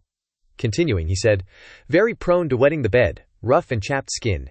Jiazi taste is extremely poor, Granny. Please spare me. With a confident tone like a sure winner, he shouted, It's okay, as long as this pretty boy can be hugged. This granny will attach you to Black Mountain Old Demon to fill his ranks. The hooded man panicked, thinking, Is he kidding me? Attach me to Black Mountain Old Demon? Isn't Black Mountain Old Demon only interested in women? He thought. Just who is trying to ruin his purity? Suddenly, several branches reached towards him, and frightened, he covered his head with the hood. The tree branch drew even closer, and thoughts swirled in his mind. Could there really be some kind of demon on that tree? If not, could he have some method to conceal his spiritual power? That would be too impressive. I'm still crawling on the ground, but he's already leaped onto the tree. That's terrifying. Lu Shu folded his arms, looking extremely smug. This is another big gain. Then he asked the man, Now I ask, and you answer. What's your name? How old are you this year? The cloaked man trembled as he replied, My name is Liang Che. I'm 25 years old. In Lu Shu's mind, he doubted. That face of his dares to claim he's 25 years old.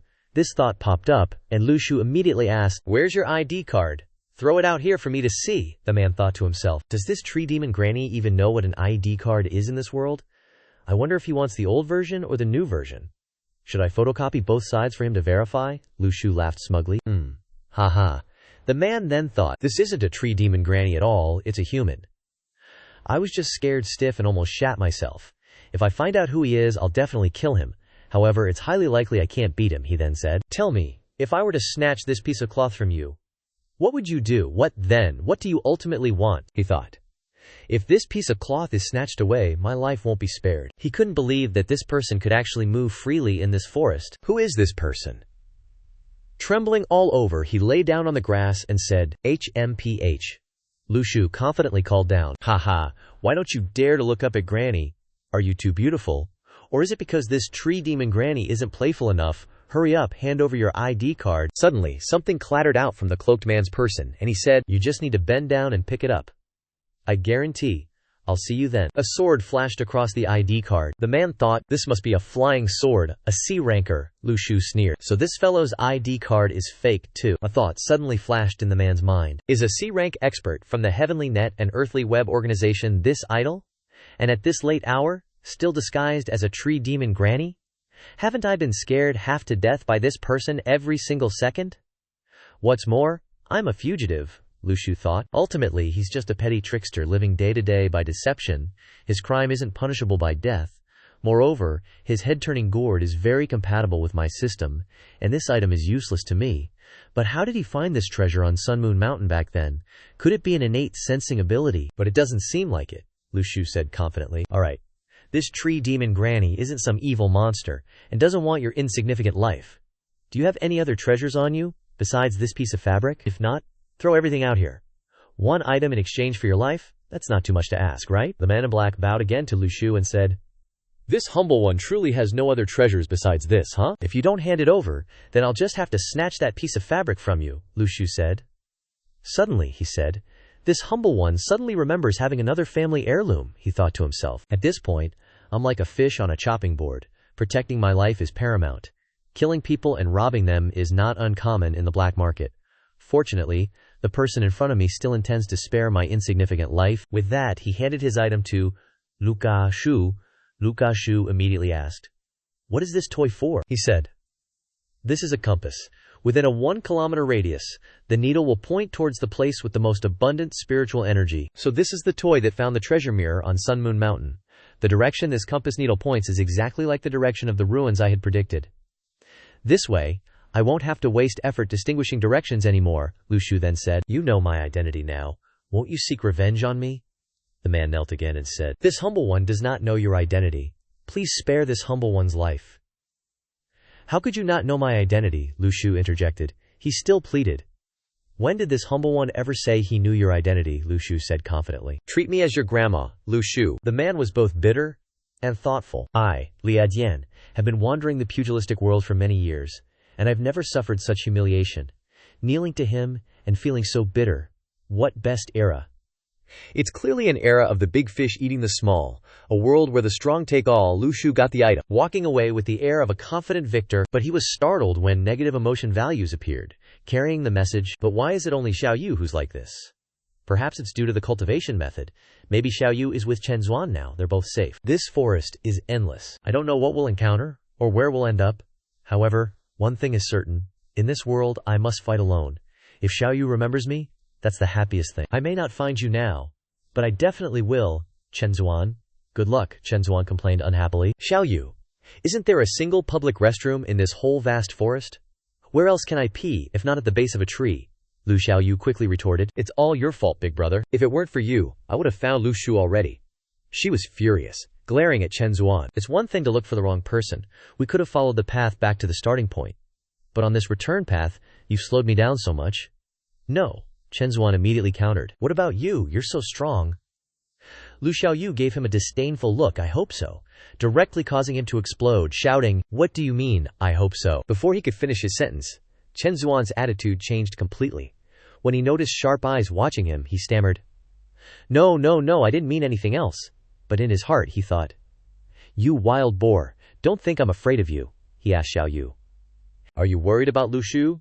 Do you think he'll be in danger? After all, he's only rank E, yet he's acting alone in this forest," he added. "You should know, this relic is not simple. Compared to the information I've gathered about the Beimang relic, the power of this Salt Lake relic is on a whole other level." Lu Xiaoyu declared with a serious expression. "Lu Shu will not be in danger." Chen Zuan fearfully interrupted. "But the danger within the relic isn't just from the relic itself, but also from the guardians of the relic," he continued. "Last time, in the relic on Beimang Mountain, a rank C spy stole the Formation Eye and killed many people." Lu Xiaoyu thought with a sinister smile. "The Formation Eye. Isn't it with Lu Shu?" Chen Zuan stubbornly persisted in persuading, "Xiaoyu, don't laugh. Don't underestimate this relic.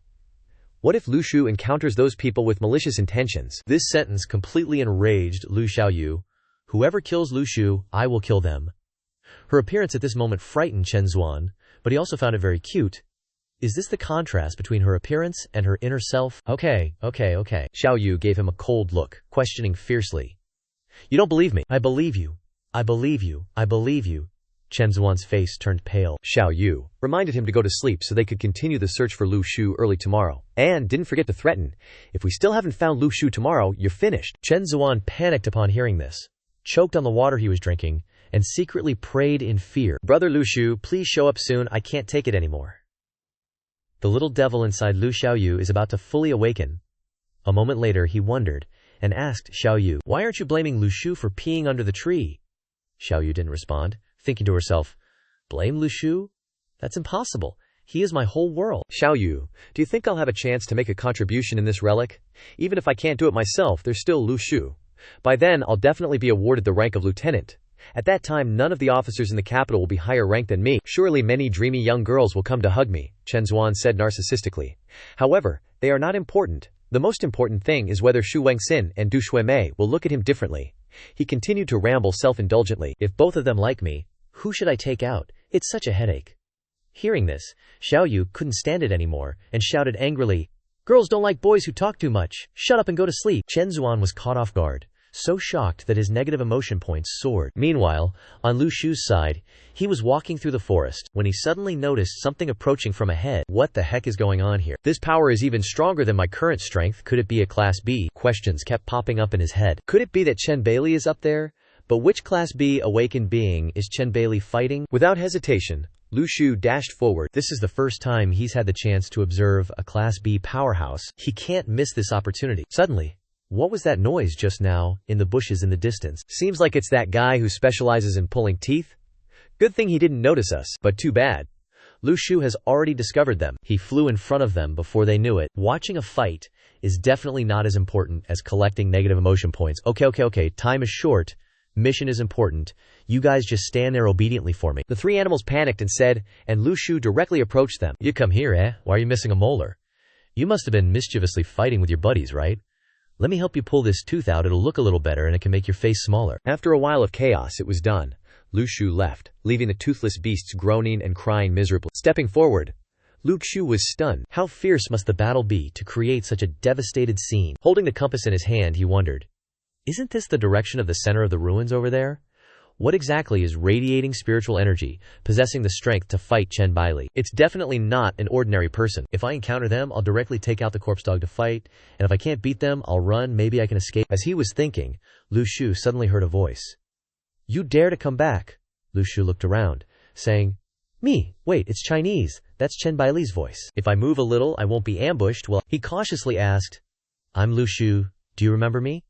It's Lu Shu who taught Li Yixiao idioms, suddenly noticing Chen Bailey's negative emotion points. Luckily, it really is Chen Bailey. Suddenly, a weak voice said, Lu Shu, come over here quickly, this old Taoist is injured.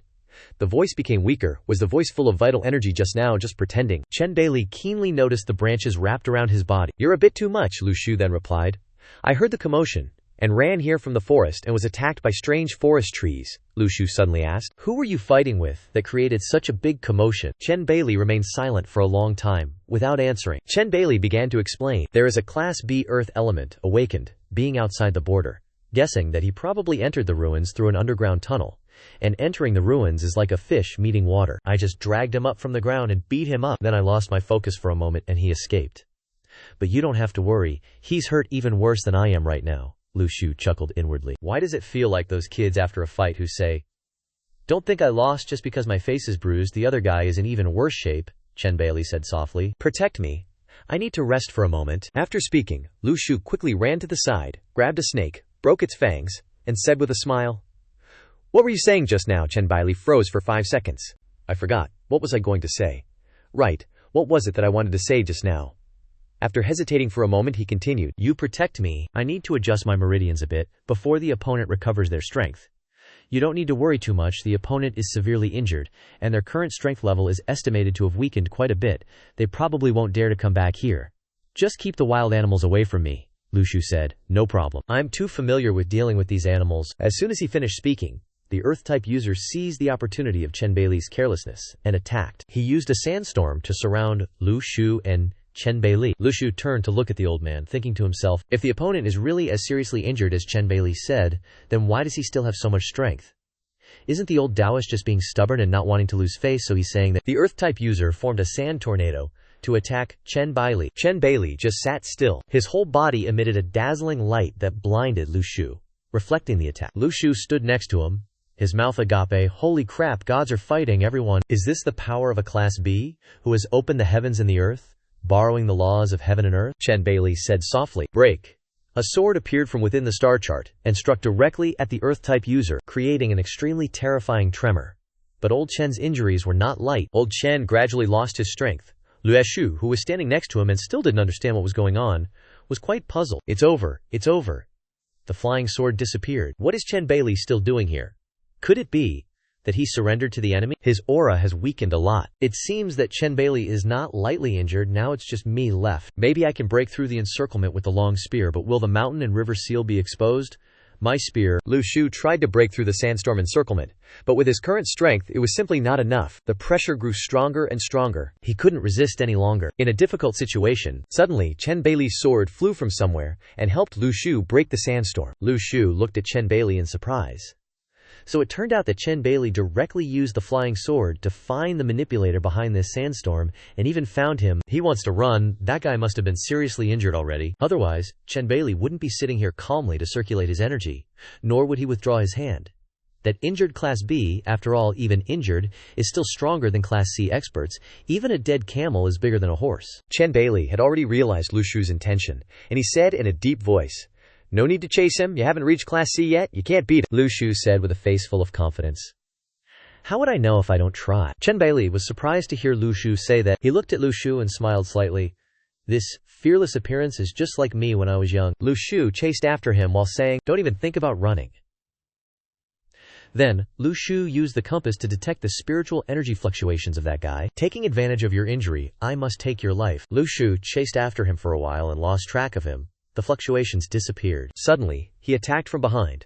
Although the injury was not light, that attack was still very powerful. He created another sandstorm towards Lu Shu. Unexpectedly, you came back to fight me, so how can I let you down? Lu Shu was determined not to give in. If you want to play, Lu Shu will play to the end with him. Lu Shu poured all his spiritual energy into his arm, converting the energy from his arm into an extremely powerful energy punch, sending that guy flying away. That guy showed a painful expression. It turned out that he had been injured before that, guessing these injuries were all inflicted by Chen Bailey. That guy was also extremely shocked by Lu Shu's strength. This teenager actually dodged my attack. Is it because of the armor protection? Only cultivators from Class C and above can have this technique. It's just that the form of energy armor on him. Why have I never seen it before? My goal from the beginning was only Chen Bailey. If someone hadn't used an earth element weapon of an ancient one as a bargaining chip to take his head, if it weren't for the array node and the earth element weapon, these two things tempted me, I wouldn't have come here to suffer like this. Now, if I let Chen Bailey rest and recuperate in peace, and I have to fight with this kid, it's a life or death situation for me. Such a situation is really too disadvantageous for me. If Chen Bailey really recovers, then this time into the relic will be too dangerous. Seeing him run away, Lu Shu immediately summoned the corpse dog from inside the star chart to attack him. He was even more surprised. The technique that only the heaven and earth net has. A flying sword. He created a wall of sand to block Lu Shu's attack. Lu Shu thought. Although the opponent is seriously injured, his current strength is still more than enough to defeat a normal Class C awakener. But I'm not a normal Class C. Lu Shu poured spiritual energy into the corpse dog, directly breaking through the sand wall and rushing to attack him. He dodged it, but was also injured. He felt confused. Why is this sword even sharper than the sword in Chen Bailey's hand? Suddenly he was hit by something. Maybe it was caused by the corpse dog. He started thinking wildly, what's wrong with me? Is my soul sealed? What's the point of living in this world? What's the point of knowing happiness? Am I gonna die? No, I can't die. This sword is strange. What kind of move is it after all? Why do I feel like I'm cursed? My spirit instantly plummeted. Damn it. The provided information didn't mention that Chen Bailey had such a powerful Class B expert following him. He took a handful of golden sand from within and threw it straight at the corpse dog, and it actually directly immobilized it. Lu Shu frowned. Can't underestimate this Class B expert. He has many tricks up his sleeve. Then, he threw the sand pellets towards Lu Shu as he ran. No. Can't lose track of him. This sandstorm is really too strong. The spiritual power can't replenish the damage caused by the spiritual decline in time. No, if this continues for a little longer, something will definitely happen if I can't maintain my spirit. Now the corpse dog has been completely immobilized by him. Even if I use the long spear, I won't be able to hit him. What to do now? Aren't these the animals I just pulled teeth from? The beasts looked at Lu Shu in fear. Didn't I just pull them out? Why are they back again? That guy actually directly killed those animals. Lu Shu glared at him angrily. What? It wasn't easy for me to find a group of small animals. It wasn't easy for me to pull their teeth. It wasn't easy for me to accumulate some negative emotion points. And you've ruined it all. Damn you, stop right there. Damn you, stop right now. Do you hear me? Damn you. I'm telling you to stop immediately. Lu Shu chased after him while shouting, "Stop!" That guy felt puzzled. What's wrong with this guy anyway? Suddenly gone crazy. While chasing Lu Shu, suddenly something inside the star chart began to change. The implied meanings of the 7 corpse dog spirits, Fushi, breath, sound, devour, thief, poison, expel, filth, and waste, respectively represent the 7 moods of human beings. Joy, anger, grief, fear, love, hate, desire. Could it be that to control the emotions of the soul, I must first adjust my own emotions? So, my current feeling of anger is the final condition for forming the 2nd level of the star cloud. From within the star chart, a 2nd sword flew out, stabbing straight at that guy. That guy used that kind of sand to counterattack again, but this time, it didn't work. He was stabbed directly. He felt puzzled. Is this guy a monster? He has 2 flying swords. Why didn't he take them out earlier? Moreover, Why is he so angry? What is he so angry about? If this continues, I won't necessarily win. Lu Shu ran to the left side. That sword came from the left. With no way to retreat forward or backward, he had no choice. He could only burrow into the ground to escape. Lu Shu was furious. A person shouldn't give up so easily. Even if it's further away, I'm still gonna kill him. He jumped high, and from inside the Shanhe seal, he took out dozens of long spears and hurled them down, creating a wide area explosion attack. After a while, Lu Shu also stopped. Without corpse dogs, he's not dead yet. I can't sense any energy fluctuations around here. Even though I used all my strength, I still let him escape. Is this the power of a rank B expert? However, he ran away, so that means I won. Nearby, Lu Xiaoyu and Chen Zuan also knew there was a big battle on the other side. Xiaoyu, was that explosion caused by Jiajia? Xiaoyu said worriedly. Did something happen to Lu Shu? It couldn't be Lu Shu, right? Stop, let's go take a look. Hey, Xiaoyu. The forest is very dangerous at night. Wait until morning. How could it be? Lu Shu is only a ranky awakened one. How could he create such a big commotion? Xiaoyu looked at him with a contemptuous expression and said, "Don't go if you're scared."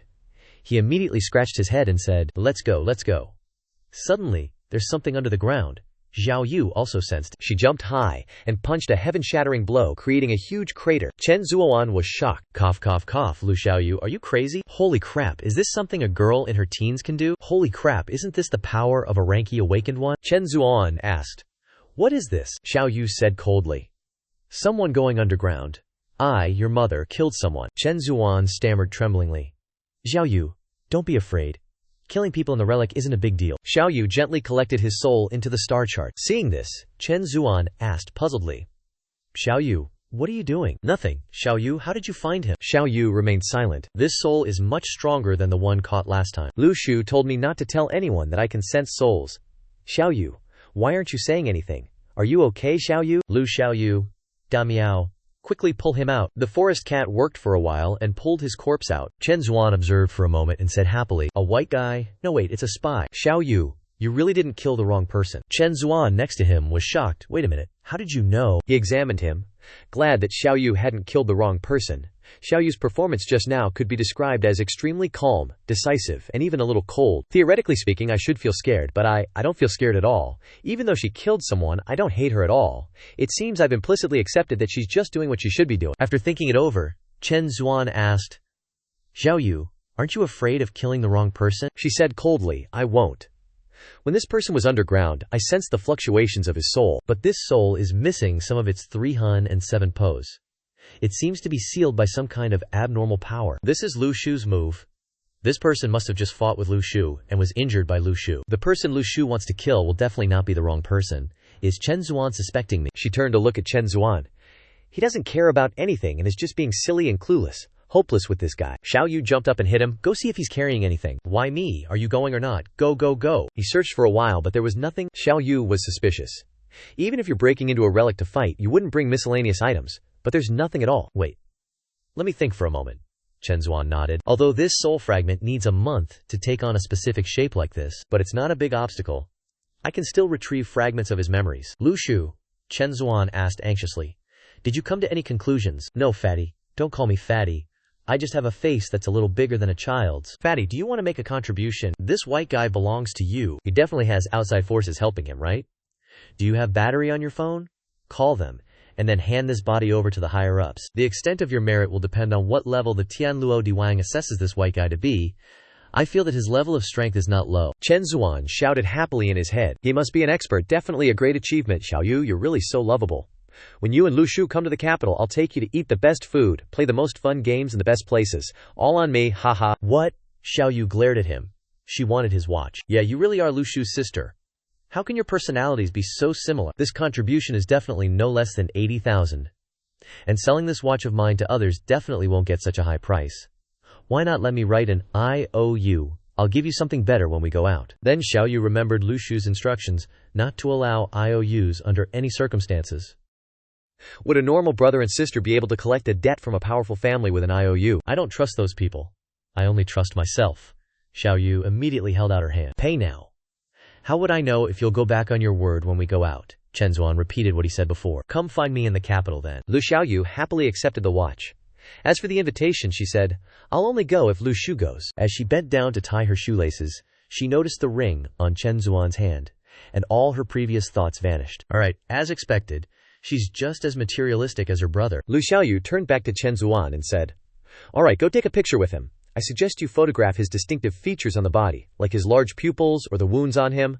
They always show details like that in movies." Before, when I got information about Lu Shu, I just felt he was an unsettling prodigy, weak in strength, only knowing how to cling to powerful people. Yet he still achieved great merit. But now I feel that strength has nothing to do with age. Lu Xiaoyu is far more formidable than Lu Shu. He took out his phone and took a picture. Those disciples from the capital only know how to stick together, and those girls only care about military ranks and strength. I'll achieve great merit very soon.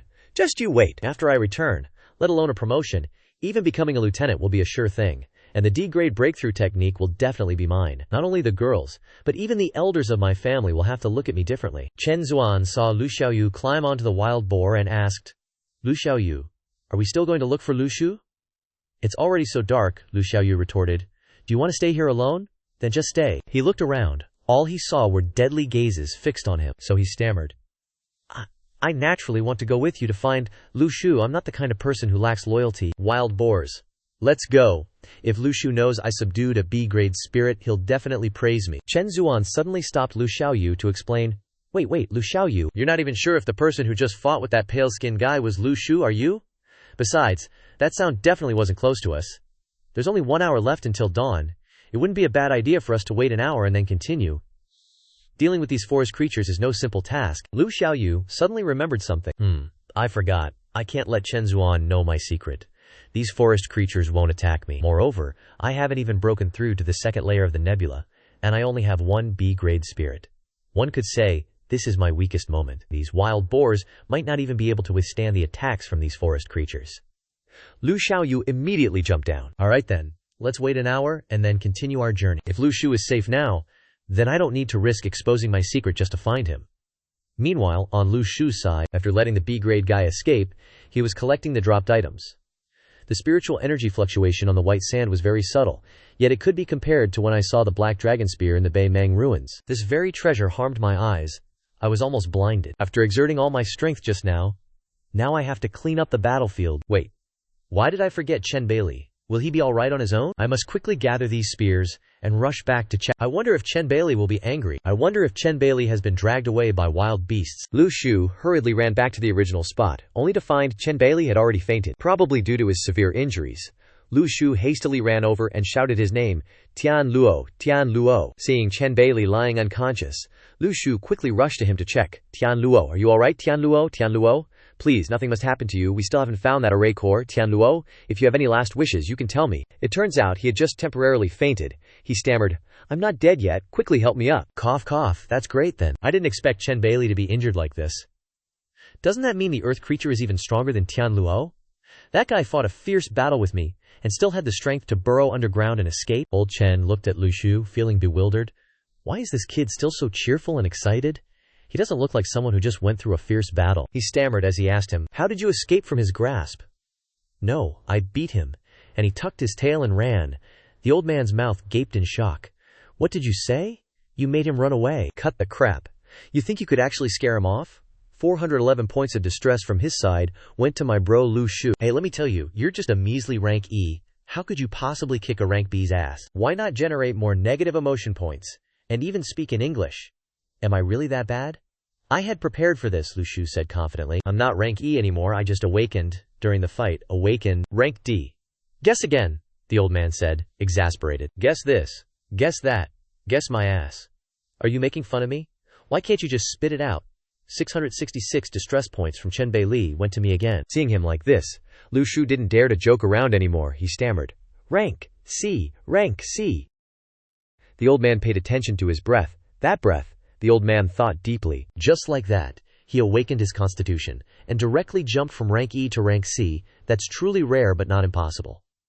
What a pity that this kid is not willing to acknowledge me as his master. Although the lifespans of cultivators are generally longer than ordinary people, my foundation from back when I was young with Li Xuanyi was not solid. The result of a shaky foundation is what I am now, and the cost I have to pay for each great battle is not spiritual energy, but my lifespan. Now there isn't much time left. If I can find a suitable successor in the remaining time and try my best to pass on my secret techniques, this person must have no shortage of talent, comprehension, and endurance. And this kid seems to be good, not only in talent, old Chen asked in a deep voice. Even if you now have the strength of a rank C awakened one, raising your strength also requires a certain amount of time. How could you scare him into running away? Lu Shu stammered and said, sometimes it's not just about strength, but also about using tricks. Just hit him until he runs away. 420 distress points added. After hearing this, the old man was so angry, he was furious, but he couldn't do anything to Lu Shu, so he said, I take back what I was thinking just now. This kid only has talent. We don't get along. Then he continued, at dawn, you help me head towards the center of the ruins. I need to take advantage of the time to recover, to guard against the opponent from coming back to attack at any time. Don't you believe what I say? Do you have a face that's worthy of being trusted? Can you even read fortunes? Please help me see my career and love life. I feel that the lifeline on my palm is especially long. Can I live for a very long time? Chen Beili didn't say much. Scram. My foundation is fluctuating right now. I have to stabilize my foundation first, and then continue to recover my strength. The speed of recovery will definitely not be as fast as the opponent's. If the opponent comes back, everyone in the ruins will definitely be in danger. At this time, it was already dawn. Xiao Yu moved to the place from last night. The Fatso Chen Zuan was trying hard to follow behind Xiao Yu. Why don't you and Lu Shu believe me, not letting me write an IOU? After we get out, I will definitely pay you back. The descendants in my family are all very trustworthy. This is a matter of face, do you understand? To be honest, the value of this merit, even if it's more than 500,000, isn't too much. Xiao Yu turned around and said, all right then. Write me another IOU for 420,000. It was too late for Fatty to realize he was stupid. It was all because of this mouth. However, compared to a merit made in the ruins worth 500,000, this is really not a loss. Consider it a meeting gift to befriend the two Lu Shu siblings. He stammered. I don't have pen and paper right now. Xiao Yu threw pen and paper at his face. I do, so take it. He didn't expect Xiao Yu to bring these things into the ruins, so he had to write an IOU, who told him to be so nosy. After walking for a while, they arrived at the scene of the battle. This battle was too fierce. What kind of strength is needed to cause such terrible consequences? Xiao Yu worried. Could Lu Aishu be injured? Wild boar, hurry up, Xiao Yu, don't leave me behind. Haha. Finally caught up. Running to the edge of the cliff but not seeing Lu Shu, Xiao Yu shouted furiously, didn't you say you'd definitely catch up? Where's Lu Shu? Chen Zuan felt a chill down his spine, with the feeling that something terrible was about to happen to him. At this moment, on Lu Shu's side, he was trying to help old Chen walk towards the center of the relic. Please walk slowly. Don't fall again. This time, the extent of the Foundation's destruction is much more serious than imagined. Breaking through to rank A is becoming increasingly distant. At this time, he can't let him feel insecure about himself, so Lu Shu tried something. I'll let go of your hand and see if you can walk on your own. Lu Shu gently released his hand, but he couldn't stand steadily, and fell forward. Lu Shu quickly caught him, and said softly, you must use the strength of your legs. If you want to overcome it, you have to endure suffering and believe in yourself. Is this how to help recover from hemiplegia? Help me learn to walk again? Chen Bailei's negative emotion points, plus 777. How about I carry you on my back? Which direction should we go to get to the center of the relic? Follow the direction that I sense, and you'll definitely reach the center of the relic. That foreigner, Anthony Smith, went into the relic to investigate. This guy provided a lot of negative emotion points, adding up to 1/5, plus the efforts of the little animals and classmates are enough to light up the first star spirit of the third Qin Xingyuan. However, this time, the most valuable spoils obtained in the relic are not negative emotion points, but the opportunity to fight a real expert. The conclusion is that I'm very powerful now. Although the opponent was an injured rank B, it still counts as rank B after all. The system suddenly notified Chen Bailei's negative emotion points plus 666. Wait, Chen Zuan can be temporarily ignored, but Chen Bailei's negative emotion points, what's going on? He turned around and saw old Chen's head stuck on the tree. I'm speechless with this guy. A moment later, Lu Shu carried old Chen Bailei to a certain place. Lu Shu gently called out to old Chen, but he didn't respond. So Lu Shu gently placed him at the base of the tree to see what was going on. Fortunately, it was just exhaustion that caused him to faint. Chen Bailei and Li Shuiyi are very similar. Both are experts who successfully cultivated when spiritual energy was depleted, so there may also be damage to their foundation. Suddenly, the star compass violently shook, so there are abnormal spiritual energy fluctuations on the left. Don't tell me some high-level wild beast has appeared. With such a dense spiritual energy, can I fight it? Lu Shu stood there in a ready stance, waiting. But 10 minutes passed, and nothing appeared. This spiritual energy isn't moving, not approaching, but not intending to leave either. Could this be a blessed, land-like area? Lu Shu then carried old Chen to the place where the spiritual energy was emanating from. The air humidity in this area is higher than in other areas. Suddenly, Lu Shu looked down at his feet and saw a swift stream flowing by. Is it a stream? The spirit energy in this stream is almost comparable to spirit stones. Where does this stream ultimately flow to? Lu Shu took a few steps forward to investigate further, when suddenly, a rather peculiar flower appeared before Lu Shu. This is emitting a dense stream of spirit energy. It turns out the spirit energy in this place all originates from it. Unexpectedly, in this situation, I encounter Little Fury here. It's fighting with a serpent, trying to snatch that flower. Lu Shu approached from behind and said in a cold voice, "Little Fury, what are you doing? So you want to rob a treasure here, huh? Why didn't you call me along?" As soon as he finished speaking, Lu Shu directly cleaved the serpent in two with his flying sword. Little Fury, standing beside, was scared shitless. Great Devil King. Truly a great Devil King. Lu Shu added, "This flower isn't anything special, don't you think?" Little Fury then used mouse-like squeaks to explain, "Squeak, squeak, squeak," wanting to say something, but Lu Shu couldn't understand a thing. He angrily said, "Write it down to express yourself. What a waste of your studies." So Little Fury painstakingly wrote, "I think this less than, greater than, s less than, greater than flower is very beautiful. I wanted to admire it a bit more. You go ahead first, I'll catch up to you later." Lu Shu grabbed Little Fury's head and scolded, "What's wrong with your pronunciation? It's th less than u greater than at less than u greater than flower, not the less than u greater than s less than u greater than flower. You lazy bum, didn't you review your lessons? I'm punishing you to write the words th less than u greater than at less than u greater than flower 20 times. Little Fury's negative emotion index steadily increased. Lu Shu then asked further, "Seriously, is there something wrong with th less than u greater than at less than u greater than flower?" Little Fury's negative emotions increased even more than before. Lu Shu continued, "You're afraid I'll steal your stuff, aren't you? Do you think I'm that kind of person? Coincidentally, I am exactly that kind of person." Helpless, Little Fury could only offer the flower with both hands. Lost its treasure, can't win in a fight. How pitiful. Each time a petal falls, the spirit energy in the lake will become a bit more abundant. It turns out the spirit energy doesn't come from the water, but originates from the petals. The abundant spirit energy in each petal seems to be equal to the spirit energy in one spirit stone. We're rich. We're really rich. Didn't expect such a big haul. Smells so good. But at this moment, the little rascal and Lu Shu were startled, because all the petals on it had fallen into the drain, contributing to the water flow. After Lu Shu picked the fruit from that tree, it emitted a really fragrant smell. He picked it up and said, "So this is what the little rascal and that snake spirit wanted." He also didn't know what it tasted like. It looked at the fruit with longing, wanting to pounce on it, but not daring to. Seeing this, Lu Shu said, "It can rest assured he won't eat it hastily. First he has to examine it." He glanced at it and thought, "Who knows what will happen after eating this? Now is not the time to eat it." At this moment, Chen Bailey, whose eyes were covered by his coat, woke up and asked him, "Is it dark already?" He was startled, turned around to look at him, and thought, how did he wake up? It's not dark yet. In short, he can't let him know. He's afraid he'll see it, so he covered his eyes. Or should he say that he was afraid his head would get cold, so he covered it with his jacket. But this won't work. Should he say that he was afraid that when he suddenly opened his eyes, the light would damage his eyes? He looked at the bare tree and continued to think. How to explain the bare three-branched tree? Ah, he's got it. He smiled. Then he conjured 3 rebirth fruits in his hand. Then he handed one to the little rascal. He smiled slyly and thought, that fruit was blue. But he snatched it. Fortunately, there are still rebirth fruits, so it's okay. Then, he took the coat off his face. He opened his eyes and saw him smiling and asked, "It's only afternoon, old man. Are you surprised? Are you happy?" He earned 666 points from Chen Bailey. He looked around and asked him, "Where are they?" He told him that they were currently in the relic. He looked around and saw a bare tree in the middle of the forest, and then he asked him, "Where are the fruits on that tree?" He pointed to the little rascal and said, "It ate them all," making the little guy dumbfounded. His face was like, "As if I believe that." Said to him, "Heavenly treasure, and yet it was eaten clean," he said. He was also very sorry, but it was eaten. He was angry and thought, does he think he's a kid? He is a C-class.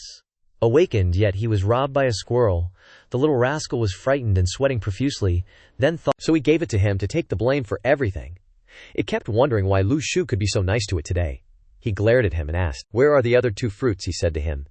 He ate them. He glared at him angrily, and then thought, he only fainted for a moment, he's not dead. He wouldn't suddenly stab him with a sword, would he? He sighed, helplessly said, "You don't need to be afraid, he won't snatch your thing. He's a dignified celestial envoy. Why would he need to snatch something from a student like you?" he continued.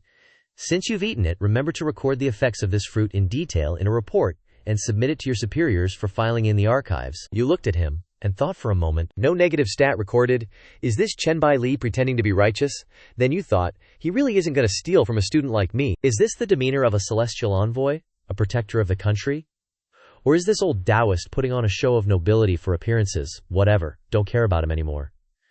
Then, you put your hand into your pocket, took out 2 marrow-cleansing fruits, and handed them to him, and said with a smile, "Eat one first. It might even help with your injuries." Then you said, "Remember to credit me when you go out. I feel I have the qualifications to be a second lieutenant." He refused and said, "I probably only have 80 years left to live. You're considered the most talented and thick-skinned person I've ever met. You eat it? This is your opportunity." Then you happily stuffed one into his mouth and said, "Just eat it." He looked at you with suspicion and thought, "Since when did you learn to be so considerate? It's a little strange." You thought to yourself, "It's useless, even if I eat more. Might as well take this opportunity to exchange it for some merit. Maybe I'll get a raise. Once I get promoted, the spirit stones given out each month will definitely increase, and then I'll sell them on the black market." You continued, "There's still this one." Then you told him to take it. "Don't forget to credit me," he thought again. "Although you're thinking of me, why can't I feel any goodwill towards you?" Then he thought, what kind of special aura is this after eating it? He felt that his injured foundation was gradually recovering. You looked at him and thought, is he about to break through? At this moment, a teacher looked around. He felt that the trees in the area had changed. Another female teacher saw the branches were drying up. She approached and touched it, causing it to shatter. She was startled and thought, all these trees are withered. Could it be that all their spiritual energy has been drained? And suddenly beams of light appeared, converging in one place. You and Zhao Zhanghan were hit by a strong wind, you thought. Just one marrow-cleansing fruit can directly promote Chen Bai Li to rank A. You looked at him and thought to yourself, is he the first rank awakened in the world? He bowed to thank you and said, today I once again see the light of day. Breaking through a realm I couldn't break through for over a decade, all thanks to your help, Chen Bai Li owes you a debt of gratitude. You smiled and said to him, don't be so polite, I appreciate your sentiment. Then, you continued, but please don't forget to credit me. He handed the remaining fruit back to you and said, I don't need this anymore, but it can greatly assist you in upgrading your strength, and said, keep it and eat it. You thought with difficulty, how can I do that? If I accept it, then whether I eat it or not, the celestial hunt will definitely check my aptitude again. Wouldn't that expose my secret? Moreover, I've already planned it out. The celestial hunt has pledged that if they find any natural treasures in the relics that can supplement the foundation, they will definitely give them to Li Yixuan. If I can use this opportunity to give the old man a marrow-cleansing fruit, without worrying about exposing my secret, wouldn't that be a good thing? But the question is, will the celestial hunt really abide by the agreement? You stared at him and thought, gamble? I want to see what kind of people the celestial hunt really are. You began to show off your acting skills and said, Sir, such an important thing, I can't take it, and said, you should take it. As a future master of the country, I can't only think of my own benefits. He stroked his chin and thought, why do I keep feeling that there's something strange about him, or am I misunderstanding him because I'm judging him based on my initial impression? He continued to think. In any case, he has good aptitude. He's just lacking the heroic spirit that the celestial hunt needs. You pointed to the marrow-cleansing fruit in his hand and said, if this thing is a fruit, then he must also worry about the issue of expiration dates, right? How should it be preserved? He conjured a box and said, no problem. Then, he placed the remaining marrow-cleansing fruit into that box. You looked at the box with a cunning expression, thinking, she's a treasure. He turned away and asked you again, will you agree to take him as your master? You awkwardly told him that your current situation was good. You appreciated his good intentions. Awakening like this was enough for you, and cultivation was indeed exhausting. He turned back to look at you, scoffed, and said, forced melons are not sweet. Then, he thought, next time I see Xiaoyu, I'll ask her again. Now that she's broken through, there's a long future ahead, no need to rush. You looked at his demeanor and felt like you recognized it a little. Then, you asked him, there was one thing you were very curious about. Before the spiritual energy dried up, who did he fight that caused such damage to his foundation? He told you that he couldn't say. Then, there was a shout. Lu Shu. A loud call. You looked up and saw Xiaoyu was up there. Then, you jumped up to where Xiaoyu was. As soon as she saw you, she hugged your arm tightly, refusing to let go. He looked at the two of you and thought, these siblings. Before he finished the thought, he leaped up to join Lu Shu and Xiaoyu. He looked up and saw that Xiaoyu's whole heart was staring at him like an outsider. Then, she raised the branch holding Chen Zuan, who was wailing and crying up there. He said, you've seen Lu Shu, now quickly let him down. You asked her, confused. What's going on? She told Lu Shu. Standing up high lets you see further, so it will be faster to find you. He helplessly watched Xiaoyu and contributed points to you. You went closer and whispered to Xiaoyu to quickly let Chen Zuan down. He was crying and thinking, "At least I'm considered a descendant of a renowned, aristocratic family in the capital. I've never experienced such humiliation. If it wasn't for wanting to earn merit and be granted a title." Before he could finish, Chen Zuan tearfully begged him to save him. He sighed and told Chen Zuan that he was truly hopeless. Listening to you, Xiao Yu untied Chen Zuan. After being released, he proudly puffed out his chest and said to him, "I've performed a great service. This time I killed a white-skinned powerhouse who was a spy." After hearing what he said, Lu Shu and Chen Baiqi were stunned because they didn't understand what he was talking about. He asked them if something was wrong. He asked Zuan, "What did that white-skinned powerhouse look like?" He held up his phone with his picture on it and said, "I have his picture here.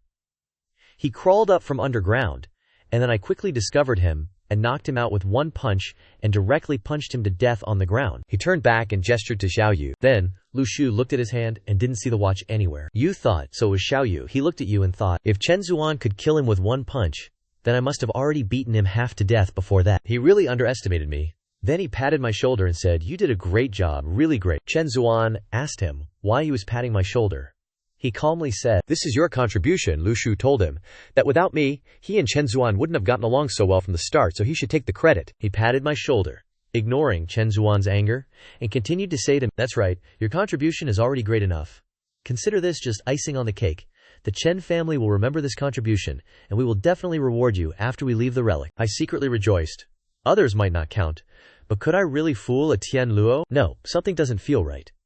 That Tian Luo named Yi Zhao is not trustworthy. Chen Bai Li is more trustworthy. I hid behind him, then gave Xiao Yu a thumbs up. Seeing me like that, Xiao Yu gave a gentle and affectionate smile. He gazed into the distance and said, "After he gets promoted to level A, the first thing he wants to do is catch him. But he didn't expect a level B expert to die like this. This path of cultivation is truly unpredictable." I said to him, if he dared to come, then he must have been prepared for the worst-case scenario. He brought this upon himself. He closed his eyes in resignation, closed his eyes in agreement, and said, "You're right," he said. "They will wait here for a while. After he obtains the formation eye, everyone can leave." Hearing him say that, I hurriedly asked, "Aren't you tired? How about stopping to rest for a bit?" He raised his hand to stop me and said, "No need. This is when he is in the best condition." I clutched my heart, thinking sadly, it seems I really have no hope of getting the formation eye this time. Fortunately, I have gained a lot from this trip to the relic. It seems that the real meaning of life does not lie in winning everything one sees, and one does not always encounter good fortune. And I already feel very content now. He turned back to look at them and said, "He is going to find the formation eye. As for them," he spoke ambiguously, then thought, "Based on Lu Shu's current strength, he doesn't need to worry." Then he glanced at Chen Zuan. Then I said, "He must be careful going alone." He zoomed, flying straight into the sky. He happily laughed and said, "So this is heaven and earth resonance." Lu Shu looked up but couldn't see him, only hearing his laughter. They were very surprised to learn that after leveling up to level A, they could fly. 500 years ago, the Italian named Pin waited to realize his dream of flying and designed an airplane that looked like the wings of a bird. That plane has become an important step in the history of human development. And in 1896, a German named Angel successfully used an airplane and flew at an altitude of 300 meters, flying a distance of 200 meters, writing a new page in the history of human aviation. Humans have never stopped trying to fly higher and farther in the sky. After hundreds of years of effort, they have finally achieved what they have today. But I never thought that humans would actually have a day when they could fly in the sky without relying on any equipment, could rely on their own strength to freely immerse themselves in the void and soar in the white clouds. If Xiao Yu and I could be like that, we could save a lot of money on plane tickets. Chen Zuan, full of surprise, pointed at him and asked me, "Is this your second grandpa?" I said to him. "Your grandpa is now level A." He was shocked into distortion and said, "Is this the first level awakened in the world?" Then he was overjoyed and said, "The first level awakened in the world is actually Chen Bai Li of Tianluo Diwang." Then he kept praising, "Tianluo Diwang is so amazing, Chen Bai Li is so amazing, second grandpa is so amazing." He turned around and saw that Xiao Yu and Lu Shu didn't seem to care much. Xiao Yu said to him, "I've taken so many pictures here. The trees in this forest are really beautiful at night." He said to her, "Let me see. It seems you forgot to take pictures." Chen Zukan angrily said to the two of them, "The practitioners of the heavenly net become the world's first money grubbers, breaking through the limits of mankind. This is a major breakthrough in the history of human cultivation," he asked them. "Why don't you have any reaction?" Xiao Yu was about to tell Lu Shu that she hadn't finished speaking when she arrived. He put his hand on her head and said, "We can talk about anything later when we get back. Now is not the time." He angrily interjected and said, "Can you not say such things in front of me?" Or at least speak a little quieter? He swiped his phone and said, "This picture looks very beautiful." Then Chen Zuan interjected and said, "This is a picture he took." Xiao Yu didn't care, and said to Lu Shu, "I'm going to choose one of these pictures to use as my avatar." Then she asked him, "Which of these two pictures do you think is better?" He thought for a moment and said, "The second one." She asked him, "What's wrong with the first one?" Because he was completely ignored, he said to them, "I'm still alive, I haven't died yet." Then they continued on together. He turned to him and said, "He wants to ask you why. When he made a contribution just now, his grandfather said that the Chen family needs to repay your kindness. What is the identity of that white man? Have you ever fought him before?" He winked and said to him, "Don't worry, his contribution is so great that even he can't imagine it. That guy who was killed with one punch was a B-level awakened. He once fought with your second grandfather, and your second grandfather even seriously injured him." He angrily shouted, "Wait a minute," and said to him, "It's second grandfather, not second great-grandfather." He said to him, "Is there a difference?" He continued. "It's just that he always feels like Lu Shu is scolding him." Lu Shu crossed his arms and said to him, "So after your great-grandfather seriously injured him, you fought him to near death, and he ran away. Then he was caught by you. But you don't need to worry. Since you've accepted his watch, you can only pretend you never met him." He looked at him with fear and said, "That's a B-level powerhouse. You can fight him to near death." Then he said to him, "I accidentally awakened when I was fighting that guy. I'm a C-level now." Then he was shocked, not expecting that you two brothers were so terrifying. He walked up to him, put on a business smile, and said to him, "My brother, you've reached C-level. Are you going to the capital to report to Niting for certification?" He said to him, "If you ever come to the capital, you must let me know. Then he will take you around the magnificent capital. How can he miss a master who is both strong and brave like you?" At this time, he suddenly realized that there was still something to report when he returned. At that time, the Heavenly Net stipulated that after reaching a certain level of strength, one must go to the capital to report. All C-level and above cultivation methods are personally taught by Niting, but he doesn't need cultivation methods. He turned away, sighed, and continued to think, "Niting, this reporting process is great. I'm afraid I have to take a trip." Although he wanted to go home to eat hot pot and watch TV with Xiao Yu, and then go to the market to sell goods. But he helplessly asked him, "What about food and accommodation?" he said. "What food and accommodation?" He smiled and patted him on the shoulder, saying, "Okay. When you come to the capital, I will definitely find you." Then several streams of light appeared and converged in one place. He turned back and thought, "Don't tell me Chen Bai Li has found the array eye." At that time, everyone in the relic was taken out. Everyone said together, "They're back." Suddenly someone called him. He turned around and saw Chen Zuan happily running towards him, while Gao Shang was hugging a beast and dragging it to him. Gao Shang said to Chen Zuan, "You can't get anything. Does Shen Yin need to give you a wild boar as a contribution?" He angrily said to Shen Yin, "Is this also considered a contribution?" Then he continued, "His contribution, if said, might threaten Shen Yin and scare him to death. Shen Yin, you really don't know anything about strength." He looked at Chen Zuan and asked him, "Next time, if there's a relic, will he still dare to go?" He said, "Of course he will go." He asked him again, "What brand of watch did you say you had at home last time?" Then he asked him, and he said to him, "If there's a next time, he'll bring cash." At this time, his eyes lit up, and he gave a friendly smile and said to him, "This is a little bit not good." Chen Zuhan turned around and saw them discussing something. Then he heard that there was a genius who sensed D-level wild boar meat. He glanced at them and thought, compared to Lu Shu and Xiao Yu, these guys are nothing special, just frogs in a well. At this moment, he suddenly realized that he couldn't see Xiao Yu anywhere. Suddenly, there was a loud whoosh sound. They looked forward and saw Xiao Yu sitting on the beasts, riding towards them. Upon arriving, Xiao Yu told them to stop and walk slowly. Lu Xiao Yu was sitting on the wild beast. Everyone below surrounded her and the wild beast, discussing, "Holy crap, those two geniuses only managed to defeat wild beasts, but this little queen directly tamed them, and more than double the amount. Compared to this little girl, those two geniuses are nothing." Liu Beilei's eyes widened as he exclaimed, "Lu Xiaoyu, as expected of my brother." Lu Shu also looked at it with astonishment. "Unbelievable! Xiaoyu actually managed to bring the herd of wild beasts out of the ruins." Suddenly, Xiaoyu jumped to the ground, her face beaming with happiness, and said, "Lu Shu, are we going home now?" Suddenly, a white-haired man shouted loudly, "Order! Tally the achievements. Check the troop numbers. Tally the spoils." Everyone was stunned to realize, it's Chen Tianluo. It's a rank A, the first rank A. Chen Tianluo, with his long white hair and beard, said, "I'm heading to the capital first. Report anything to the higher-ups directly." He stared at Lu Shu and said, Lu Shu, you can go home first. I will personally record your merits." As soon as he finished speaking, he flew away, leaving everyone staring blankly. Lu Shu was the same. wondering what this kid had actually done, flying so fast. And Chen Tianluo himself needs to record the merits for Xiao Yu. Let's go. It hasn't been easy getting here today. He felt that if she brought these little animals home, they would eat all of their savings. Or should they sell them? As soon as Lu Shu finished speaking, Xiao Yu's face fell, and she said, "Then can we keep the wild boar and the wildcat?" Lu Shu was speechless. He thought to himself that her sensible appearance was really heartbreaking. Lu Shu had no choice but to agree, taking a long breath and saying, "Okay." Suddenly, a voice came from the crowd. "Selling. Anyone want to buy small animals? Obedient and sensible small animals." Lu Shu's eyes lit up, and he immediately said, "Prices are negotiable. It's a loss if you don't buy, you'll miss out. Come and take a look. Don't be shy." Seeing this, Chi Wei said, "Wait a minute.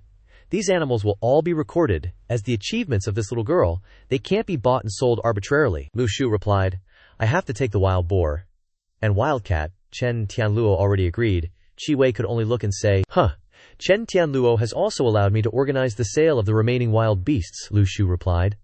Liu Bailey thought to himself, as expected of Lu Shu, even I wouldn't dare to borrow second grandpa's name to do such things. He could only ask, "Is everyone safe?" Lu Shu replied, "Yeah, are you coming back together?" He thought to himself that Jiangshu actually caught Liang Jie. Liu Bailey then asked, "I still have to coordinate with Qingzhao to complete the recording. It will take at least a few days." He stared at Lu Shu and said, "Well, the car is ready. Tell Dangan to help you two brothers and sisters take this wild boar and wildcat home safely." Lu Shu looked and replied, "Thank you," Liu Bailey said. Brother Shu, you absolutely have to let me know before you head to Jingdu for your report. Everyone and I are good friends. We're practically comrades in arms." Lu Shu looked at him and replied, "That's right." The two shook hands heartily. Lu Shu said, "If there's nothing else, we'll take our leave now as a farewell." Liu Bailey could only agree. He sensed that in the world of these two siblings, it seemed like there was no one else besides themselves. Others simply couldn't get close or interfere. Shen Yin then said, Let's go register your merits. Let me see just how great your achievements are." Chen Zuan looked at Shen Yin and replied, "Haha. I'm really afraid that if I tell you, you'll be scared to death." Lu Xiaoyu and Lu Shu held hands and turned back together, as if bidding farewell to their beloved Qingzhao. Once they arrived at the magnificent high-rise building, Lu Shu's eyes suddenly lit up as he looked at his phone. Seeing this, Xiaoyu said, "Lu Shu, can't you be more mature? You've checked it dozens of times this evening." Lu Shu looked at Xiaoyu and replied, "Mind your own business. We earned this money ourselves. Why can't we look at it?" The spoils from this relic trip were considerable, but the only regret was not obtaining the soul of that Class B Anthony. "What a pity," Lu Xiaoyu said nonchalantly. "I already caught the soul." Lu Shu's eyes widened and he asked, "That Class B guy?" He thought to himself that Xiaoyu had broken through to Class B directly. "It's over. I finally managed to cultivate to Class C," he said. "Summon it, let me see." Xiaoyu replied, "It'll probably take more than 20 geniuses before it can appear. The spiritual power it needs is really too much." Lu Shu thought to himself that he should focus on the strength of his body. External force is, after all, external force, he thought to himself. With a Class B escort this time, I really don't have to worry about Xiaoyu's safety, but what about the prestige of an older brother? Suddenly, Xiaoyu said that white-skinned powerhouse had a space ring on his hand. I haven't opened it to see yet, but his belongings are probably all stored inside. Lu Shu stared at the ring. Suddenly he realized, it's pure gold. Was this the feeling of becoming a billionaire overnight? The Visa card fell from the table. Lu Shu asked Xiaoyu, "Do you know the password for this phone? Do you know the bank card password?" Xiaoyu replied that she didn't know. She knows that there seems to be no money in the card, and his money is almost all transferred to some online accounts, but I didn't find any information about this in his broken memories. Lu Shu stared at the USB and wondered, "Then what about this?" Lu Xiaoyu said, "Lu Shu, the memory brought this gadget into the computer, which can open a website. Xiaoyu doesn't know what the content of the website is, but it seems very important." Lu Shu did not know that website. Suddenly, Lu Shu became alert. Worried that Xiaoyu reading the memories of souls would affect her personality, he told her to stop immediately if it had any effect. But Xiaoyu said it didn't affect her at all, because their memories were just data to her, so she wouldn't be affected. Lu Shu breathed a sigh of relief. Xiaoyu said, "Lu Shu, open the USB drive and see what's inside. I want to look at it before we leave Qingzhao." But where should they look at it?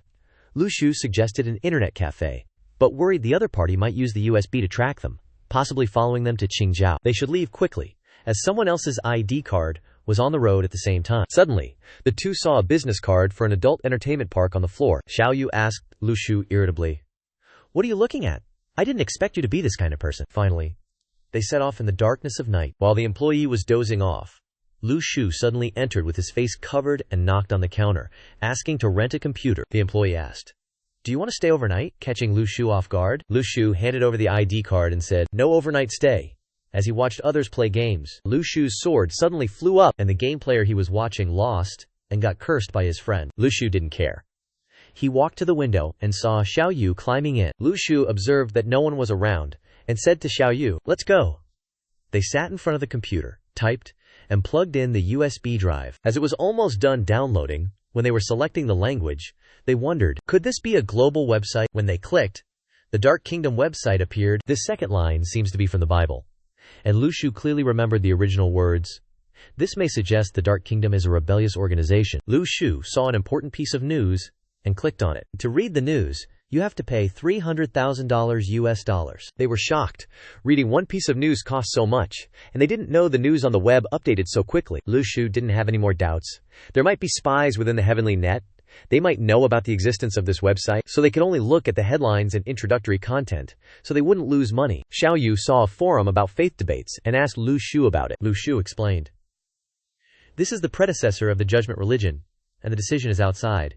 It can be considered a large organization, as large as the heavenly net. Luckily, I heard a lecture to know this information." They saw news about the Fire-Earth manifestation. It was definitely not a cultivation level. The Fire-Earth personality collectively refers to 3 Native American tribes in South America. There are not many people alive now. Lu Shu advised Xiao Yu, "If you don't go to school, you won't know these things, so I hope you study hard." But Xiao Yu only cared about the website, and suddenly felt that the website was very similar to the Golden Foundation. Lu Shu suddenly realized something. When he looked at the website again, he saw that it was like a foundation forum, charging fees to maintain the web. The news section was more complete and comprehensive than the foundation, and it also selected more hot news. The Foundation forum is public, but this website can only be used by awakened people and cultivators. Moreover, as long as you have money, you can know everything you want to know. This is the power of money. So, it can be said that reading is the right path for children like them.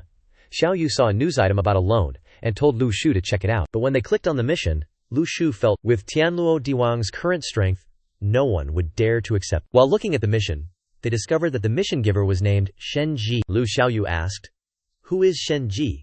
But Lu Shu didn't know either, having never heard of them. However, if they dared to hire someone to kill Chen Beili, then this must surely be a very large organization. Lu Shu thought to himself, "The white sand in our hands is only half. The other half of Shenhai Baisha is still with Shenji. If we got the other half, Antone would be like a tiger with wings." Lu Xiaoyu said she wanted to find the other half, but Lu Shu scoffed. "Having dreams is good, but what if they never come true?" But how to find Shenji? With the rewards for these people being paid through the Dark Kingdom, the power behind them must definitely be very formidable. Lu Shu searched again to see if there was any other useful information. When he unexpectedly discovered something, the dragon-slaying blade exchanged for the Qiankun ring, both are exchange items, both are high-grade goods, he realized it was true. At this level, money surely cannot measure the value of a cultivator's items. Eating the fruit will increase the percentage of awakening abilities, but the website's results showed that this fruit is not unique. Yet there are truly people who awaken their abilities after eating it, and there's even a type of fruit that can allow the awakener to designate their energy. If there's a chance, I must try this ability-designating fruit. It could help Lu Shu awaken his abilities. Suddenly, information about strangers appeared. This is human trafficking. This organization truly believes they can manipulate the rules of this world. When the victims are not themselves, people start spreading news about it, making it a topic of gossip. But does no one realize that one day, they themselves might be the victim? I must tell Lu Xiaoyu to be more vigilant. Lu Shu then discovered there was also a forum where Lu Xiaoyu was dozing off, suddenly woke up and asked, "Why is Lu Shu so interested in the people in the forum?" Lu Shu then realized with a start. Indeed, this forum is too chaotic. Anyone can send invitations to trick people. The fee to view these paid posts isn't low. Anani, as a B-rank expert, must also have a certain level of popularity on the forum, right? After a moment of searching, Lu Shu clicked into the VIP section. He intended to pay with his bank card's password, but now wasn't the time to use it. Who knew what would happen after using it? Lu Xiaoyu woke up and asked, "Any new discoveries?" While typing on the keyboard, he received a notification. Anthony Smith sent an invitation. This is one of the strongest awakened ones in this world. Anani sends paid messages. Even though it costs $20,000 to open, it cannot be ignored. And the people around also receive the same notification. Should I even bother telling you? Or do you truly have no schemes brewing in your hearts? With constant system notifications, the negative emotion points started to rise sharply. It seems the second spirit orb of the third star cloud layer is about to light up too. Look at this, it keeps rising. Unexpectedly, I've already earned $2 million United States dollars. Antony is greatly admired by many in the kingdom, but half of these people's accounts use their real names, and their actual strength is B rank or C rank and above. If you're not careful, your true identity will be exposed. This is precisely to prove one's own influence, so I must remember all the most important ones. Later, we might meet in the ruins. And who knows, I might even gain the upper hand. Suddenly having to remember so many people. I can't keep track, I'll have to review them all when I get back. Negative emotion points. 200,000. The negative emotion points needed for the third spirit orb are already halfway accumulated. It seems that strategic vision will definitely spread globally. They have to go back, because their plane takes off at 7 p.m. Tonight, tomorrow, they'll continue traveling everywhere to taste various delicacies. Lu Xiaoyu mumbled in her sleep. Lu Shu, I want scrambled eggs with tomatoes, black bean noodles, cookies, fruit. Lu Shu, don't let go of my hand. Lu Shu was proud of Lu Xiaoyu.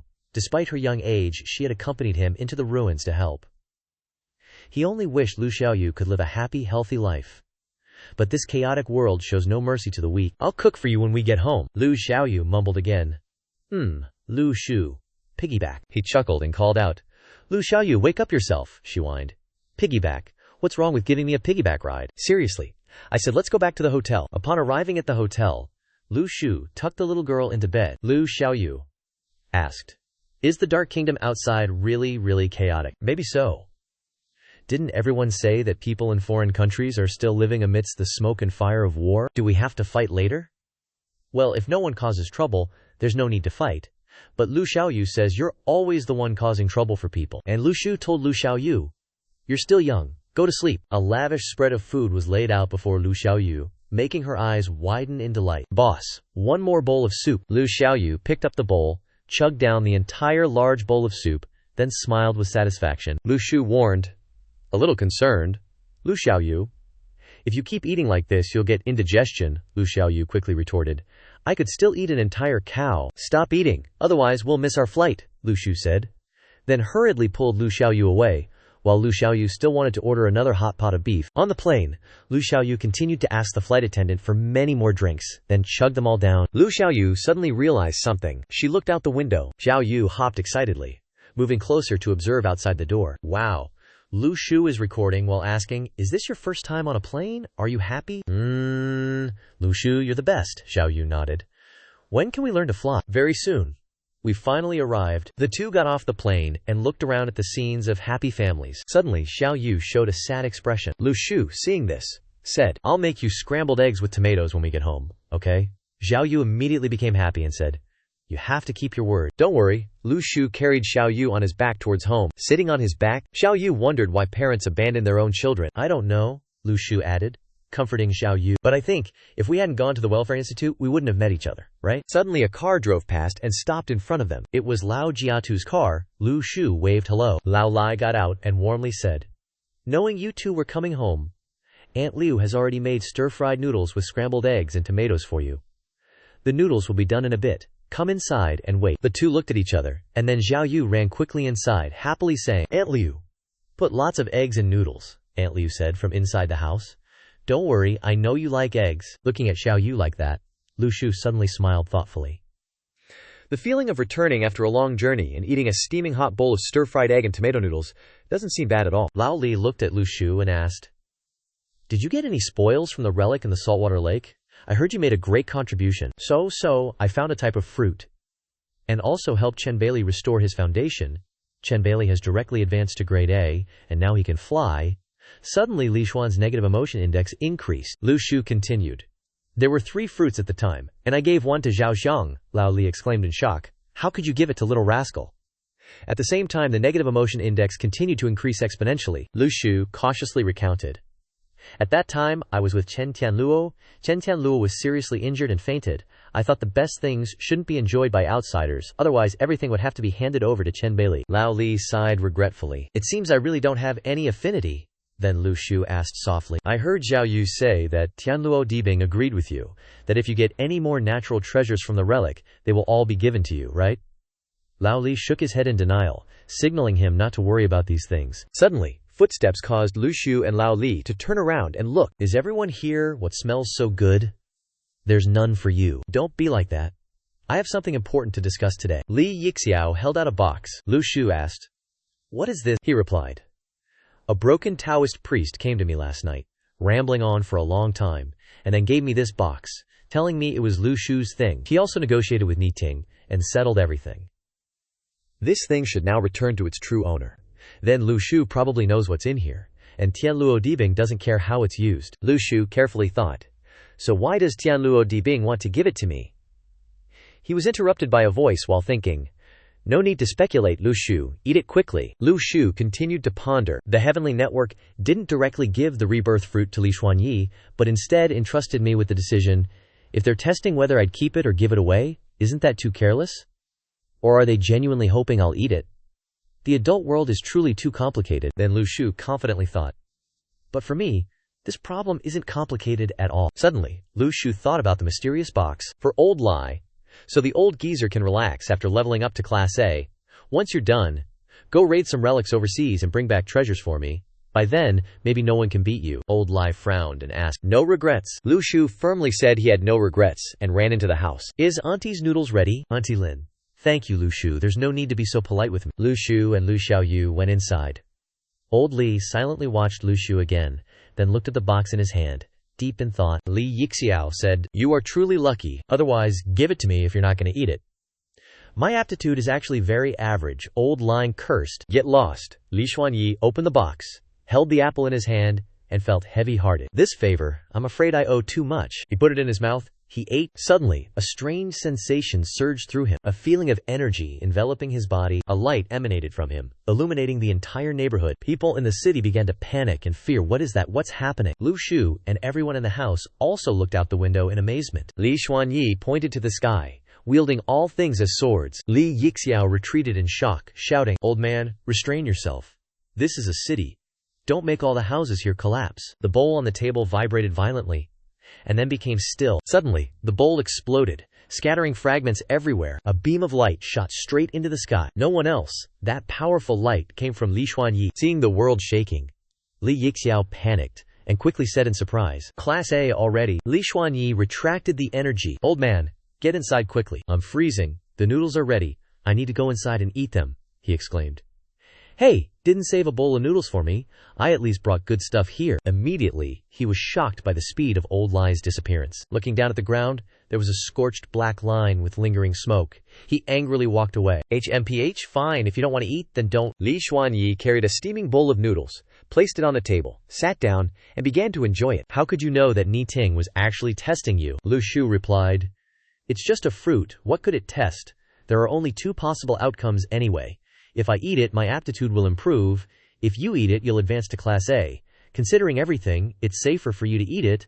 I'm afraid something unexpected might happen if I eat it." "Tell me, isn't this Niting too strange? Clearly, it was agreed upon beforehand with you, so why did it turn into a test, probing me?" Li Xuan laughed heartily. "No one can ever guess what that celestial lord is thinking." "That's not right. Only Shi Xuepu understands him best," Lu Shu curiously asked. "Shi Xuepu? Is that the celestial lord who can't cultivate?" Lao Li replied. "That's right, don't underestimate him. Do you know how to walk this path of cultivation?"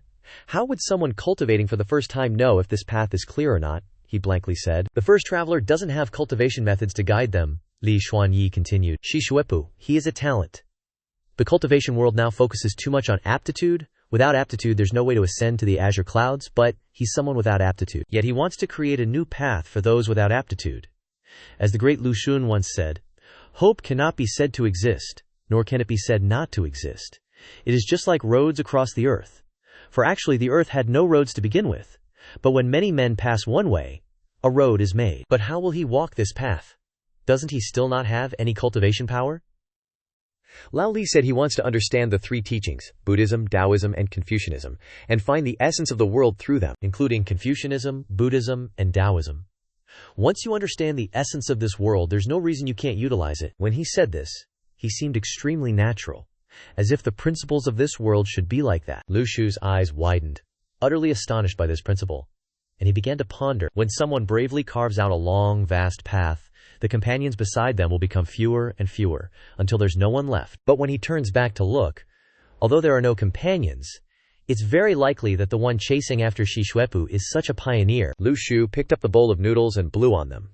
Regardless of whether Shi Shuipu can continue down this path, this spirit is worthy of everyone's respect. This person willingly serves under Ni Ting, which makes me even more curious, Ni Ting, just what kind of person is he? Lao Li frowned, thinking, HMPH, he's worthy of your respect. What about me? Lao Li asked. Has your swordsmanship regressed recently? He immediately broke into a sweat, stammering, that, then changed the subject. Right, old man. After the chi from Mount Zaishu condenses into a snow mountain, what should I do next? While eating noodles, Li Xuan thought, according to the notes of his ancestors, after accumulating a stream into a sea, one opens the chi sea to have a snow mountain. Didn't you say that you had just accumulated a spring into a river before you went traveling? Why do you already have a chi sea now? Your chi sea has already opened. You've condensed a snow mountain so quickly, he blankly said. Can't you have a snow mountain without opening the chi sea? Lao Lai spat out all his noodles because of his naivety, and he loudly asked, what are you saying? It's not wrong. You can condense a snow mountain without opening the chi sea. Lao Li was completely perplexed. Why don't I feel happy at all after advancing to Class A? The highest realm of our ancestors was reaching the clouds into a sea before opening the chi sea. This brat Lu Shu not only reached the sea before opening the chi sea, but he also has a snow mountain. He angrily clenched his teeth, trembling all over. What is this, you little rascal? Are you kidding me? The system then announced. Received 999 points from Li Xuan's negative emotions. What realm were you in before opening the chi sea anyway? He replied. Accumulating a river into a sea. He asked again. Are you sure? Lao Li angrily slammed his hand on the table, confirming. Accumulating a river into a sea. He said again. Think about it again, he said. Accumulating clouds into rain, he said again. Think about it again. Old Lai went mad with anger and shouted, Little brat, don't go too far. The points from Li Xuan's negative emotion also increased to 999. Lu Shu angrily said to the old master, So all those things before were him scaring me. The old master explained to him that if he didn't talk about realms, he would set limits for himself. Thinking he couldn't reach the same high level as those before, he said, Look at yourself now. Then he asked him, Haven't you surpassed your predecessors already? He gave a forced laugh and said to him, You really have foresight. Now that you're about to die, you can finally speak honestly. He told him that Agyo C Company was demanding a gold statue from him as debt repayment. He stroked his beard and said, The person with the highest realm in his sect is Lao Zujia. Only he reached the Star River Sea realm. He continued. After that, he opened the Chi Sea and directly condensed a snow mountain. Hearing him say that, he immediately thought, Did I directly surpass Li Xuan's ancestor already? He put his hand in front of his stomach and asked him, So what is the snow mountain used for? He said that the snow mountain is used to sharpen the sword pond. After opening the snow mountain, one can condense a sword pond. He said that the snow mountain represents sword intent, using sword intent to sharpen the sword pond, and using the sword pond to aid the towering snow mountain, ultimately using the sword intent and sword pond together to become sharp. He put his hand on the chair, turned back, and said to him, Saying it like that is too exaggerated. Isn't this just using a whetstone to sharpen a sword? He said to him, You could say that. He glanced at him. Having said that, shouldn't I directly be in the Chi Sea now? After all, only by opening the Chi Sea can I have a sword pond, right? If not, what do I use to sharpen? He looked at him helplessly, unable to say anything. Then he asked him, So, how does it open? He glanced at him and thought, How does it open? He asked him.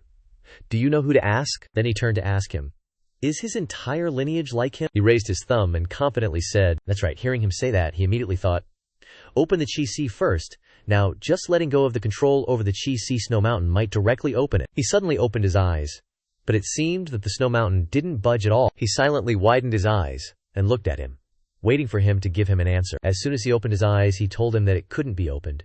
He was surprised and hurriedly asked him, Why can't it be opened? He got angry and said to him, It's understandable that I'm surprised, but even he's putting on a surprised face.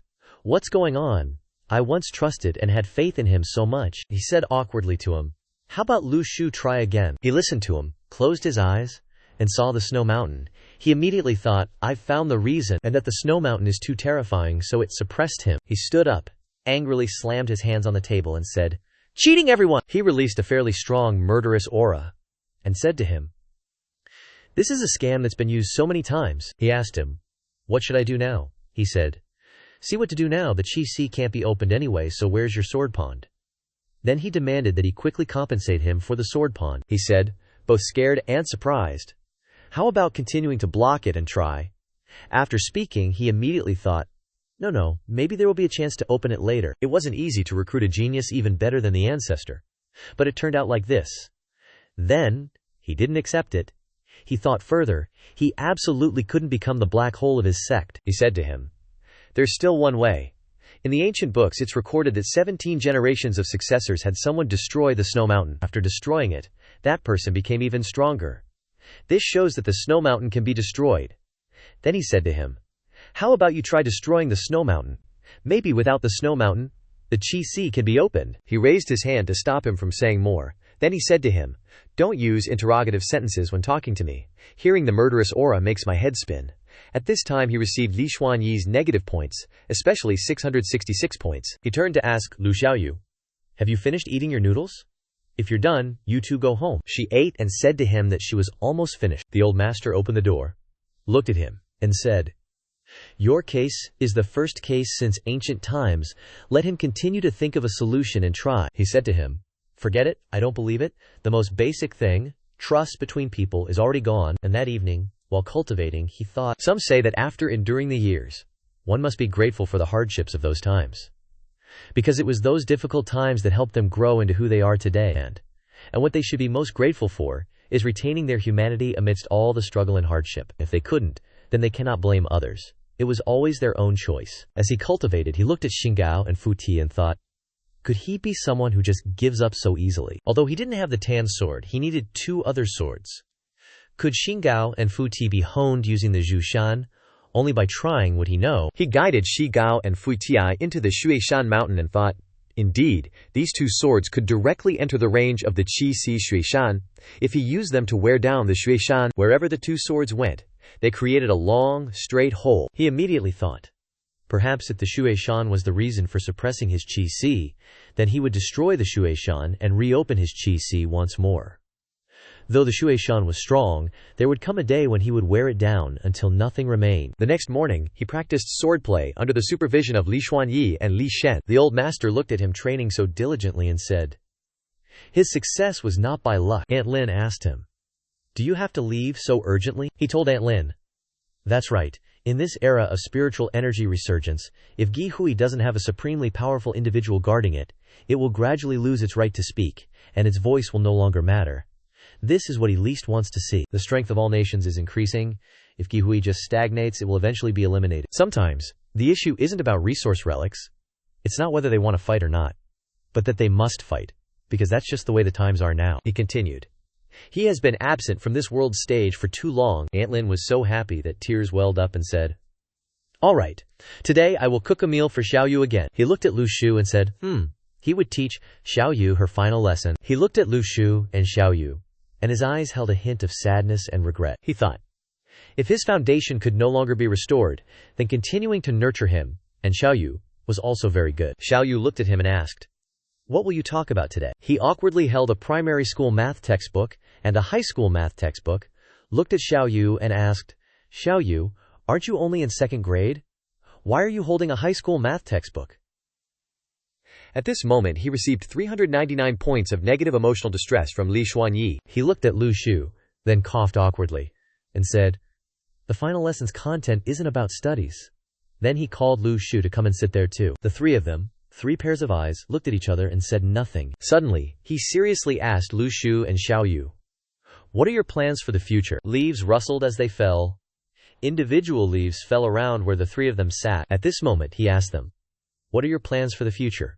He replied to him, "I want to go to university." He then asked him, "What will you do after graduating?" He closed his eyes and said, "I've never thought about that." He said to the 2 of them, "Your current strength is not weak at all, and you are both still very young. I think you two should start thinking about this issue. This world won't stay peaceful like this forever." He looked at him, then said, "I understand. I will think carefully about the future." Then, he asked him, "Are you about to go somewhere?" He told him, "Haven't you always asked what the Gi Hui's ideals truly are?" He told him, "I've never wondered about that." At this moment, he received 199 points of negative emotional distress from Li Xuanyi. He looked at the angry old master, then awkwardly said to him, "Please continue." After that, he froze and asked the 2 of them, "Where was I?" The 2 remained silent, unsure of what to say.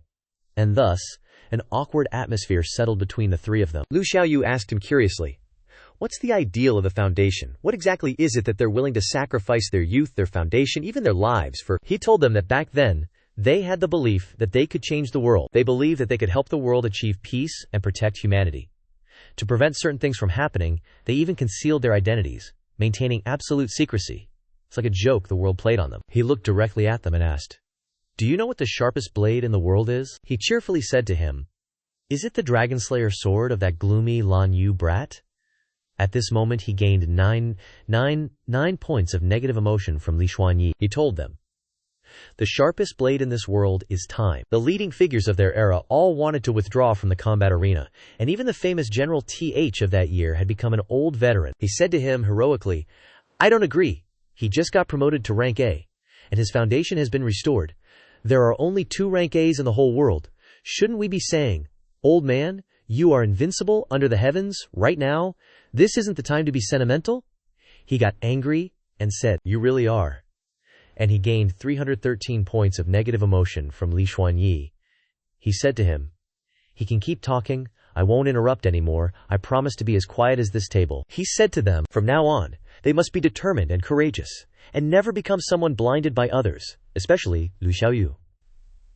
After entering Daoyuan class, remember to study hard and cultivate diligently, Lu Xiaoyu said to him. She understands. He recounted that there were some organizations abroad without the culture of valuing loyalty and righteousness.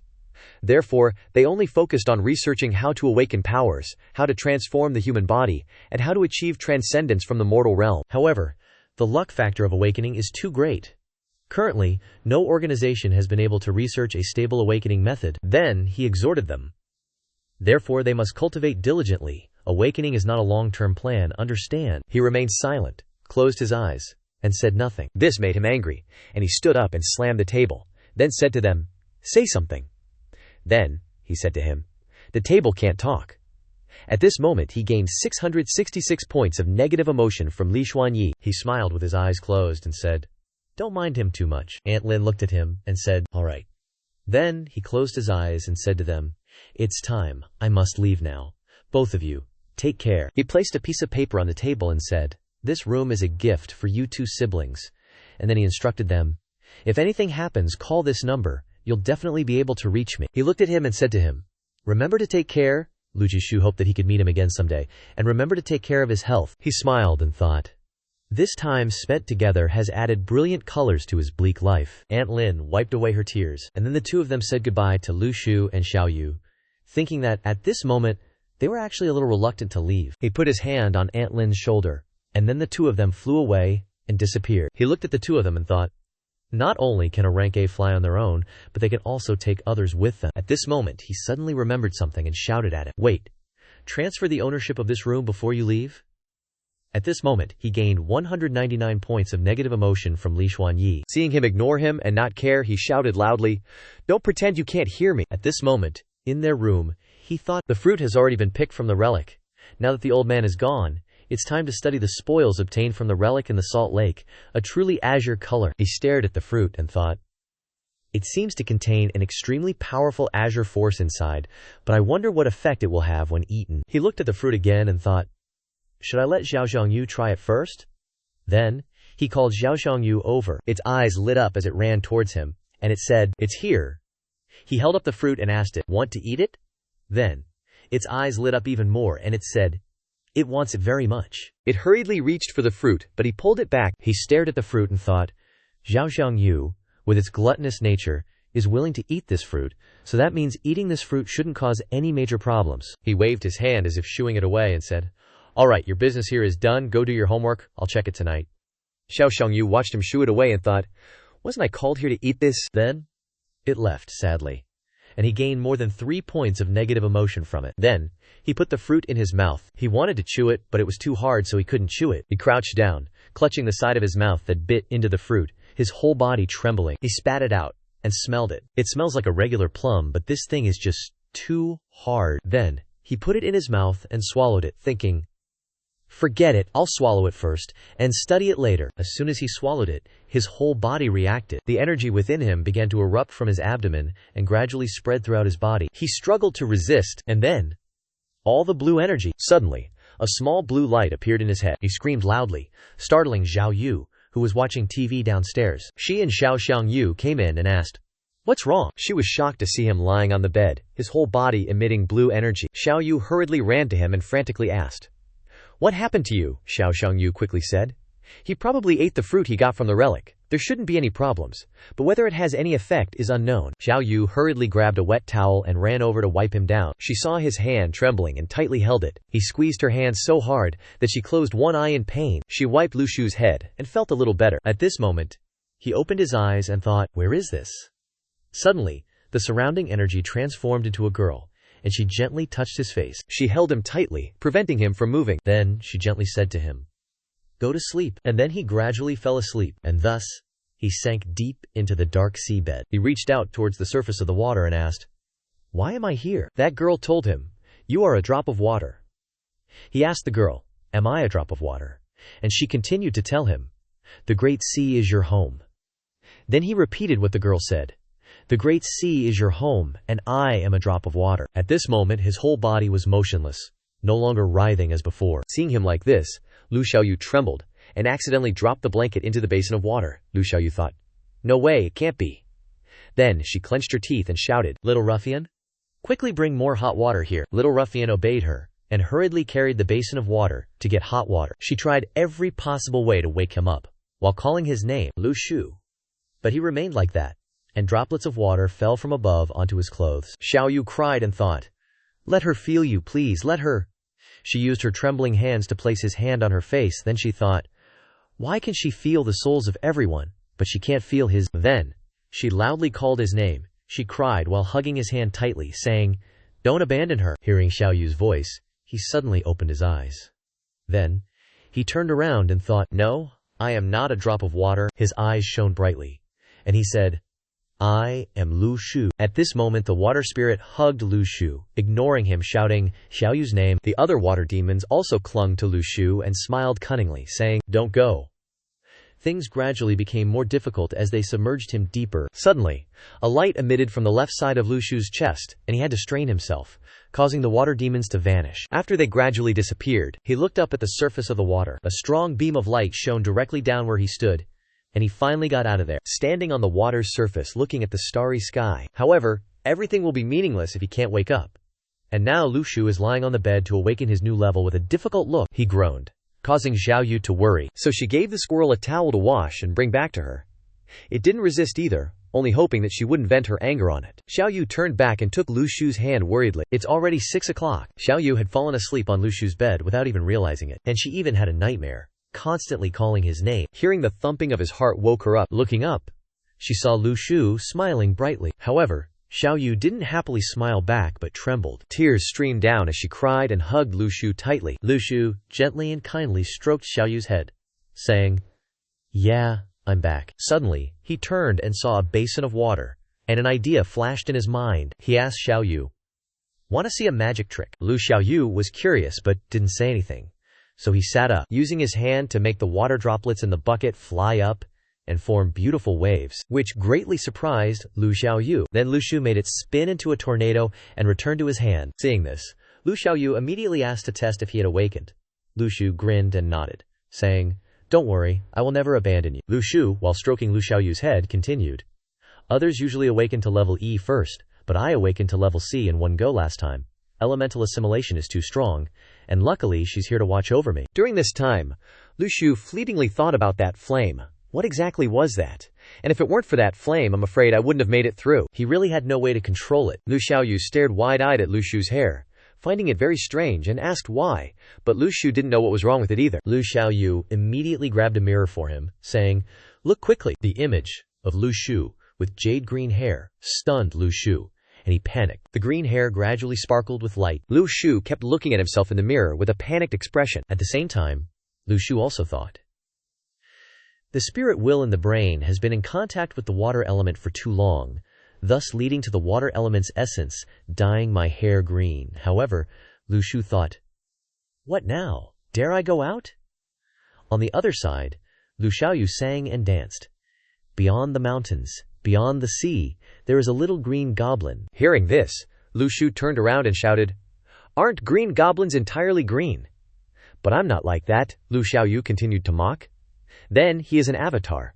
The more he listened, the more irritating it became, and Lu Shu said, "Avatars also have green skin." After speaking, Lu Shu sighed, smoothed his hair, thinking that he needed to wash his hair to remove the water element in it, and perhaps he could quickly get back his original hair color. Lu Shu pretended to cough, to ask Lu Xiaoyu to help him buy black hair dye. After a short time, he had finished washing and drying his hair, and his hair had returned to its original black color. Lu Xiaoyu watched him, admiring himself in the mirror so intently that she choked on her saliva. Hearing this, Lu Shu turned around and told her, "Go catch up on sleep. Because you never know, bad things might turn into good things, and I'll see if you can awaken." She recalled the moment he awakened, making her not feel bored, saying she wouldn't eat. In the end, Lu Shu didn't cook for her, making the squirrel angry, saying that if she didn't eat, it would. So Lu Shu instructed her to stay home and study hard with Little Ferocious. After he turned away, Lu Xiaoyu gave Little Ferocious a terrifying glance, then she pinched its cheeks, making it squeak. But it couldn't do anything about it. Outside on the street there were many people walking around, and Lu Shu's body was gradually emitting water vapor. But he saw it as a bargain, because it could reduce the need to use the washing machine. Suddenly, he saw something under the road's surface. Taking this opportunity, he tried out his newly awakened power. A jet of water shot out and hit the road surface, creating a hole, and he said, "This water is too warm. If it were soil and sand, the destructive power would be even stronger." Lu Shu remembered that in the elemental system records, the water and plant systems were relatively weak. But the water system would have an advantage when fighting enemies underwater, so just awakening was a good thing. Even if he didn't awaken, he would still be the same as before, still able to beat people up. As he walked in, Old Wang noticed that Lu Shu had just changed his hair color, and asked, "Lu Shu, did you dye your hair?" Lu Shu felt strange because he had already dyed his hair black again. So why did it look blue when he looked at his phone? Then Lu Shu cursed loudly, drawing everyone's attention, but he just smiled awkwardly, and so did Old Wang. Everyone there was taken aback by his ocean blue hair, and they took out their phones to snap photos as if they were seeing something bizarre. However, Lu Shu just sighed, scratching his head sheepishly, unsure of what else to do. Suddenly the phone rang with a message from Jiang Shuyi. He smiled faintly and flipped it open to read the message, but she said, "Is this Lu Shu? Why can't I quite recognize him? Others are saying you're done for, this style is too out there," another person exclaimed. "He used to be dirt poor, now he's getting paid and striking it rich, huh?" Many people said that Lu Shu should be diligently cultivating right now, shouldn't he? Now he's gone astray, fooling around. They felt this look wasn't bad. Then someone said, "You call this gangster chic look not bad?" The more he read, the more embarrassed he felt for himself. Suddenly, a message from Li Yixiao told everyone to return to school for a report. Lu Shu thought to himself, "Isn't this just wanting him to show off this hairstyle to all the teachers and students in the school?" But wait, summoning everyone at this time. Could it be that a relic within Yuzhao is about to open? Then he needs to quickly go and prepare some things. Dusk gradually arrived. Everyone gathered, excitedly catching up after the holidays. Suddenly, everyone's attention focused on Lu Mishu as he walked in. Damn, why is Lu Shu so special? What's he even doing still in the Tianlu Diwan? They thought he and the other cowardly rabbits had already requested to withdraw. What can someone with E-rank aptitude even cultivate? Lu Shu isn't focusing on cultivation, and is just trying to look like some heretical weirdo. Lu Shu lowered his head, thinking to himself, where does the confidence of these people come from? And I remember when we were in the Beimang Relic, their performance wasn't anything special either. After some thought, he just let it go. Since he himself could defeat a B-rank, why bother arguing with them? Afterwards he looked around and saw no military vehicles or anything, so he guessed that they probably weren't going to a relic. He decided to go back and put away all the snacks he had bought for Xiaoyu to avoid affecting Xiaoyu's main meals. Lu Shu sighed. Jiang Shui sighed. Jiang Shui hasn't come back yet either, there's no one to talk to. Suddenly, Shi Fei saw Lu Shu hanging around, so she took the opportunity to tease him a bit. I heard he was very active in the Salt Lake Relic. Lu Shu just smiled wryly, greeting her while thinking to himself, is she praising me or mocking me? Liu Bailey saw Lu Shu at the same time and called out his name, saying that as long as he earned a meritorious deed, he could get a cultivation technique reward, and then he could directly break through to D rank. And if you don't diligently cultivate but only know how to do these heretical tricks, sooner or later I'll surpass you. Lu Shu frowned, thinking, don't be delusional. And surpass who? What the hell has Lu Shu done that's heretical? Does he want him to pull out his hair or what? Nearby, a group of girls were gossiping about how they'd been under too much stress lately and their hair was falling out more and more. But at this opportunity, Lu Shu loudly said, you should be happy, because Lu Li doesn't even have hair to lose. After hearing this, Lu Li gave him a critique of 99 negative points. At this moment, Li Yixiao also arrived, and he pretended to cough, ahem, ahem, hello students. Then he said that the reason he summoned them today was because he had 3 things to announce. Everyone was weary of this carefree headmaster still being here. In the meantime, many students were gathered outside on the school grounds, and people were still moving about as usual. Li Xiao began to unfold the 3 issues he wanted to discuss. First, he must strictly discipline the students, because recently a case of 3 students in the Daoyuan class fighting had been transferred to Tianluo Diwang for handling. You students are no longer ordinary students, you now wear military ranks, and your mission is to protect the country, not to use violence and strength to injure your comrades, he continued, saying that if similar incidents occur in the future, once he investigates the perpetrator, or those who cause serious situations, their cultivation techniques will be sealed forever, and cannot be used. Everyone said nothing, and just listened in silence. Lu Shu agreed, because a team must have strict discipline in order to have combat power. And Daoyuan class students can kill people with 1 punch, so this is not impossible. Therefore, it is necessary to use discipline to restrain them. Li Yixiao then announced the second thing, which was that before the national exam and next year, a school for cultivators would be established, and those with high scores would be directly admitted, while those with low scores would be assigned to work. So he hoped that everyone would study hard in the future, and not feel that once they entered the Daoyuan class, they no longer needed to study. At this, everyone gaped, staring at each other in shock. Liu Lai was also very flustered at the moment, because she had a literature exam, and it had been a very long time since she'd touched a book. Lu Shu's reaction, however, was the complete opposite. He, on the other hand, was extremely arrogant because this was the importance of learning, something Jiang Shuyi had told him early on. Thus, a scholar lord like him felt no fear. He even said that learning wasn't just to pass exams but also to apply what you've learned to life. At the same time, he pondered his theoretical knowledge. Water could freeze into ice and transform with other molecules. But now he wondered, what if, later on, he could directly turn water, the water element, into ice? After all, the destructive power of ice would be a bit stronger. Next, Li Yixiao continued. For the third point, I'd like to congratulate your Daoyuan class in Luo Cheng. A Class C practitioner has emerged among you. Just hearing this surprised everyone, especially teacher Liu Fei, who was listening to the news with her usual composure. Liu Li also pondered this, because the entire Daoyuan class in Luo Cheng only had 2 Class D individuals, Cao Qingqi and Jiang Shuyi. Everyone aimed to reach Class D, but instead, someone surprisingly jumped straight to Class C. At this very moment, a surge of negative emotions from everyone was rising, causing Lu Shu to exclaim, based on the current rate of negative emotional point acquisition, if this keeps up, the 3rd spiritual core could be lit up within another half hour. Li Yixiao slowly revealed the identity of tonight's Class C protagonist, and everyone began to murmur, it's not Cao Qingqi, so who on earth is it? Finally, he announced, it's Lu Shu, and he invited him onto the stage, astonishing everyone with this unbelievable truth. As for Lu Shu, he merely shone brightly, smiling as he embraced the spotlight of the night.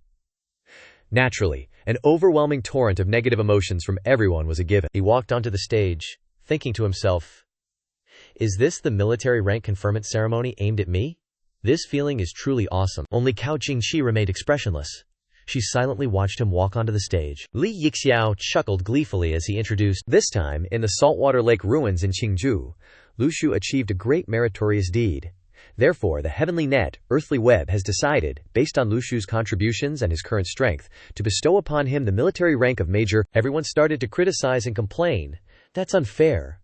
Some even said, Lu Shu clearly has no aptitude, so how could he suddenly be promoted to Class C and become a major at only 17, especially when our director Xi Fei is only a captain? At this moment, Liu Li was filled with anxiety, thinking that to reach Class D, even if she trained day and night until all her hair fell out, she might not be able to catch up to him. And the particularly crucial point was that she wasn't even sure she could achieve a great merit to obtain a cultivation technique. Lu Shu looked at Liu Li, remembering how he had previously just joked with Chen Bailey, claiming he had great aptitude to become a major. He never expected that now, Lu Shu had truly become one. Li Yixiao excitedly called for someone to bring out the medal. As the box containing the reward was opened, Lu Shu wondered, it's not the boundary sword. What special reward is he giving me after all? He leaned closer to Lu Shu's ear and whispered, this is a special weapon prepared just for you, and it has the power of long-range throwing, so I advise you to try and awaken it. If you can advance to Class B, I'll give you that pitch-black long spear. However, he hesitated and reconsidered, a bit reluctant, so he added, let's wait until you advance to Class B before we talk about it. Hearing this, Lu Shu awkwardly thought to himself, is this, one laugh, really still so generous? Li Yixiao instructed Lu Shu, Ni Ting isn't in the capital city right now, so you don't need to rush to report yet.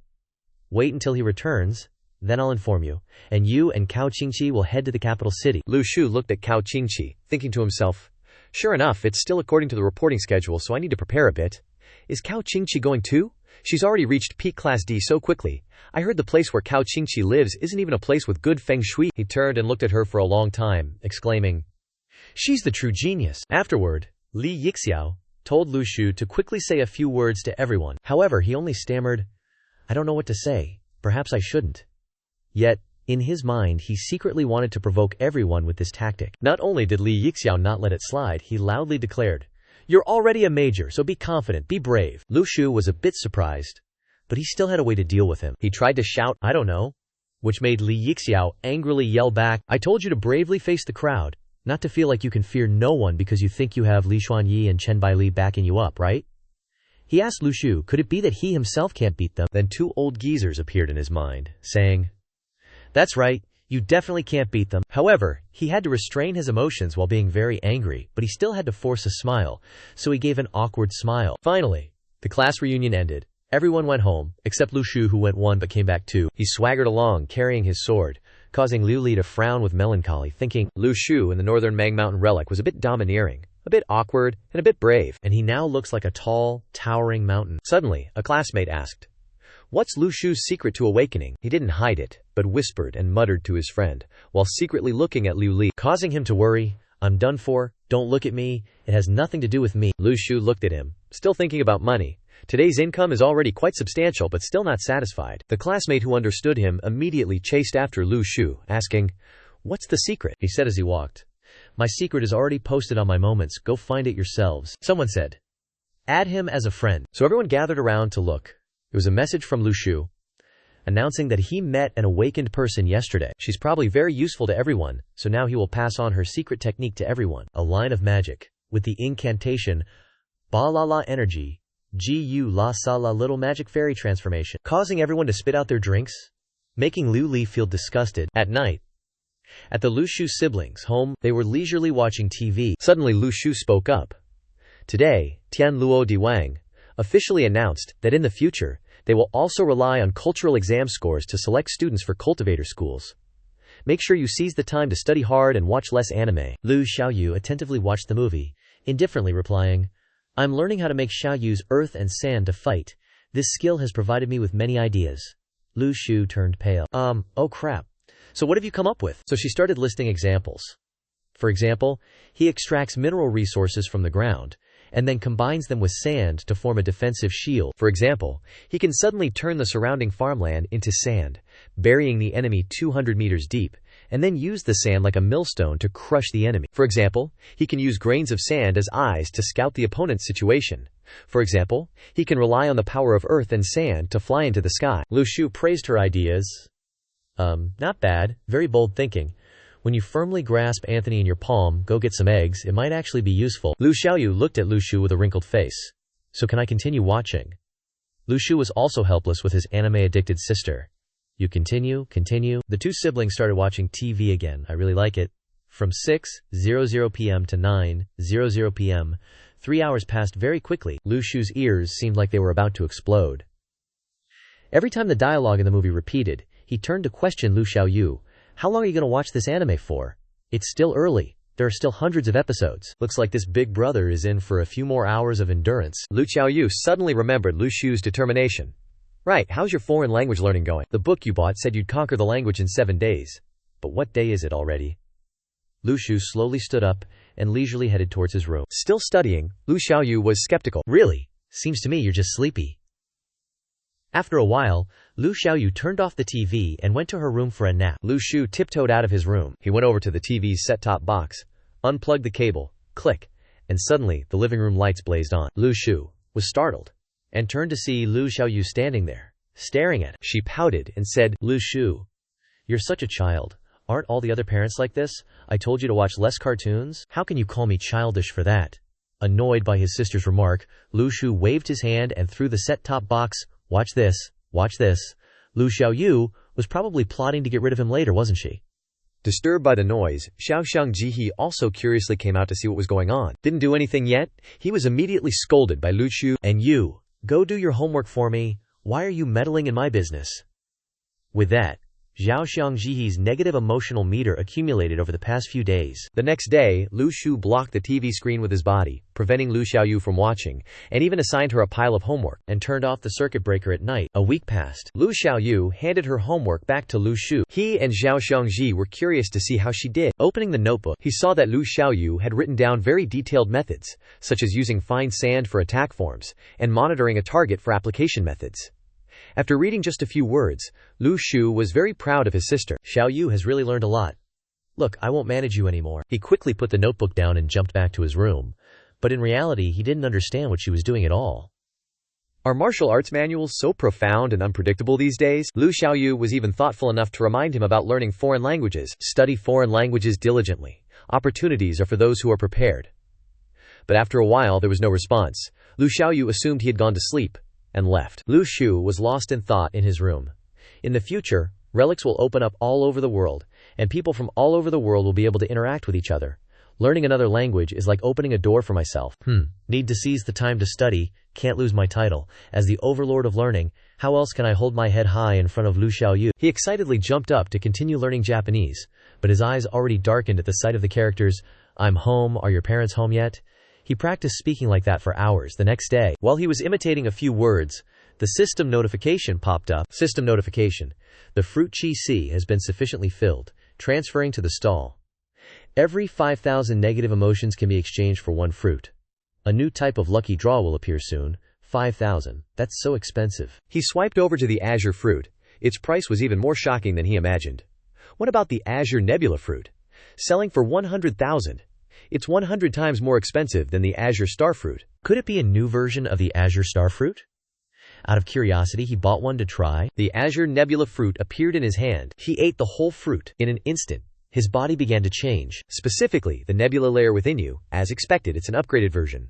1 star, the first star of the 3rd nebula layer, is already lit up. In exchange for that breakthrough, I have to sigh out of frustration. Now that I'm using both the corpse dog and Fuxi techniques, I'll only be able to maintain high combat intensity for 1 hour. Yeah, it seems like I'll need even more negative emotions from now on. While he was struggling with his thoughts, he suddenly remembered the system notification from earlier. Theoretically speaking, he can draw a lottery again now. He fiddled with the system's roulette. He spun it with all his might. As usual, the system automatically gave him his favorite snack, stinky tofu, a beloved dish of every household. He looked at it with disgust. Lu Shu frowned and brought the bowl of stinky tofu outside. "Oh crap, what's with better luck next time? Can't you be a little more conscientious? Didn't you say there were new products?" Lu Xiaoyu smelled a pungent odor here. When she opened the door, the entire bowl of stinky tofu smacked her in the face. She immediately rushed forward, grabbed the whole bowl, and darted back to her room, leaving her brother dumbfounded. Lu Shu furiously ran back to his room. "I don't believe it. There must be something new." He slammed his fist on the roulette. After 100 spins, with 99 servings of stinky tofu, he finally got a worthy reward on the 100th spin. The roulette's needle pointed to a square of yellow paper. Lu Shu couldn't believe his eyes. This is yellow paper. The first appearance back then was little stars. The second appearance was Lu Xiaoyu's cultivation technique. So will this third time be some kind of invincible skill? He touched the paper tentatively. Suddenly, it dissolved into a dazzling golden stream of air and floated away. Lu Shu was bewildered. "Hey!" He scrambled to the door, chasing after the yellow paper. Whoosh! Suddenly, the little ferocious beast, who was sitting there munching on a piece of tofu, had the yellow paper land on him. The little ferocious beast stared blankly at him for a while. Afterwards, Lu Shu turned into a demon and demanded his rights. "Give it back to me!" The little hamster panicked. But strangely, his body was suddenly enveloped in a golden aura. Seeing the commotion outside, Lu Xiaoyu ran out to see what was happening, and saw Lu Shu scolding the little ferocious beast. "Give it back to me." She thought Lu Shu was fighting over that piece of stinky tofu. Isn't it just a piece of stinky tofu? But that's not what Lu Shu meant. It wasn't the stinky tofu, but that yellow thing that just flew by. Lu Xiaoyu was surprised. Oh, that's the yellow thing that just flew over. He was worried about the situation at hand. Judging from the current situation, that yellow paper slip chose its own master, and it isn't subject to anyone's control. Which is to say, it's already chosen the little ferocious beast as its master. He started to ask the little ferocious beast, "So, what does that thing even do?" It could only wave its arms and legs in confusion about the strange object. Lu Xiaoyu suggested, "It doesn't know, so we have to do some research. Looks like that's the only way." Lu Shu sighed and let the little ferocious beast go. He didn't forget to instruct. "Then hurry up and go. If you still haven't figured out what's going on tonight, the number of assignments for tomorrow will be doubled." The little ferocious beast ran back to his room in a panic. Its negative emotion points increased by 666. Looking at this number, he noticed something unusual.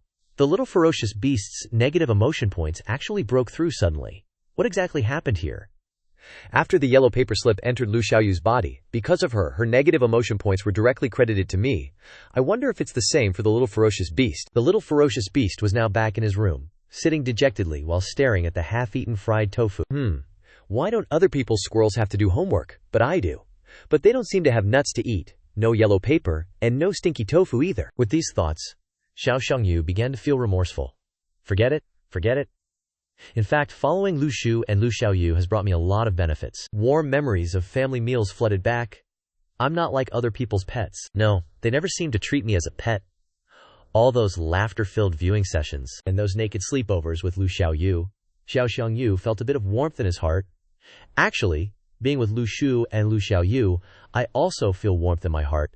Could this be the family that humans often talk about? After pondering about its life, it jumped up, returning with a newfound determination. Okay, then I'll start researching what this yellow paper is for. I also have to contribute something to this family. In contrast to that determination, Lu Shu in the next room seemed ready to give up on this indigestible language. He closed the book and suddenly yawned a long yawn. Ugh. Why do I suddenly feel so sleepy? This sleepiness is too unusual. He thought he was just tired, so he lay down on the bed and fell asleep. In a dream ruled by yellow paper, he was taken to a familiar place. A large building appeared before him. This is the orphanage. Lu Shu curiously went inside to take a look. Almost everything was still intact. Only the swing he passed by brought back memories. The creaking of the swing brought him back to his childhood with his siblings. Back then, Xiaoyu loved playing on this swing the most. While reminiscing about the happiness, he suddenly heard a flurry of rapid footsteps approaching him. He turned to see thousands of people as numerous as ants, charging at him with weapons in their hands. He was stunned and confused. Before any negotiations, one guy shouted a command. Beat him up! They began to spread out and form different battle lines before charging up simultaneously. Damn it, why is everyone grade D or above? He wasn't paying attention, and a stranger punched him straight in the stomach, but his painful smile made the attacker a little panic. He slowly pulled out his spear and the dragon statue within him. They have crossed the line. Lu Shu's gaze simply and fondly looked at them for a moment. Then the entire orphanage became a battlefield. He laughed maniacally, sneered, and frantically hunted each one. One after another. That mad laughter didn't stop. Enough playing around. Lu Shu turned on serious mode, activating the power of the spear in his hand. He quickly and swiftly dealt with those grade D thugs. You dare mess with me with just grade D strength. Quieter now, he sighed in relief, turning around to look at the corpses moaning. Ayo, ayo, ayo. Not stopping there. There was a suspicious figure that he had to watch out for, a figure that looked very much like someone's squirrel. Both sides.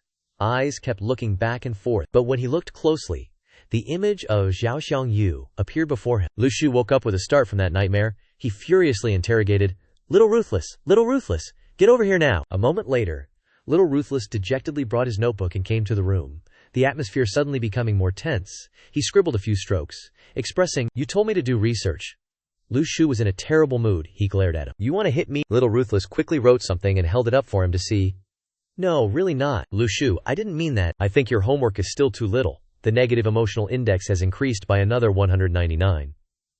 Thinking back to the memory, he questioned Little Ruthless. You've never been to an orphanage, but you can read my memories in my dream. Impossible. That scene appeared on its own. Little Ruthless wrote, I can't control it. I can only control those people. Lu Shu suddenly remembered the battle scenes just now, the wounds he suffered.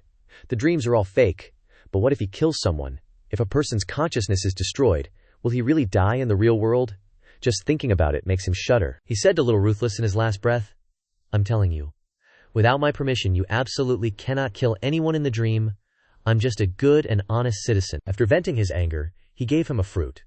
All right, I won't make things difficult for you today. Go out and play, dilute this, and give it to your brothers too. Little Ruthless took the fruit and crawled out of the room. He was having a good time, and was suddenly called back for the second time. Wait! Little Ruthless turned around in fear. Lu Shu immediately started rapping at him.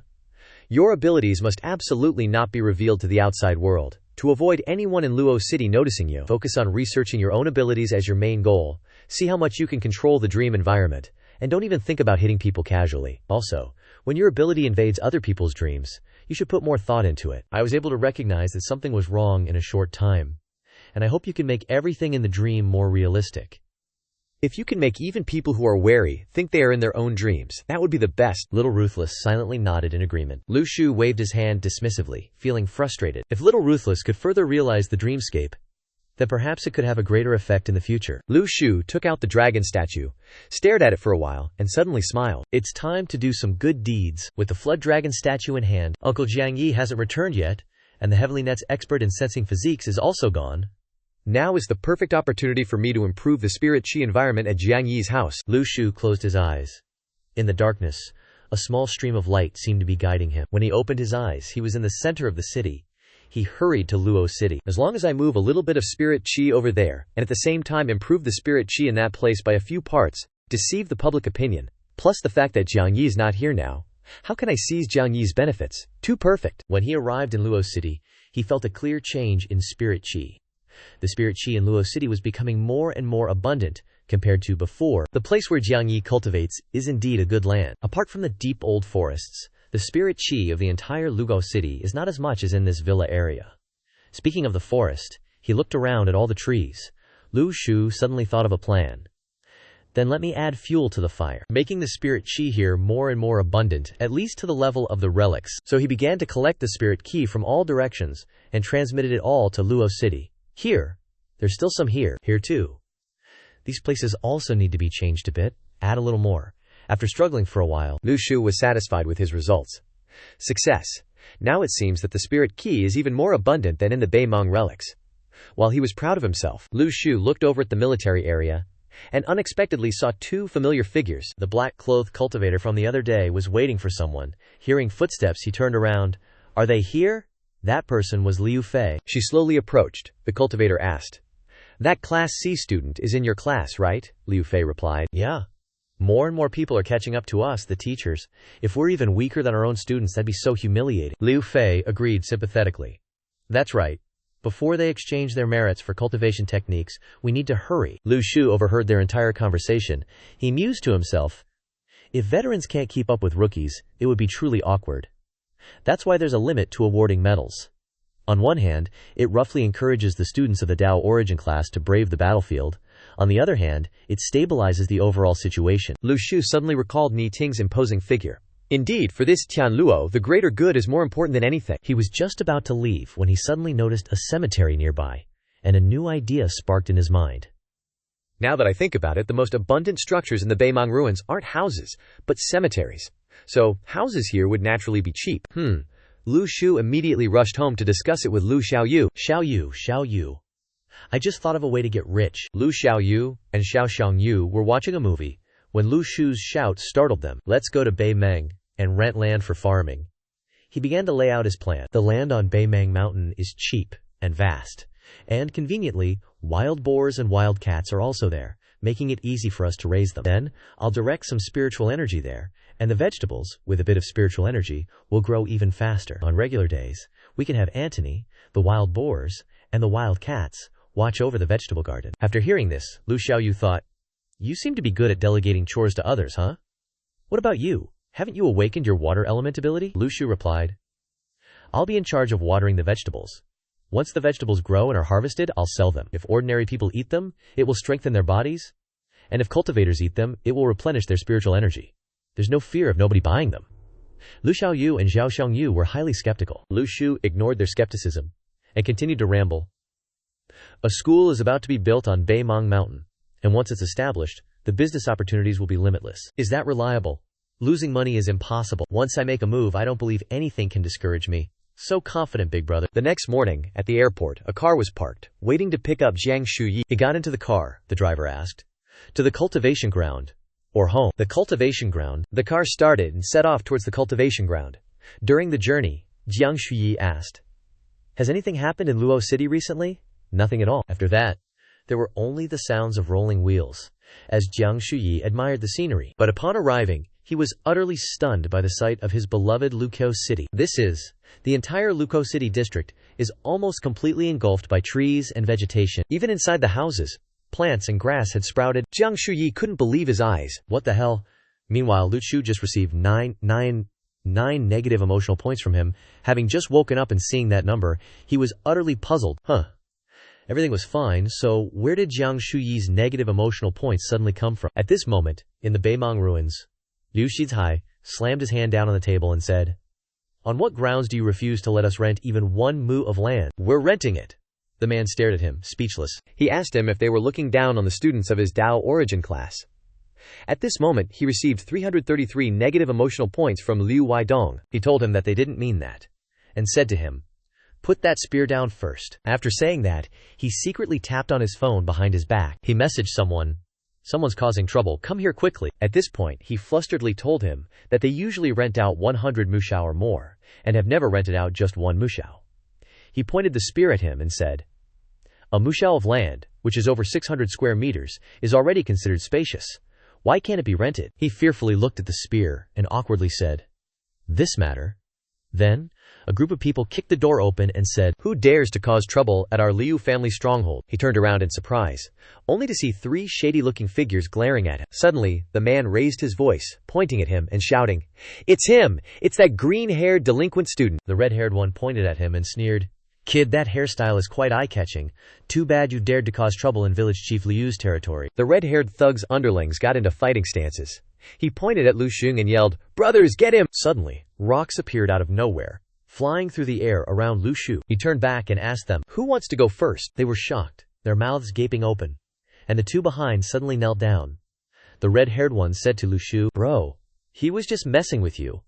No, you're his brother and you have the same taste as us," Lu Xu angrily retorted. "Who has the same taste as you guys? Get lost." They obeyed him and said, "Understood." Then, after they scrambled away, he turned around and looked at the village chief.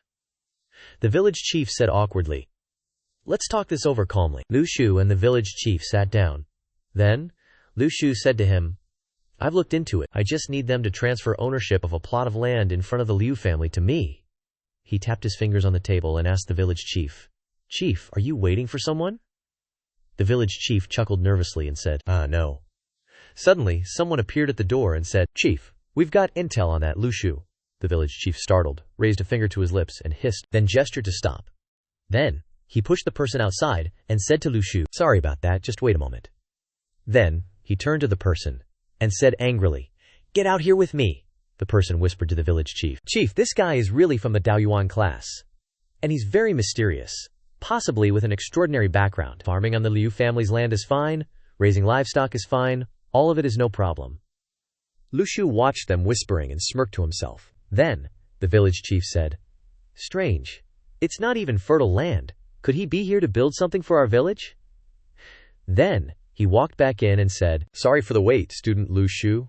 He picked up a glass of water and said, "About that, student Lu Xu." And then he asked him, "How many years do you want to rent it for?" Lu Xu was silent for a moment and then told him, "Rent it for 80 years. The village chief was so shocked that he spat out the water in his mouth. He suddenly slammed his hand on the table and said, "Are you kidding me?" But Lu Xu firmly said, 80 years. The village chief said to Lu Xu, "Rent it for 30 years. Then he asked him, "What are you renting it for?" Then he continued, "The country has laws. The maximum rental period is only 30 years. Lu Xu looked at him and said calmly, "All right then, 30 years it is." He looked at the village chief and thought to himself, "What? Isn't this guy supposed to start with a high price, then gradually lower it?" Then, the village chief thought to himself, "Can't let him take advantage of me. I'm the village chief. What am I afraid of? He's just a high school kid. What can he do to me?" Then, he changed his attitude and loudly said to Lu Xu, 3 million per mu. Hearing this, Lu Xu angrily crushed the glass in his hand. Then, he picked up the spear and said gently to the village chief, "Sorry, I accidentally used too much force," Lu Xu heard himself say. "People rent it for 22 million per mu." The village chief was startled in fear. At this time, Lu Xu received a negative emotion point of 399. From him, Lu Xu looked at him and thought, "I researched the market price before coming here. Is that a problem?" The village chief said in fear, "Sign. We can sign the contract." Then, he said to Lu Xu, "Could you please put down the spear first?" Then, he prepared the contract on the table and said to him, 30 years, 250,000 per year, totaling 67.5 million. Then he asked him to sign the contract. After signing the contract, the village chief and the other person stood at the door and waited for Lu Xu. When Lu Xu arrived, he also brought Lu Xiaoyu and rode the 2 monsters he had subdued in the relic to the village. He whispered to the others, "Keep a close eye on the village livestock. Make sure they don't get spooked and run off. Then, looking worried, he approached Lu Shu and asked, Comrade Lu Shu, you told him that you, Lu Shu, are keeping them at your place, right? So they don't need to worry. As you rode the monster closer, you accidentally broke their village's stone tablet. He was terrified, and at that moment, you received 499 points of negative emotion from him. Xiao Yu walked alongside you and asked, When summer comes, will we get to eat grapes?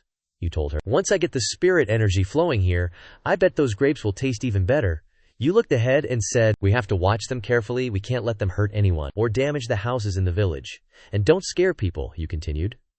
During the day, let them play in the mountains, and at night, they come home to sleep, Xiao Yu agreed, saying, Okay, Xiao Yu asked, Did they hear that? They looked at her, and nodded. Suddenly, your phone rang. You looked, and saw someone was calling. It was Li Yixiao. He said to you, Get ready to go. Report to the capital tomorrow. At this time in the capital, Lu Shu asked Xiao Yu, Don't you think these clothes are too childish? Xiao Yu angrily leaned on her crutch and asked, Are you wearing them or not? Lu Shu said to her. I'm wearing them. Aren't I wearing them? Right now?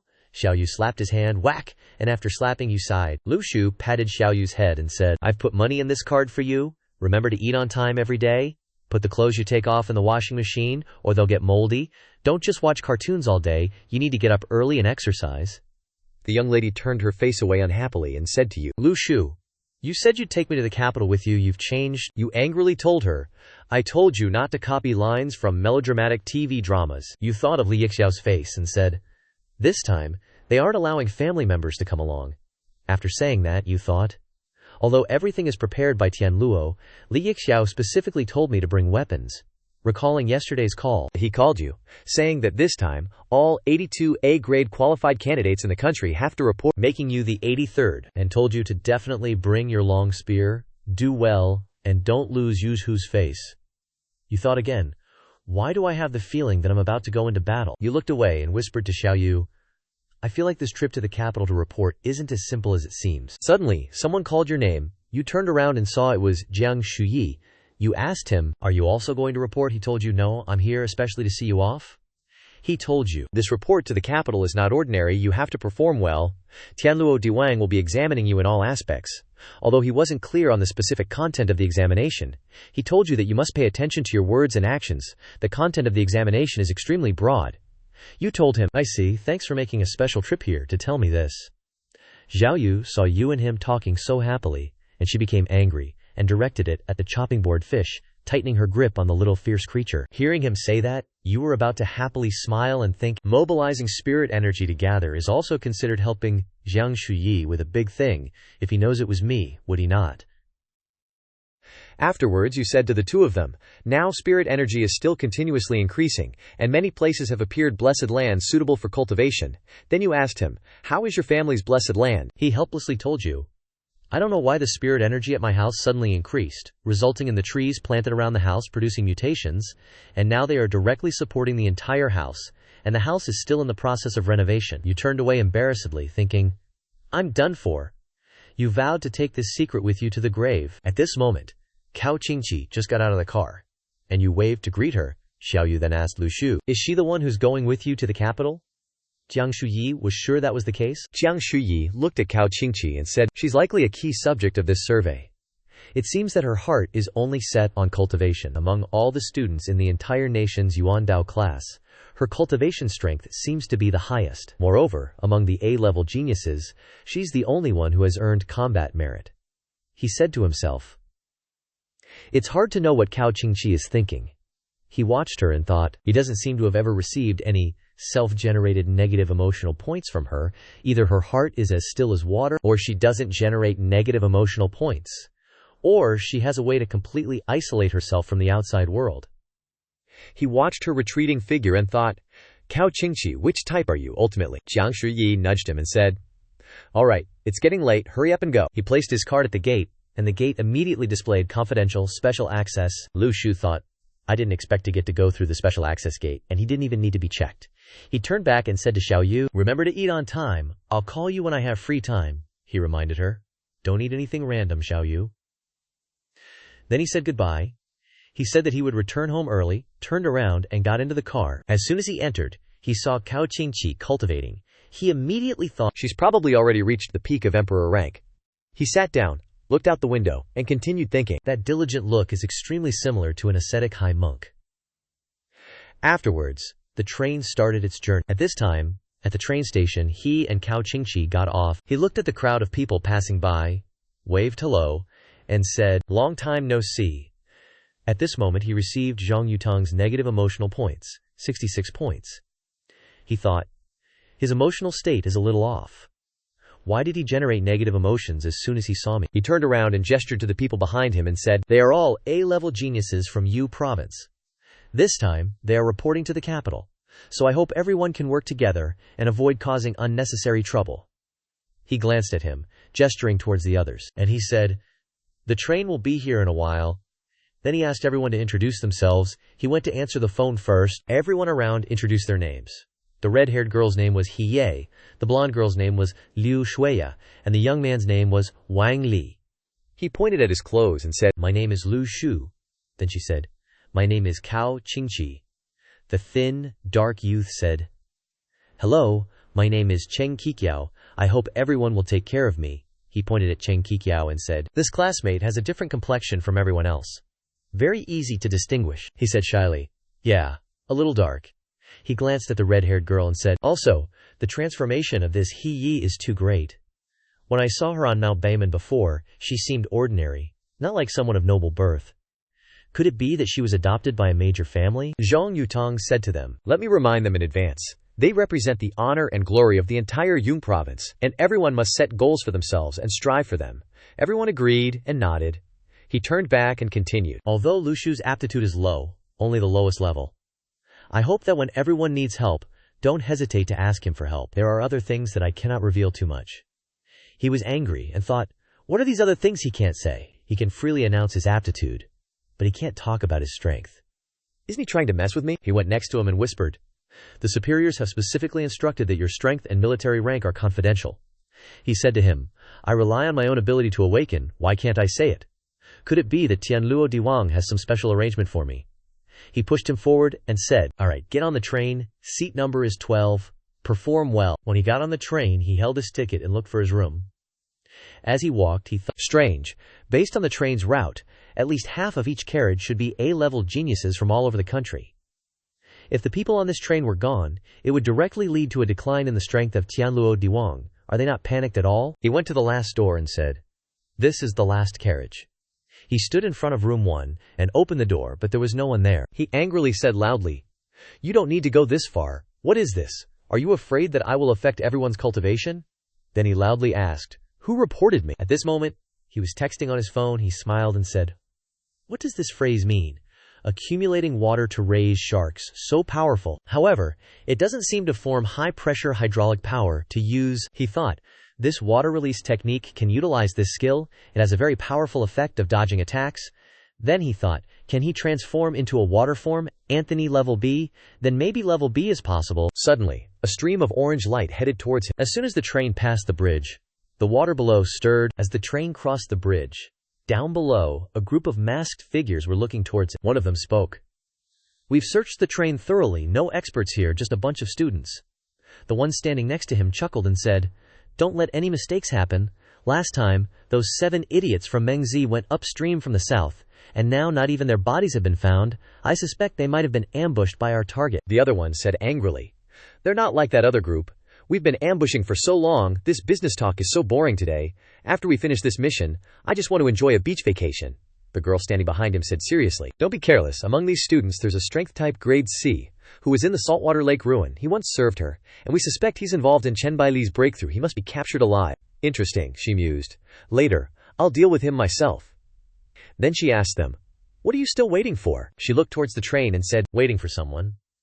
The other one asked her, "Is that person coming here personally?" She replied, "That's right." So, as the train approached, the water churned violently. Someone rode the waves towards the train. He asked her, "Has the plan changed?" She replied, "No changes. Feel free to unleash your full power." He stood below and said, "I will proceed as planned." With a whoosh, he shot upwards. At this moment the train was not yet visible, but the disturbed water surface indicated its imminent arrival. The other one said to her, "That person's ability is incredibly powerful." Upon seeing the train, she ordered them, "Destroy car number 12. along with everyone inside. They obeyed her command and advanced towards the train.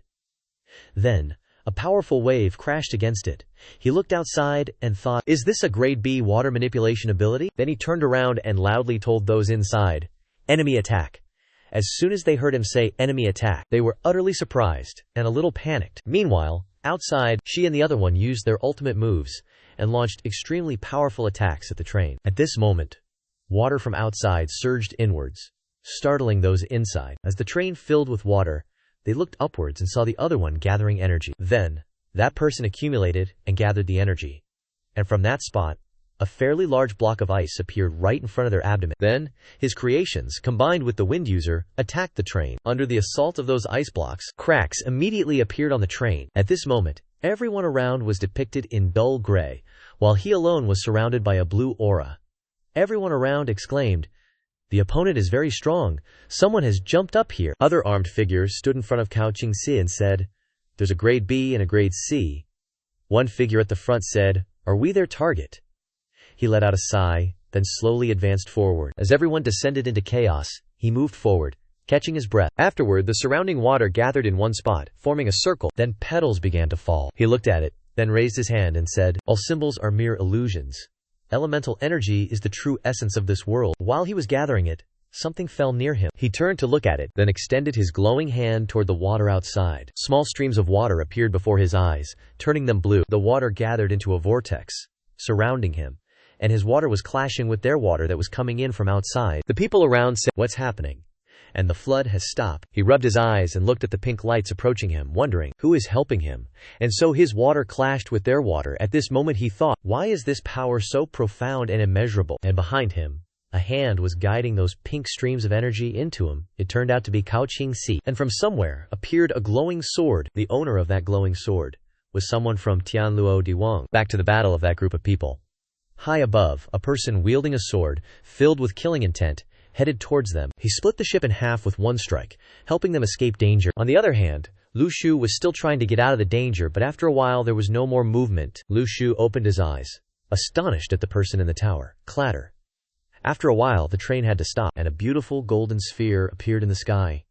He didn't understand what was happening. Suddenly, a person from Tianluo appeared behind Lu Chu. The others recognized him. "That's Ni Ting. It's Ni Ting. The intelligence was false. Ni Ting is here. Run." They began to retreat. Suddenly, a dazed person was caught and pushed into the abyss. The remaining people were terrified. "He alone is grade B, and that person has our support. How can we not win? Do you not want your life anymore?" Now that Ni Ting can fly in the air, it proves that he has broken through to grade A. They started to run away in fear. "Damn it!" Ni Ting looked at them, then said coldly, "I've waited for you for too long. Tianluo Diwang has 21 people waiting for you day and night in the underworld. A blood debt must be paid with blood." After speaking, Ni Ting looked down at the sea, raised his sword, and split the grade B water-type person in half. After dealing with that annoyance, he flew back towards the people who were running away. Lu Shu, on this side, was saved and slumped to the ground, sighing, "If Ni Ting hadn't arrived in time, I'm afraid I could only have held on for another 3 seconds. If I had really been swept into the water, I would have suffered 9 deaths and 1 life, and would definitely have lost my life." He blankly looked at the geniuses. So all the grade A geniuses were just bait. Ni Ting's gamble this time was too big. Just because he wanted them to pay for their blood debts with blood? Just how deep was Lu Shu's hatred? What immense spirit did this signify? Out of nowhere, someone shouted, "Quick! Look! Ni Ting, the Grand Tutor, has returned in triumph. The Grand Tutor has advanced to Class A." Then Lu Shu was even more surprised.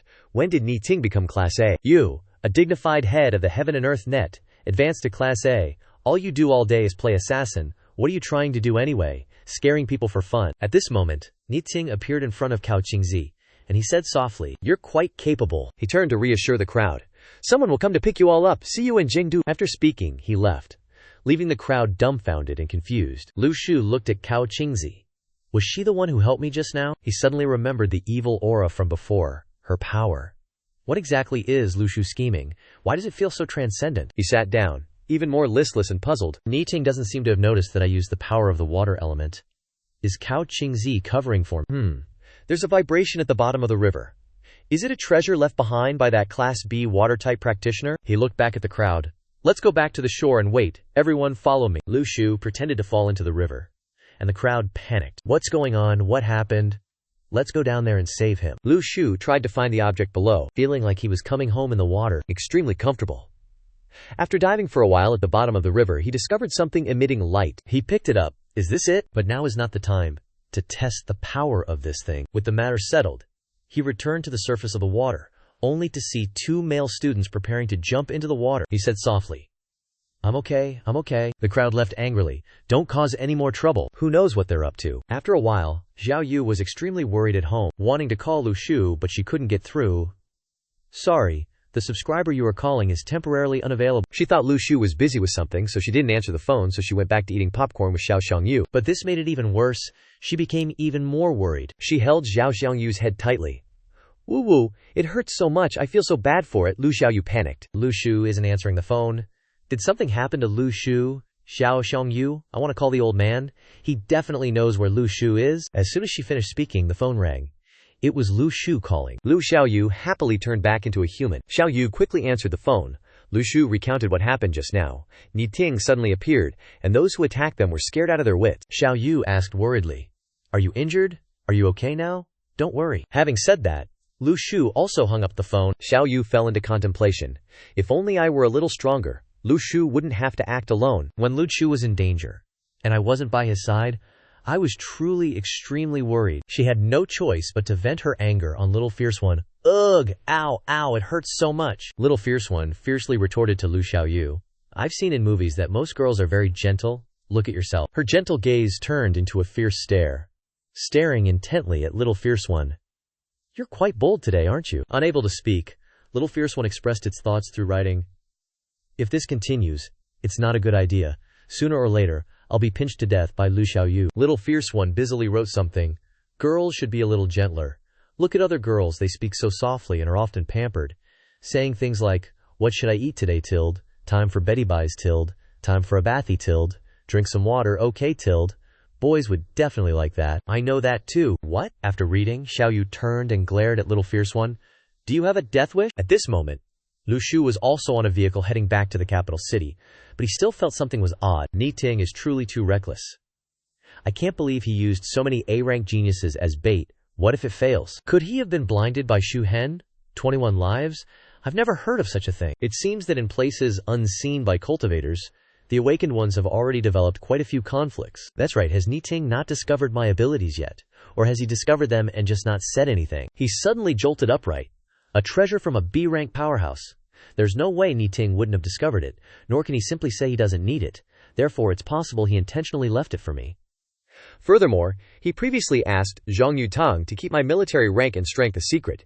Could it be that he has other arrangements for me? If Ni Ting intentionally helped me, concealed my abilities, and even left a treasure for me, then he must have some grand plan that requires my participation. He might either heavily rely on me, or he might see me as a mere pawn. Anyone who plans to do something bad will first strive to treat you well. If Ni Ting intends to treat me as a pawn, how should I deal with him? The people on the vehicle began to chatter. Will we have to face battles like today's in the future? Definitely. Didn't the instructors say that the heavenly net, earthly snare doesn't feed useless people? What if someone from that group attacks us? How will we know if they are good or bad people? Lu Shu, sitting nearby, spoke up. Listen to music and enjoy the scenery. The people retorted, annoyed. Are you crazy? Listening to music and enjoying the scenery now? Have you watched too many movies? Lu Shu just grinned happily, because, as usual, he was simply collecting negative emotional indexes. Alright, at this point, the transport vehicle had arrived. We're here. Old Zhang stepped onto the vehicle and said with a grim expression, Everyone, hand over all your belongings, wallets, phones, and weapons now. We came here to report, not as prisoners. Why are you confiscating our phones? Old Zhang frowned and replied, It's fine, all of you will be pillars of the heavenly net, earthly snare in the future. You can remember how I look right now, and later, you can do whatever you want to me, fine, but for now, all of you must obey my orders. Otherwise, you will be handed over to the heavenly net, earthly snare for punishment. As Old Zhang spoke, he exuded a dense, intimidating aura that scared the hell out of those people, making them nervously comply. Has the assessment already begun? I should notify Xiao Yu before they confiscate my phone. After a while, everyone had handed over all their belongings to Old Zhang. Very good. You can all come find me to retrieve these items after you've completed your mission. All right. Your mission is to survive in the capital city for 15 days using your own strength, by any means necessary. The transport vehicle gradually drove him away. Good luck, everyone.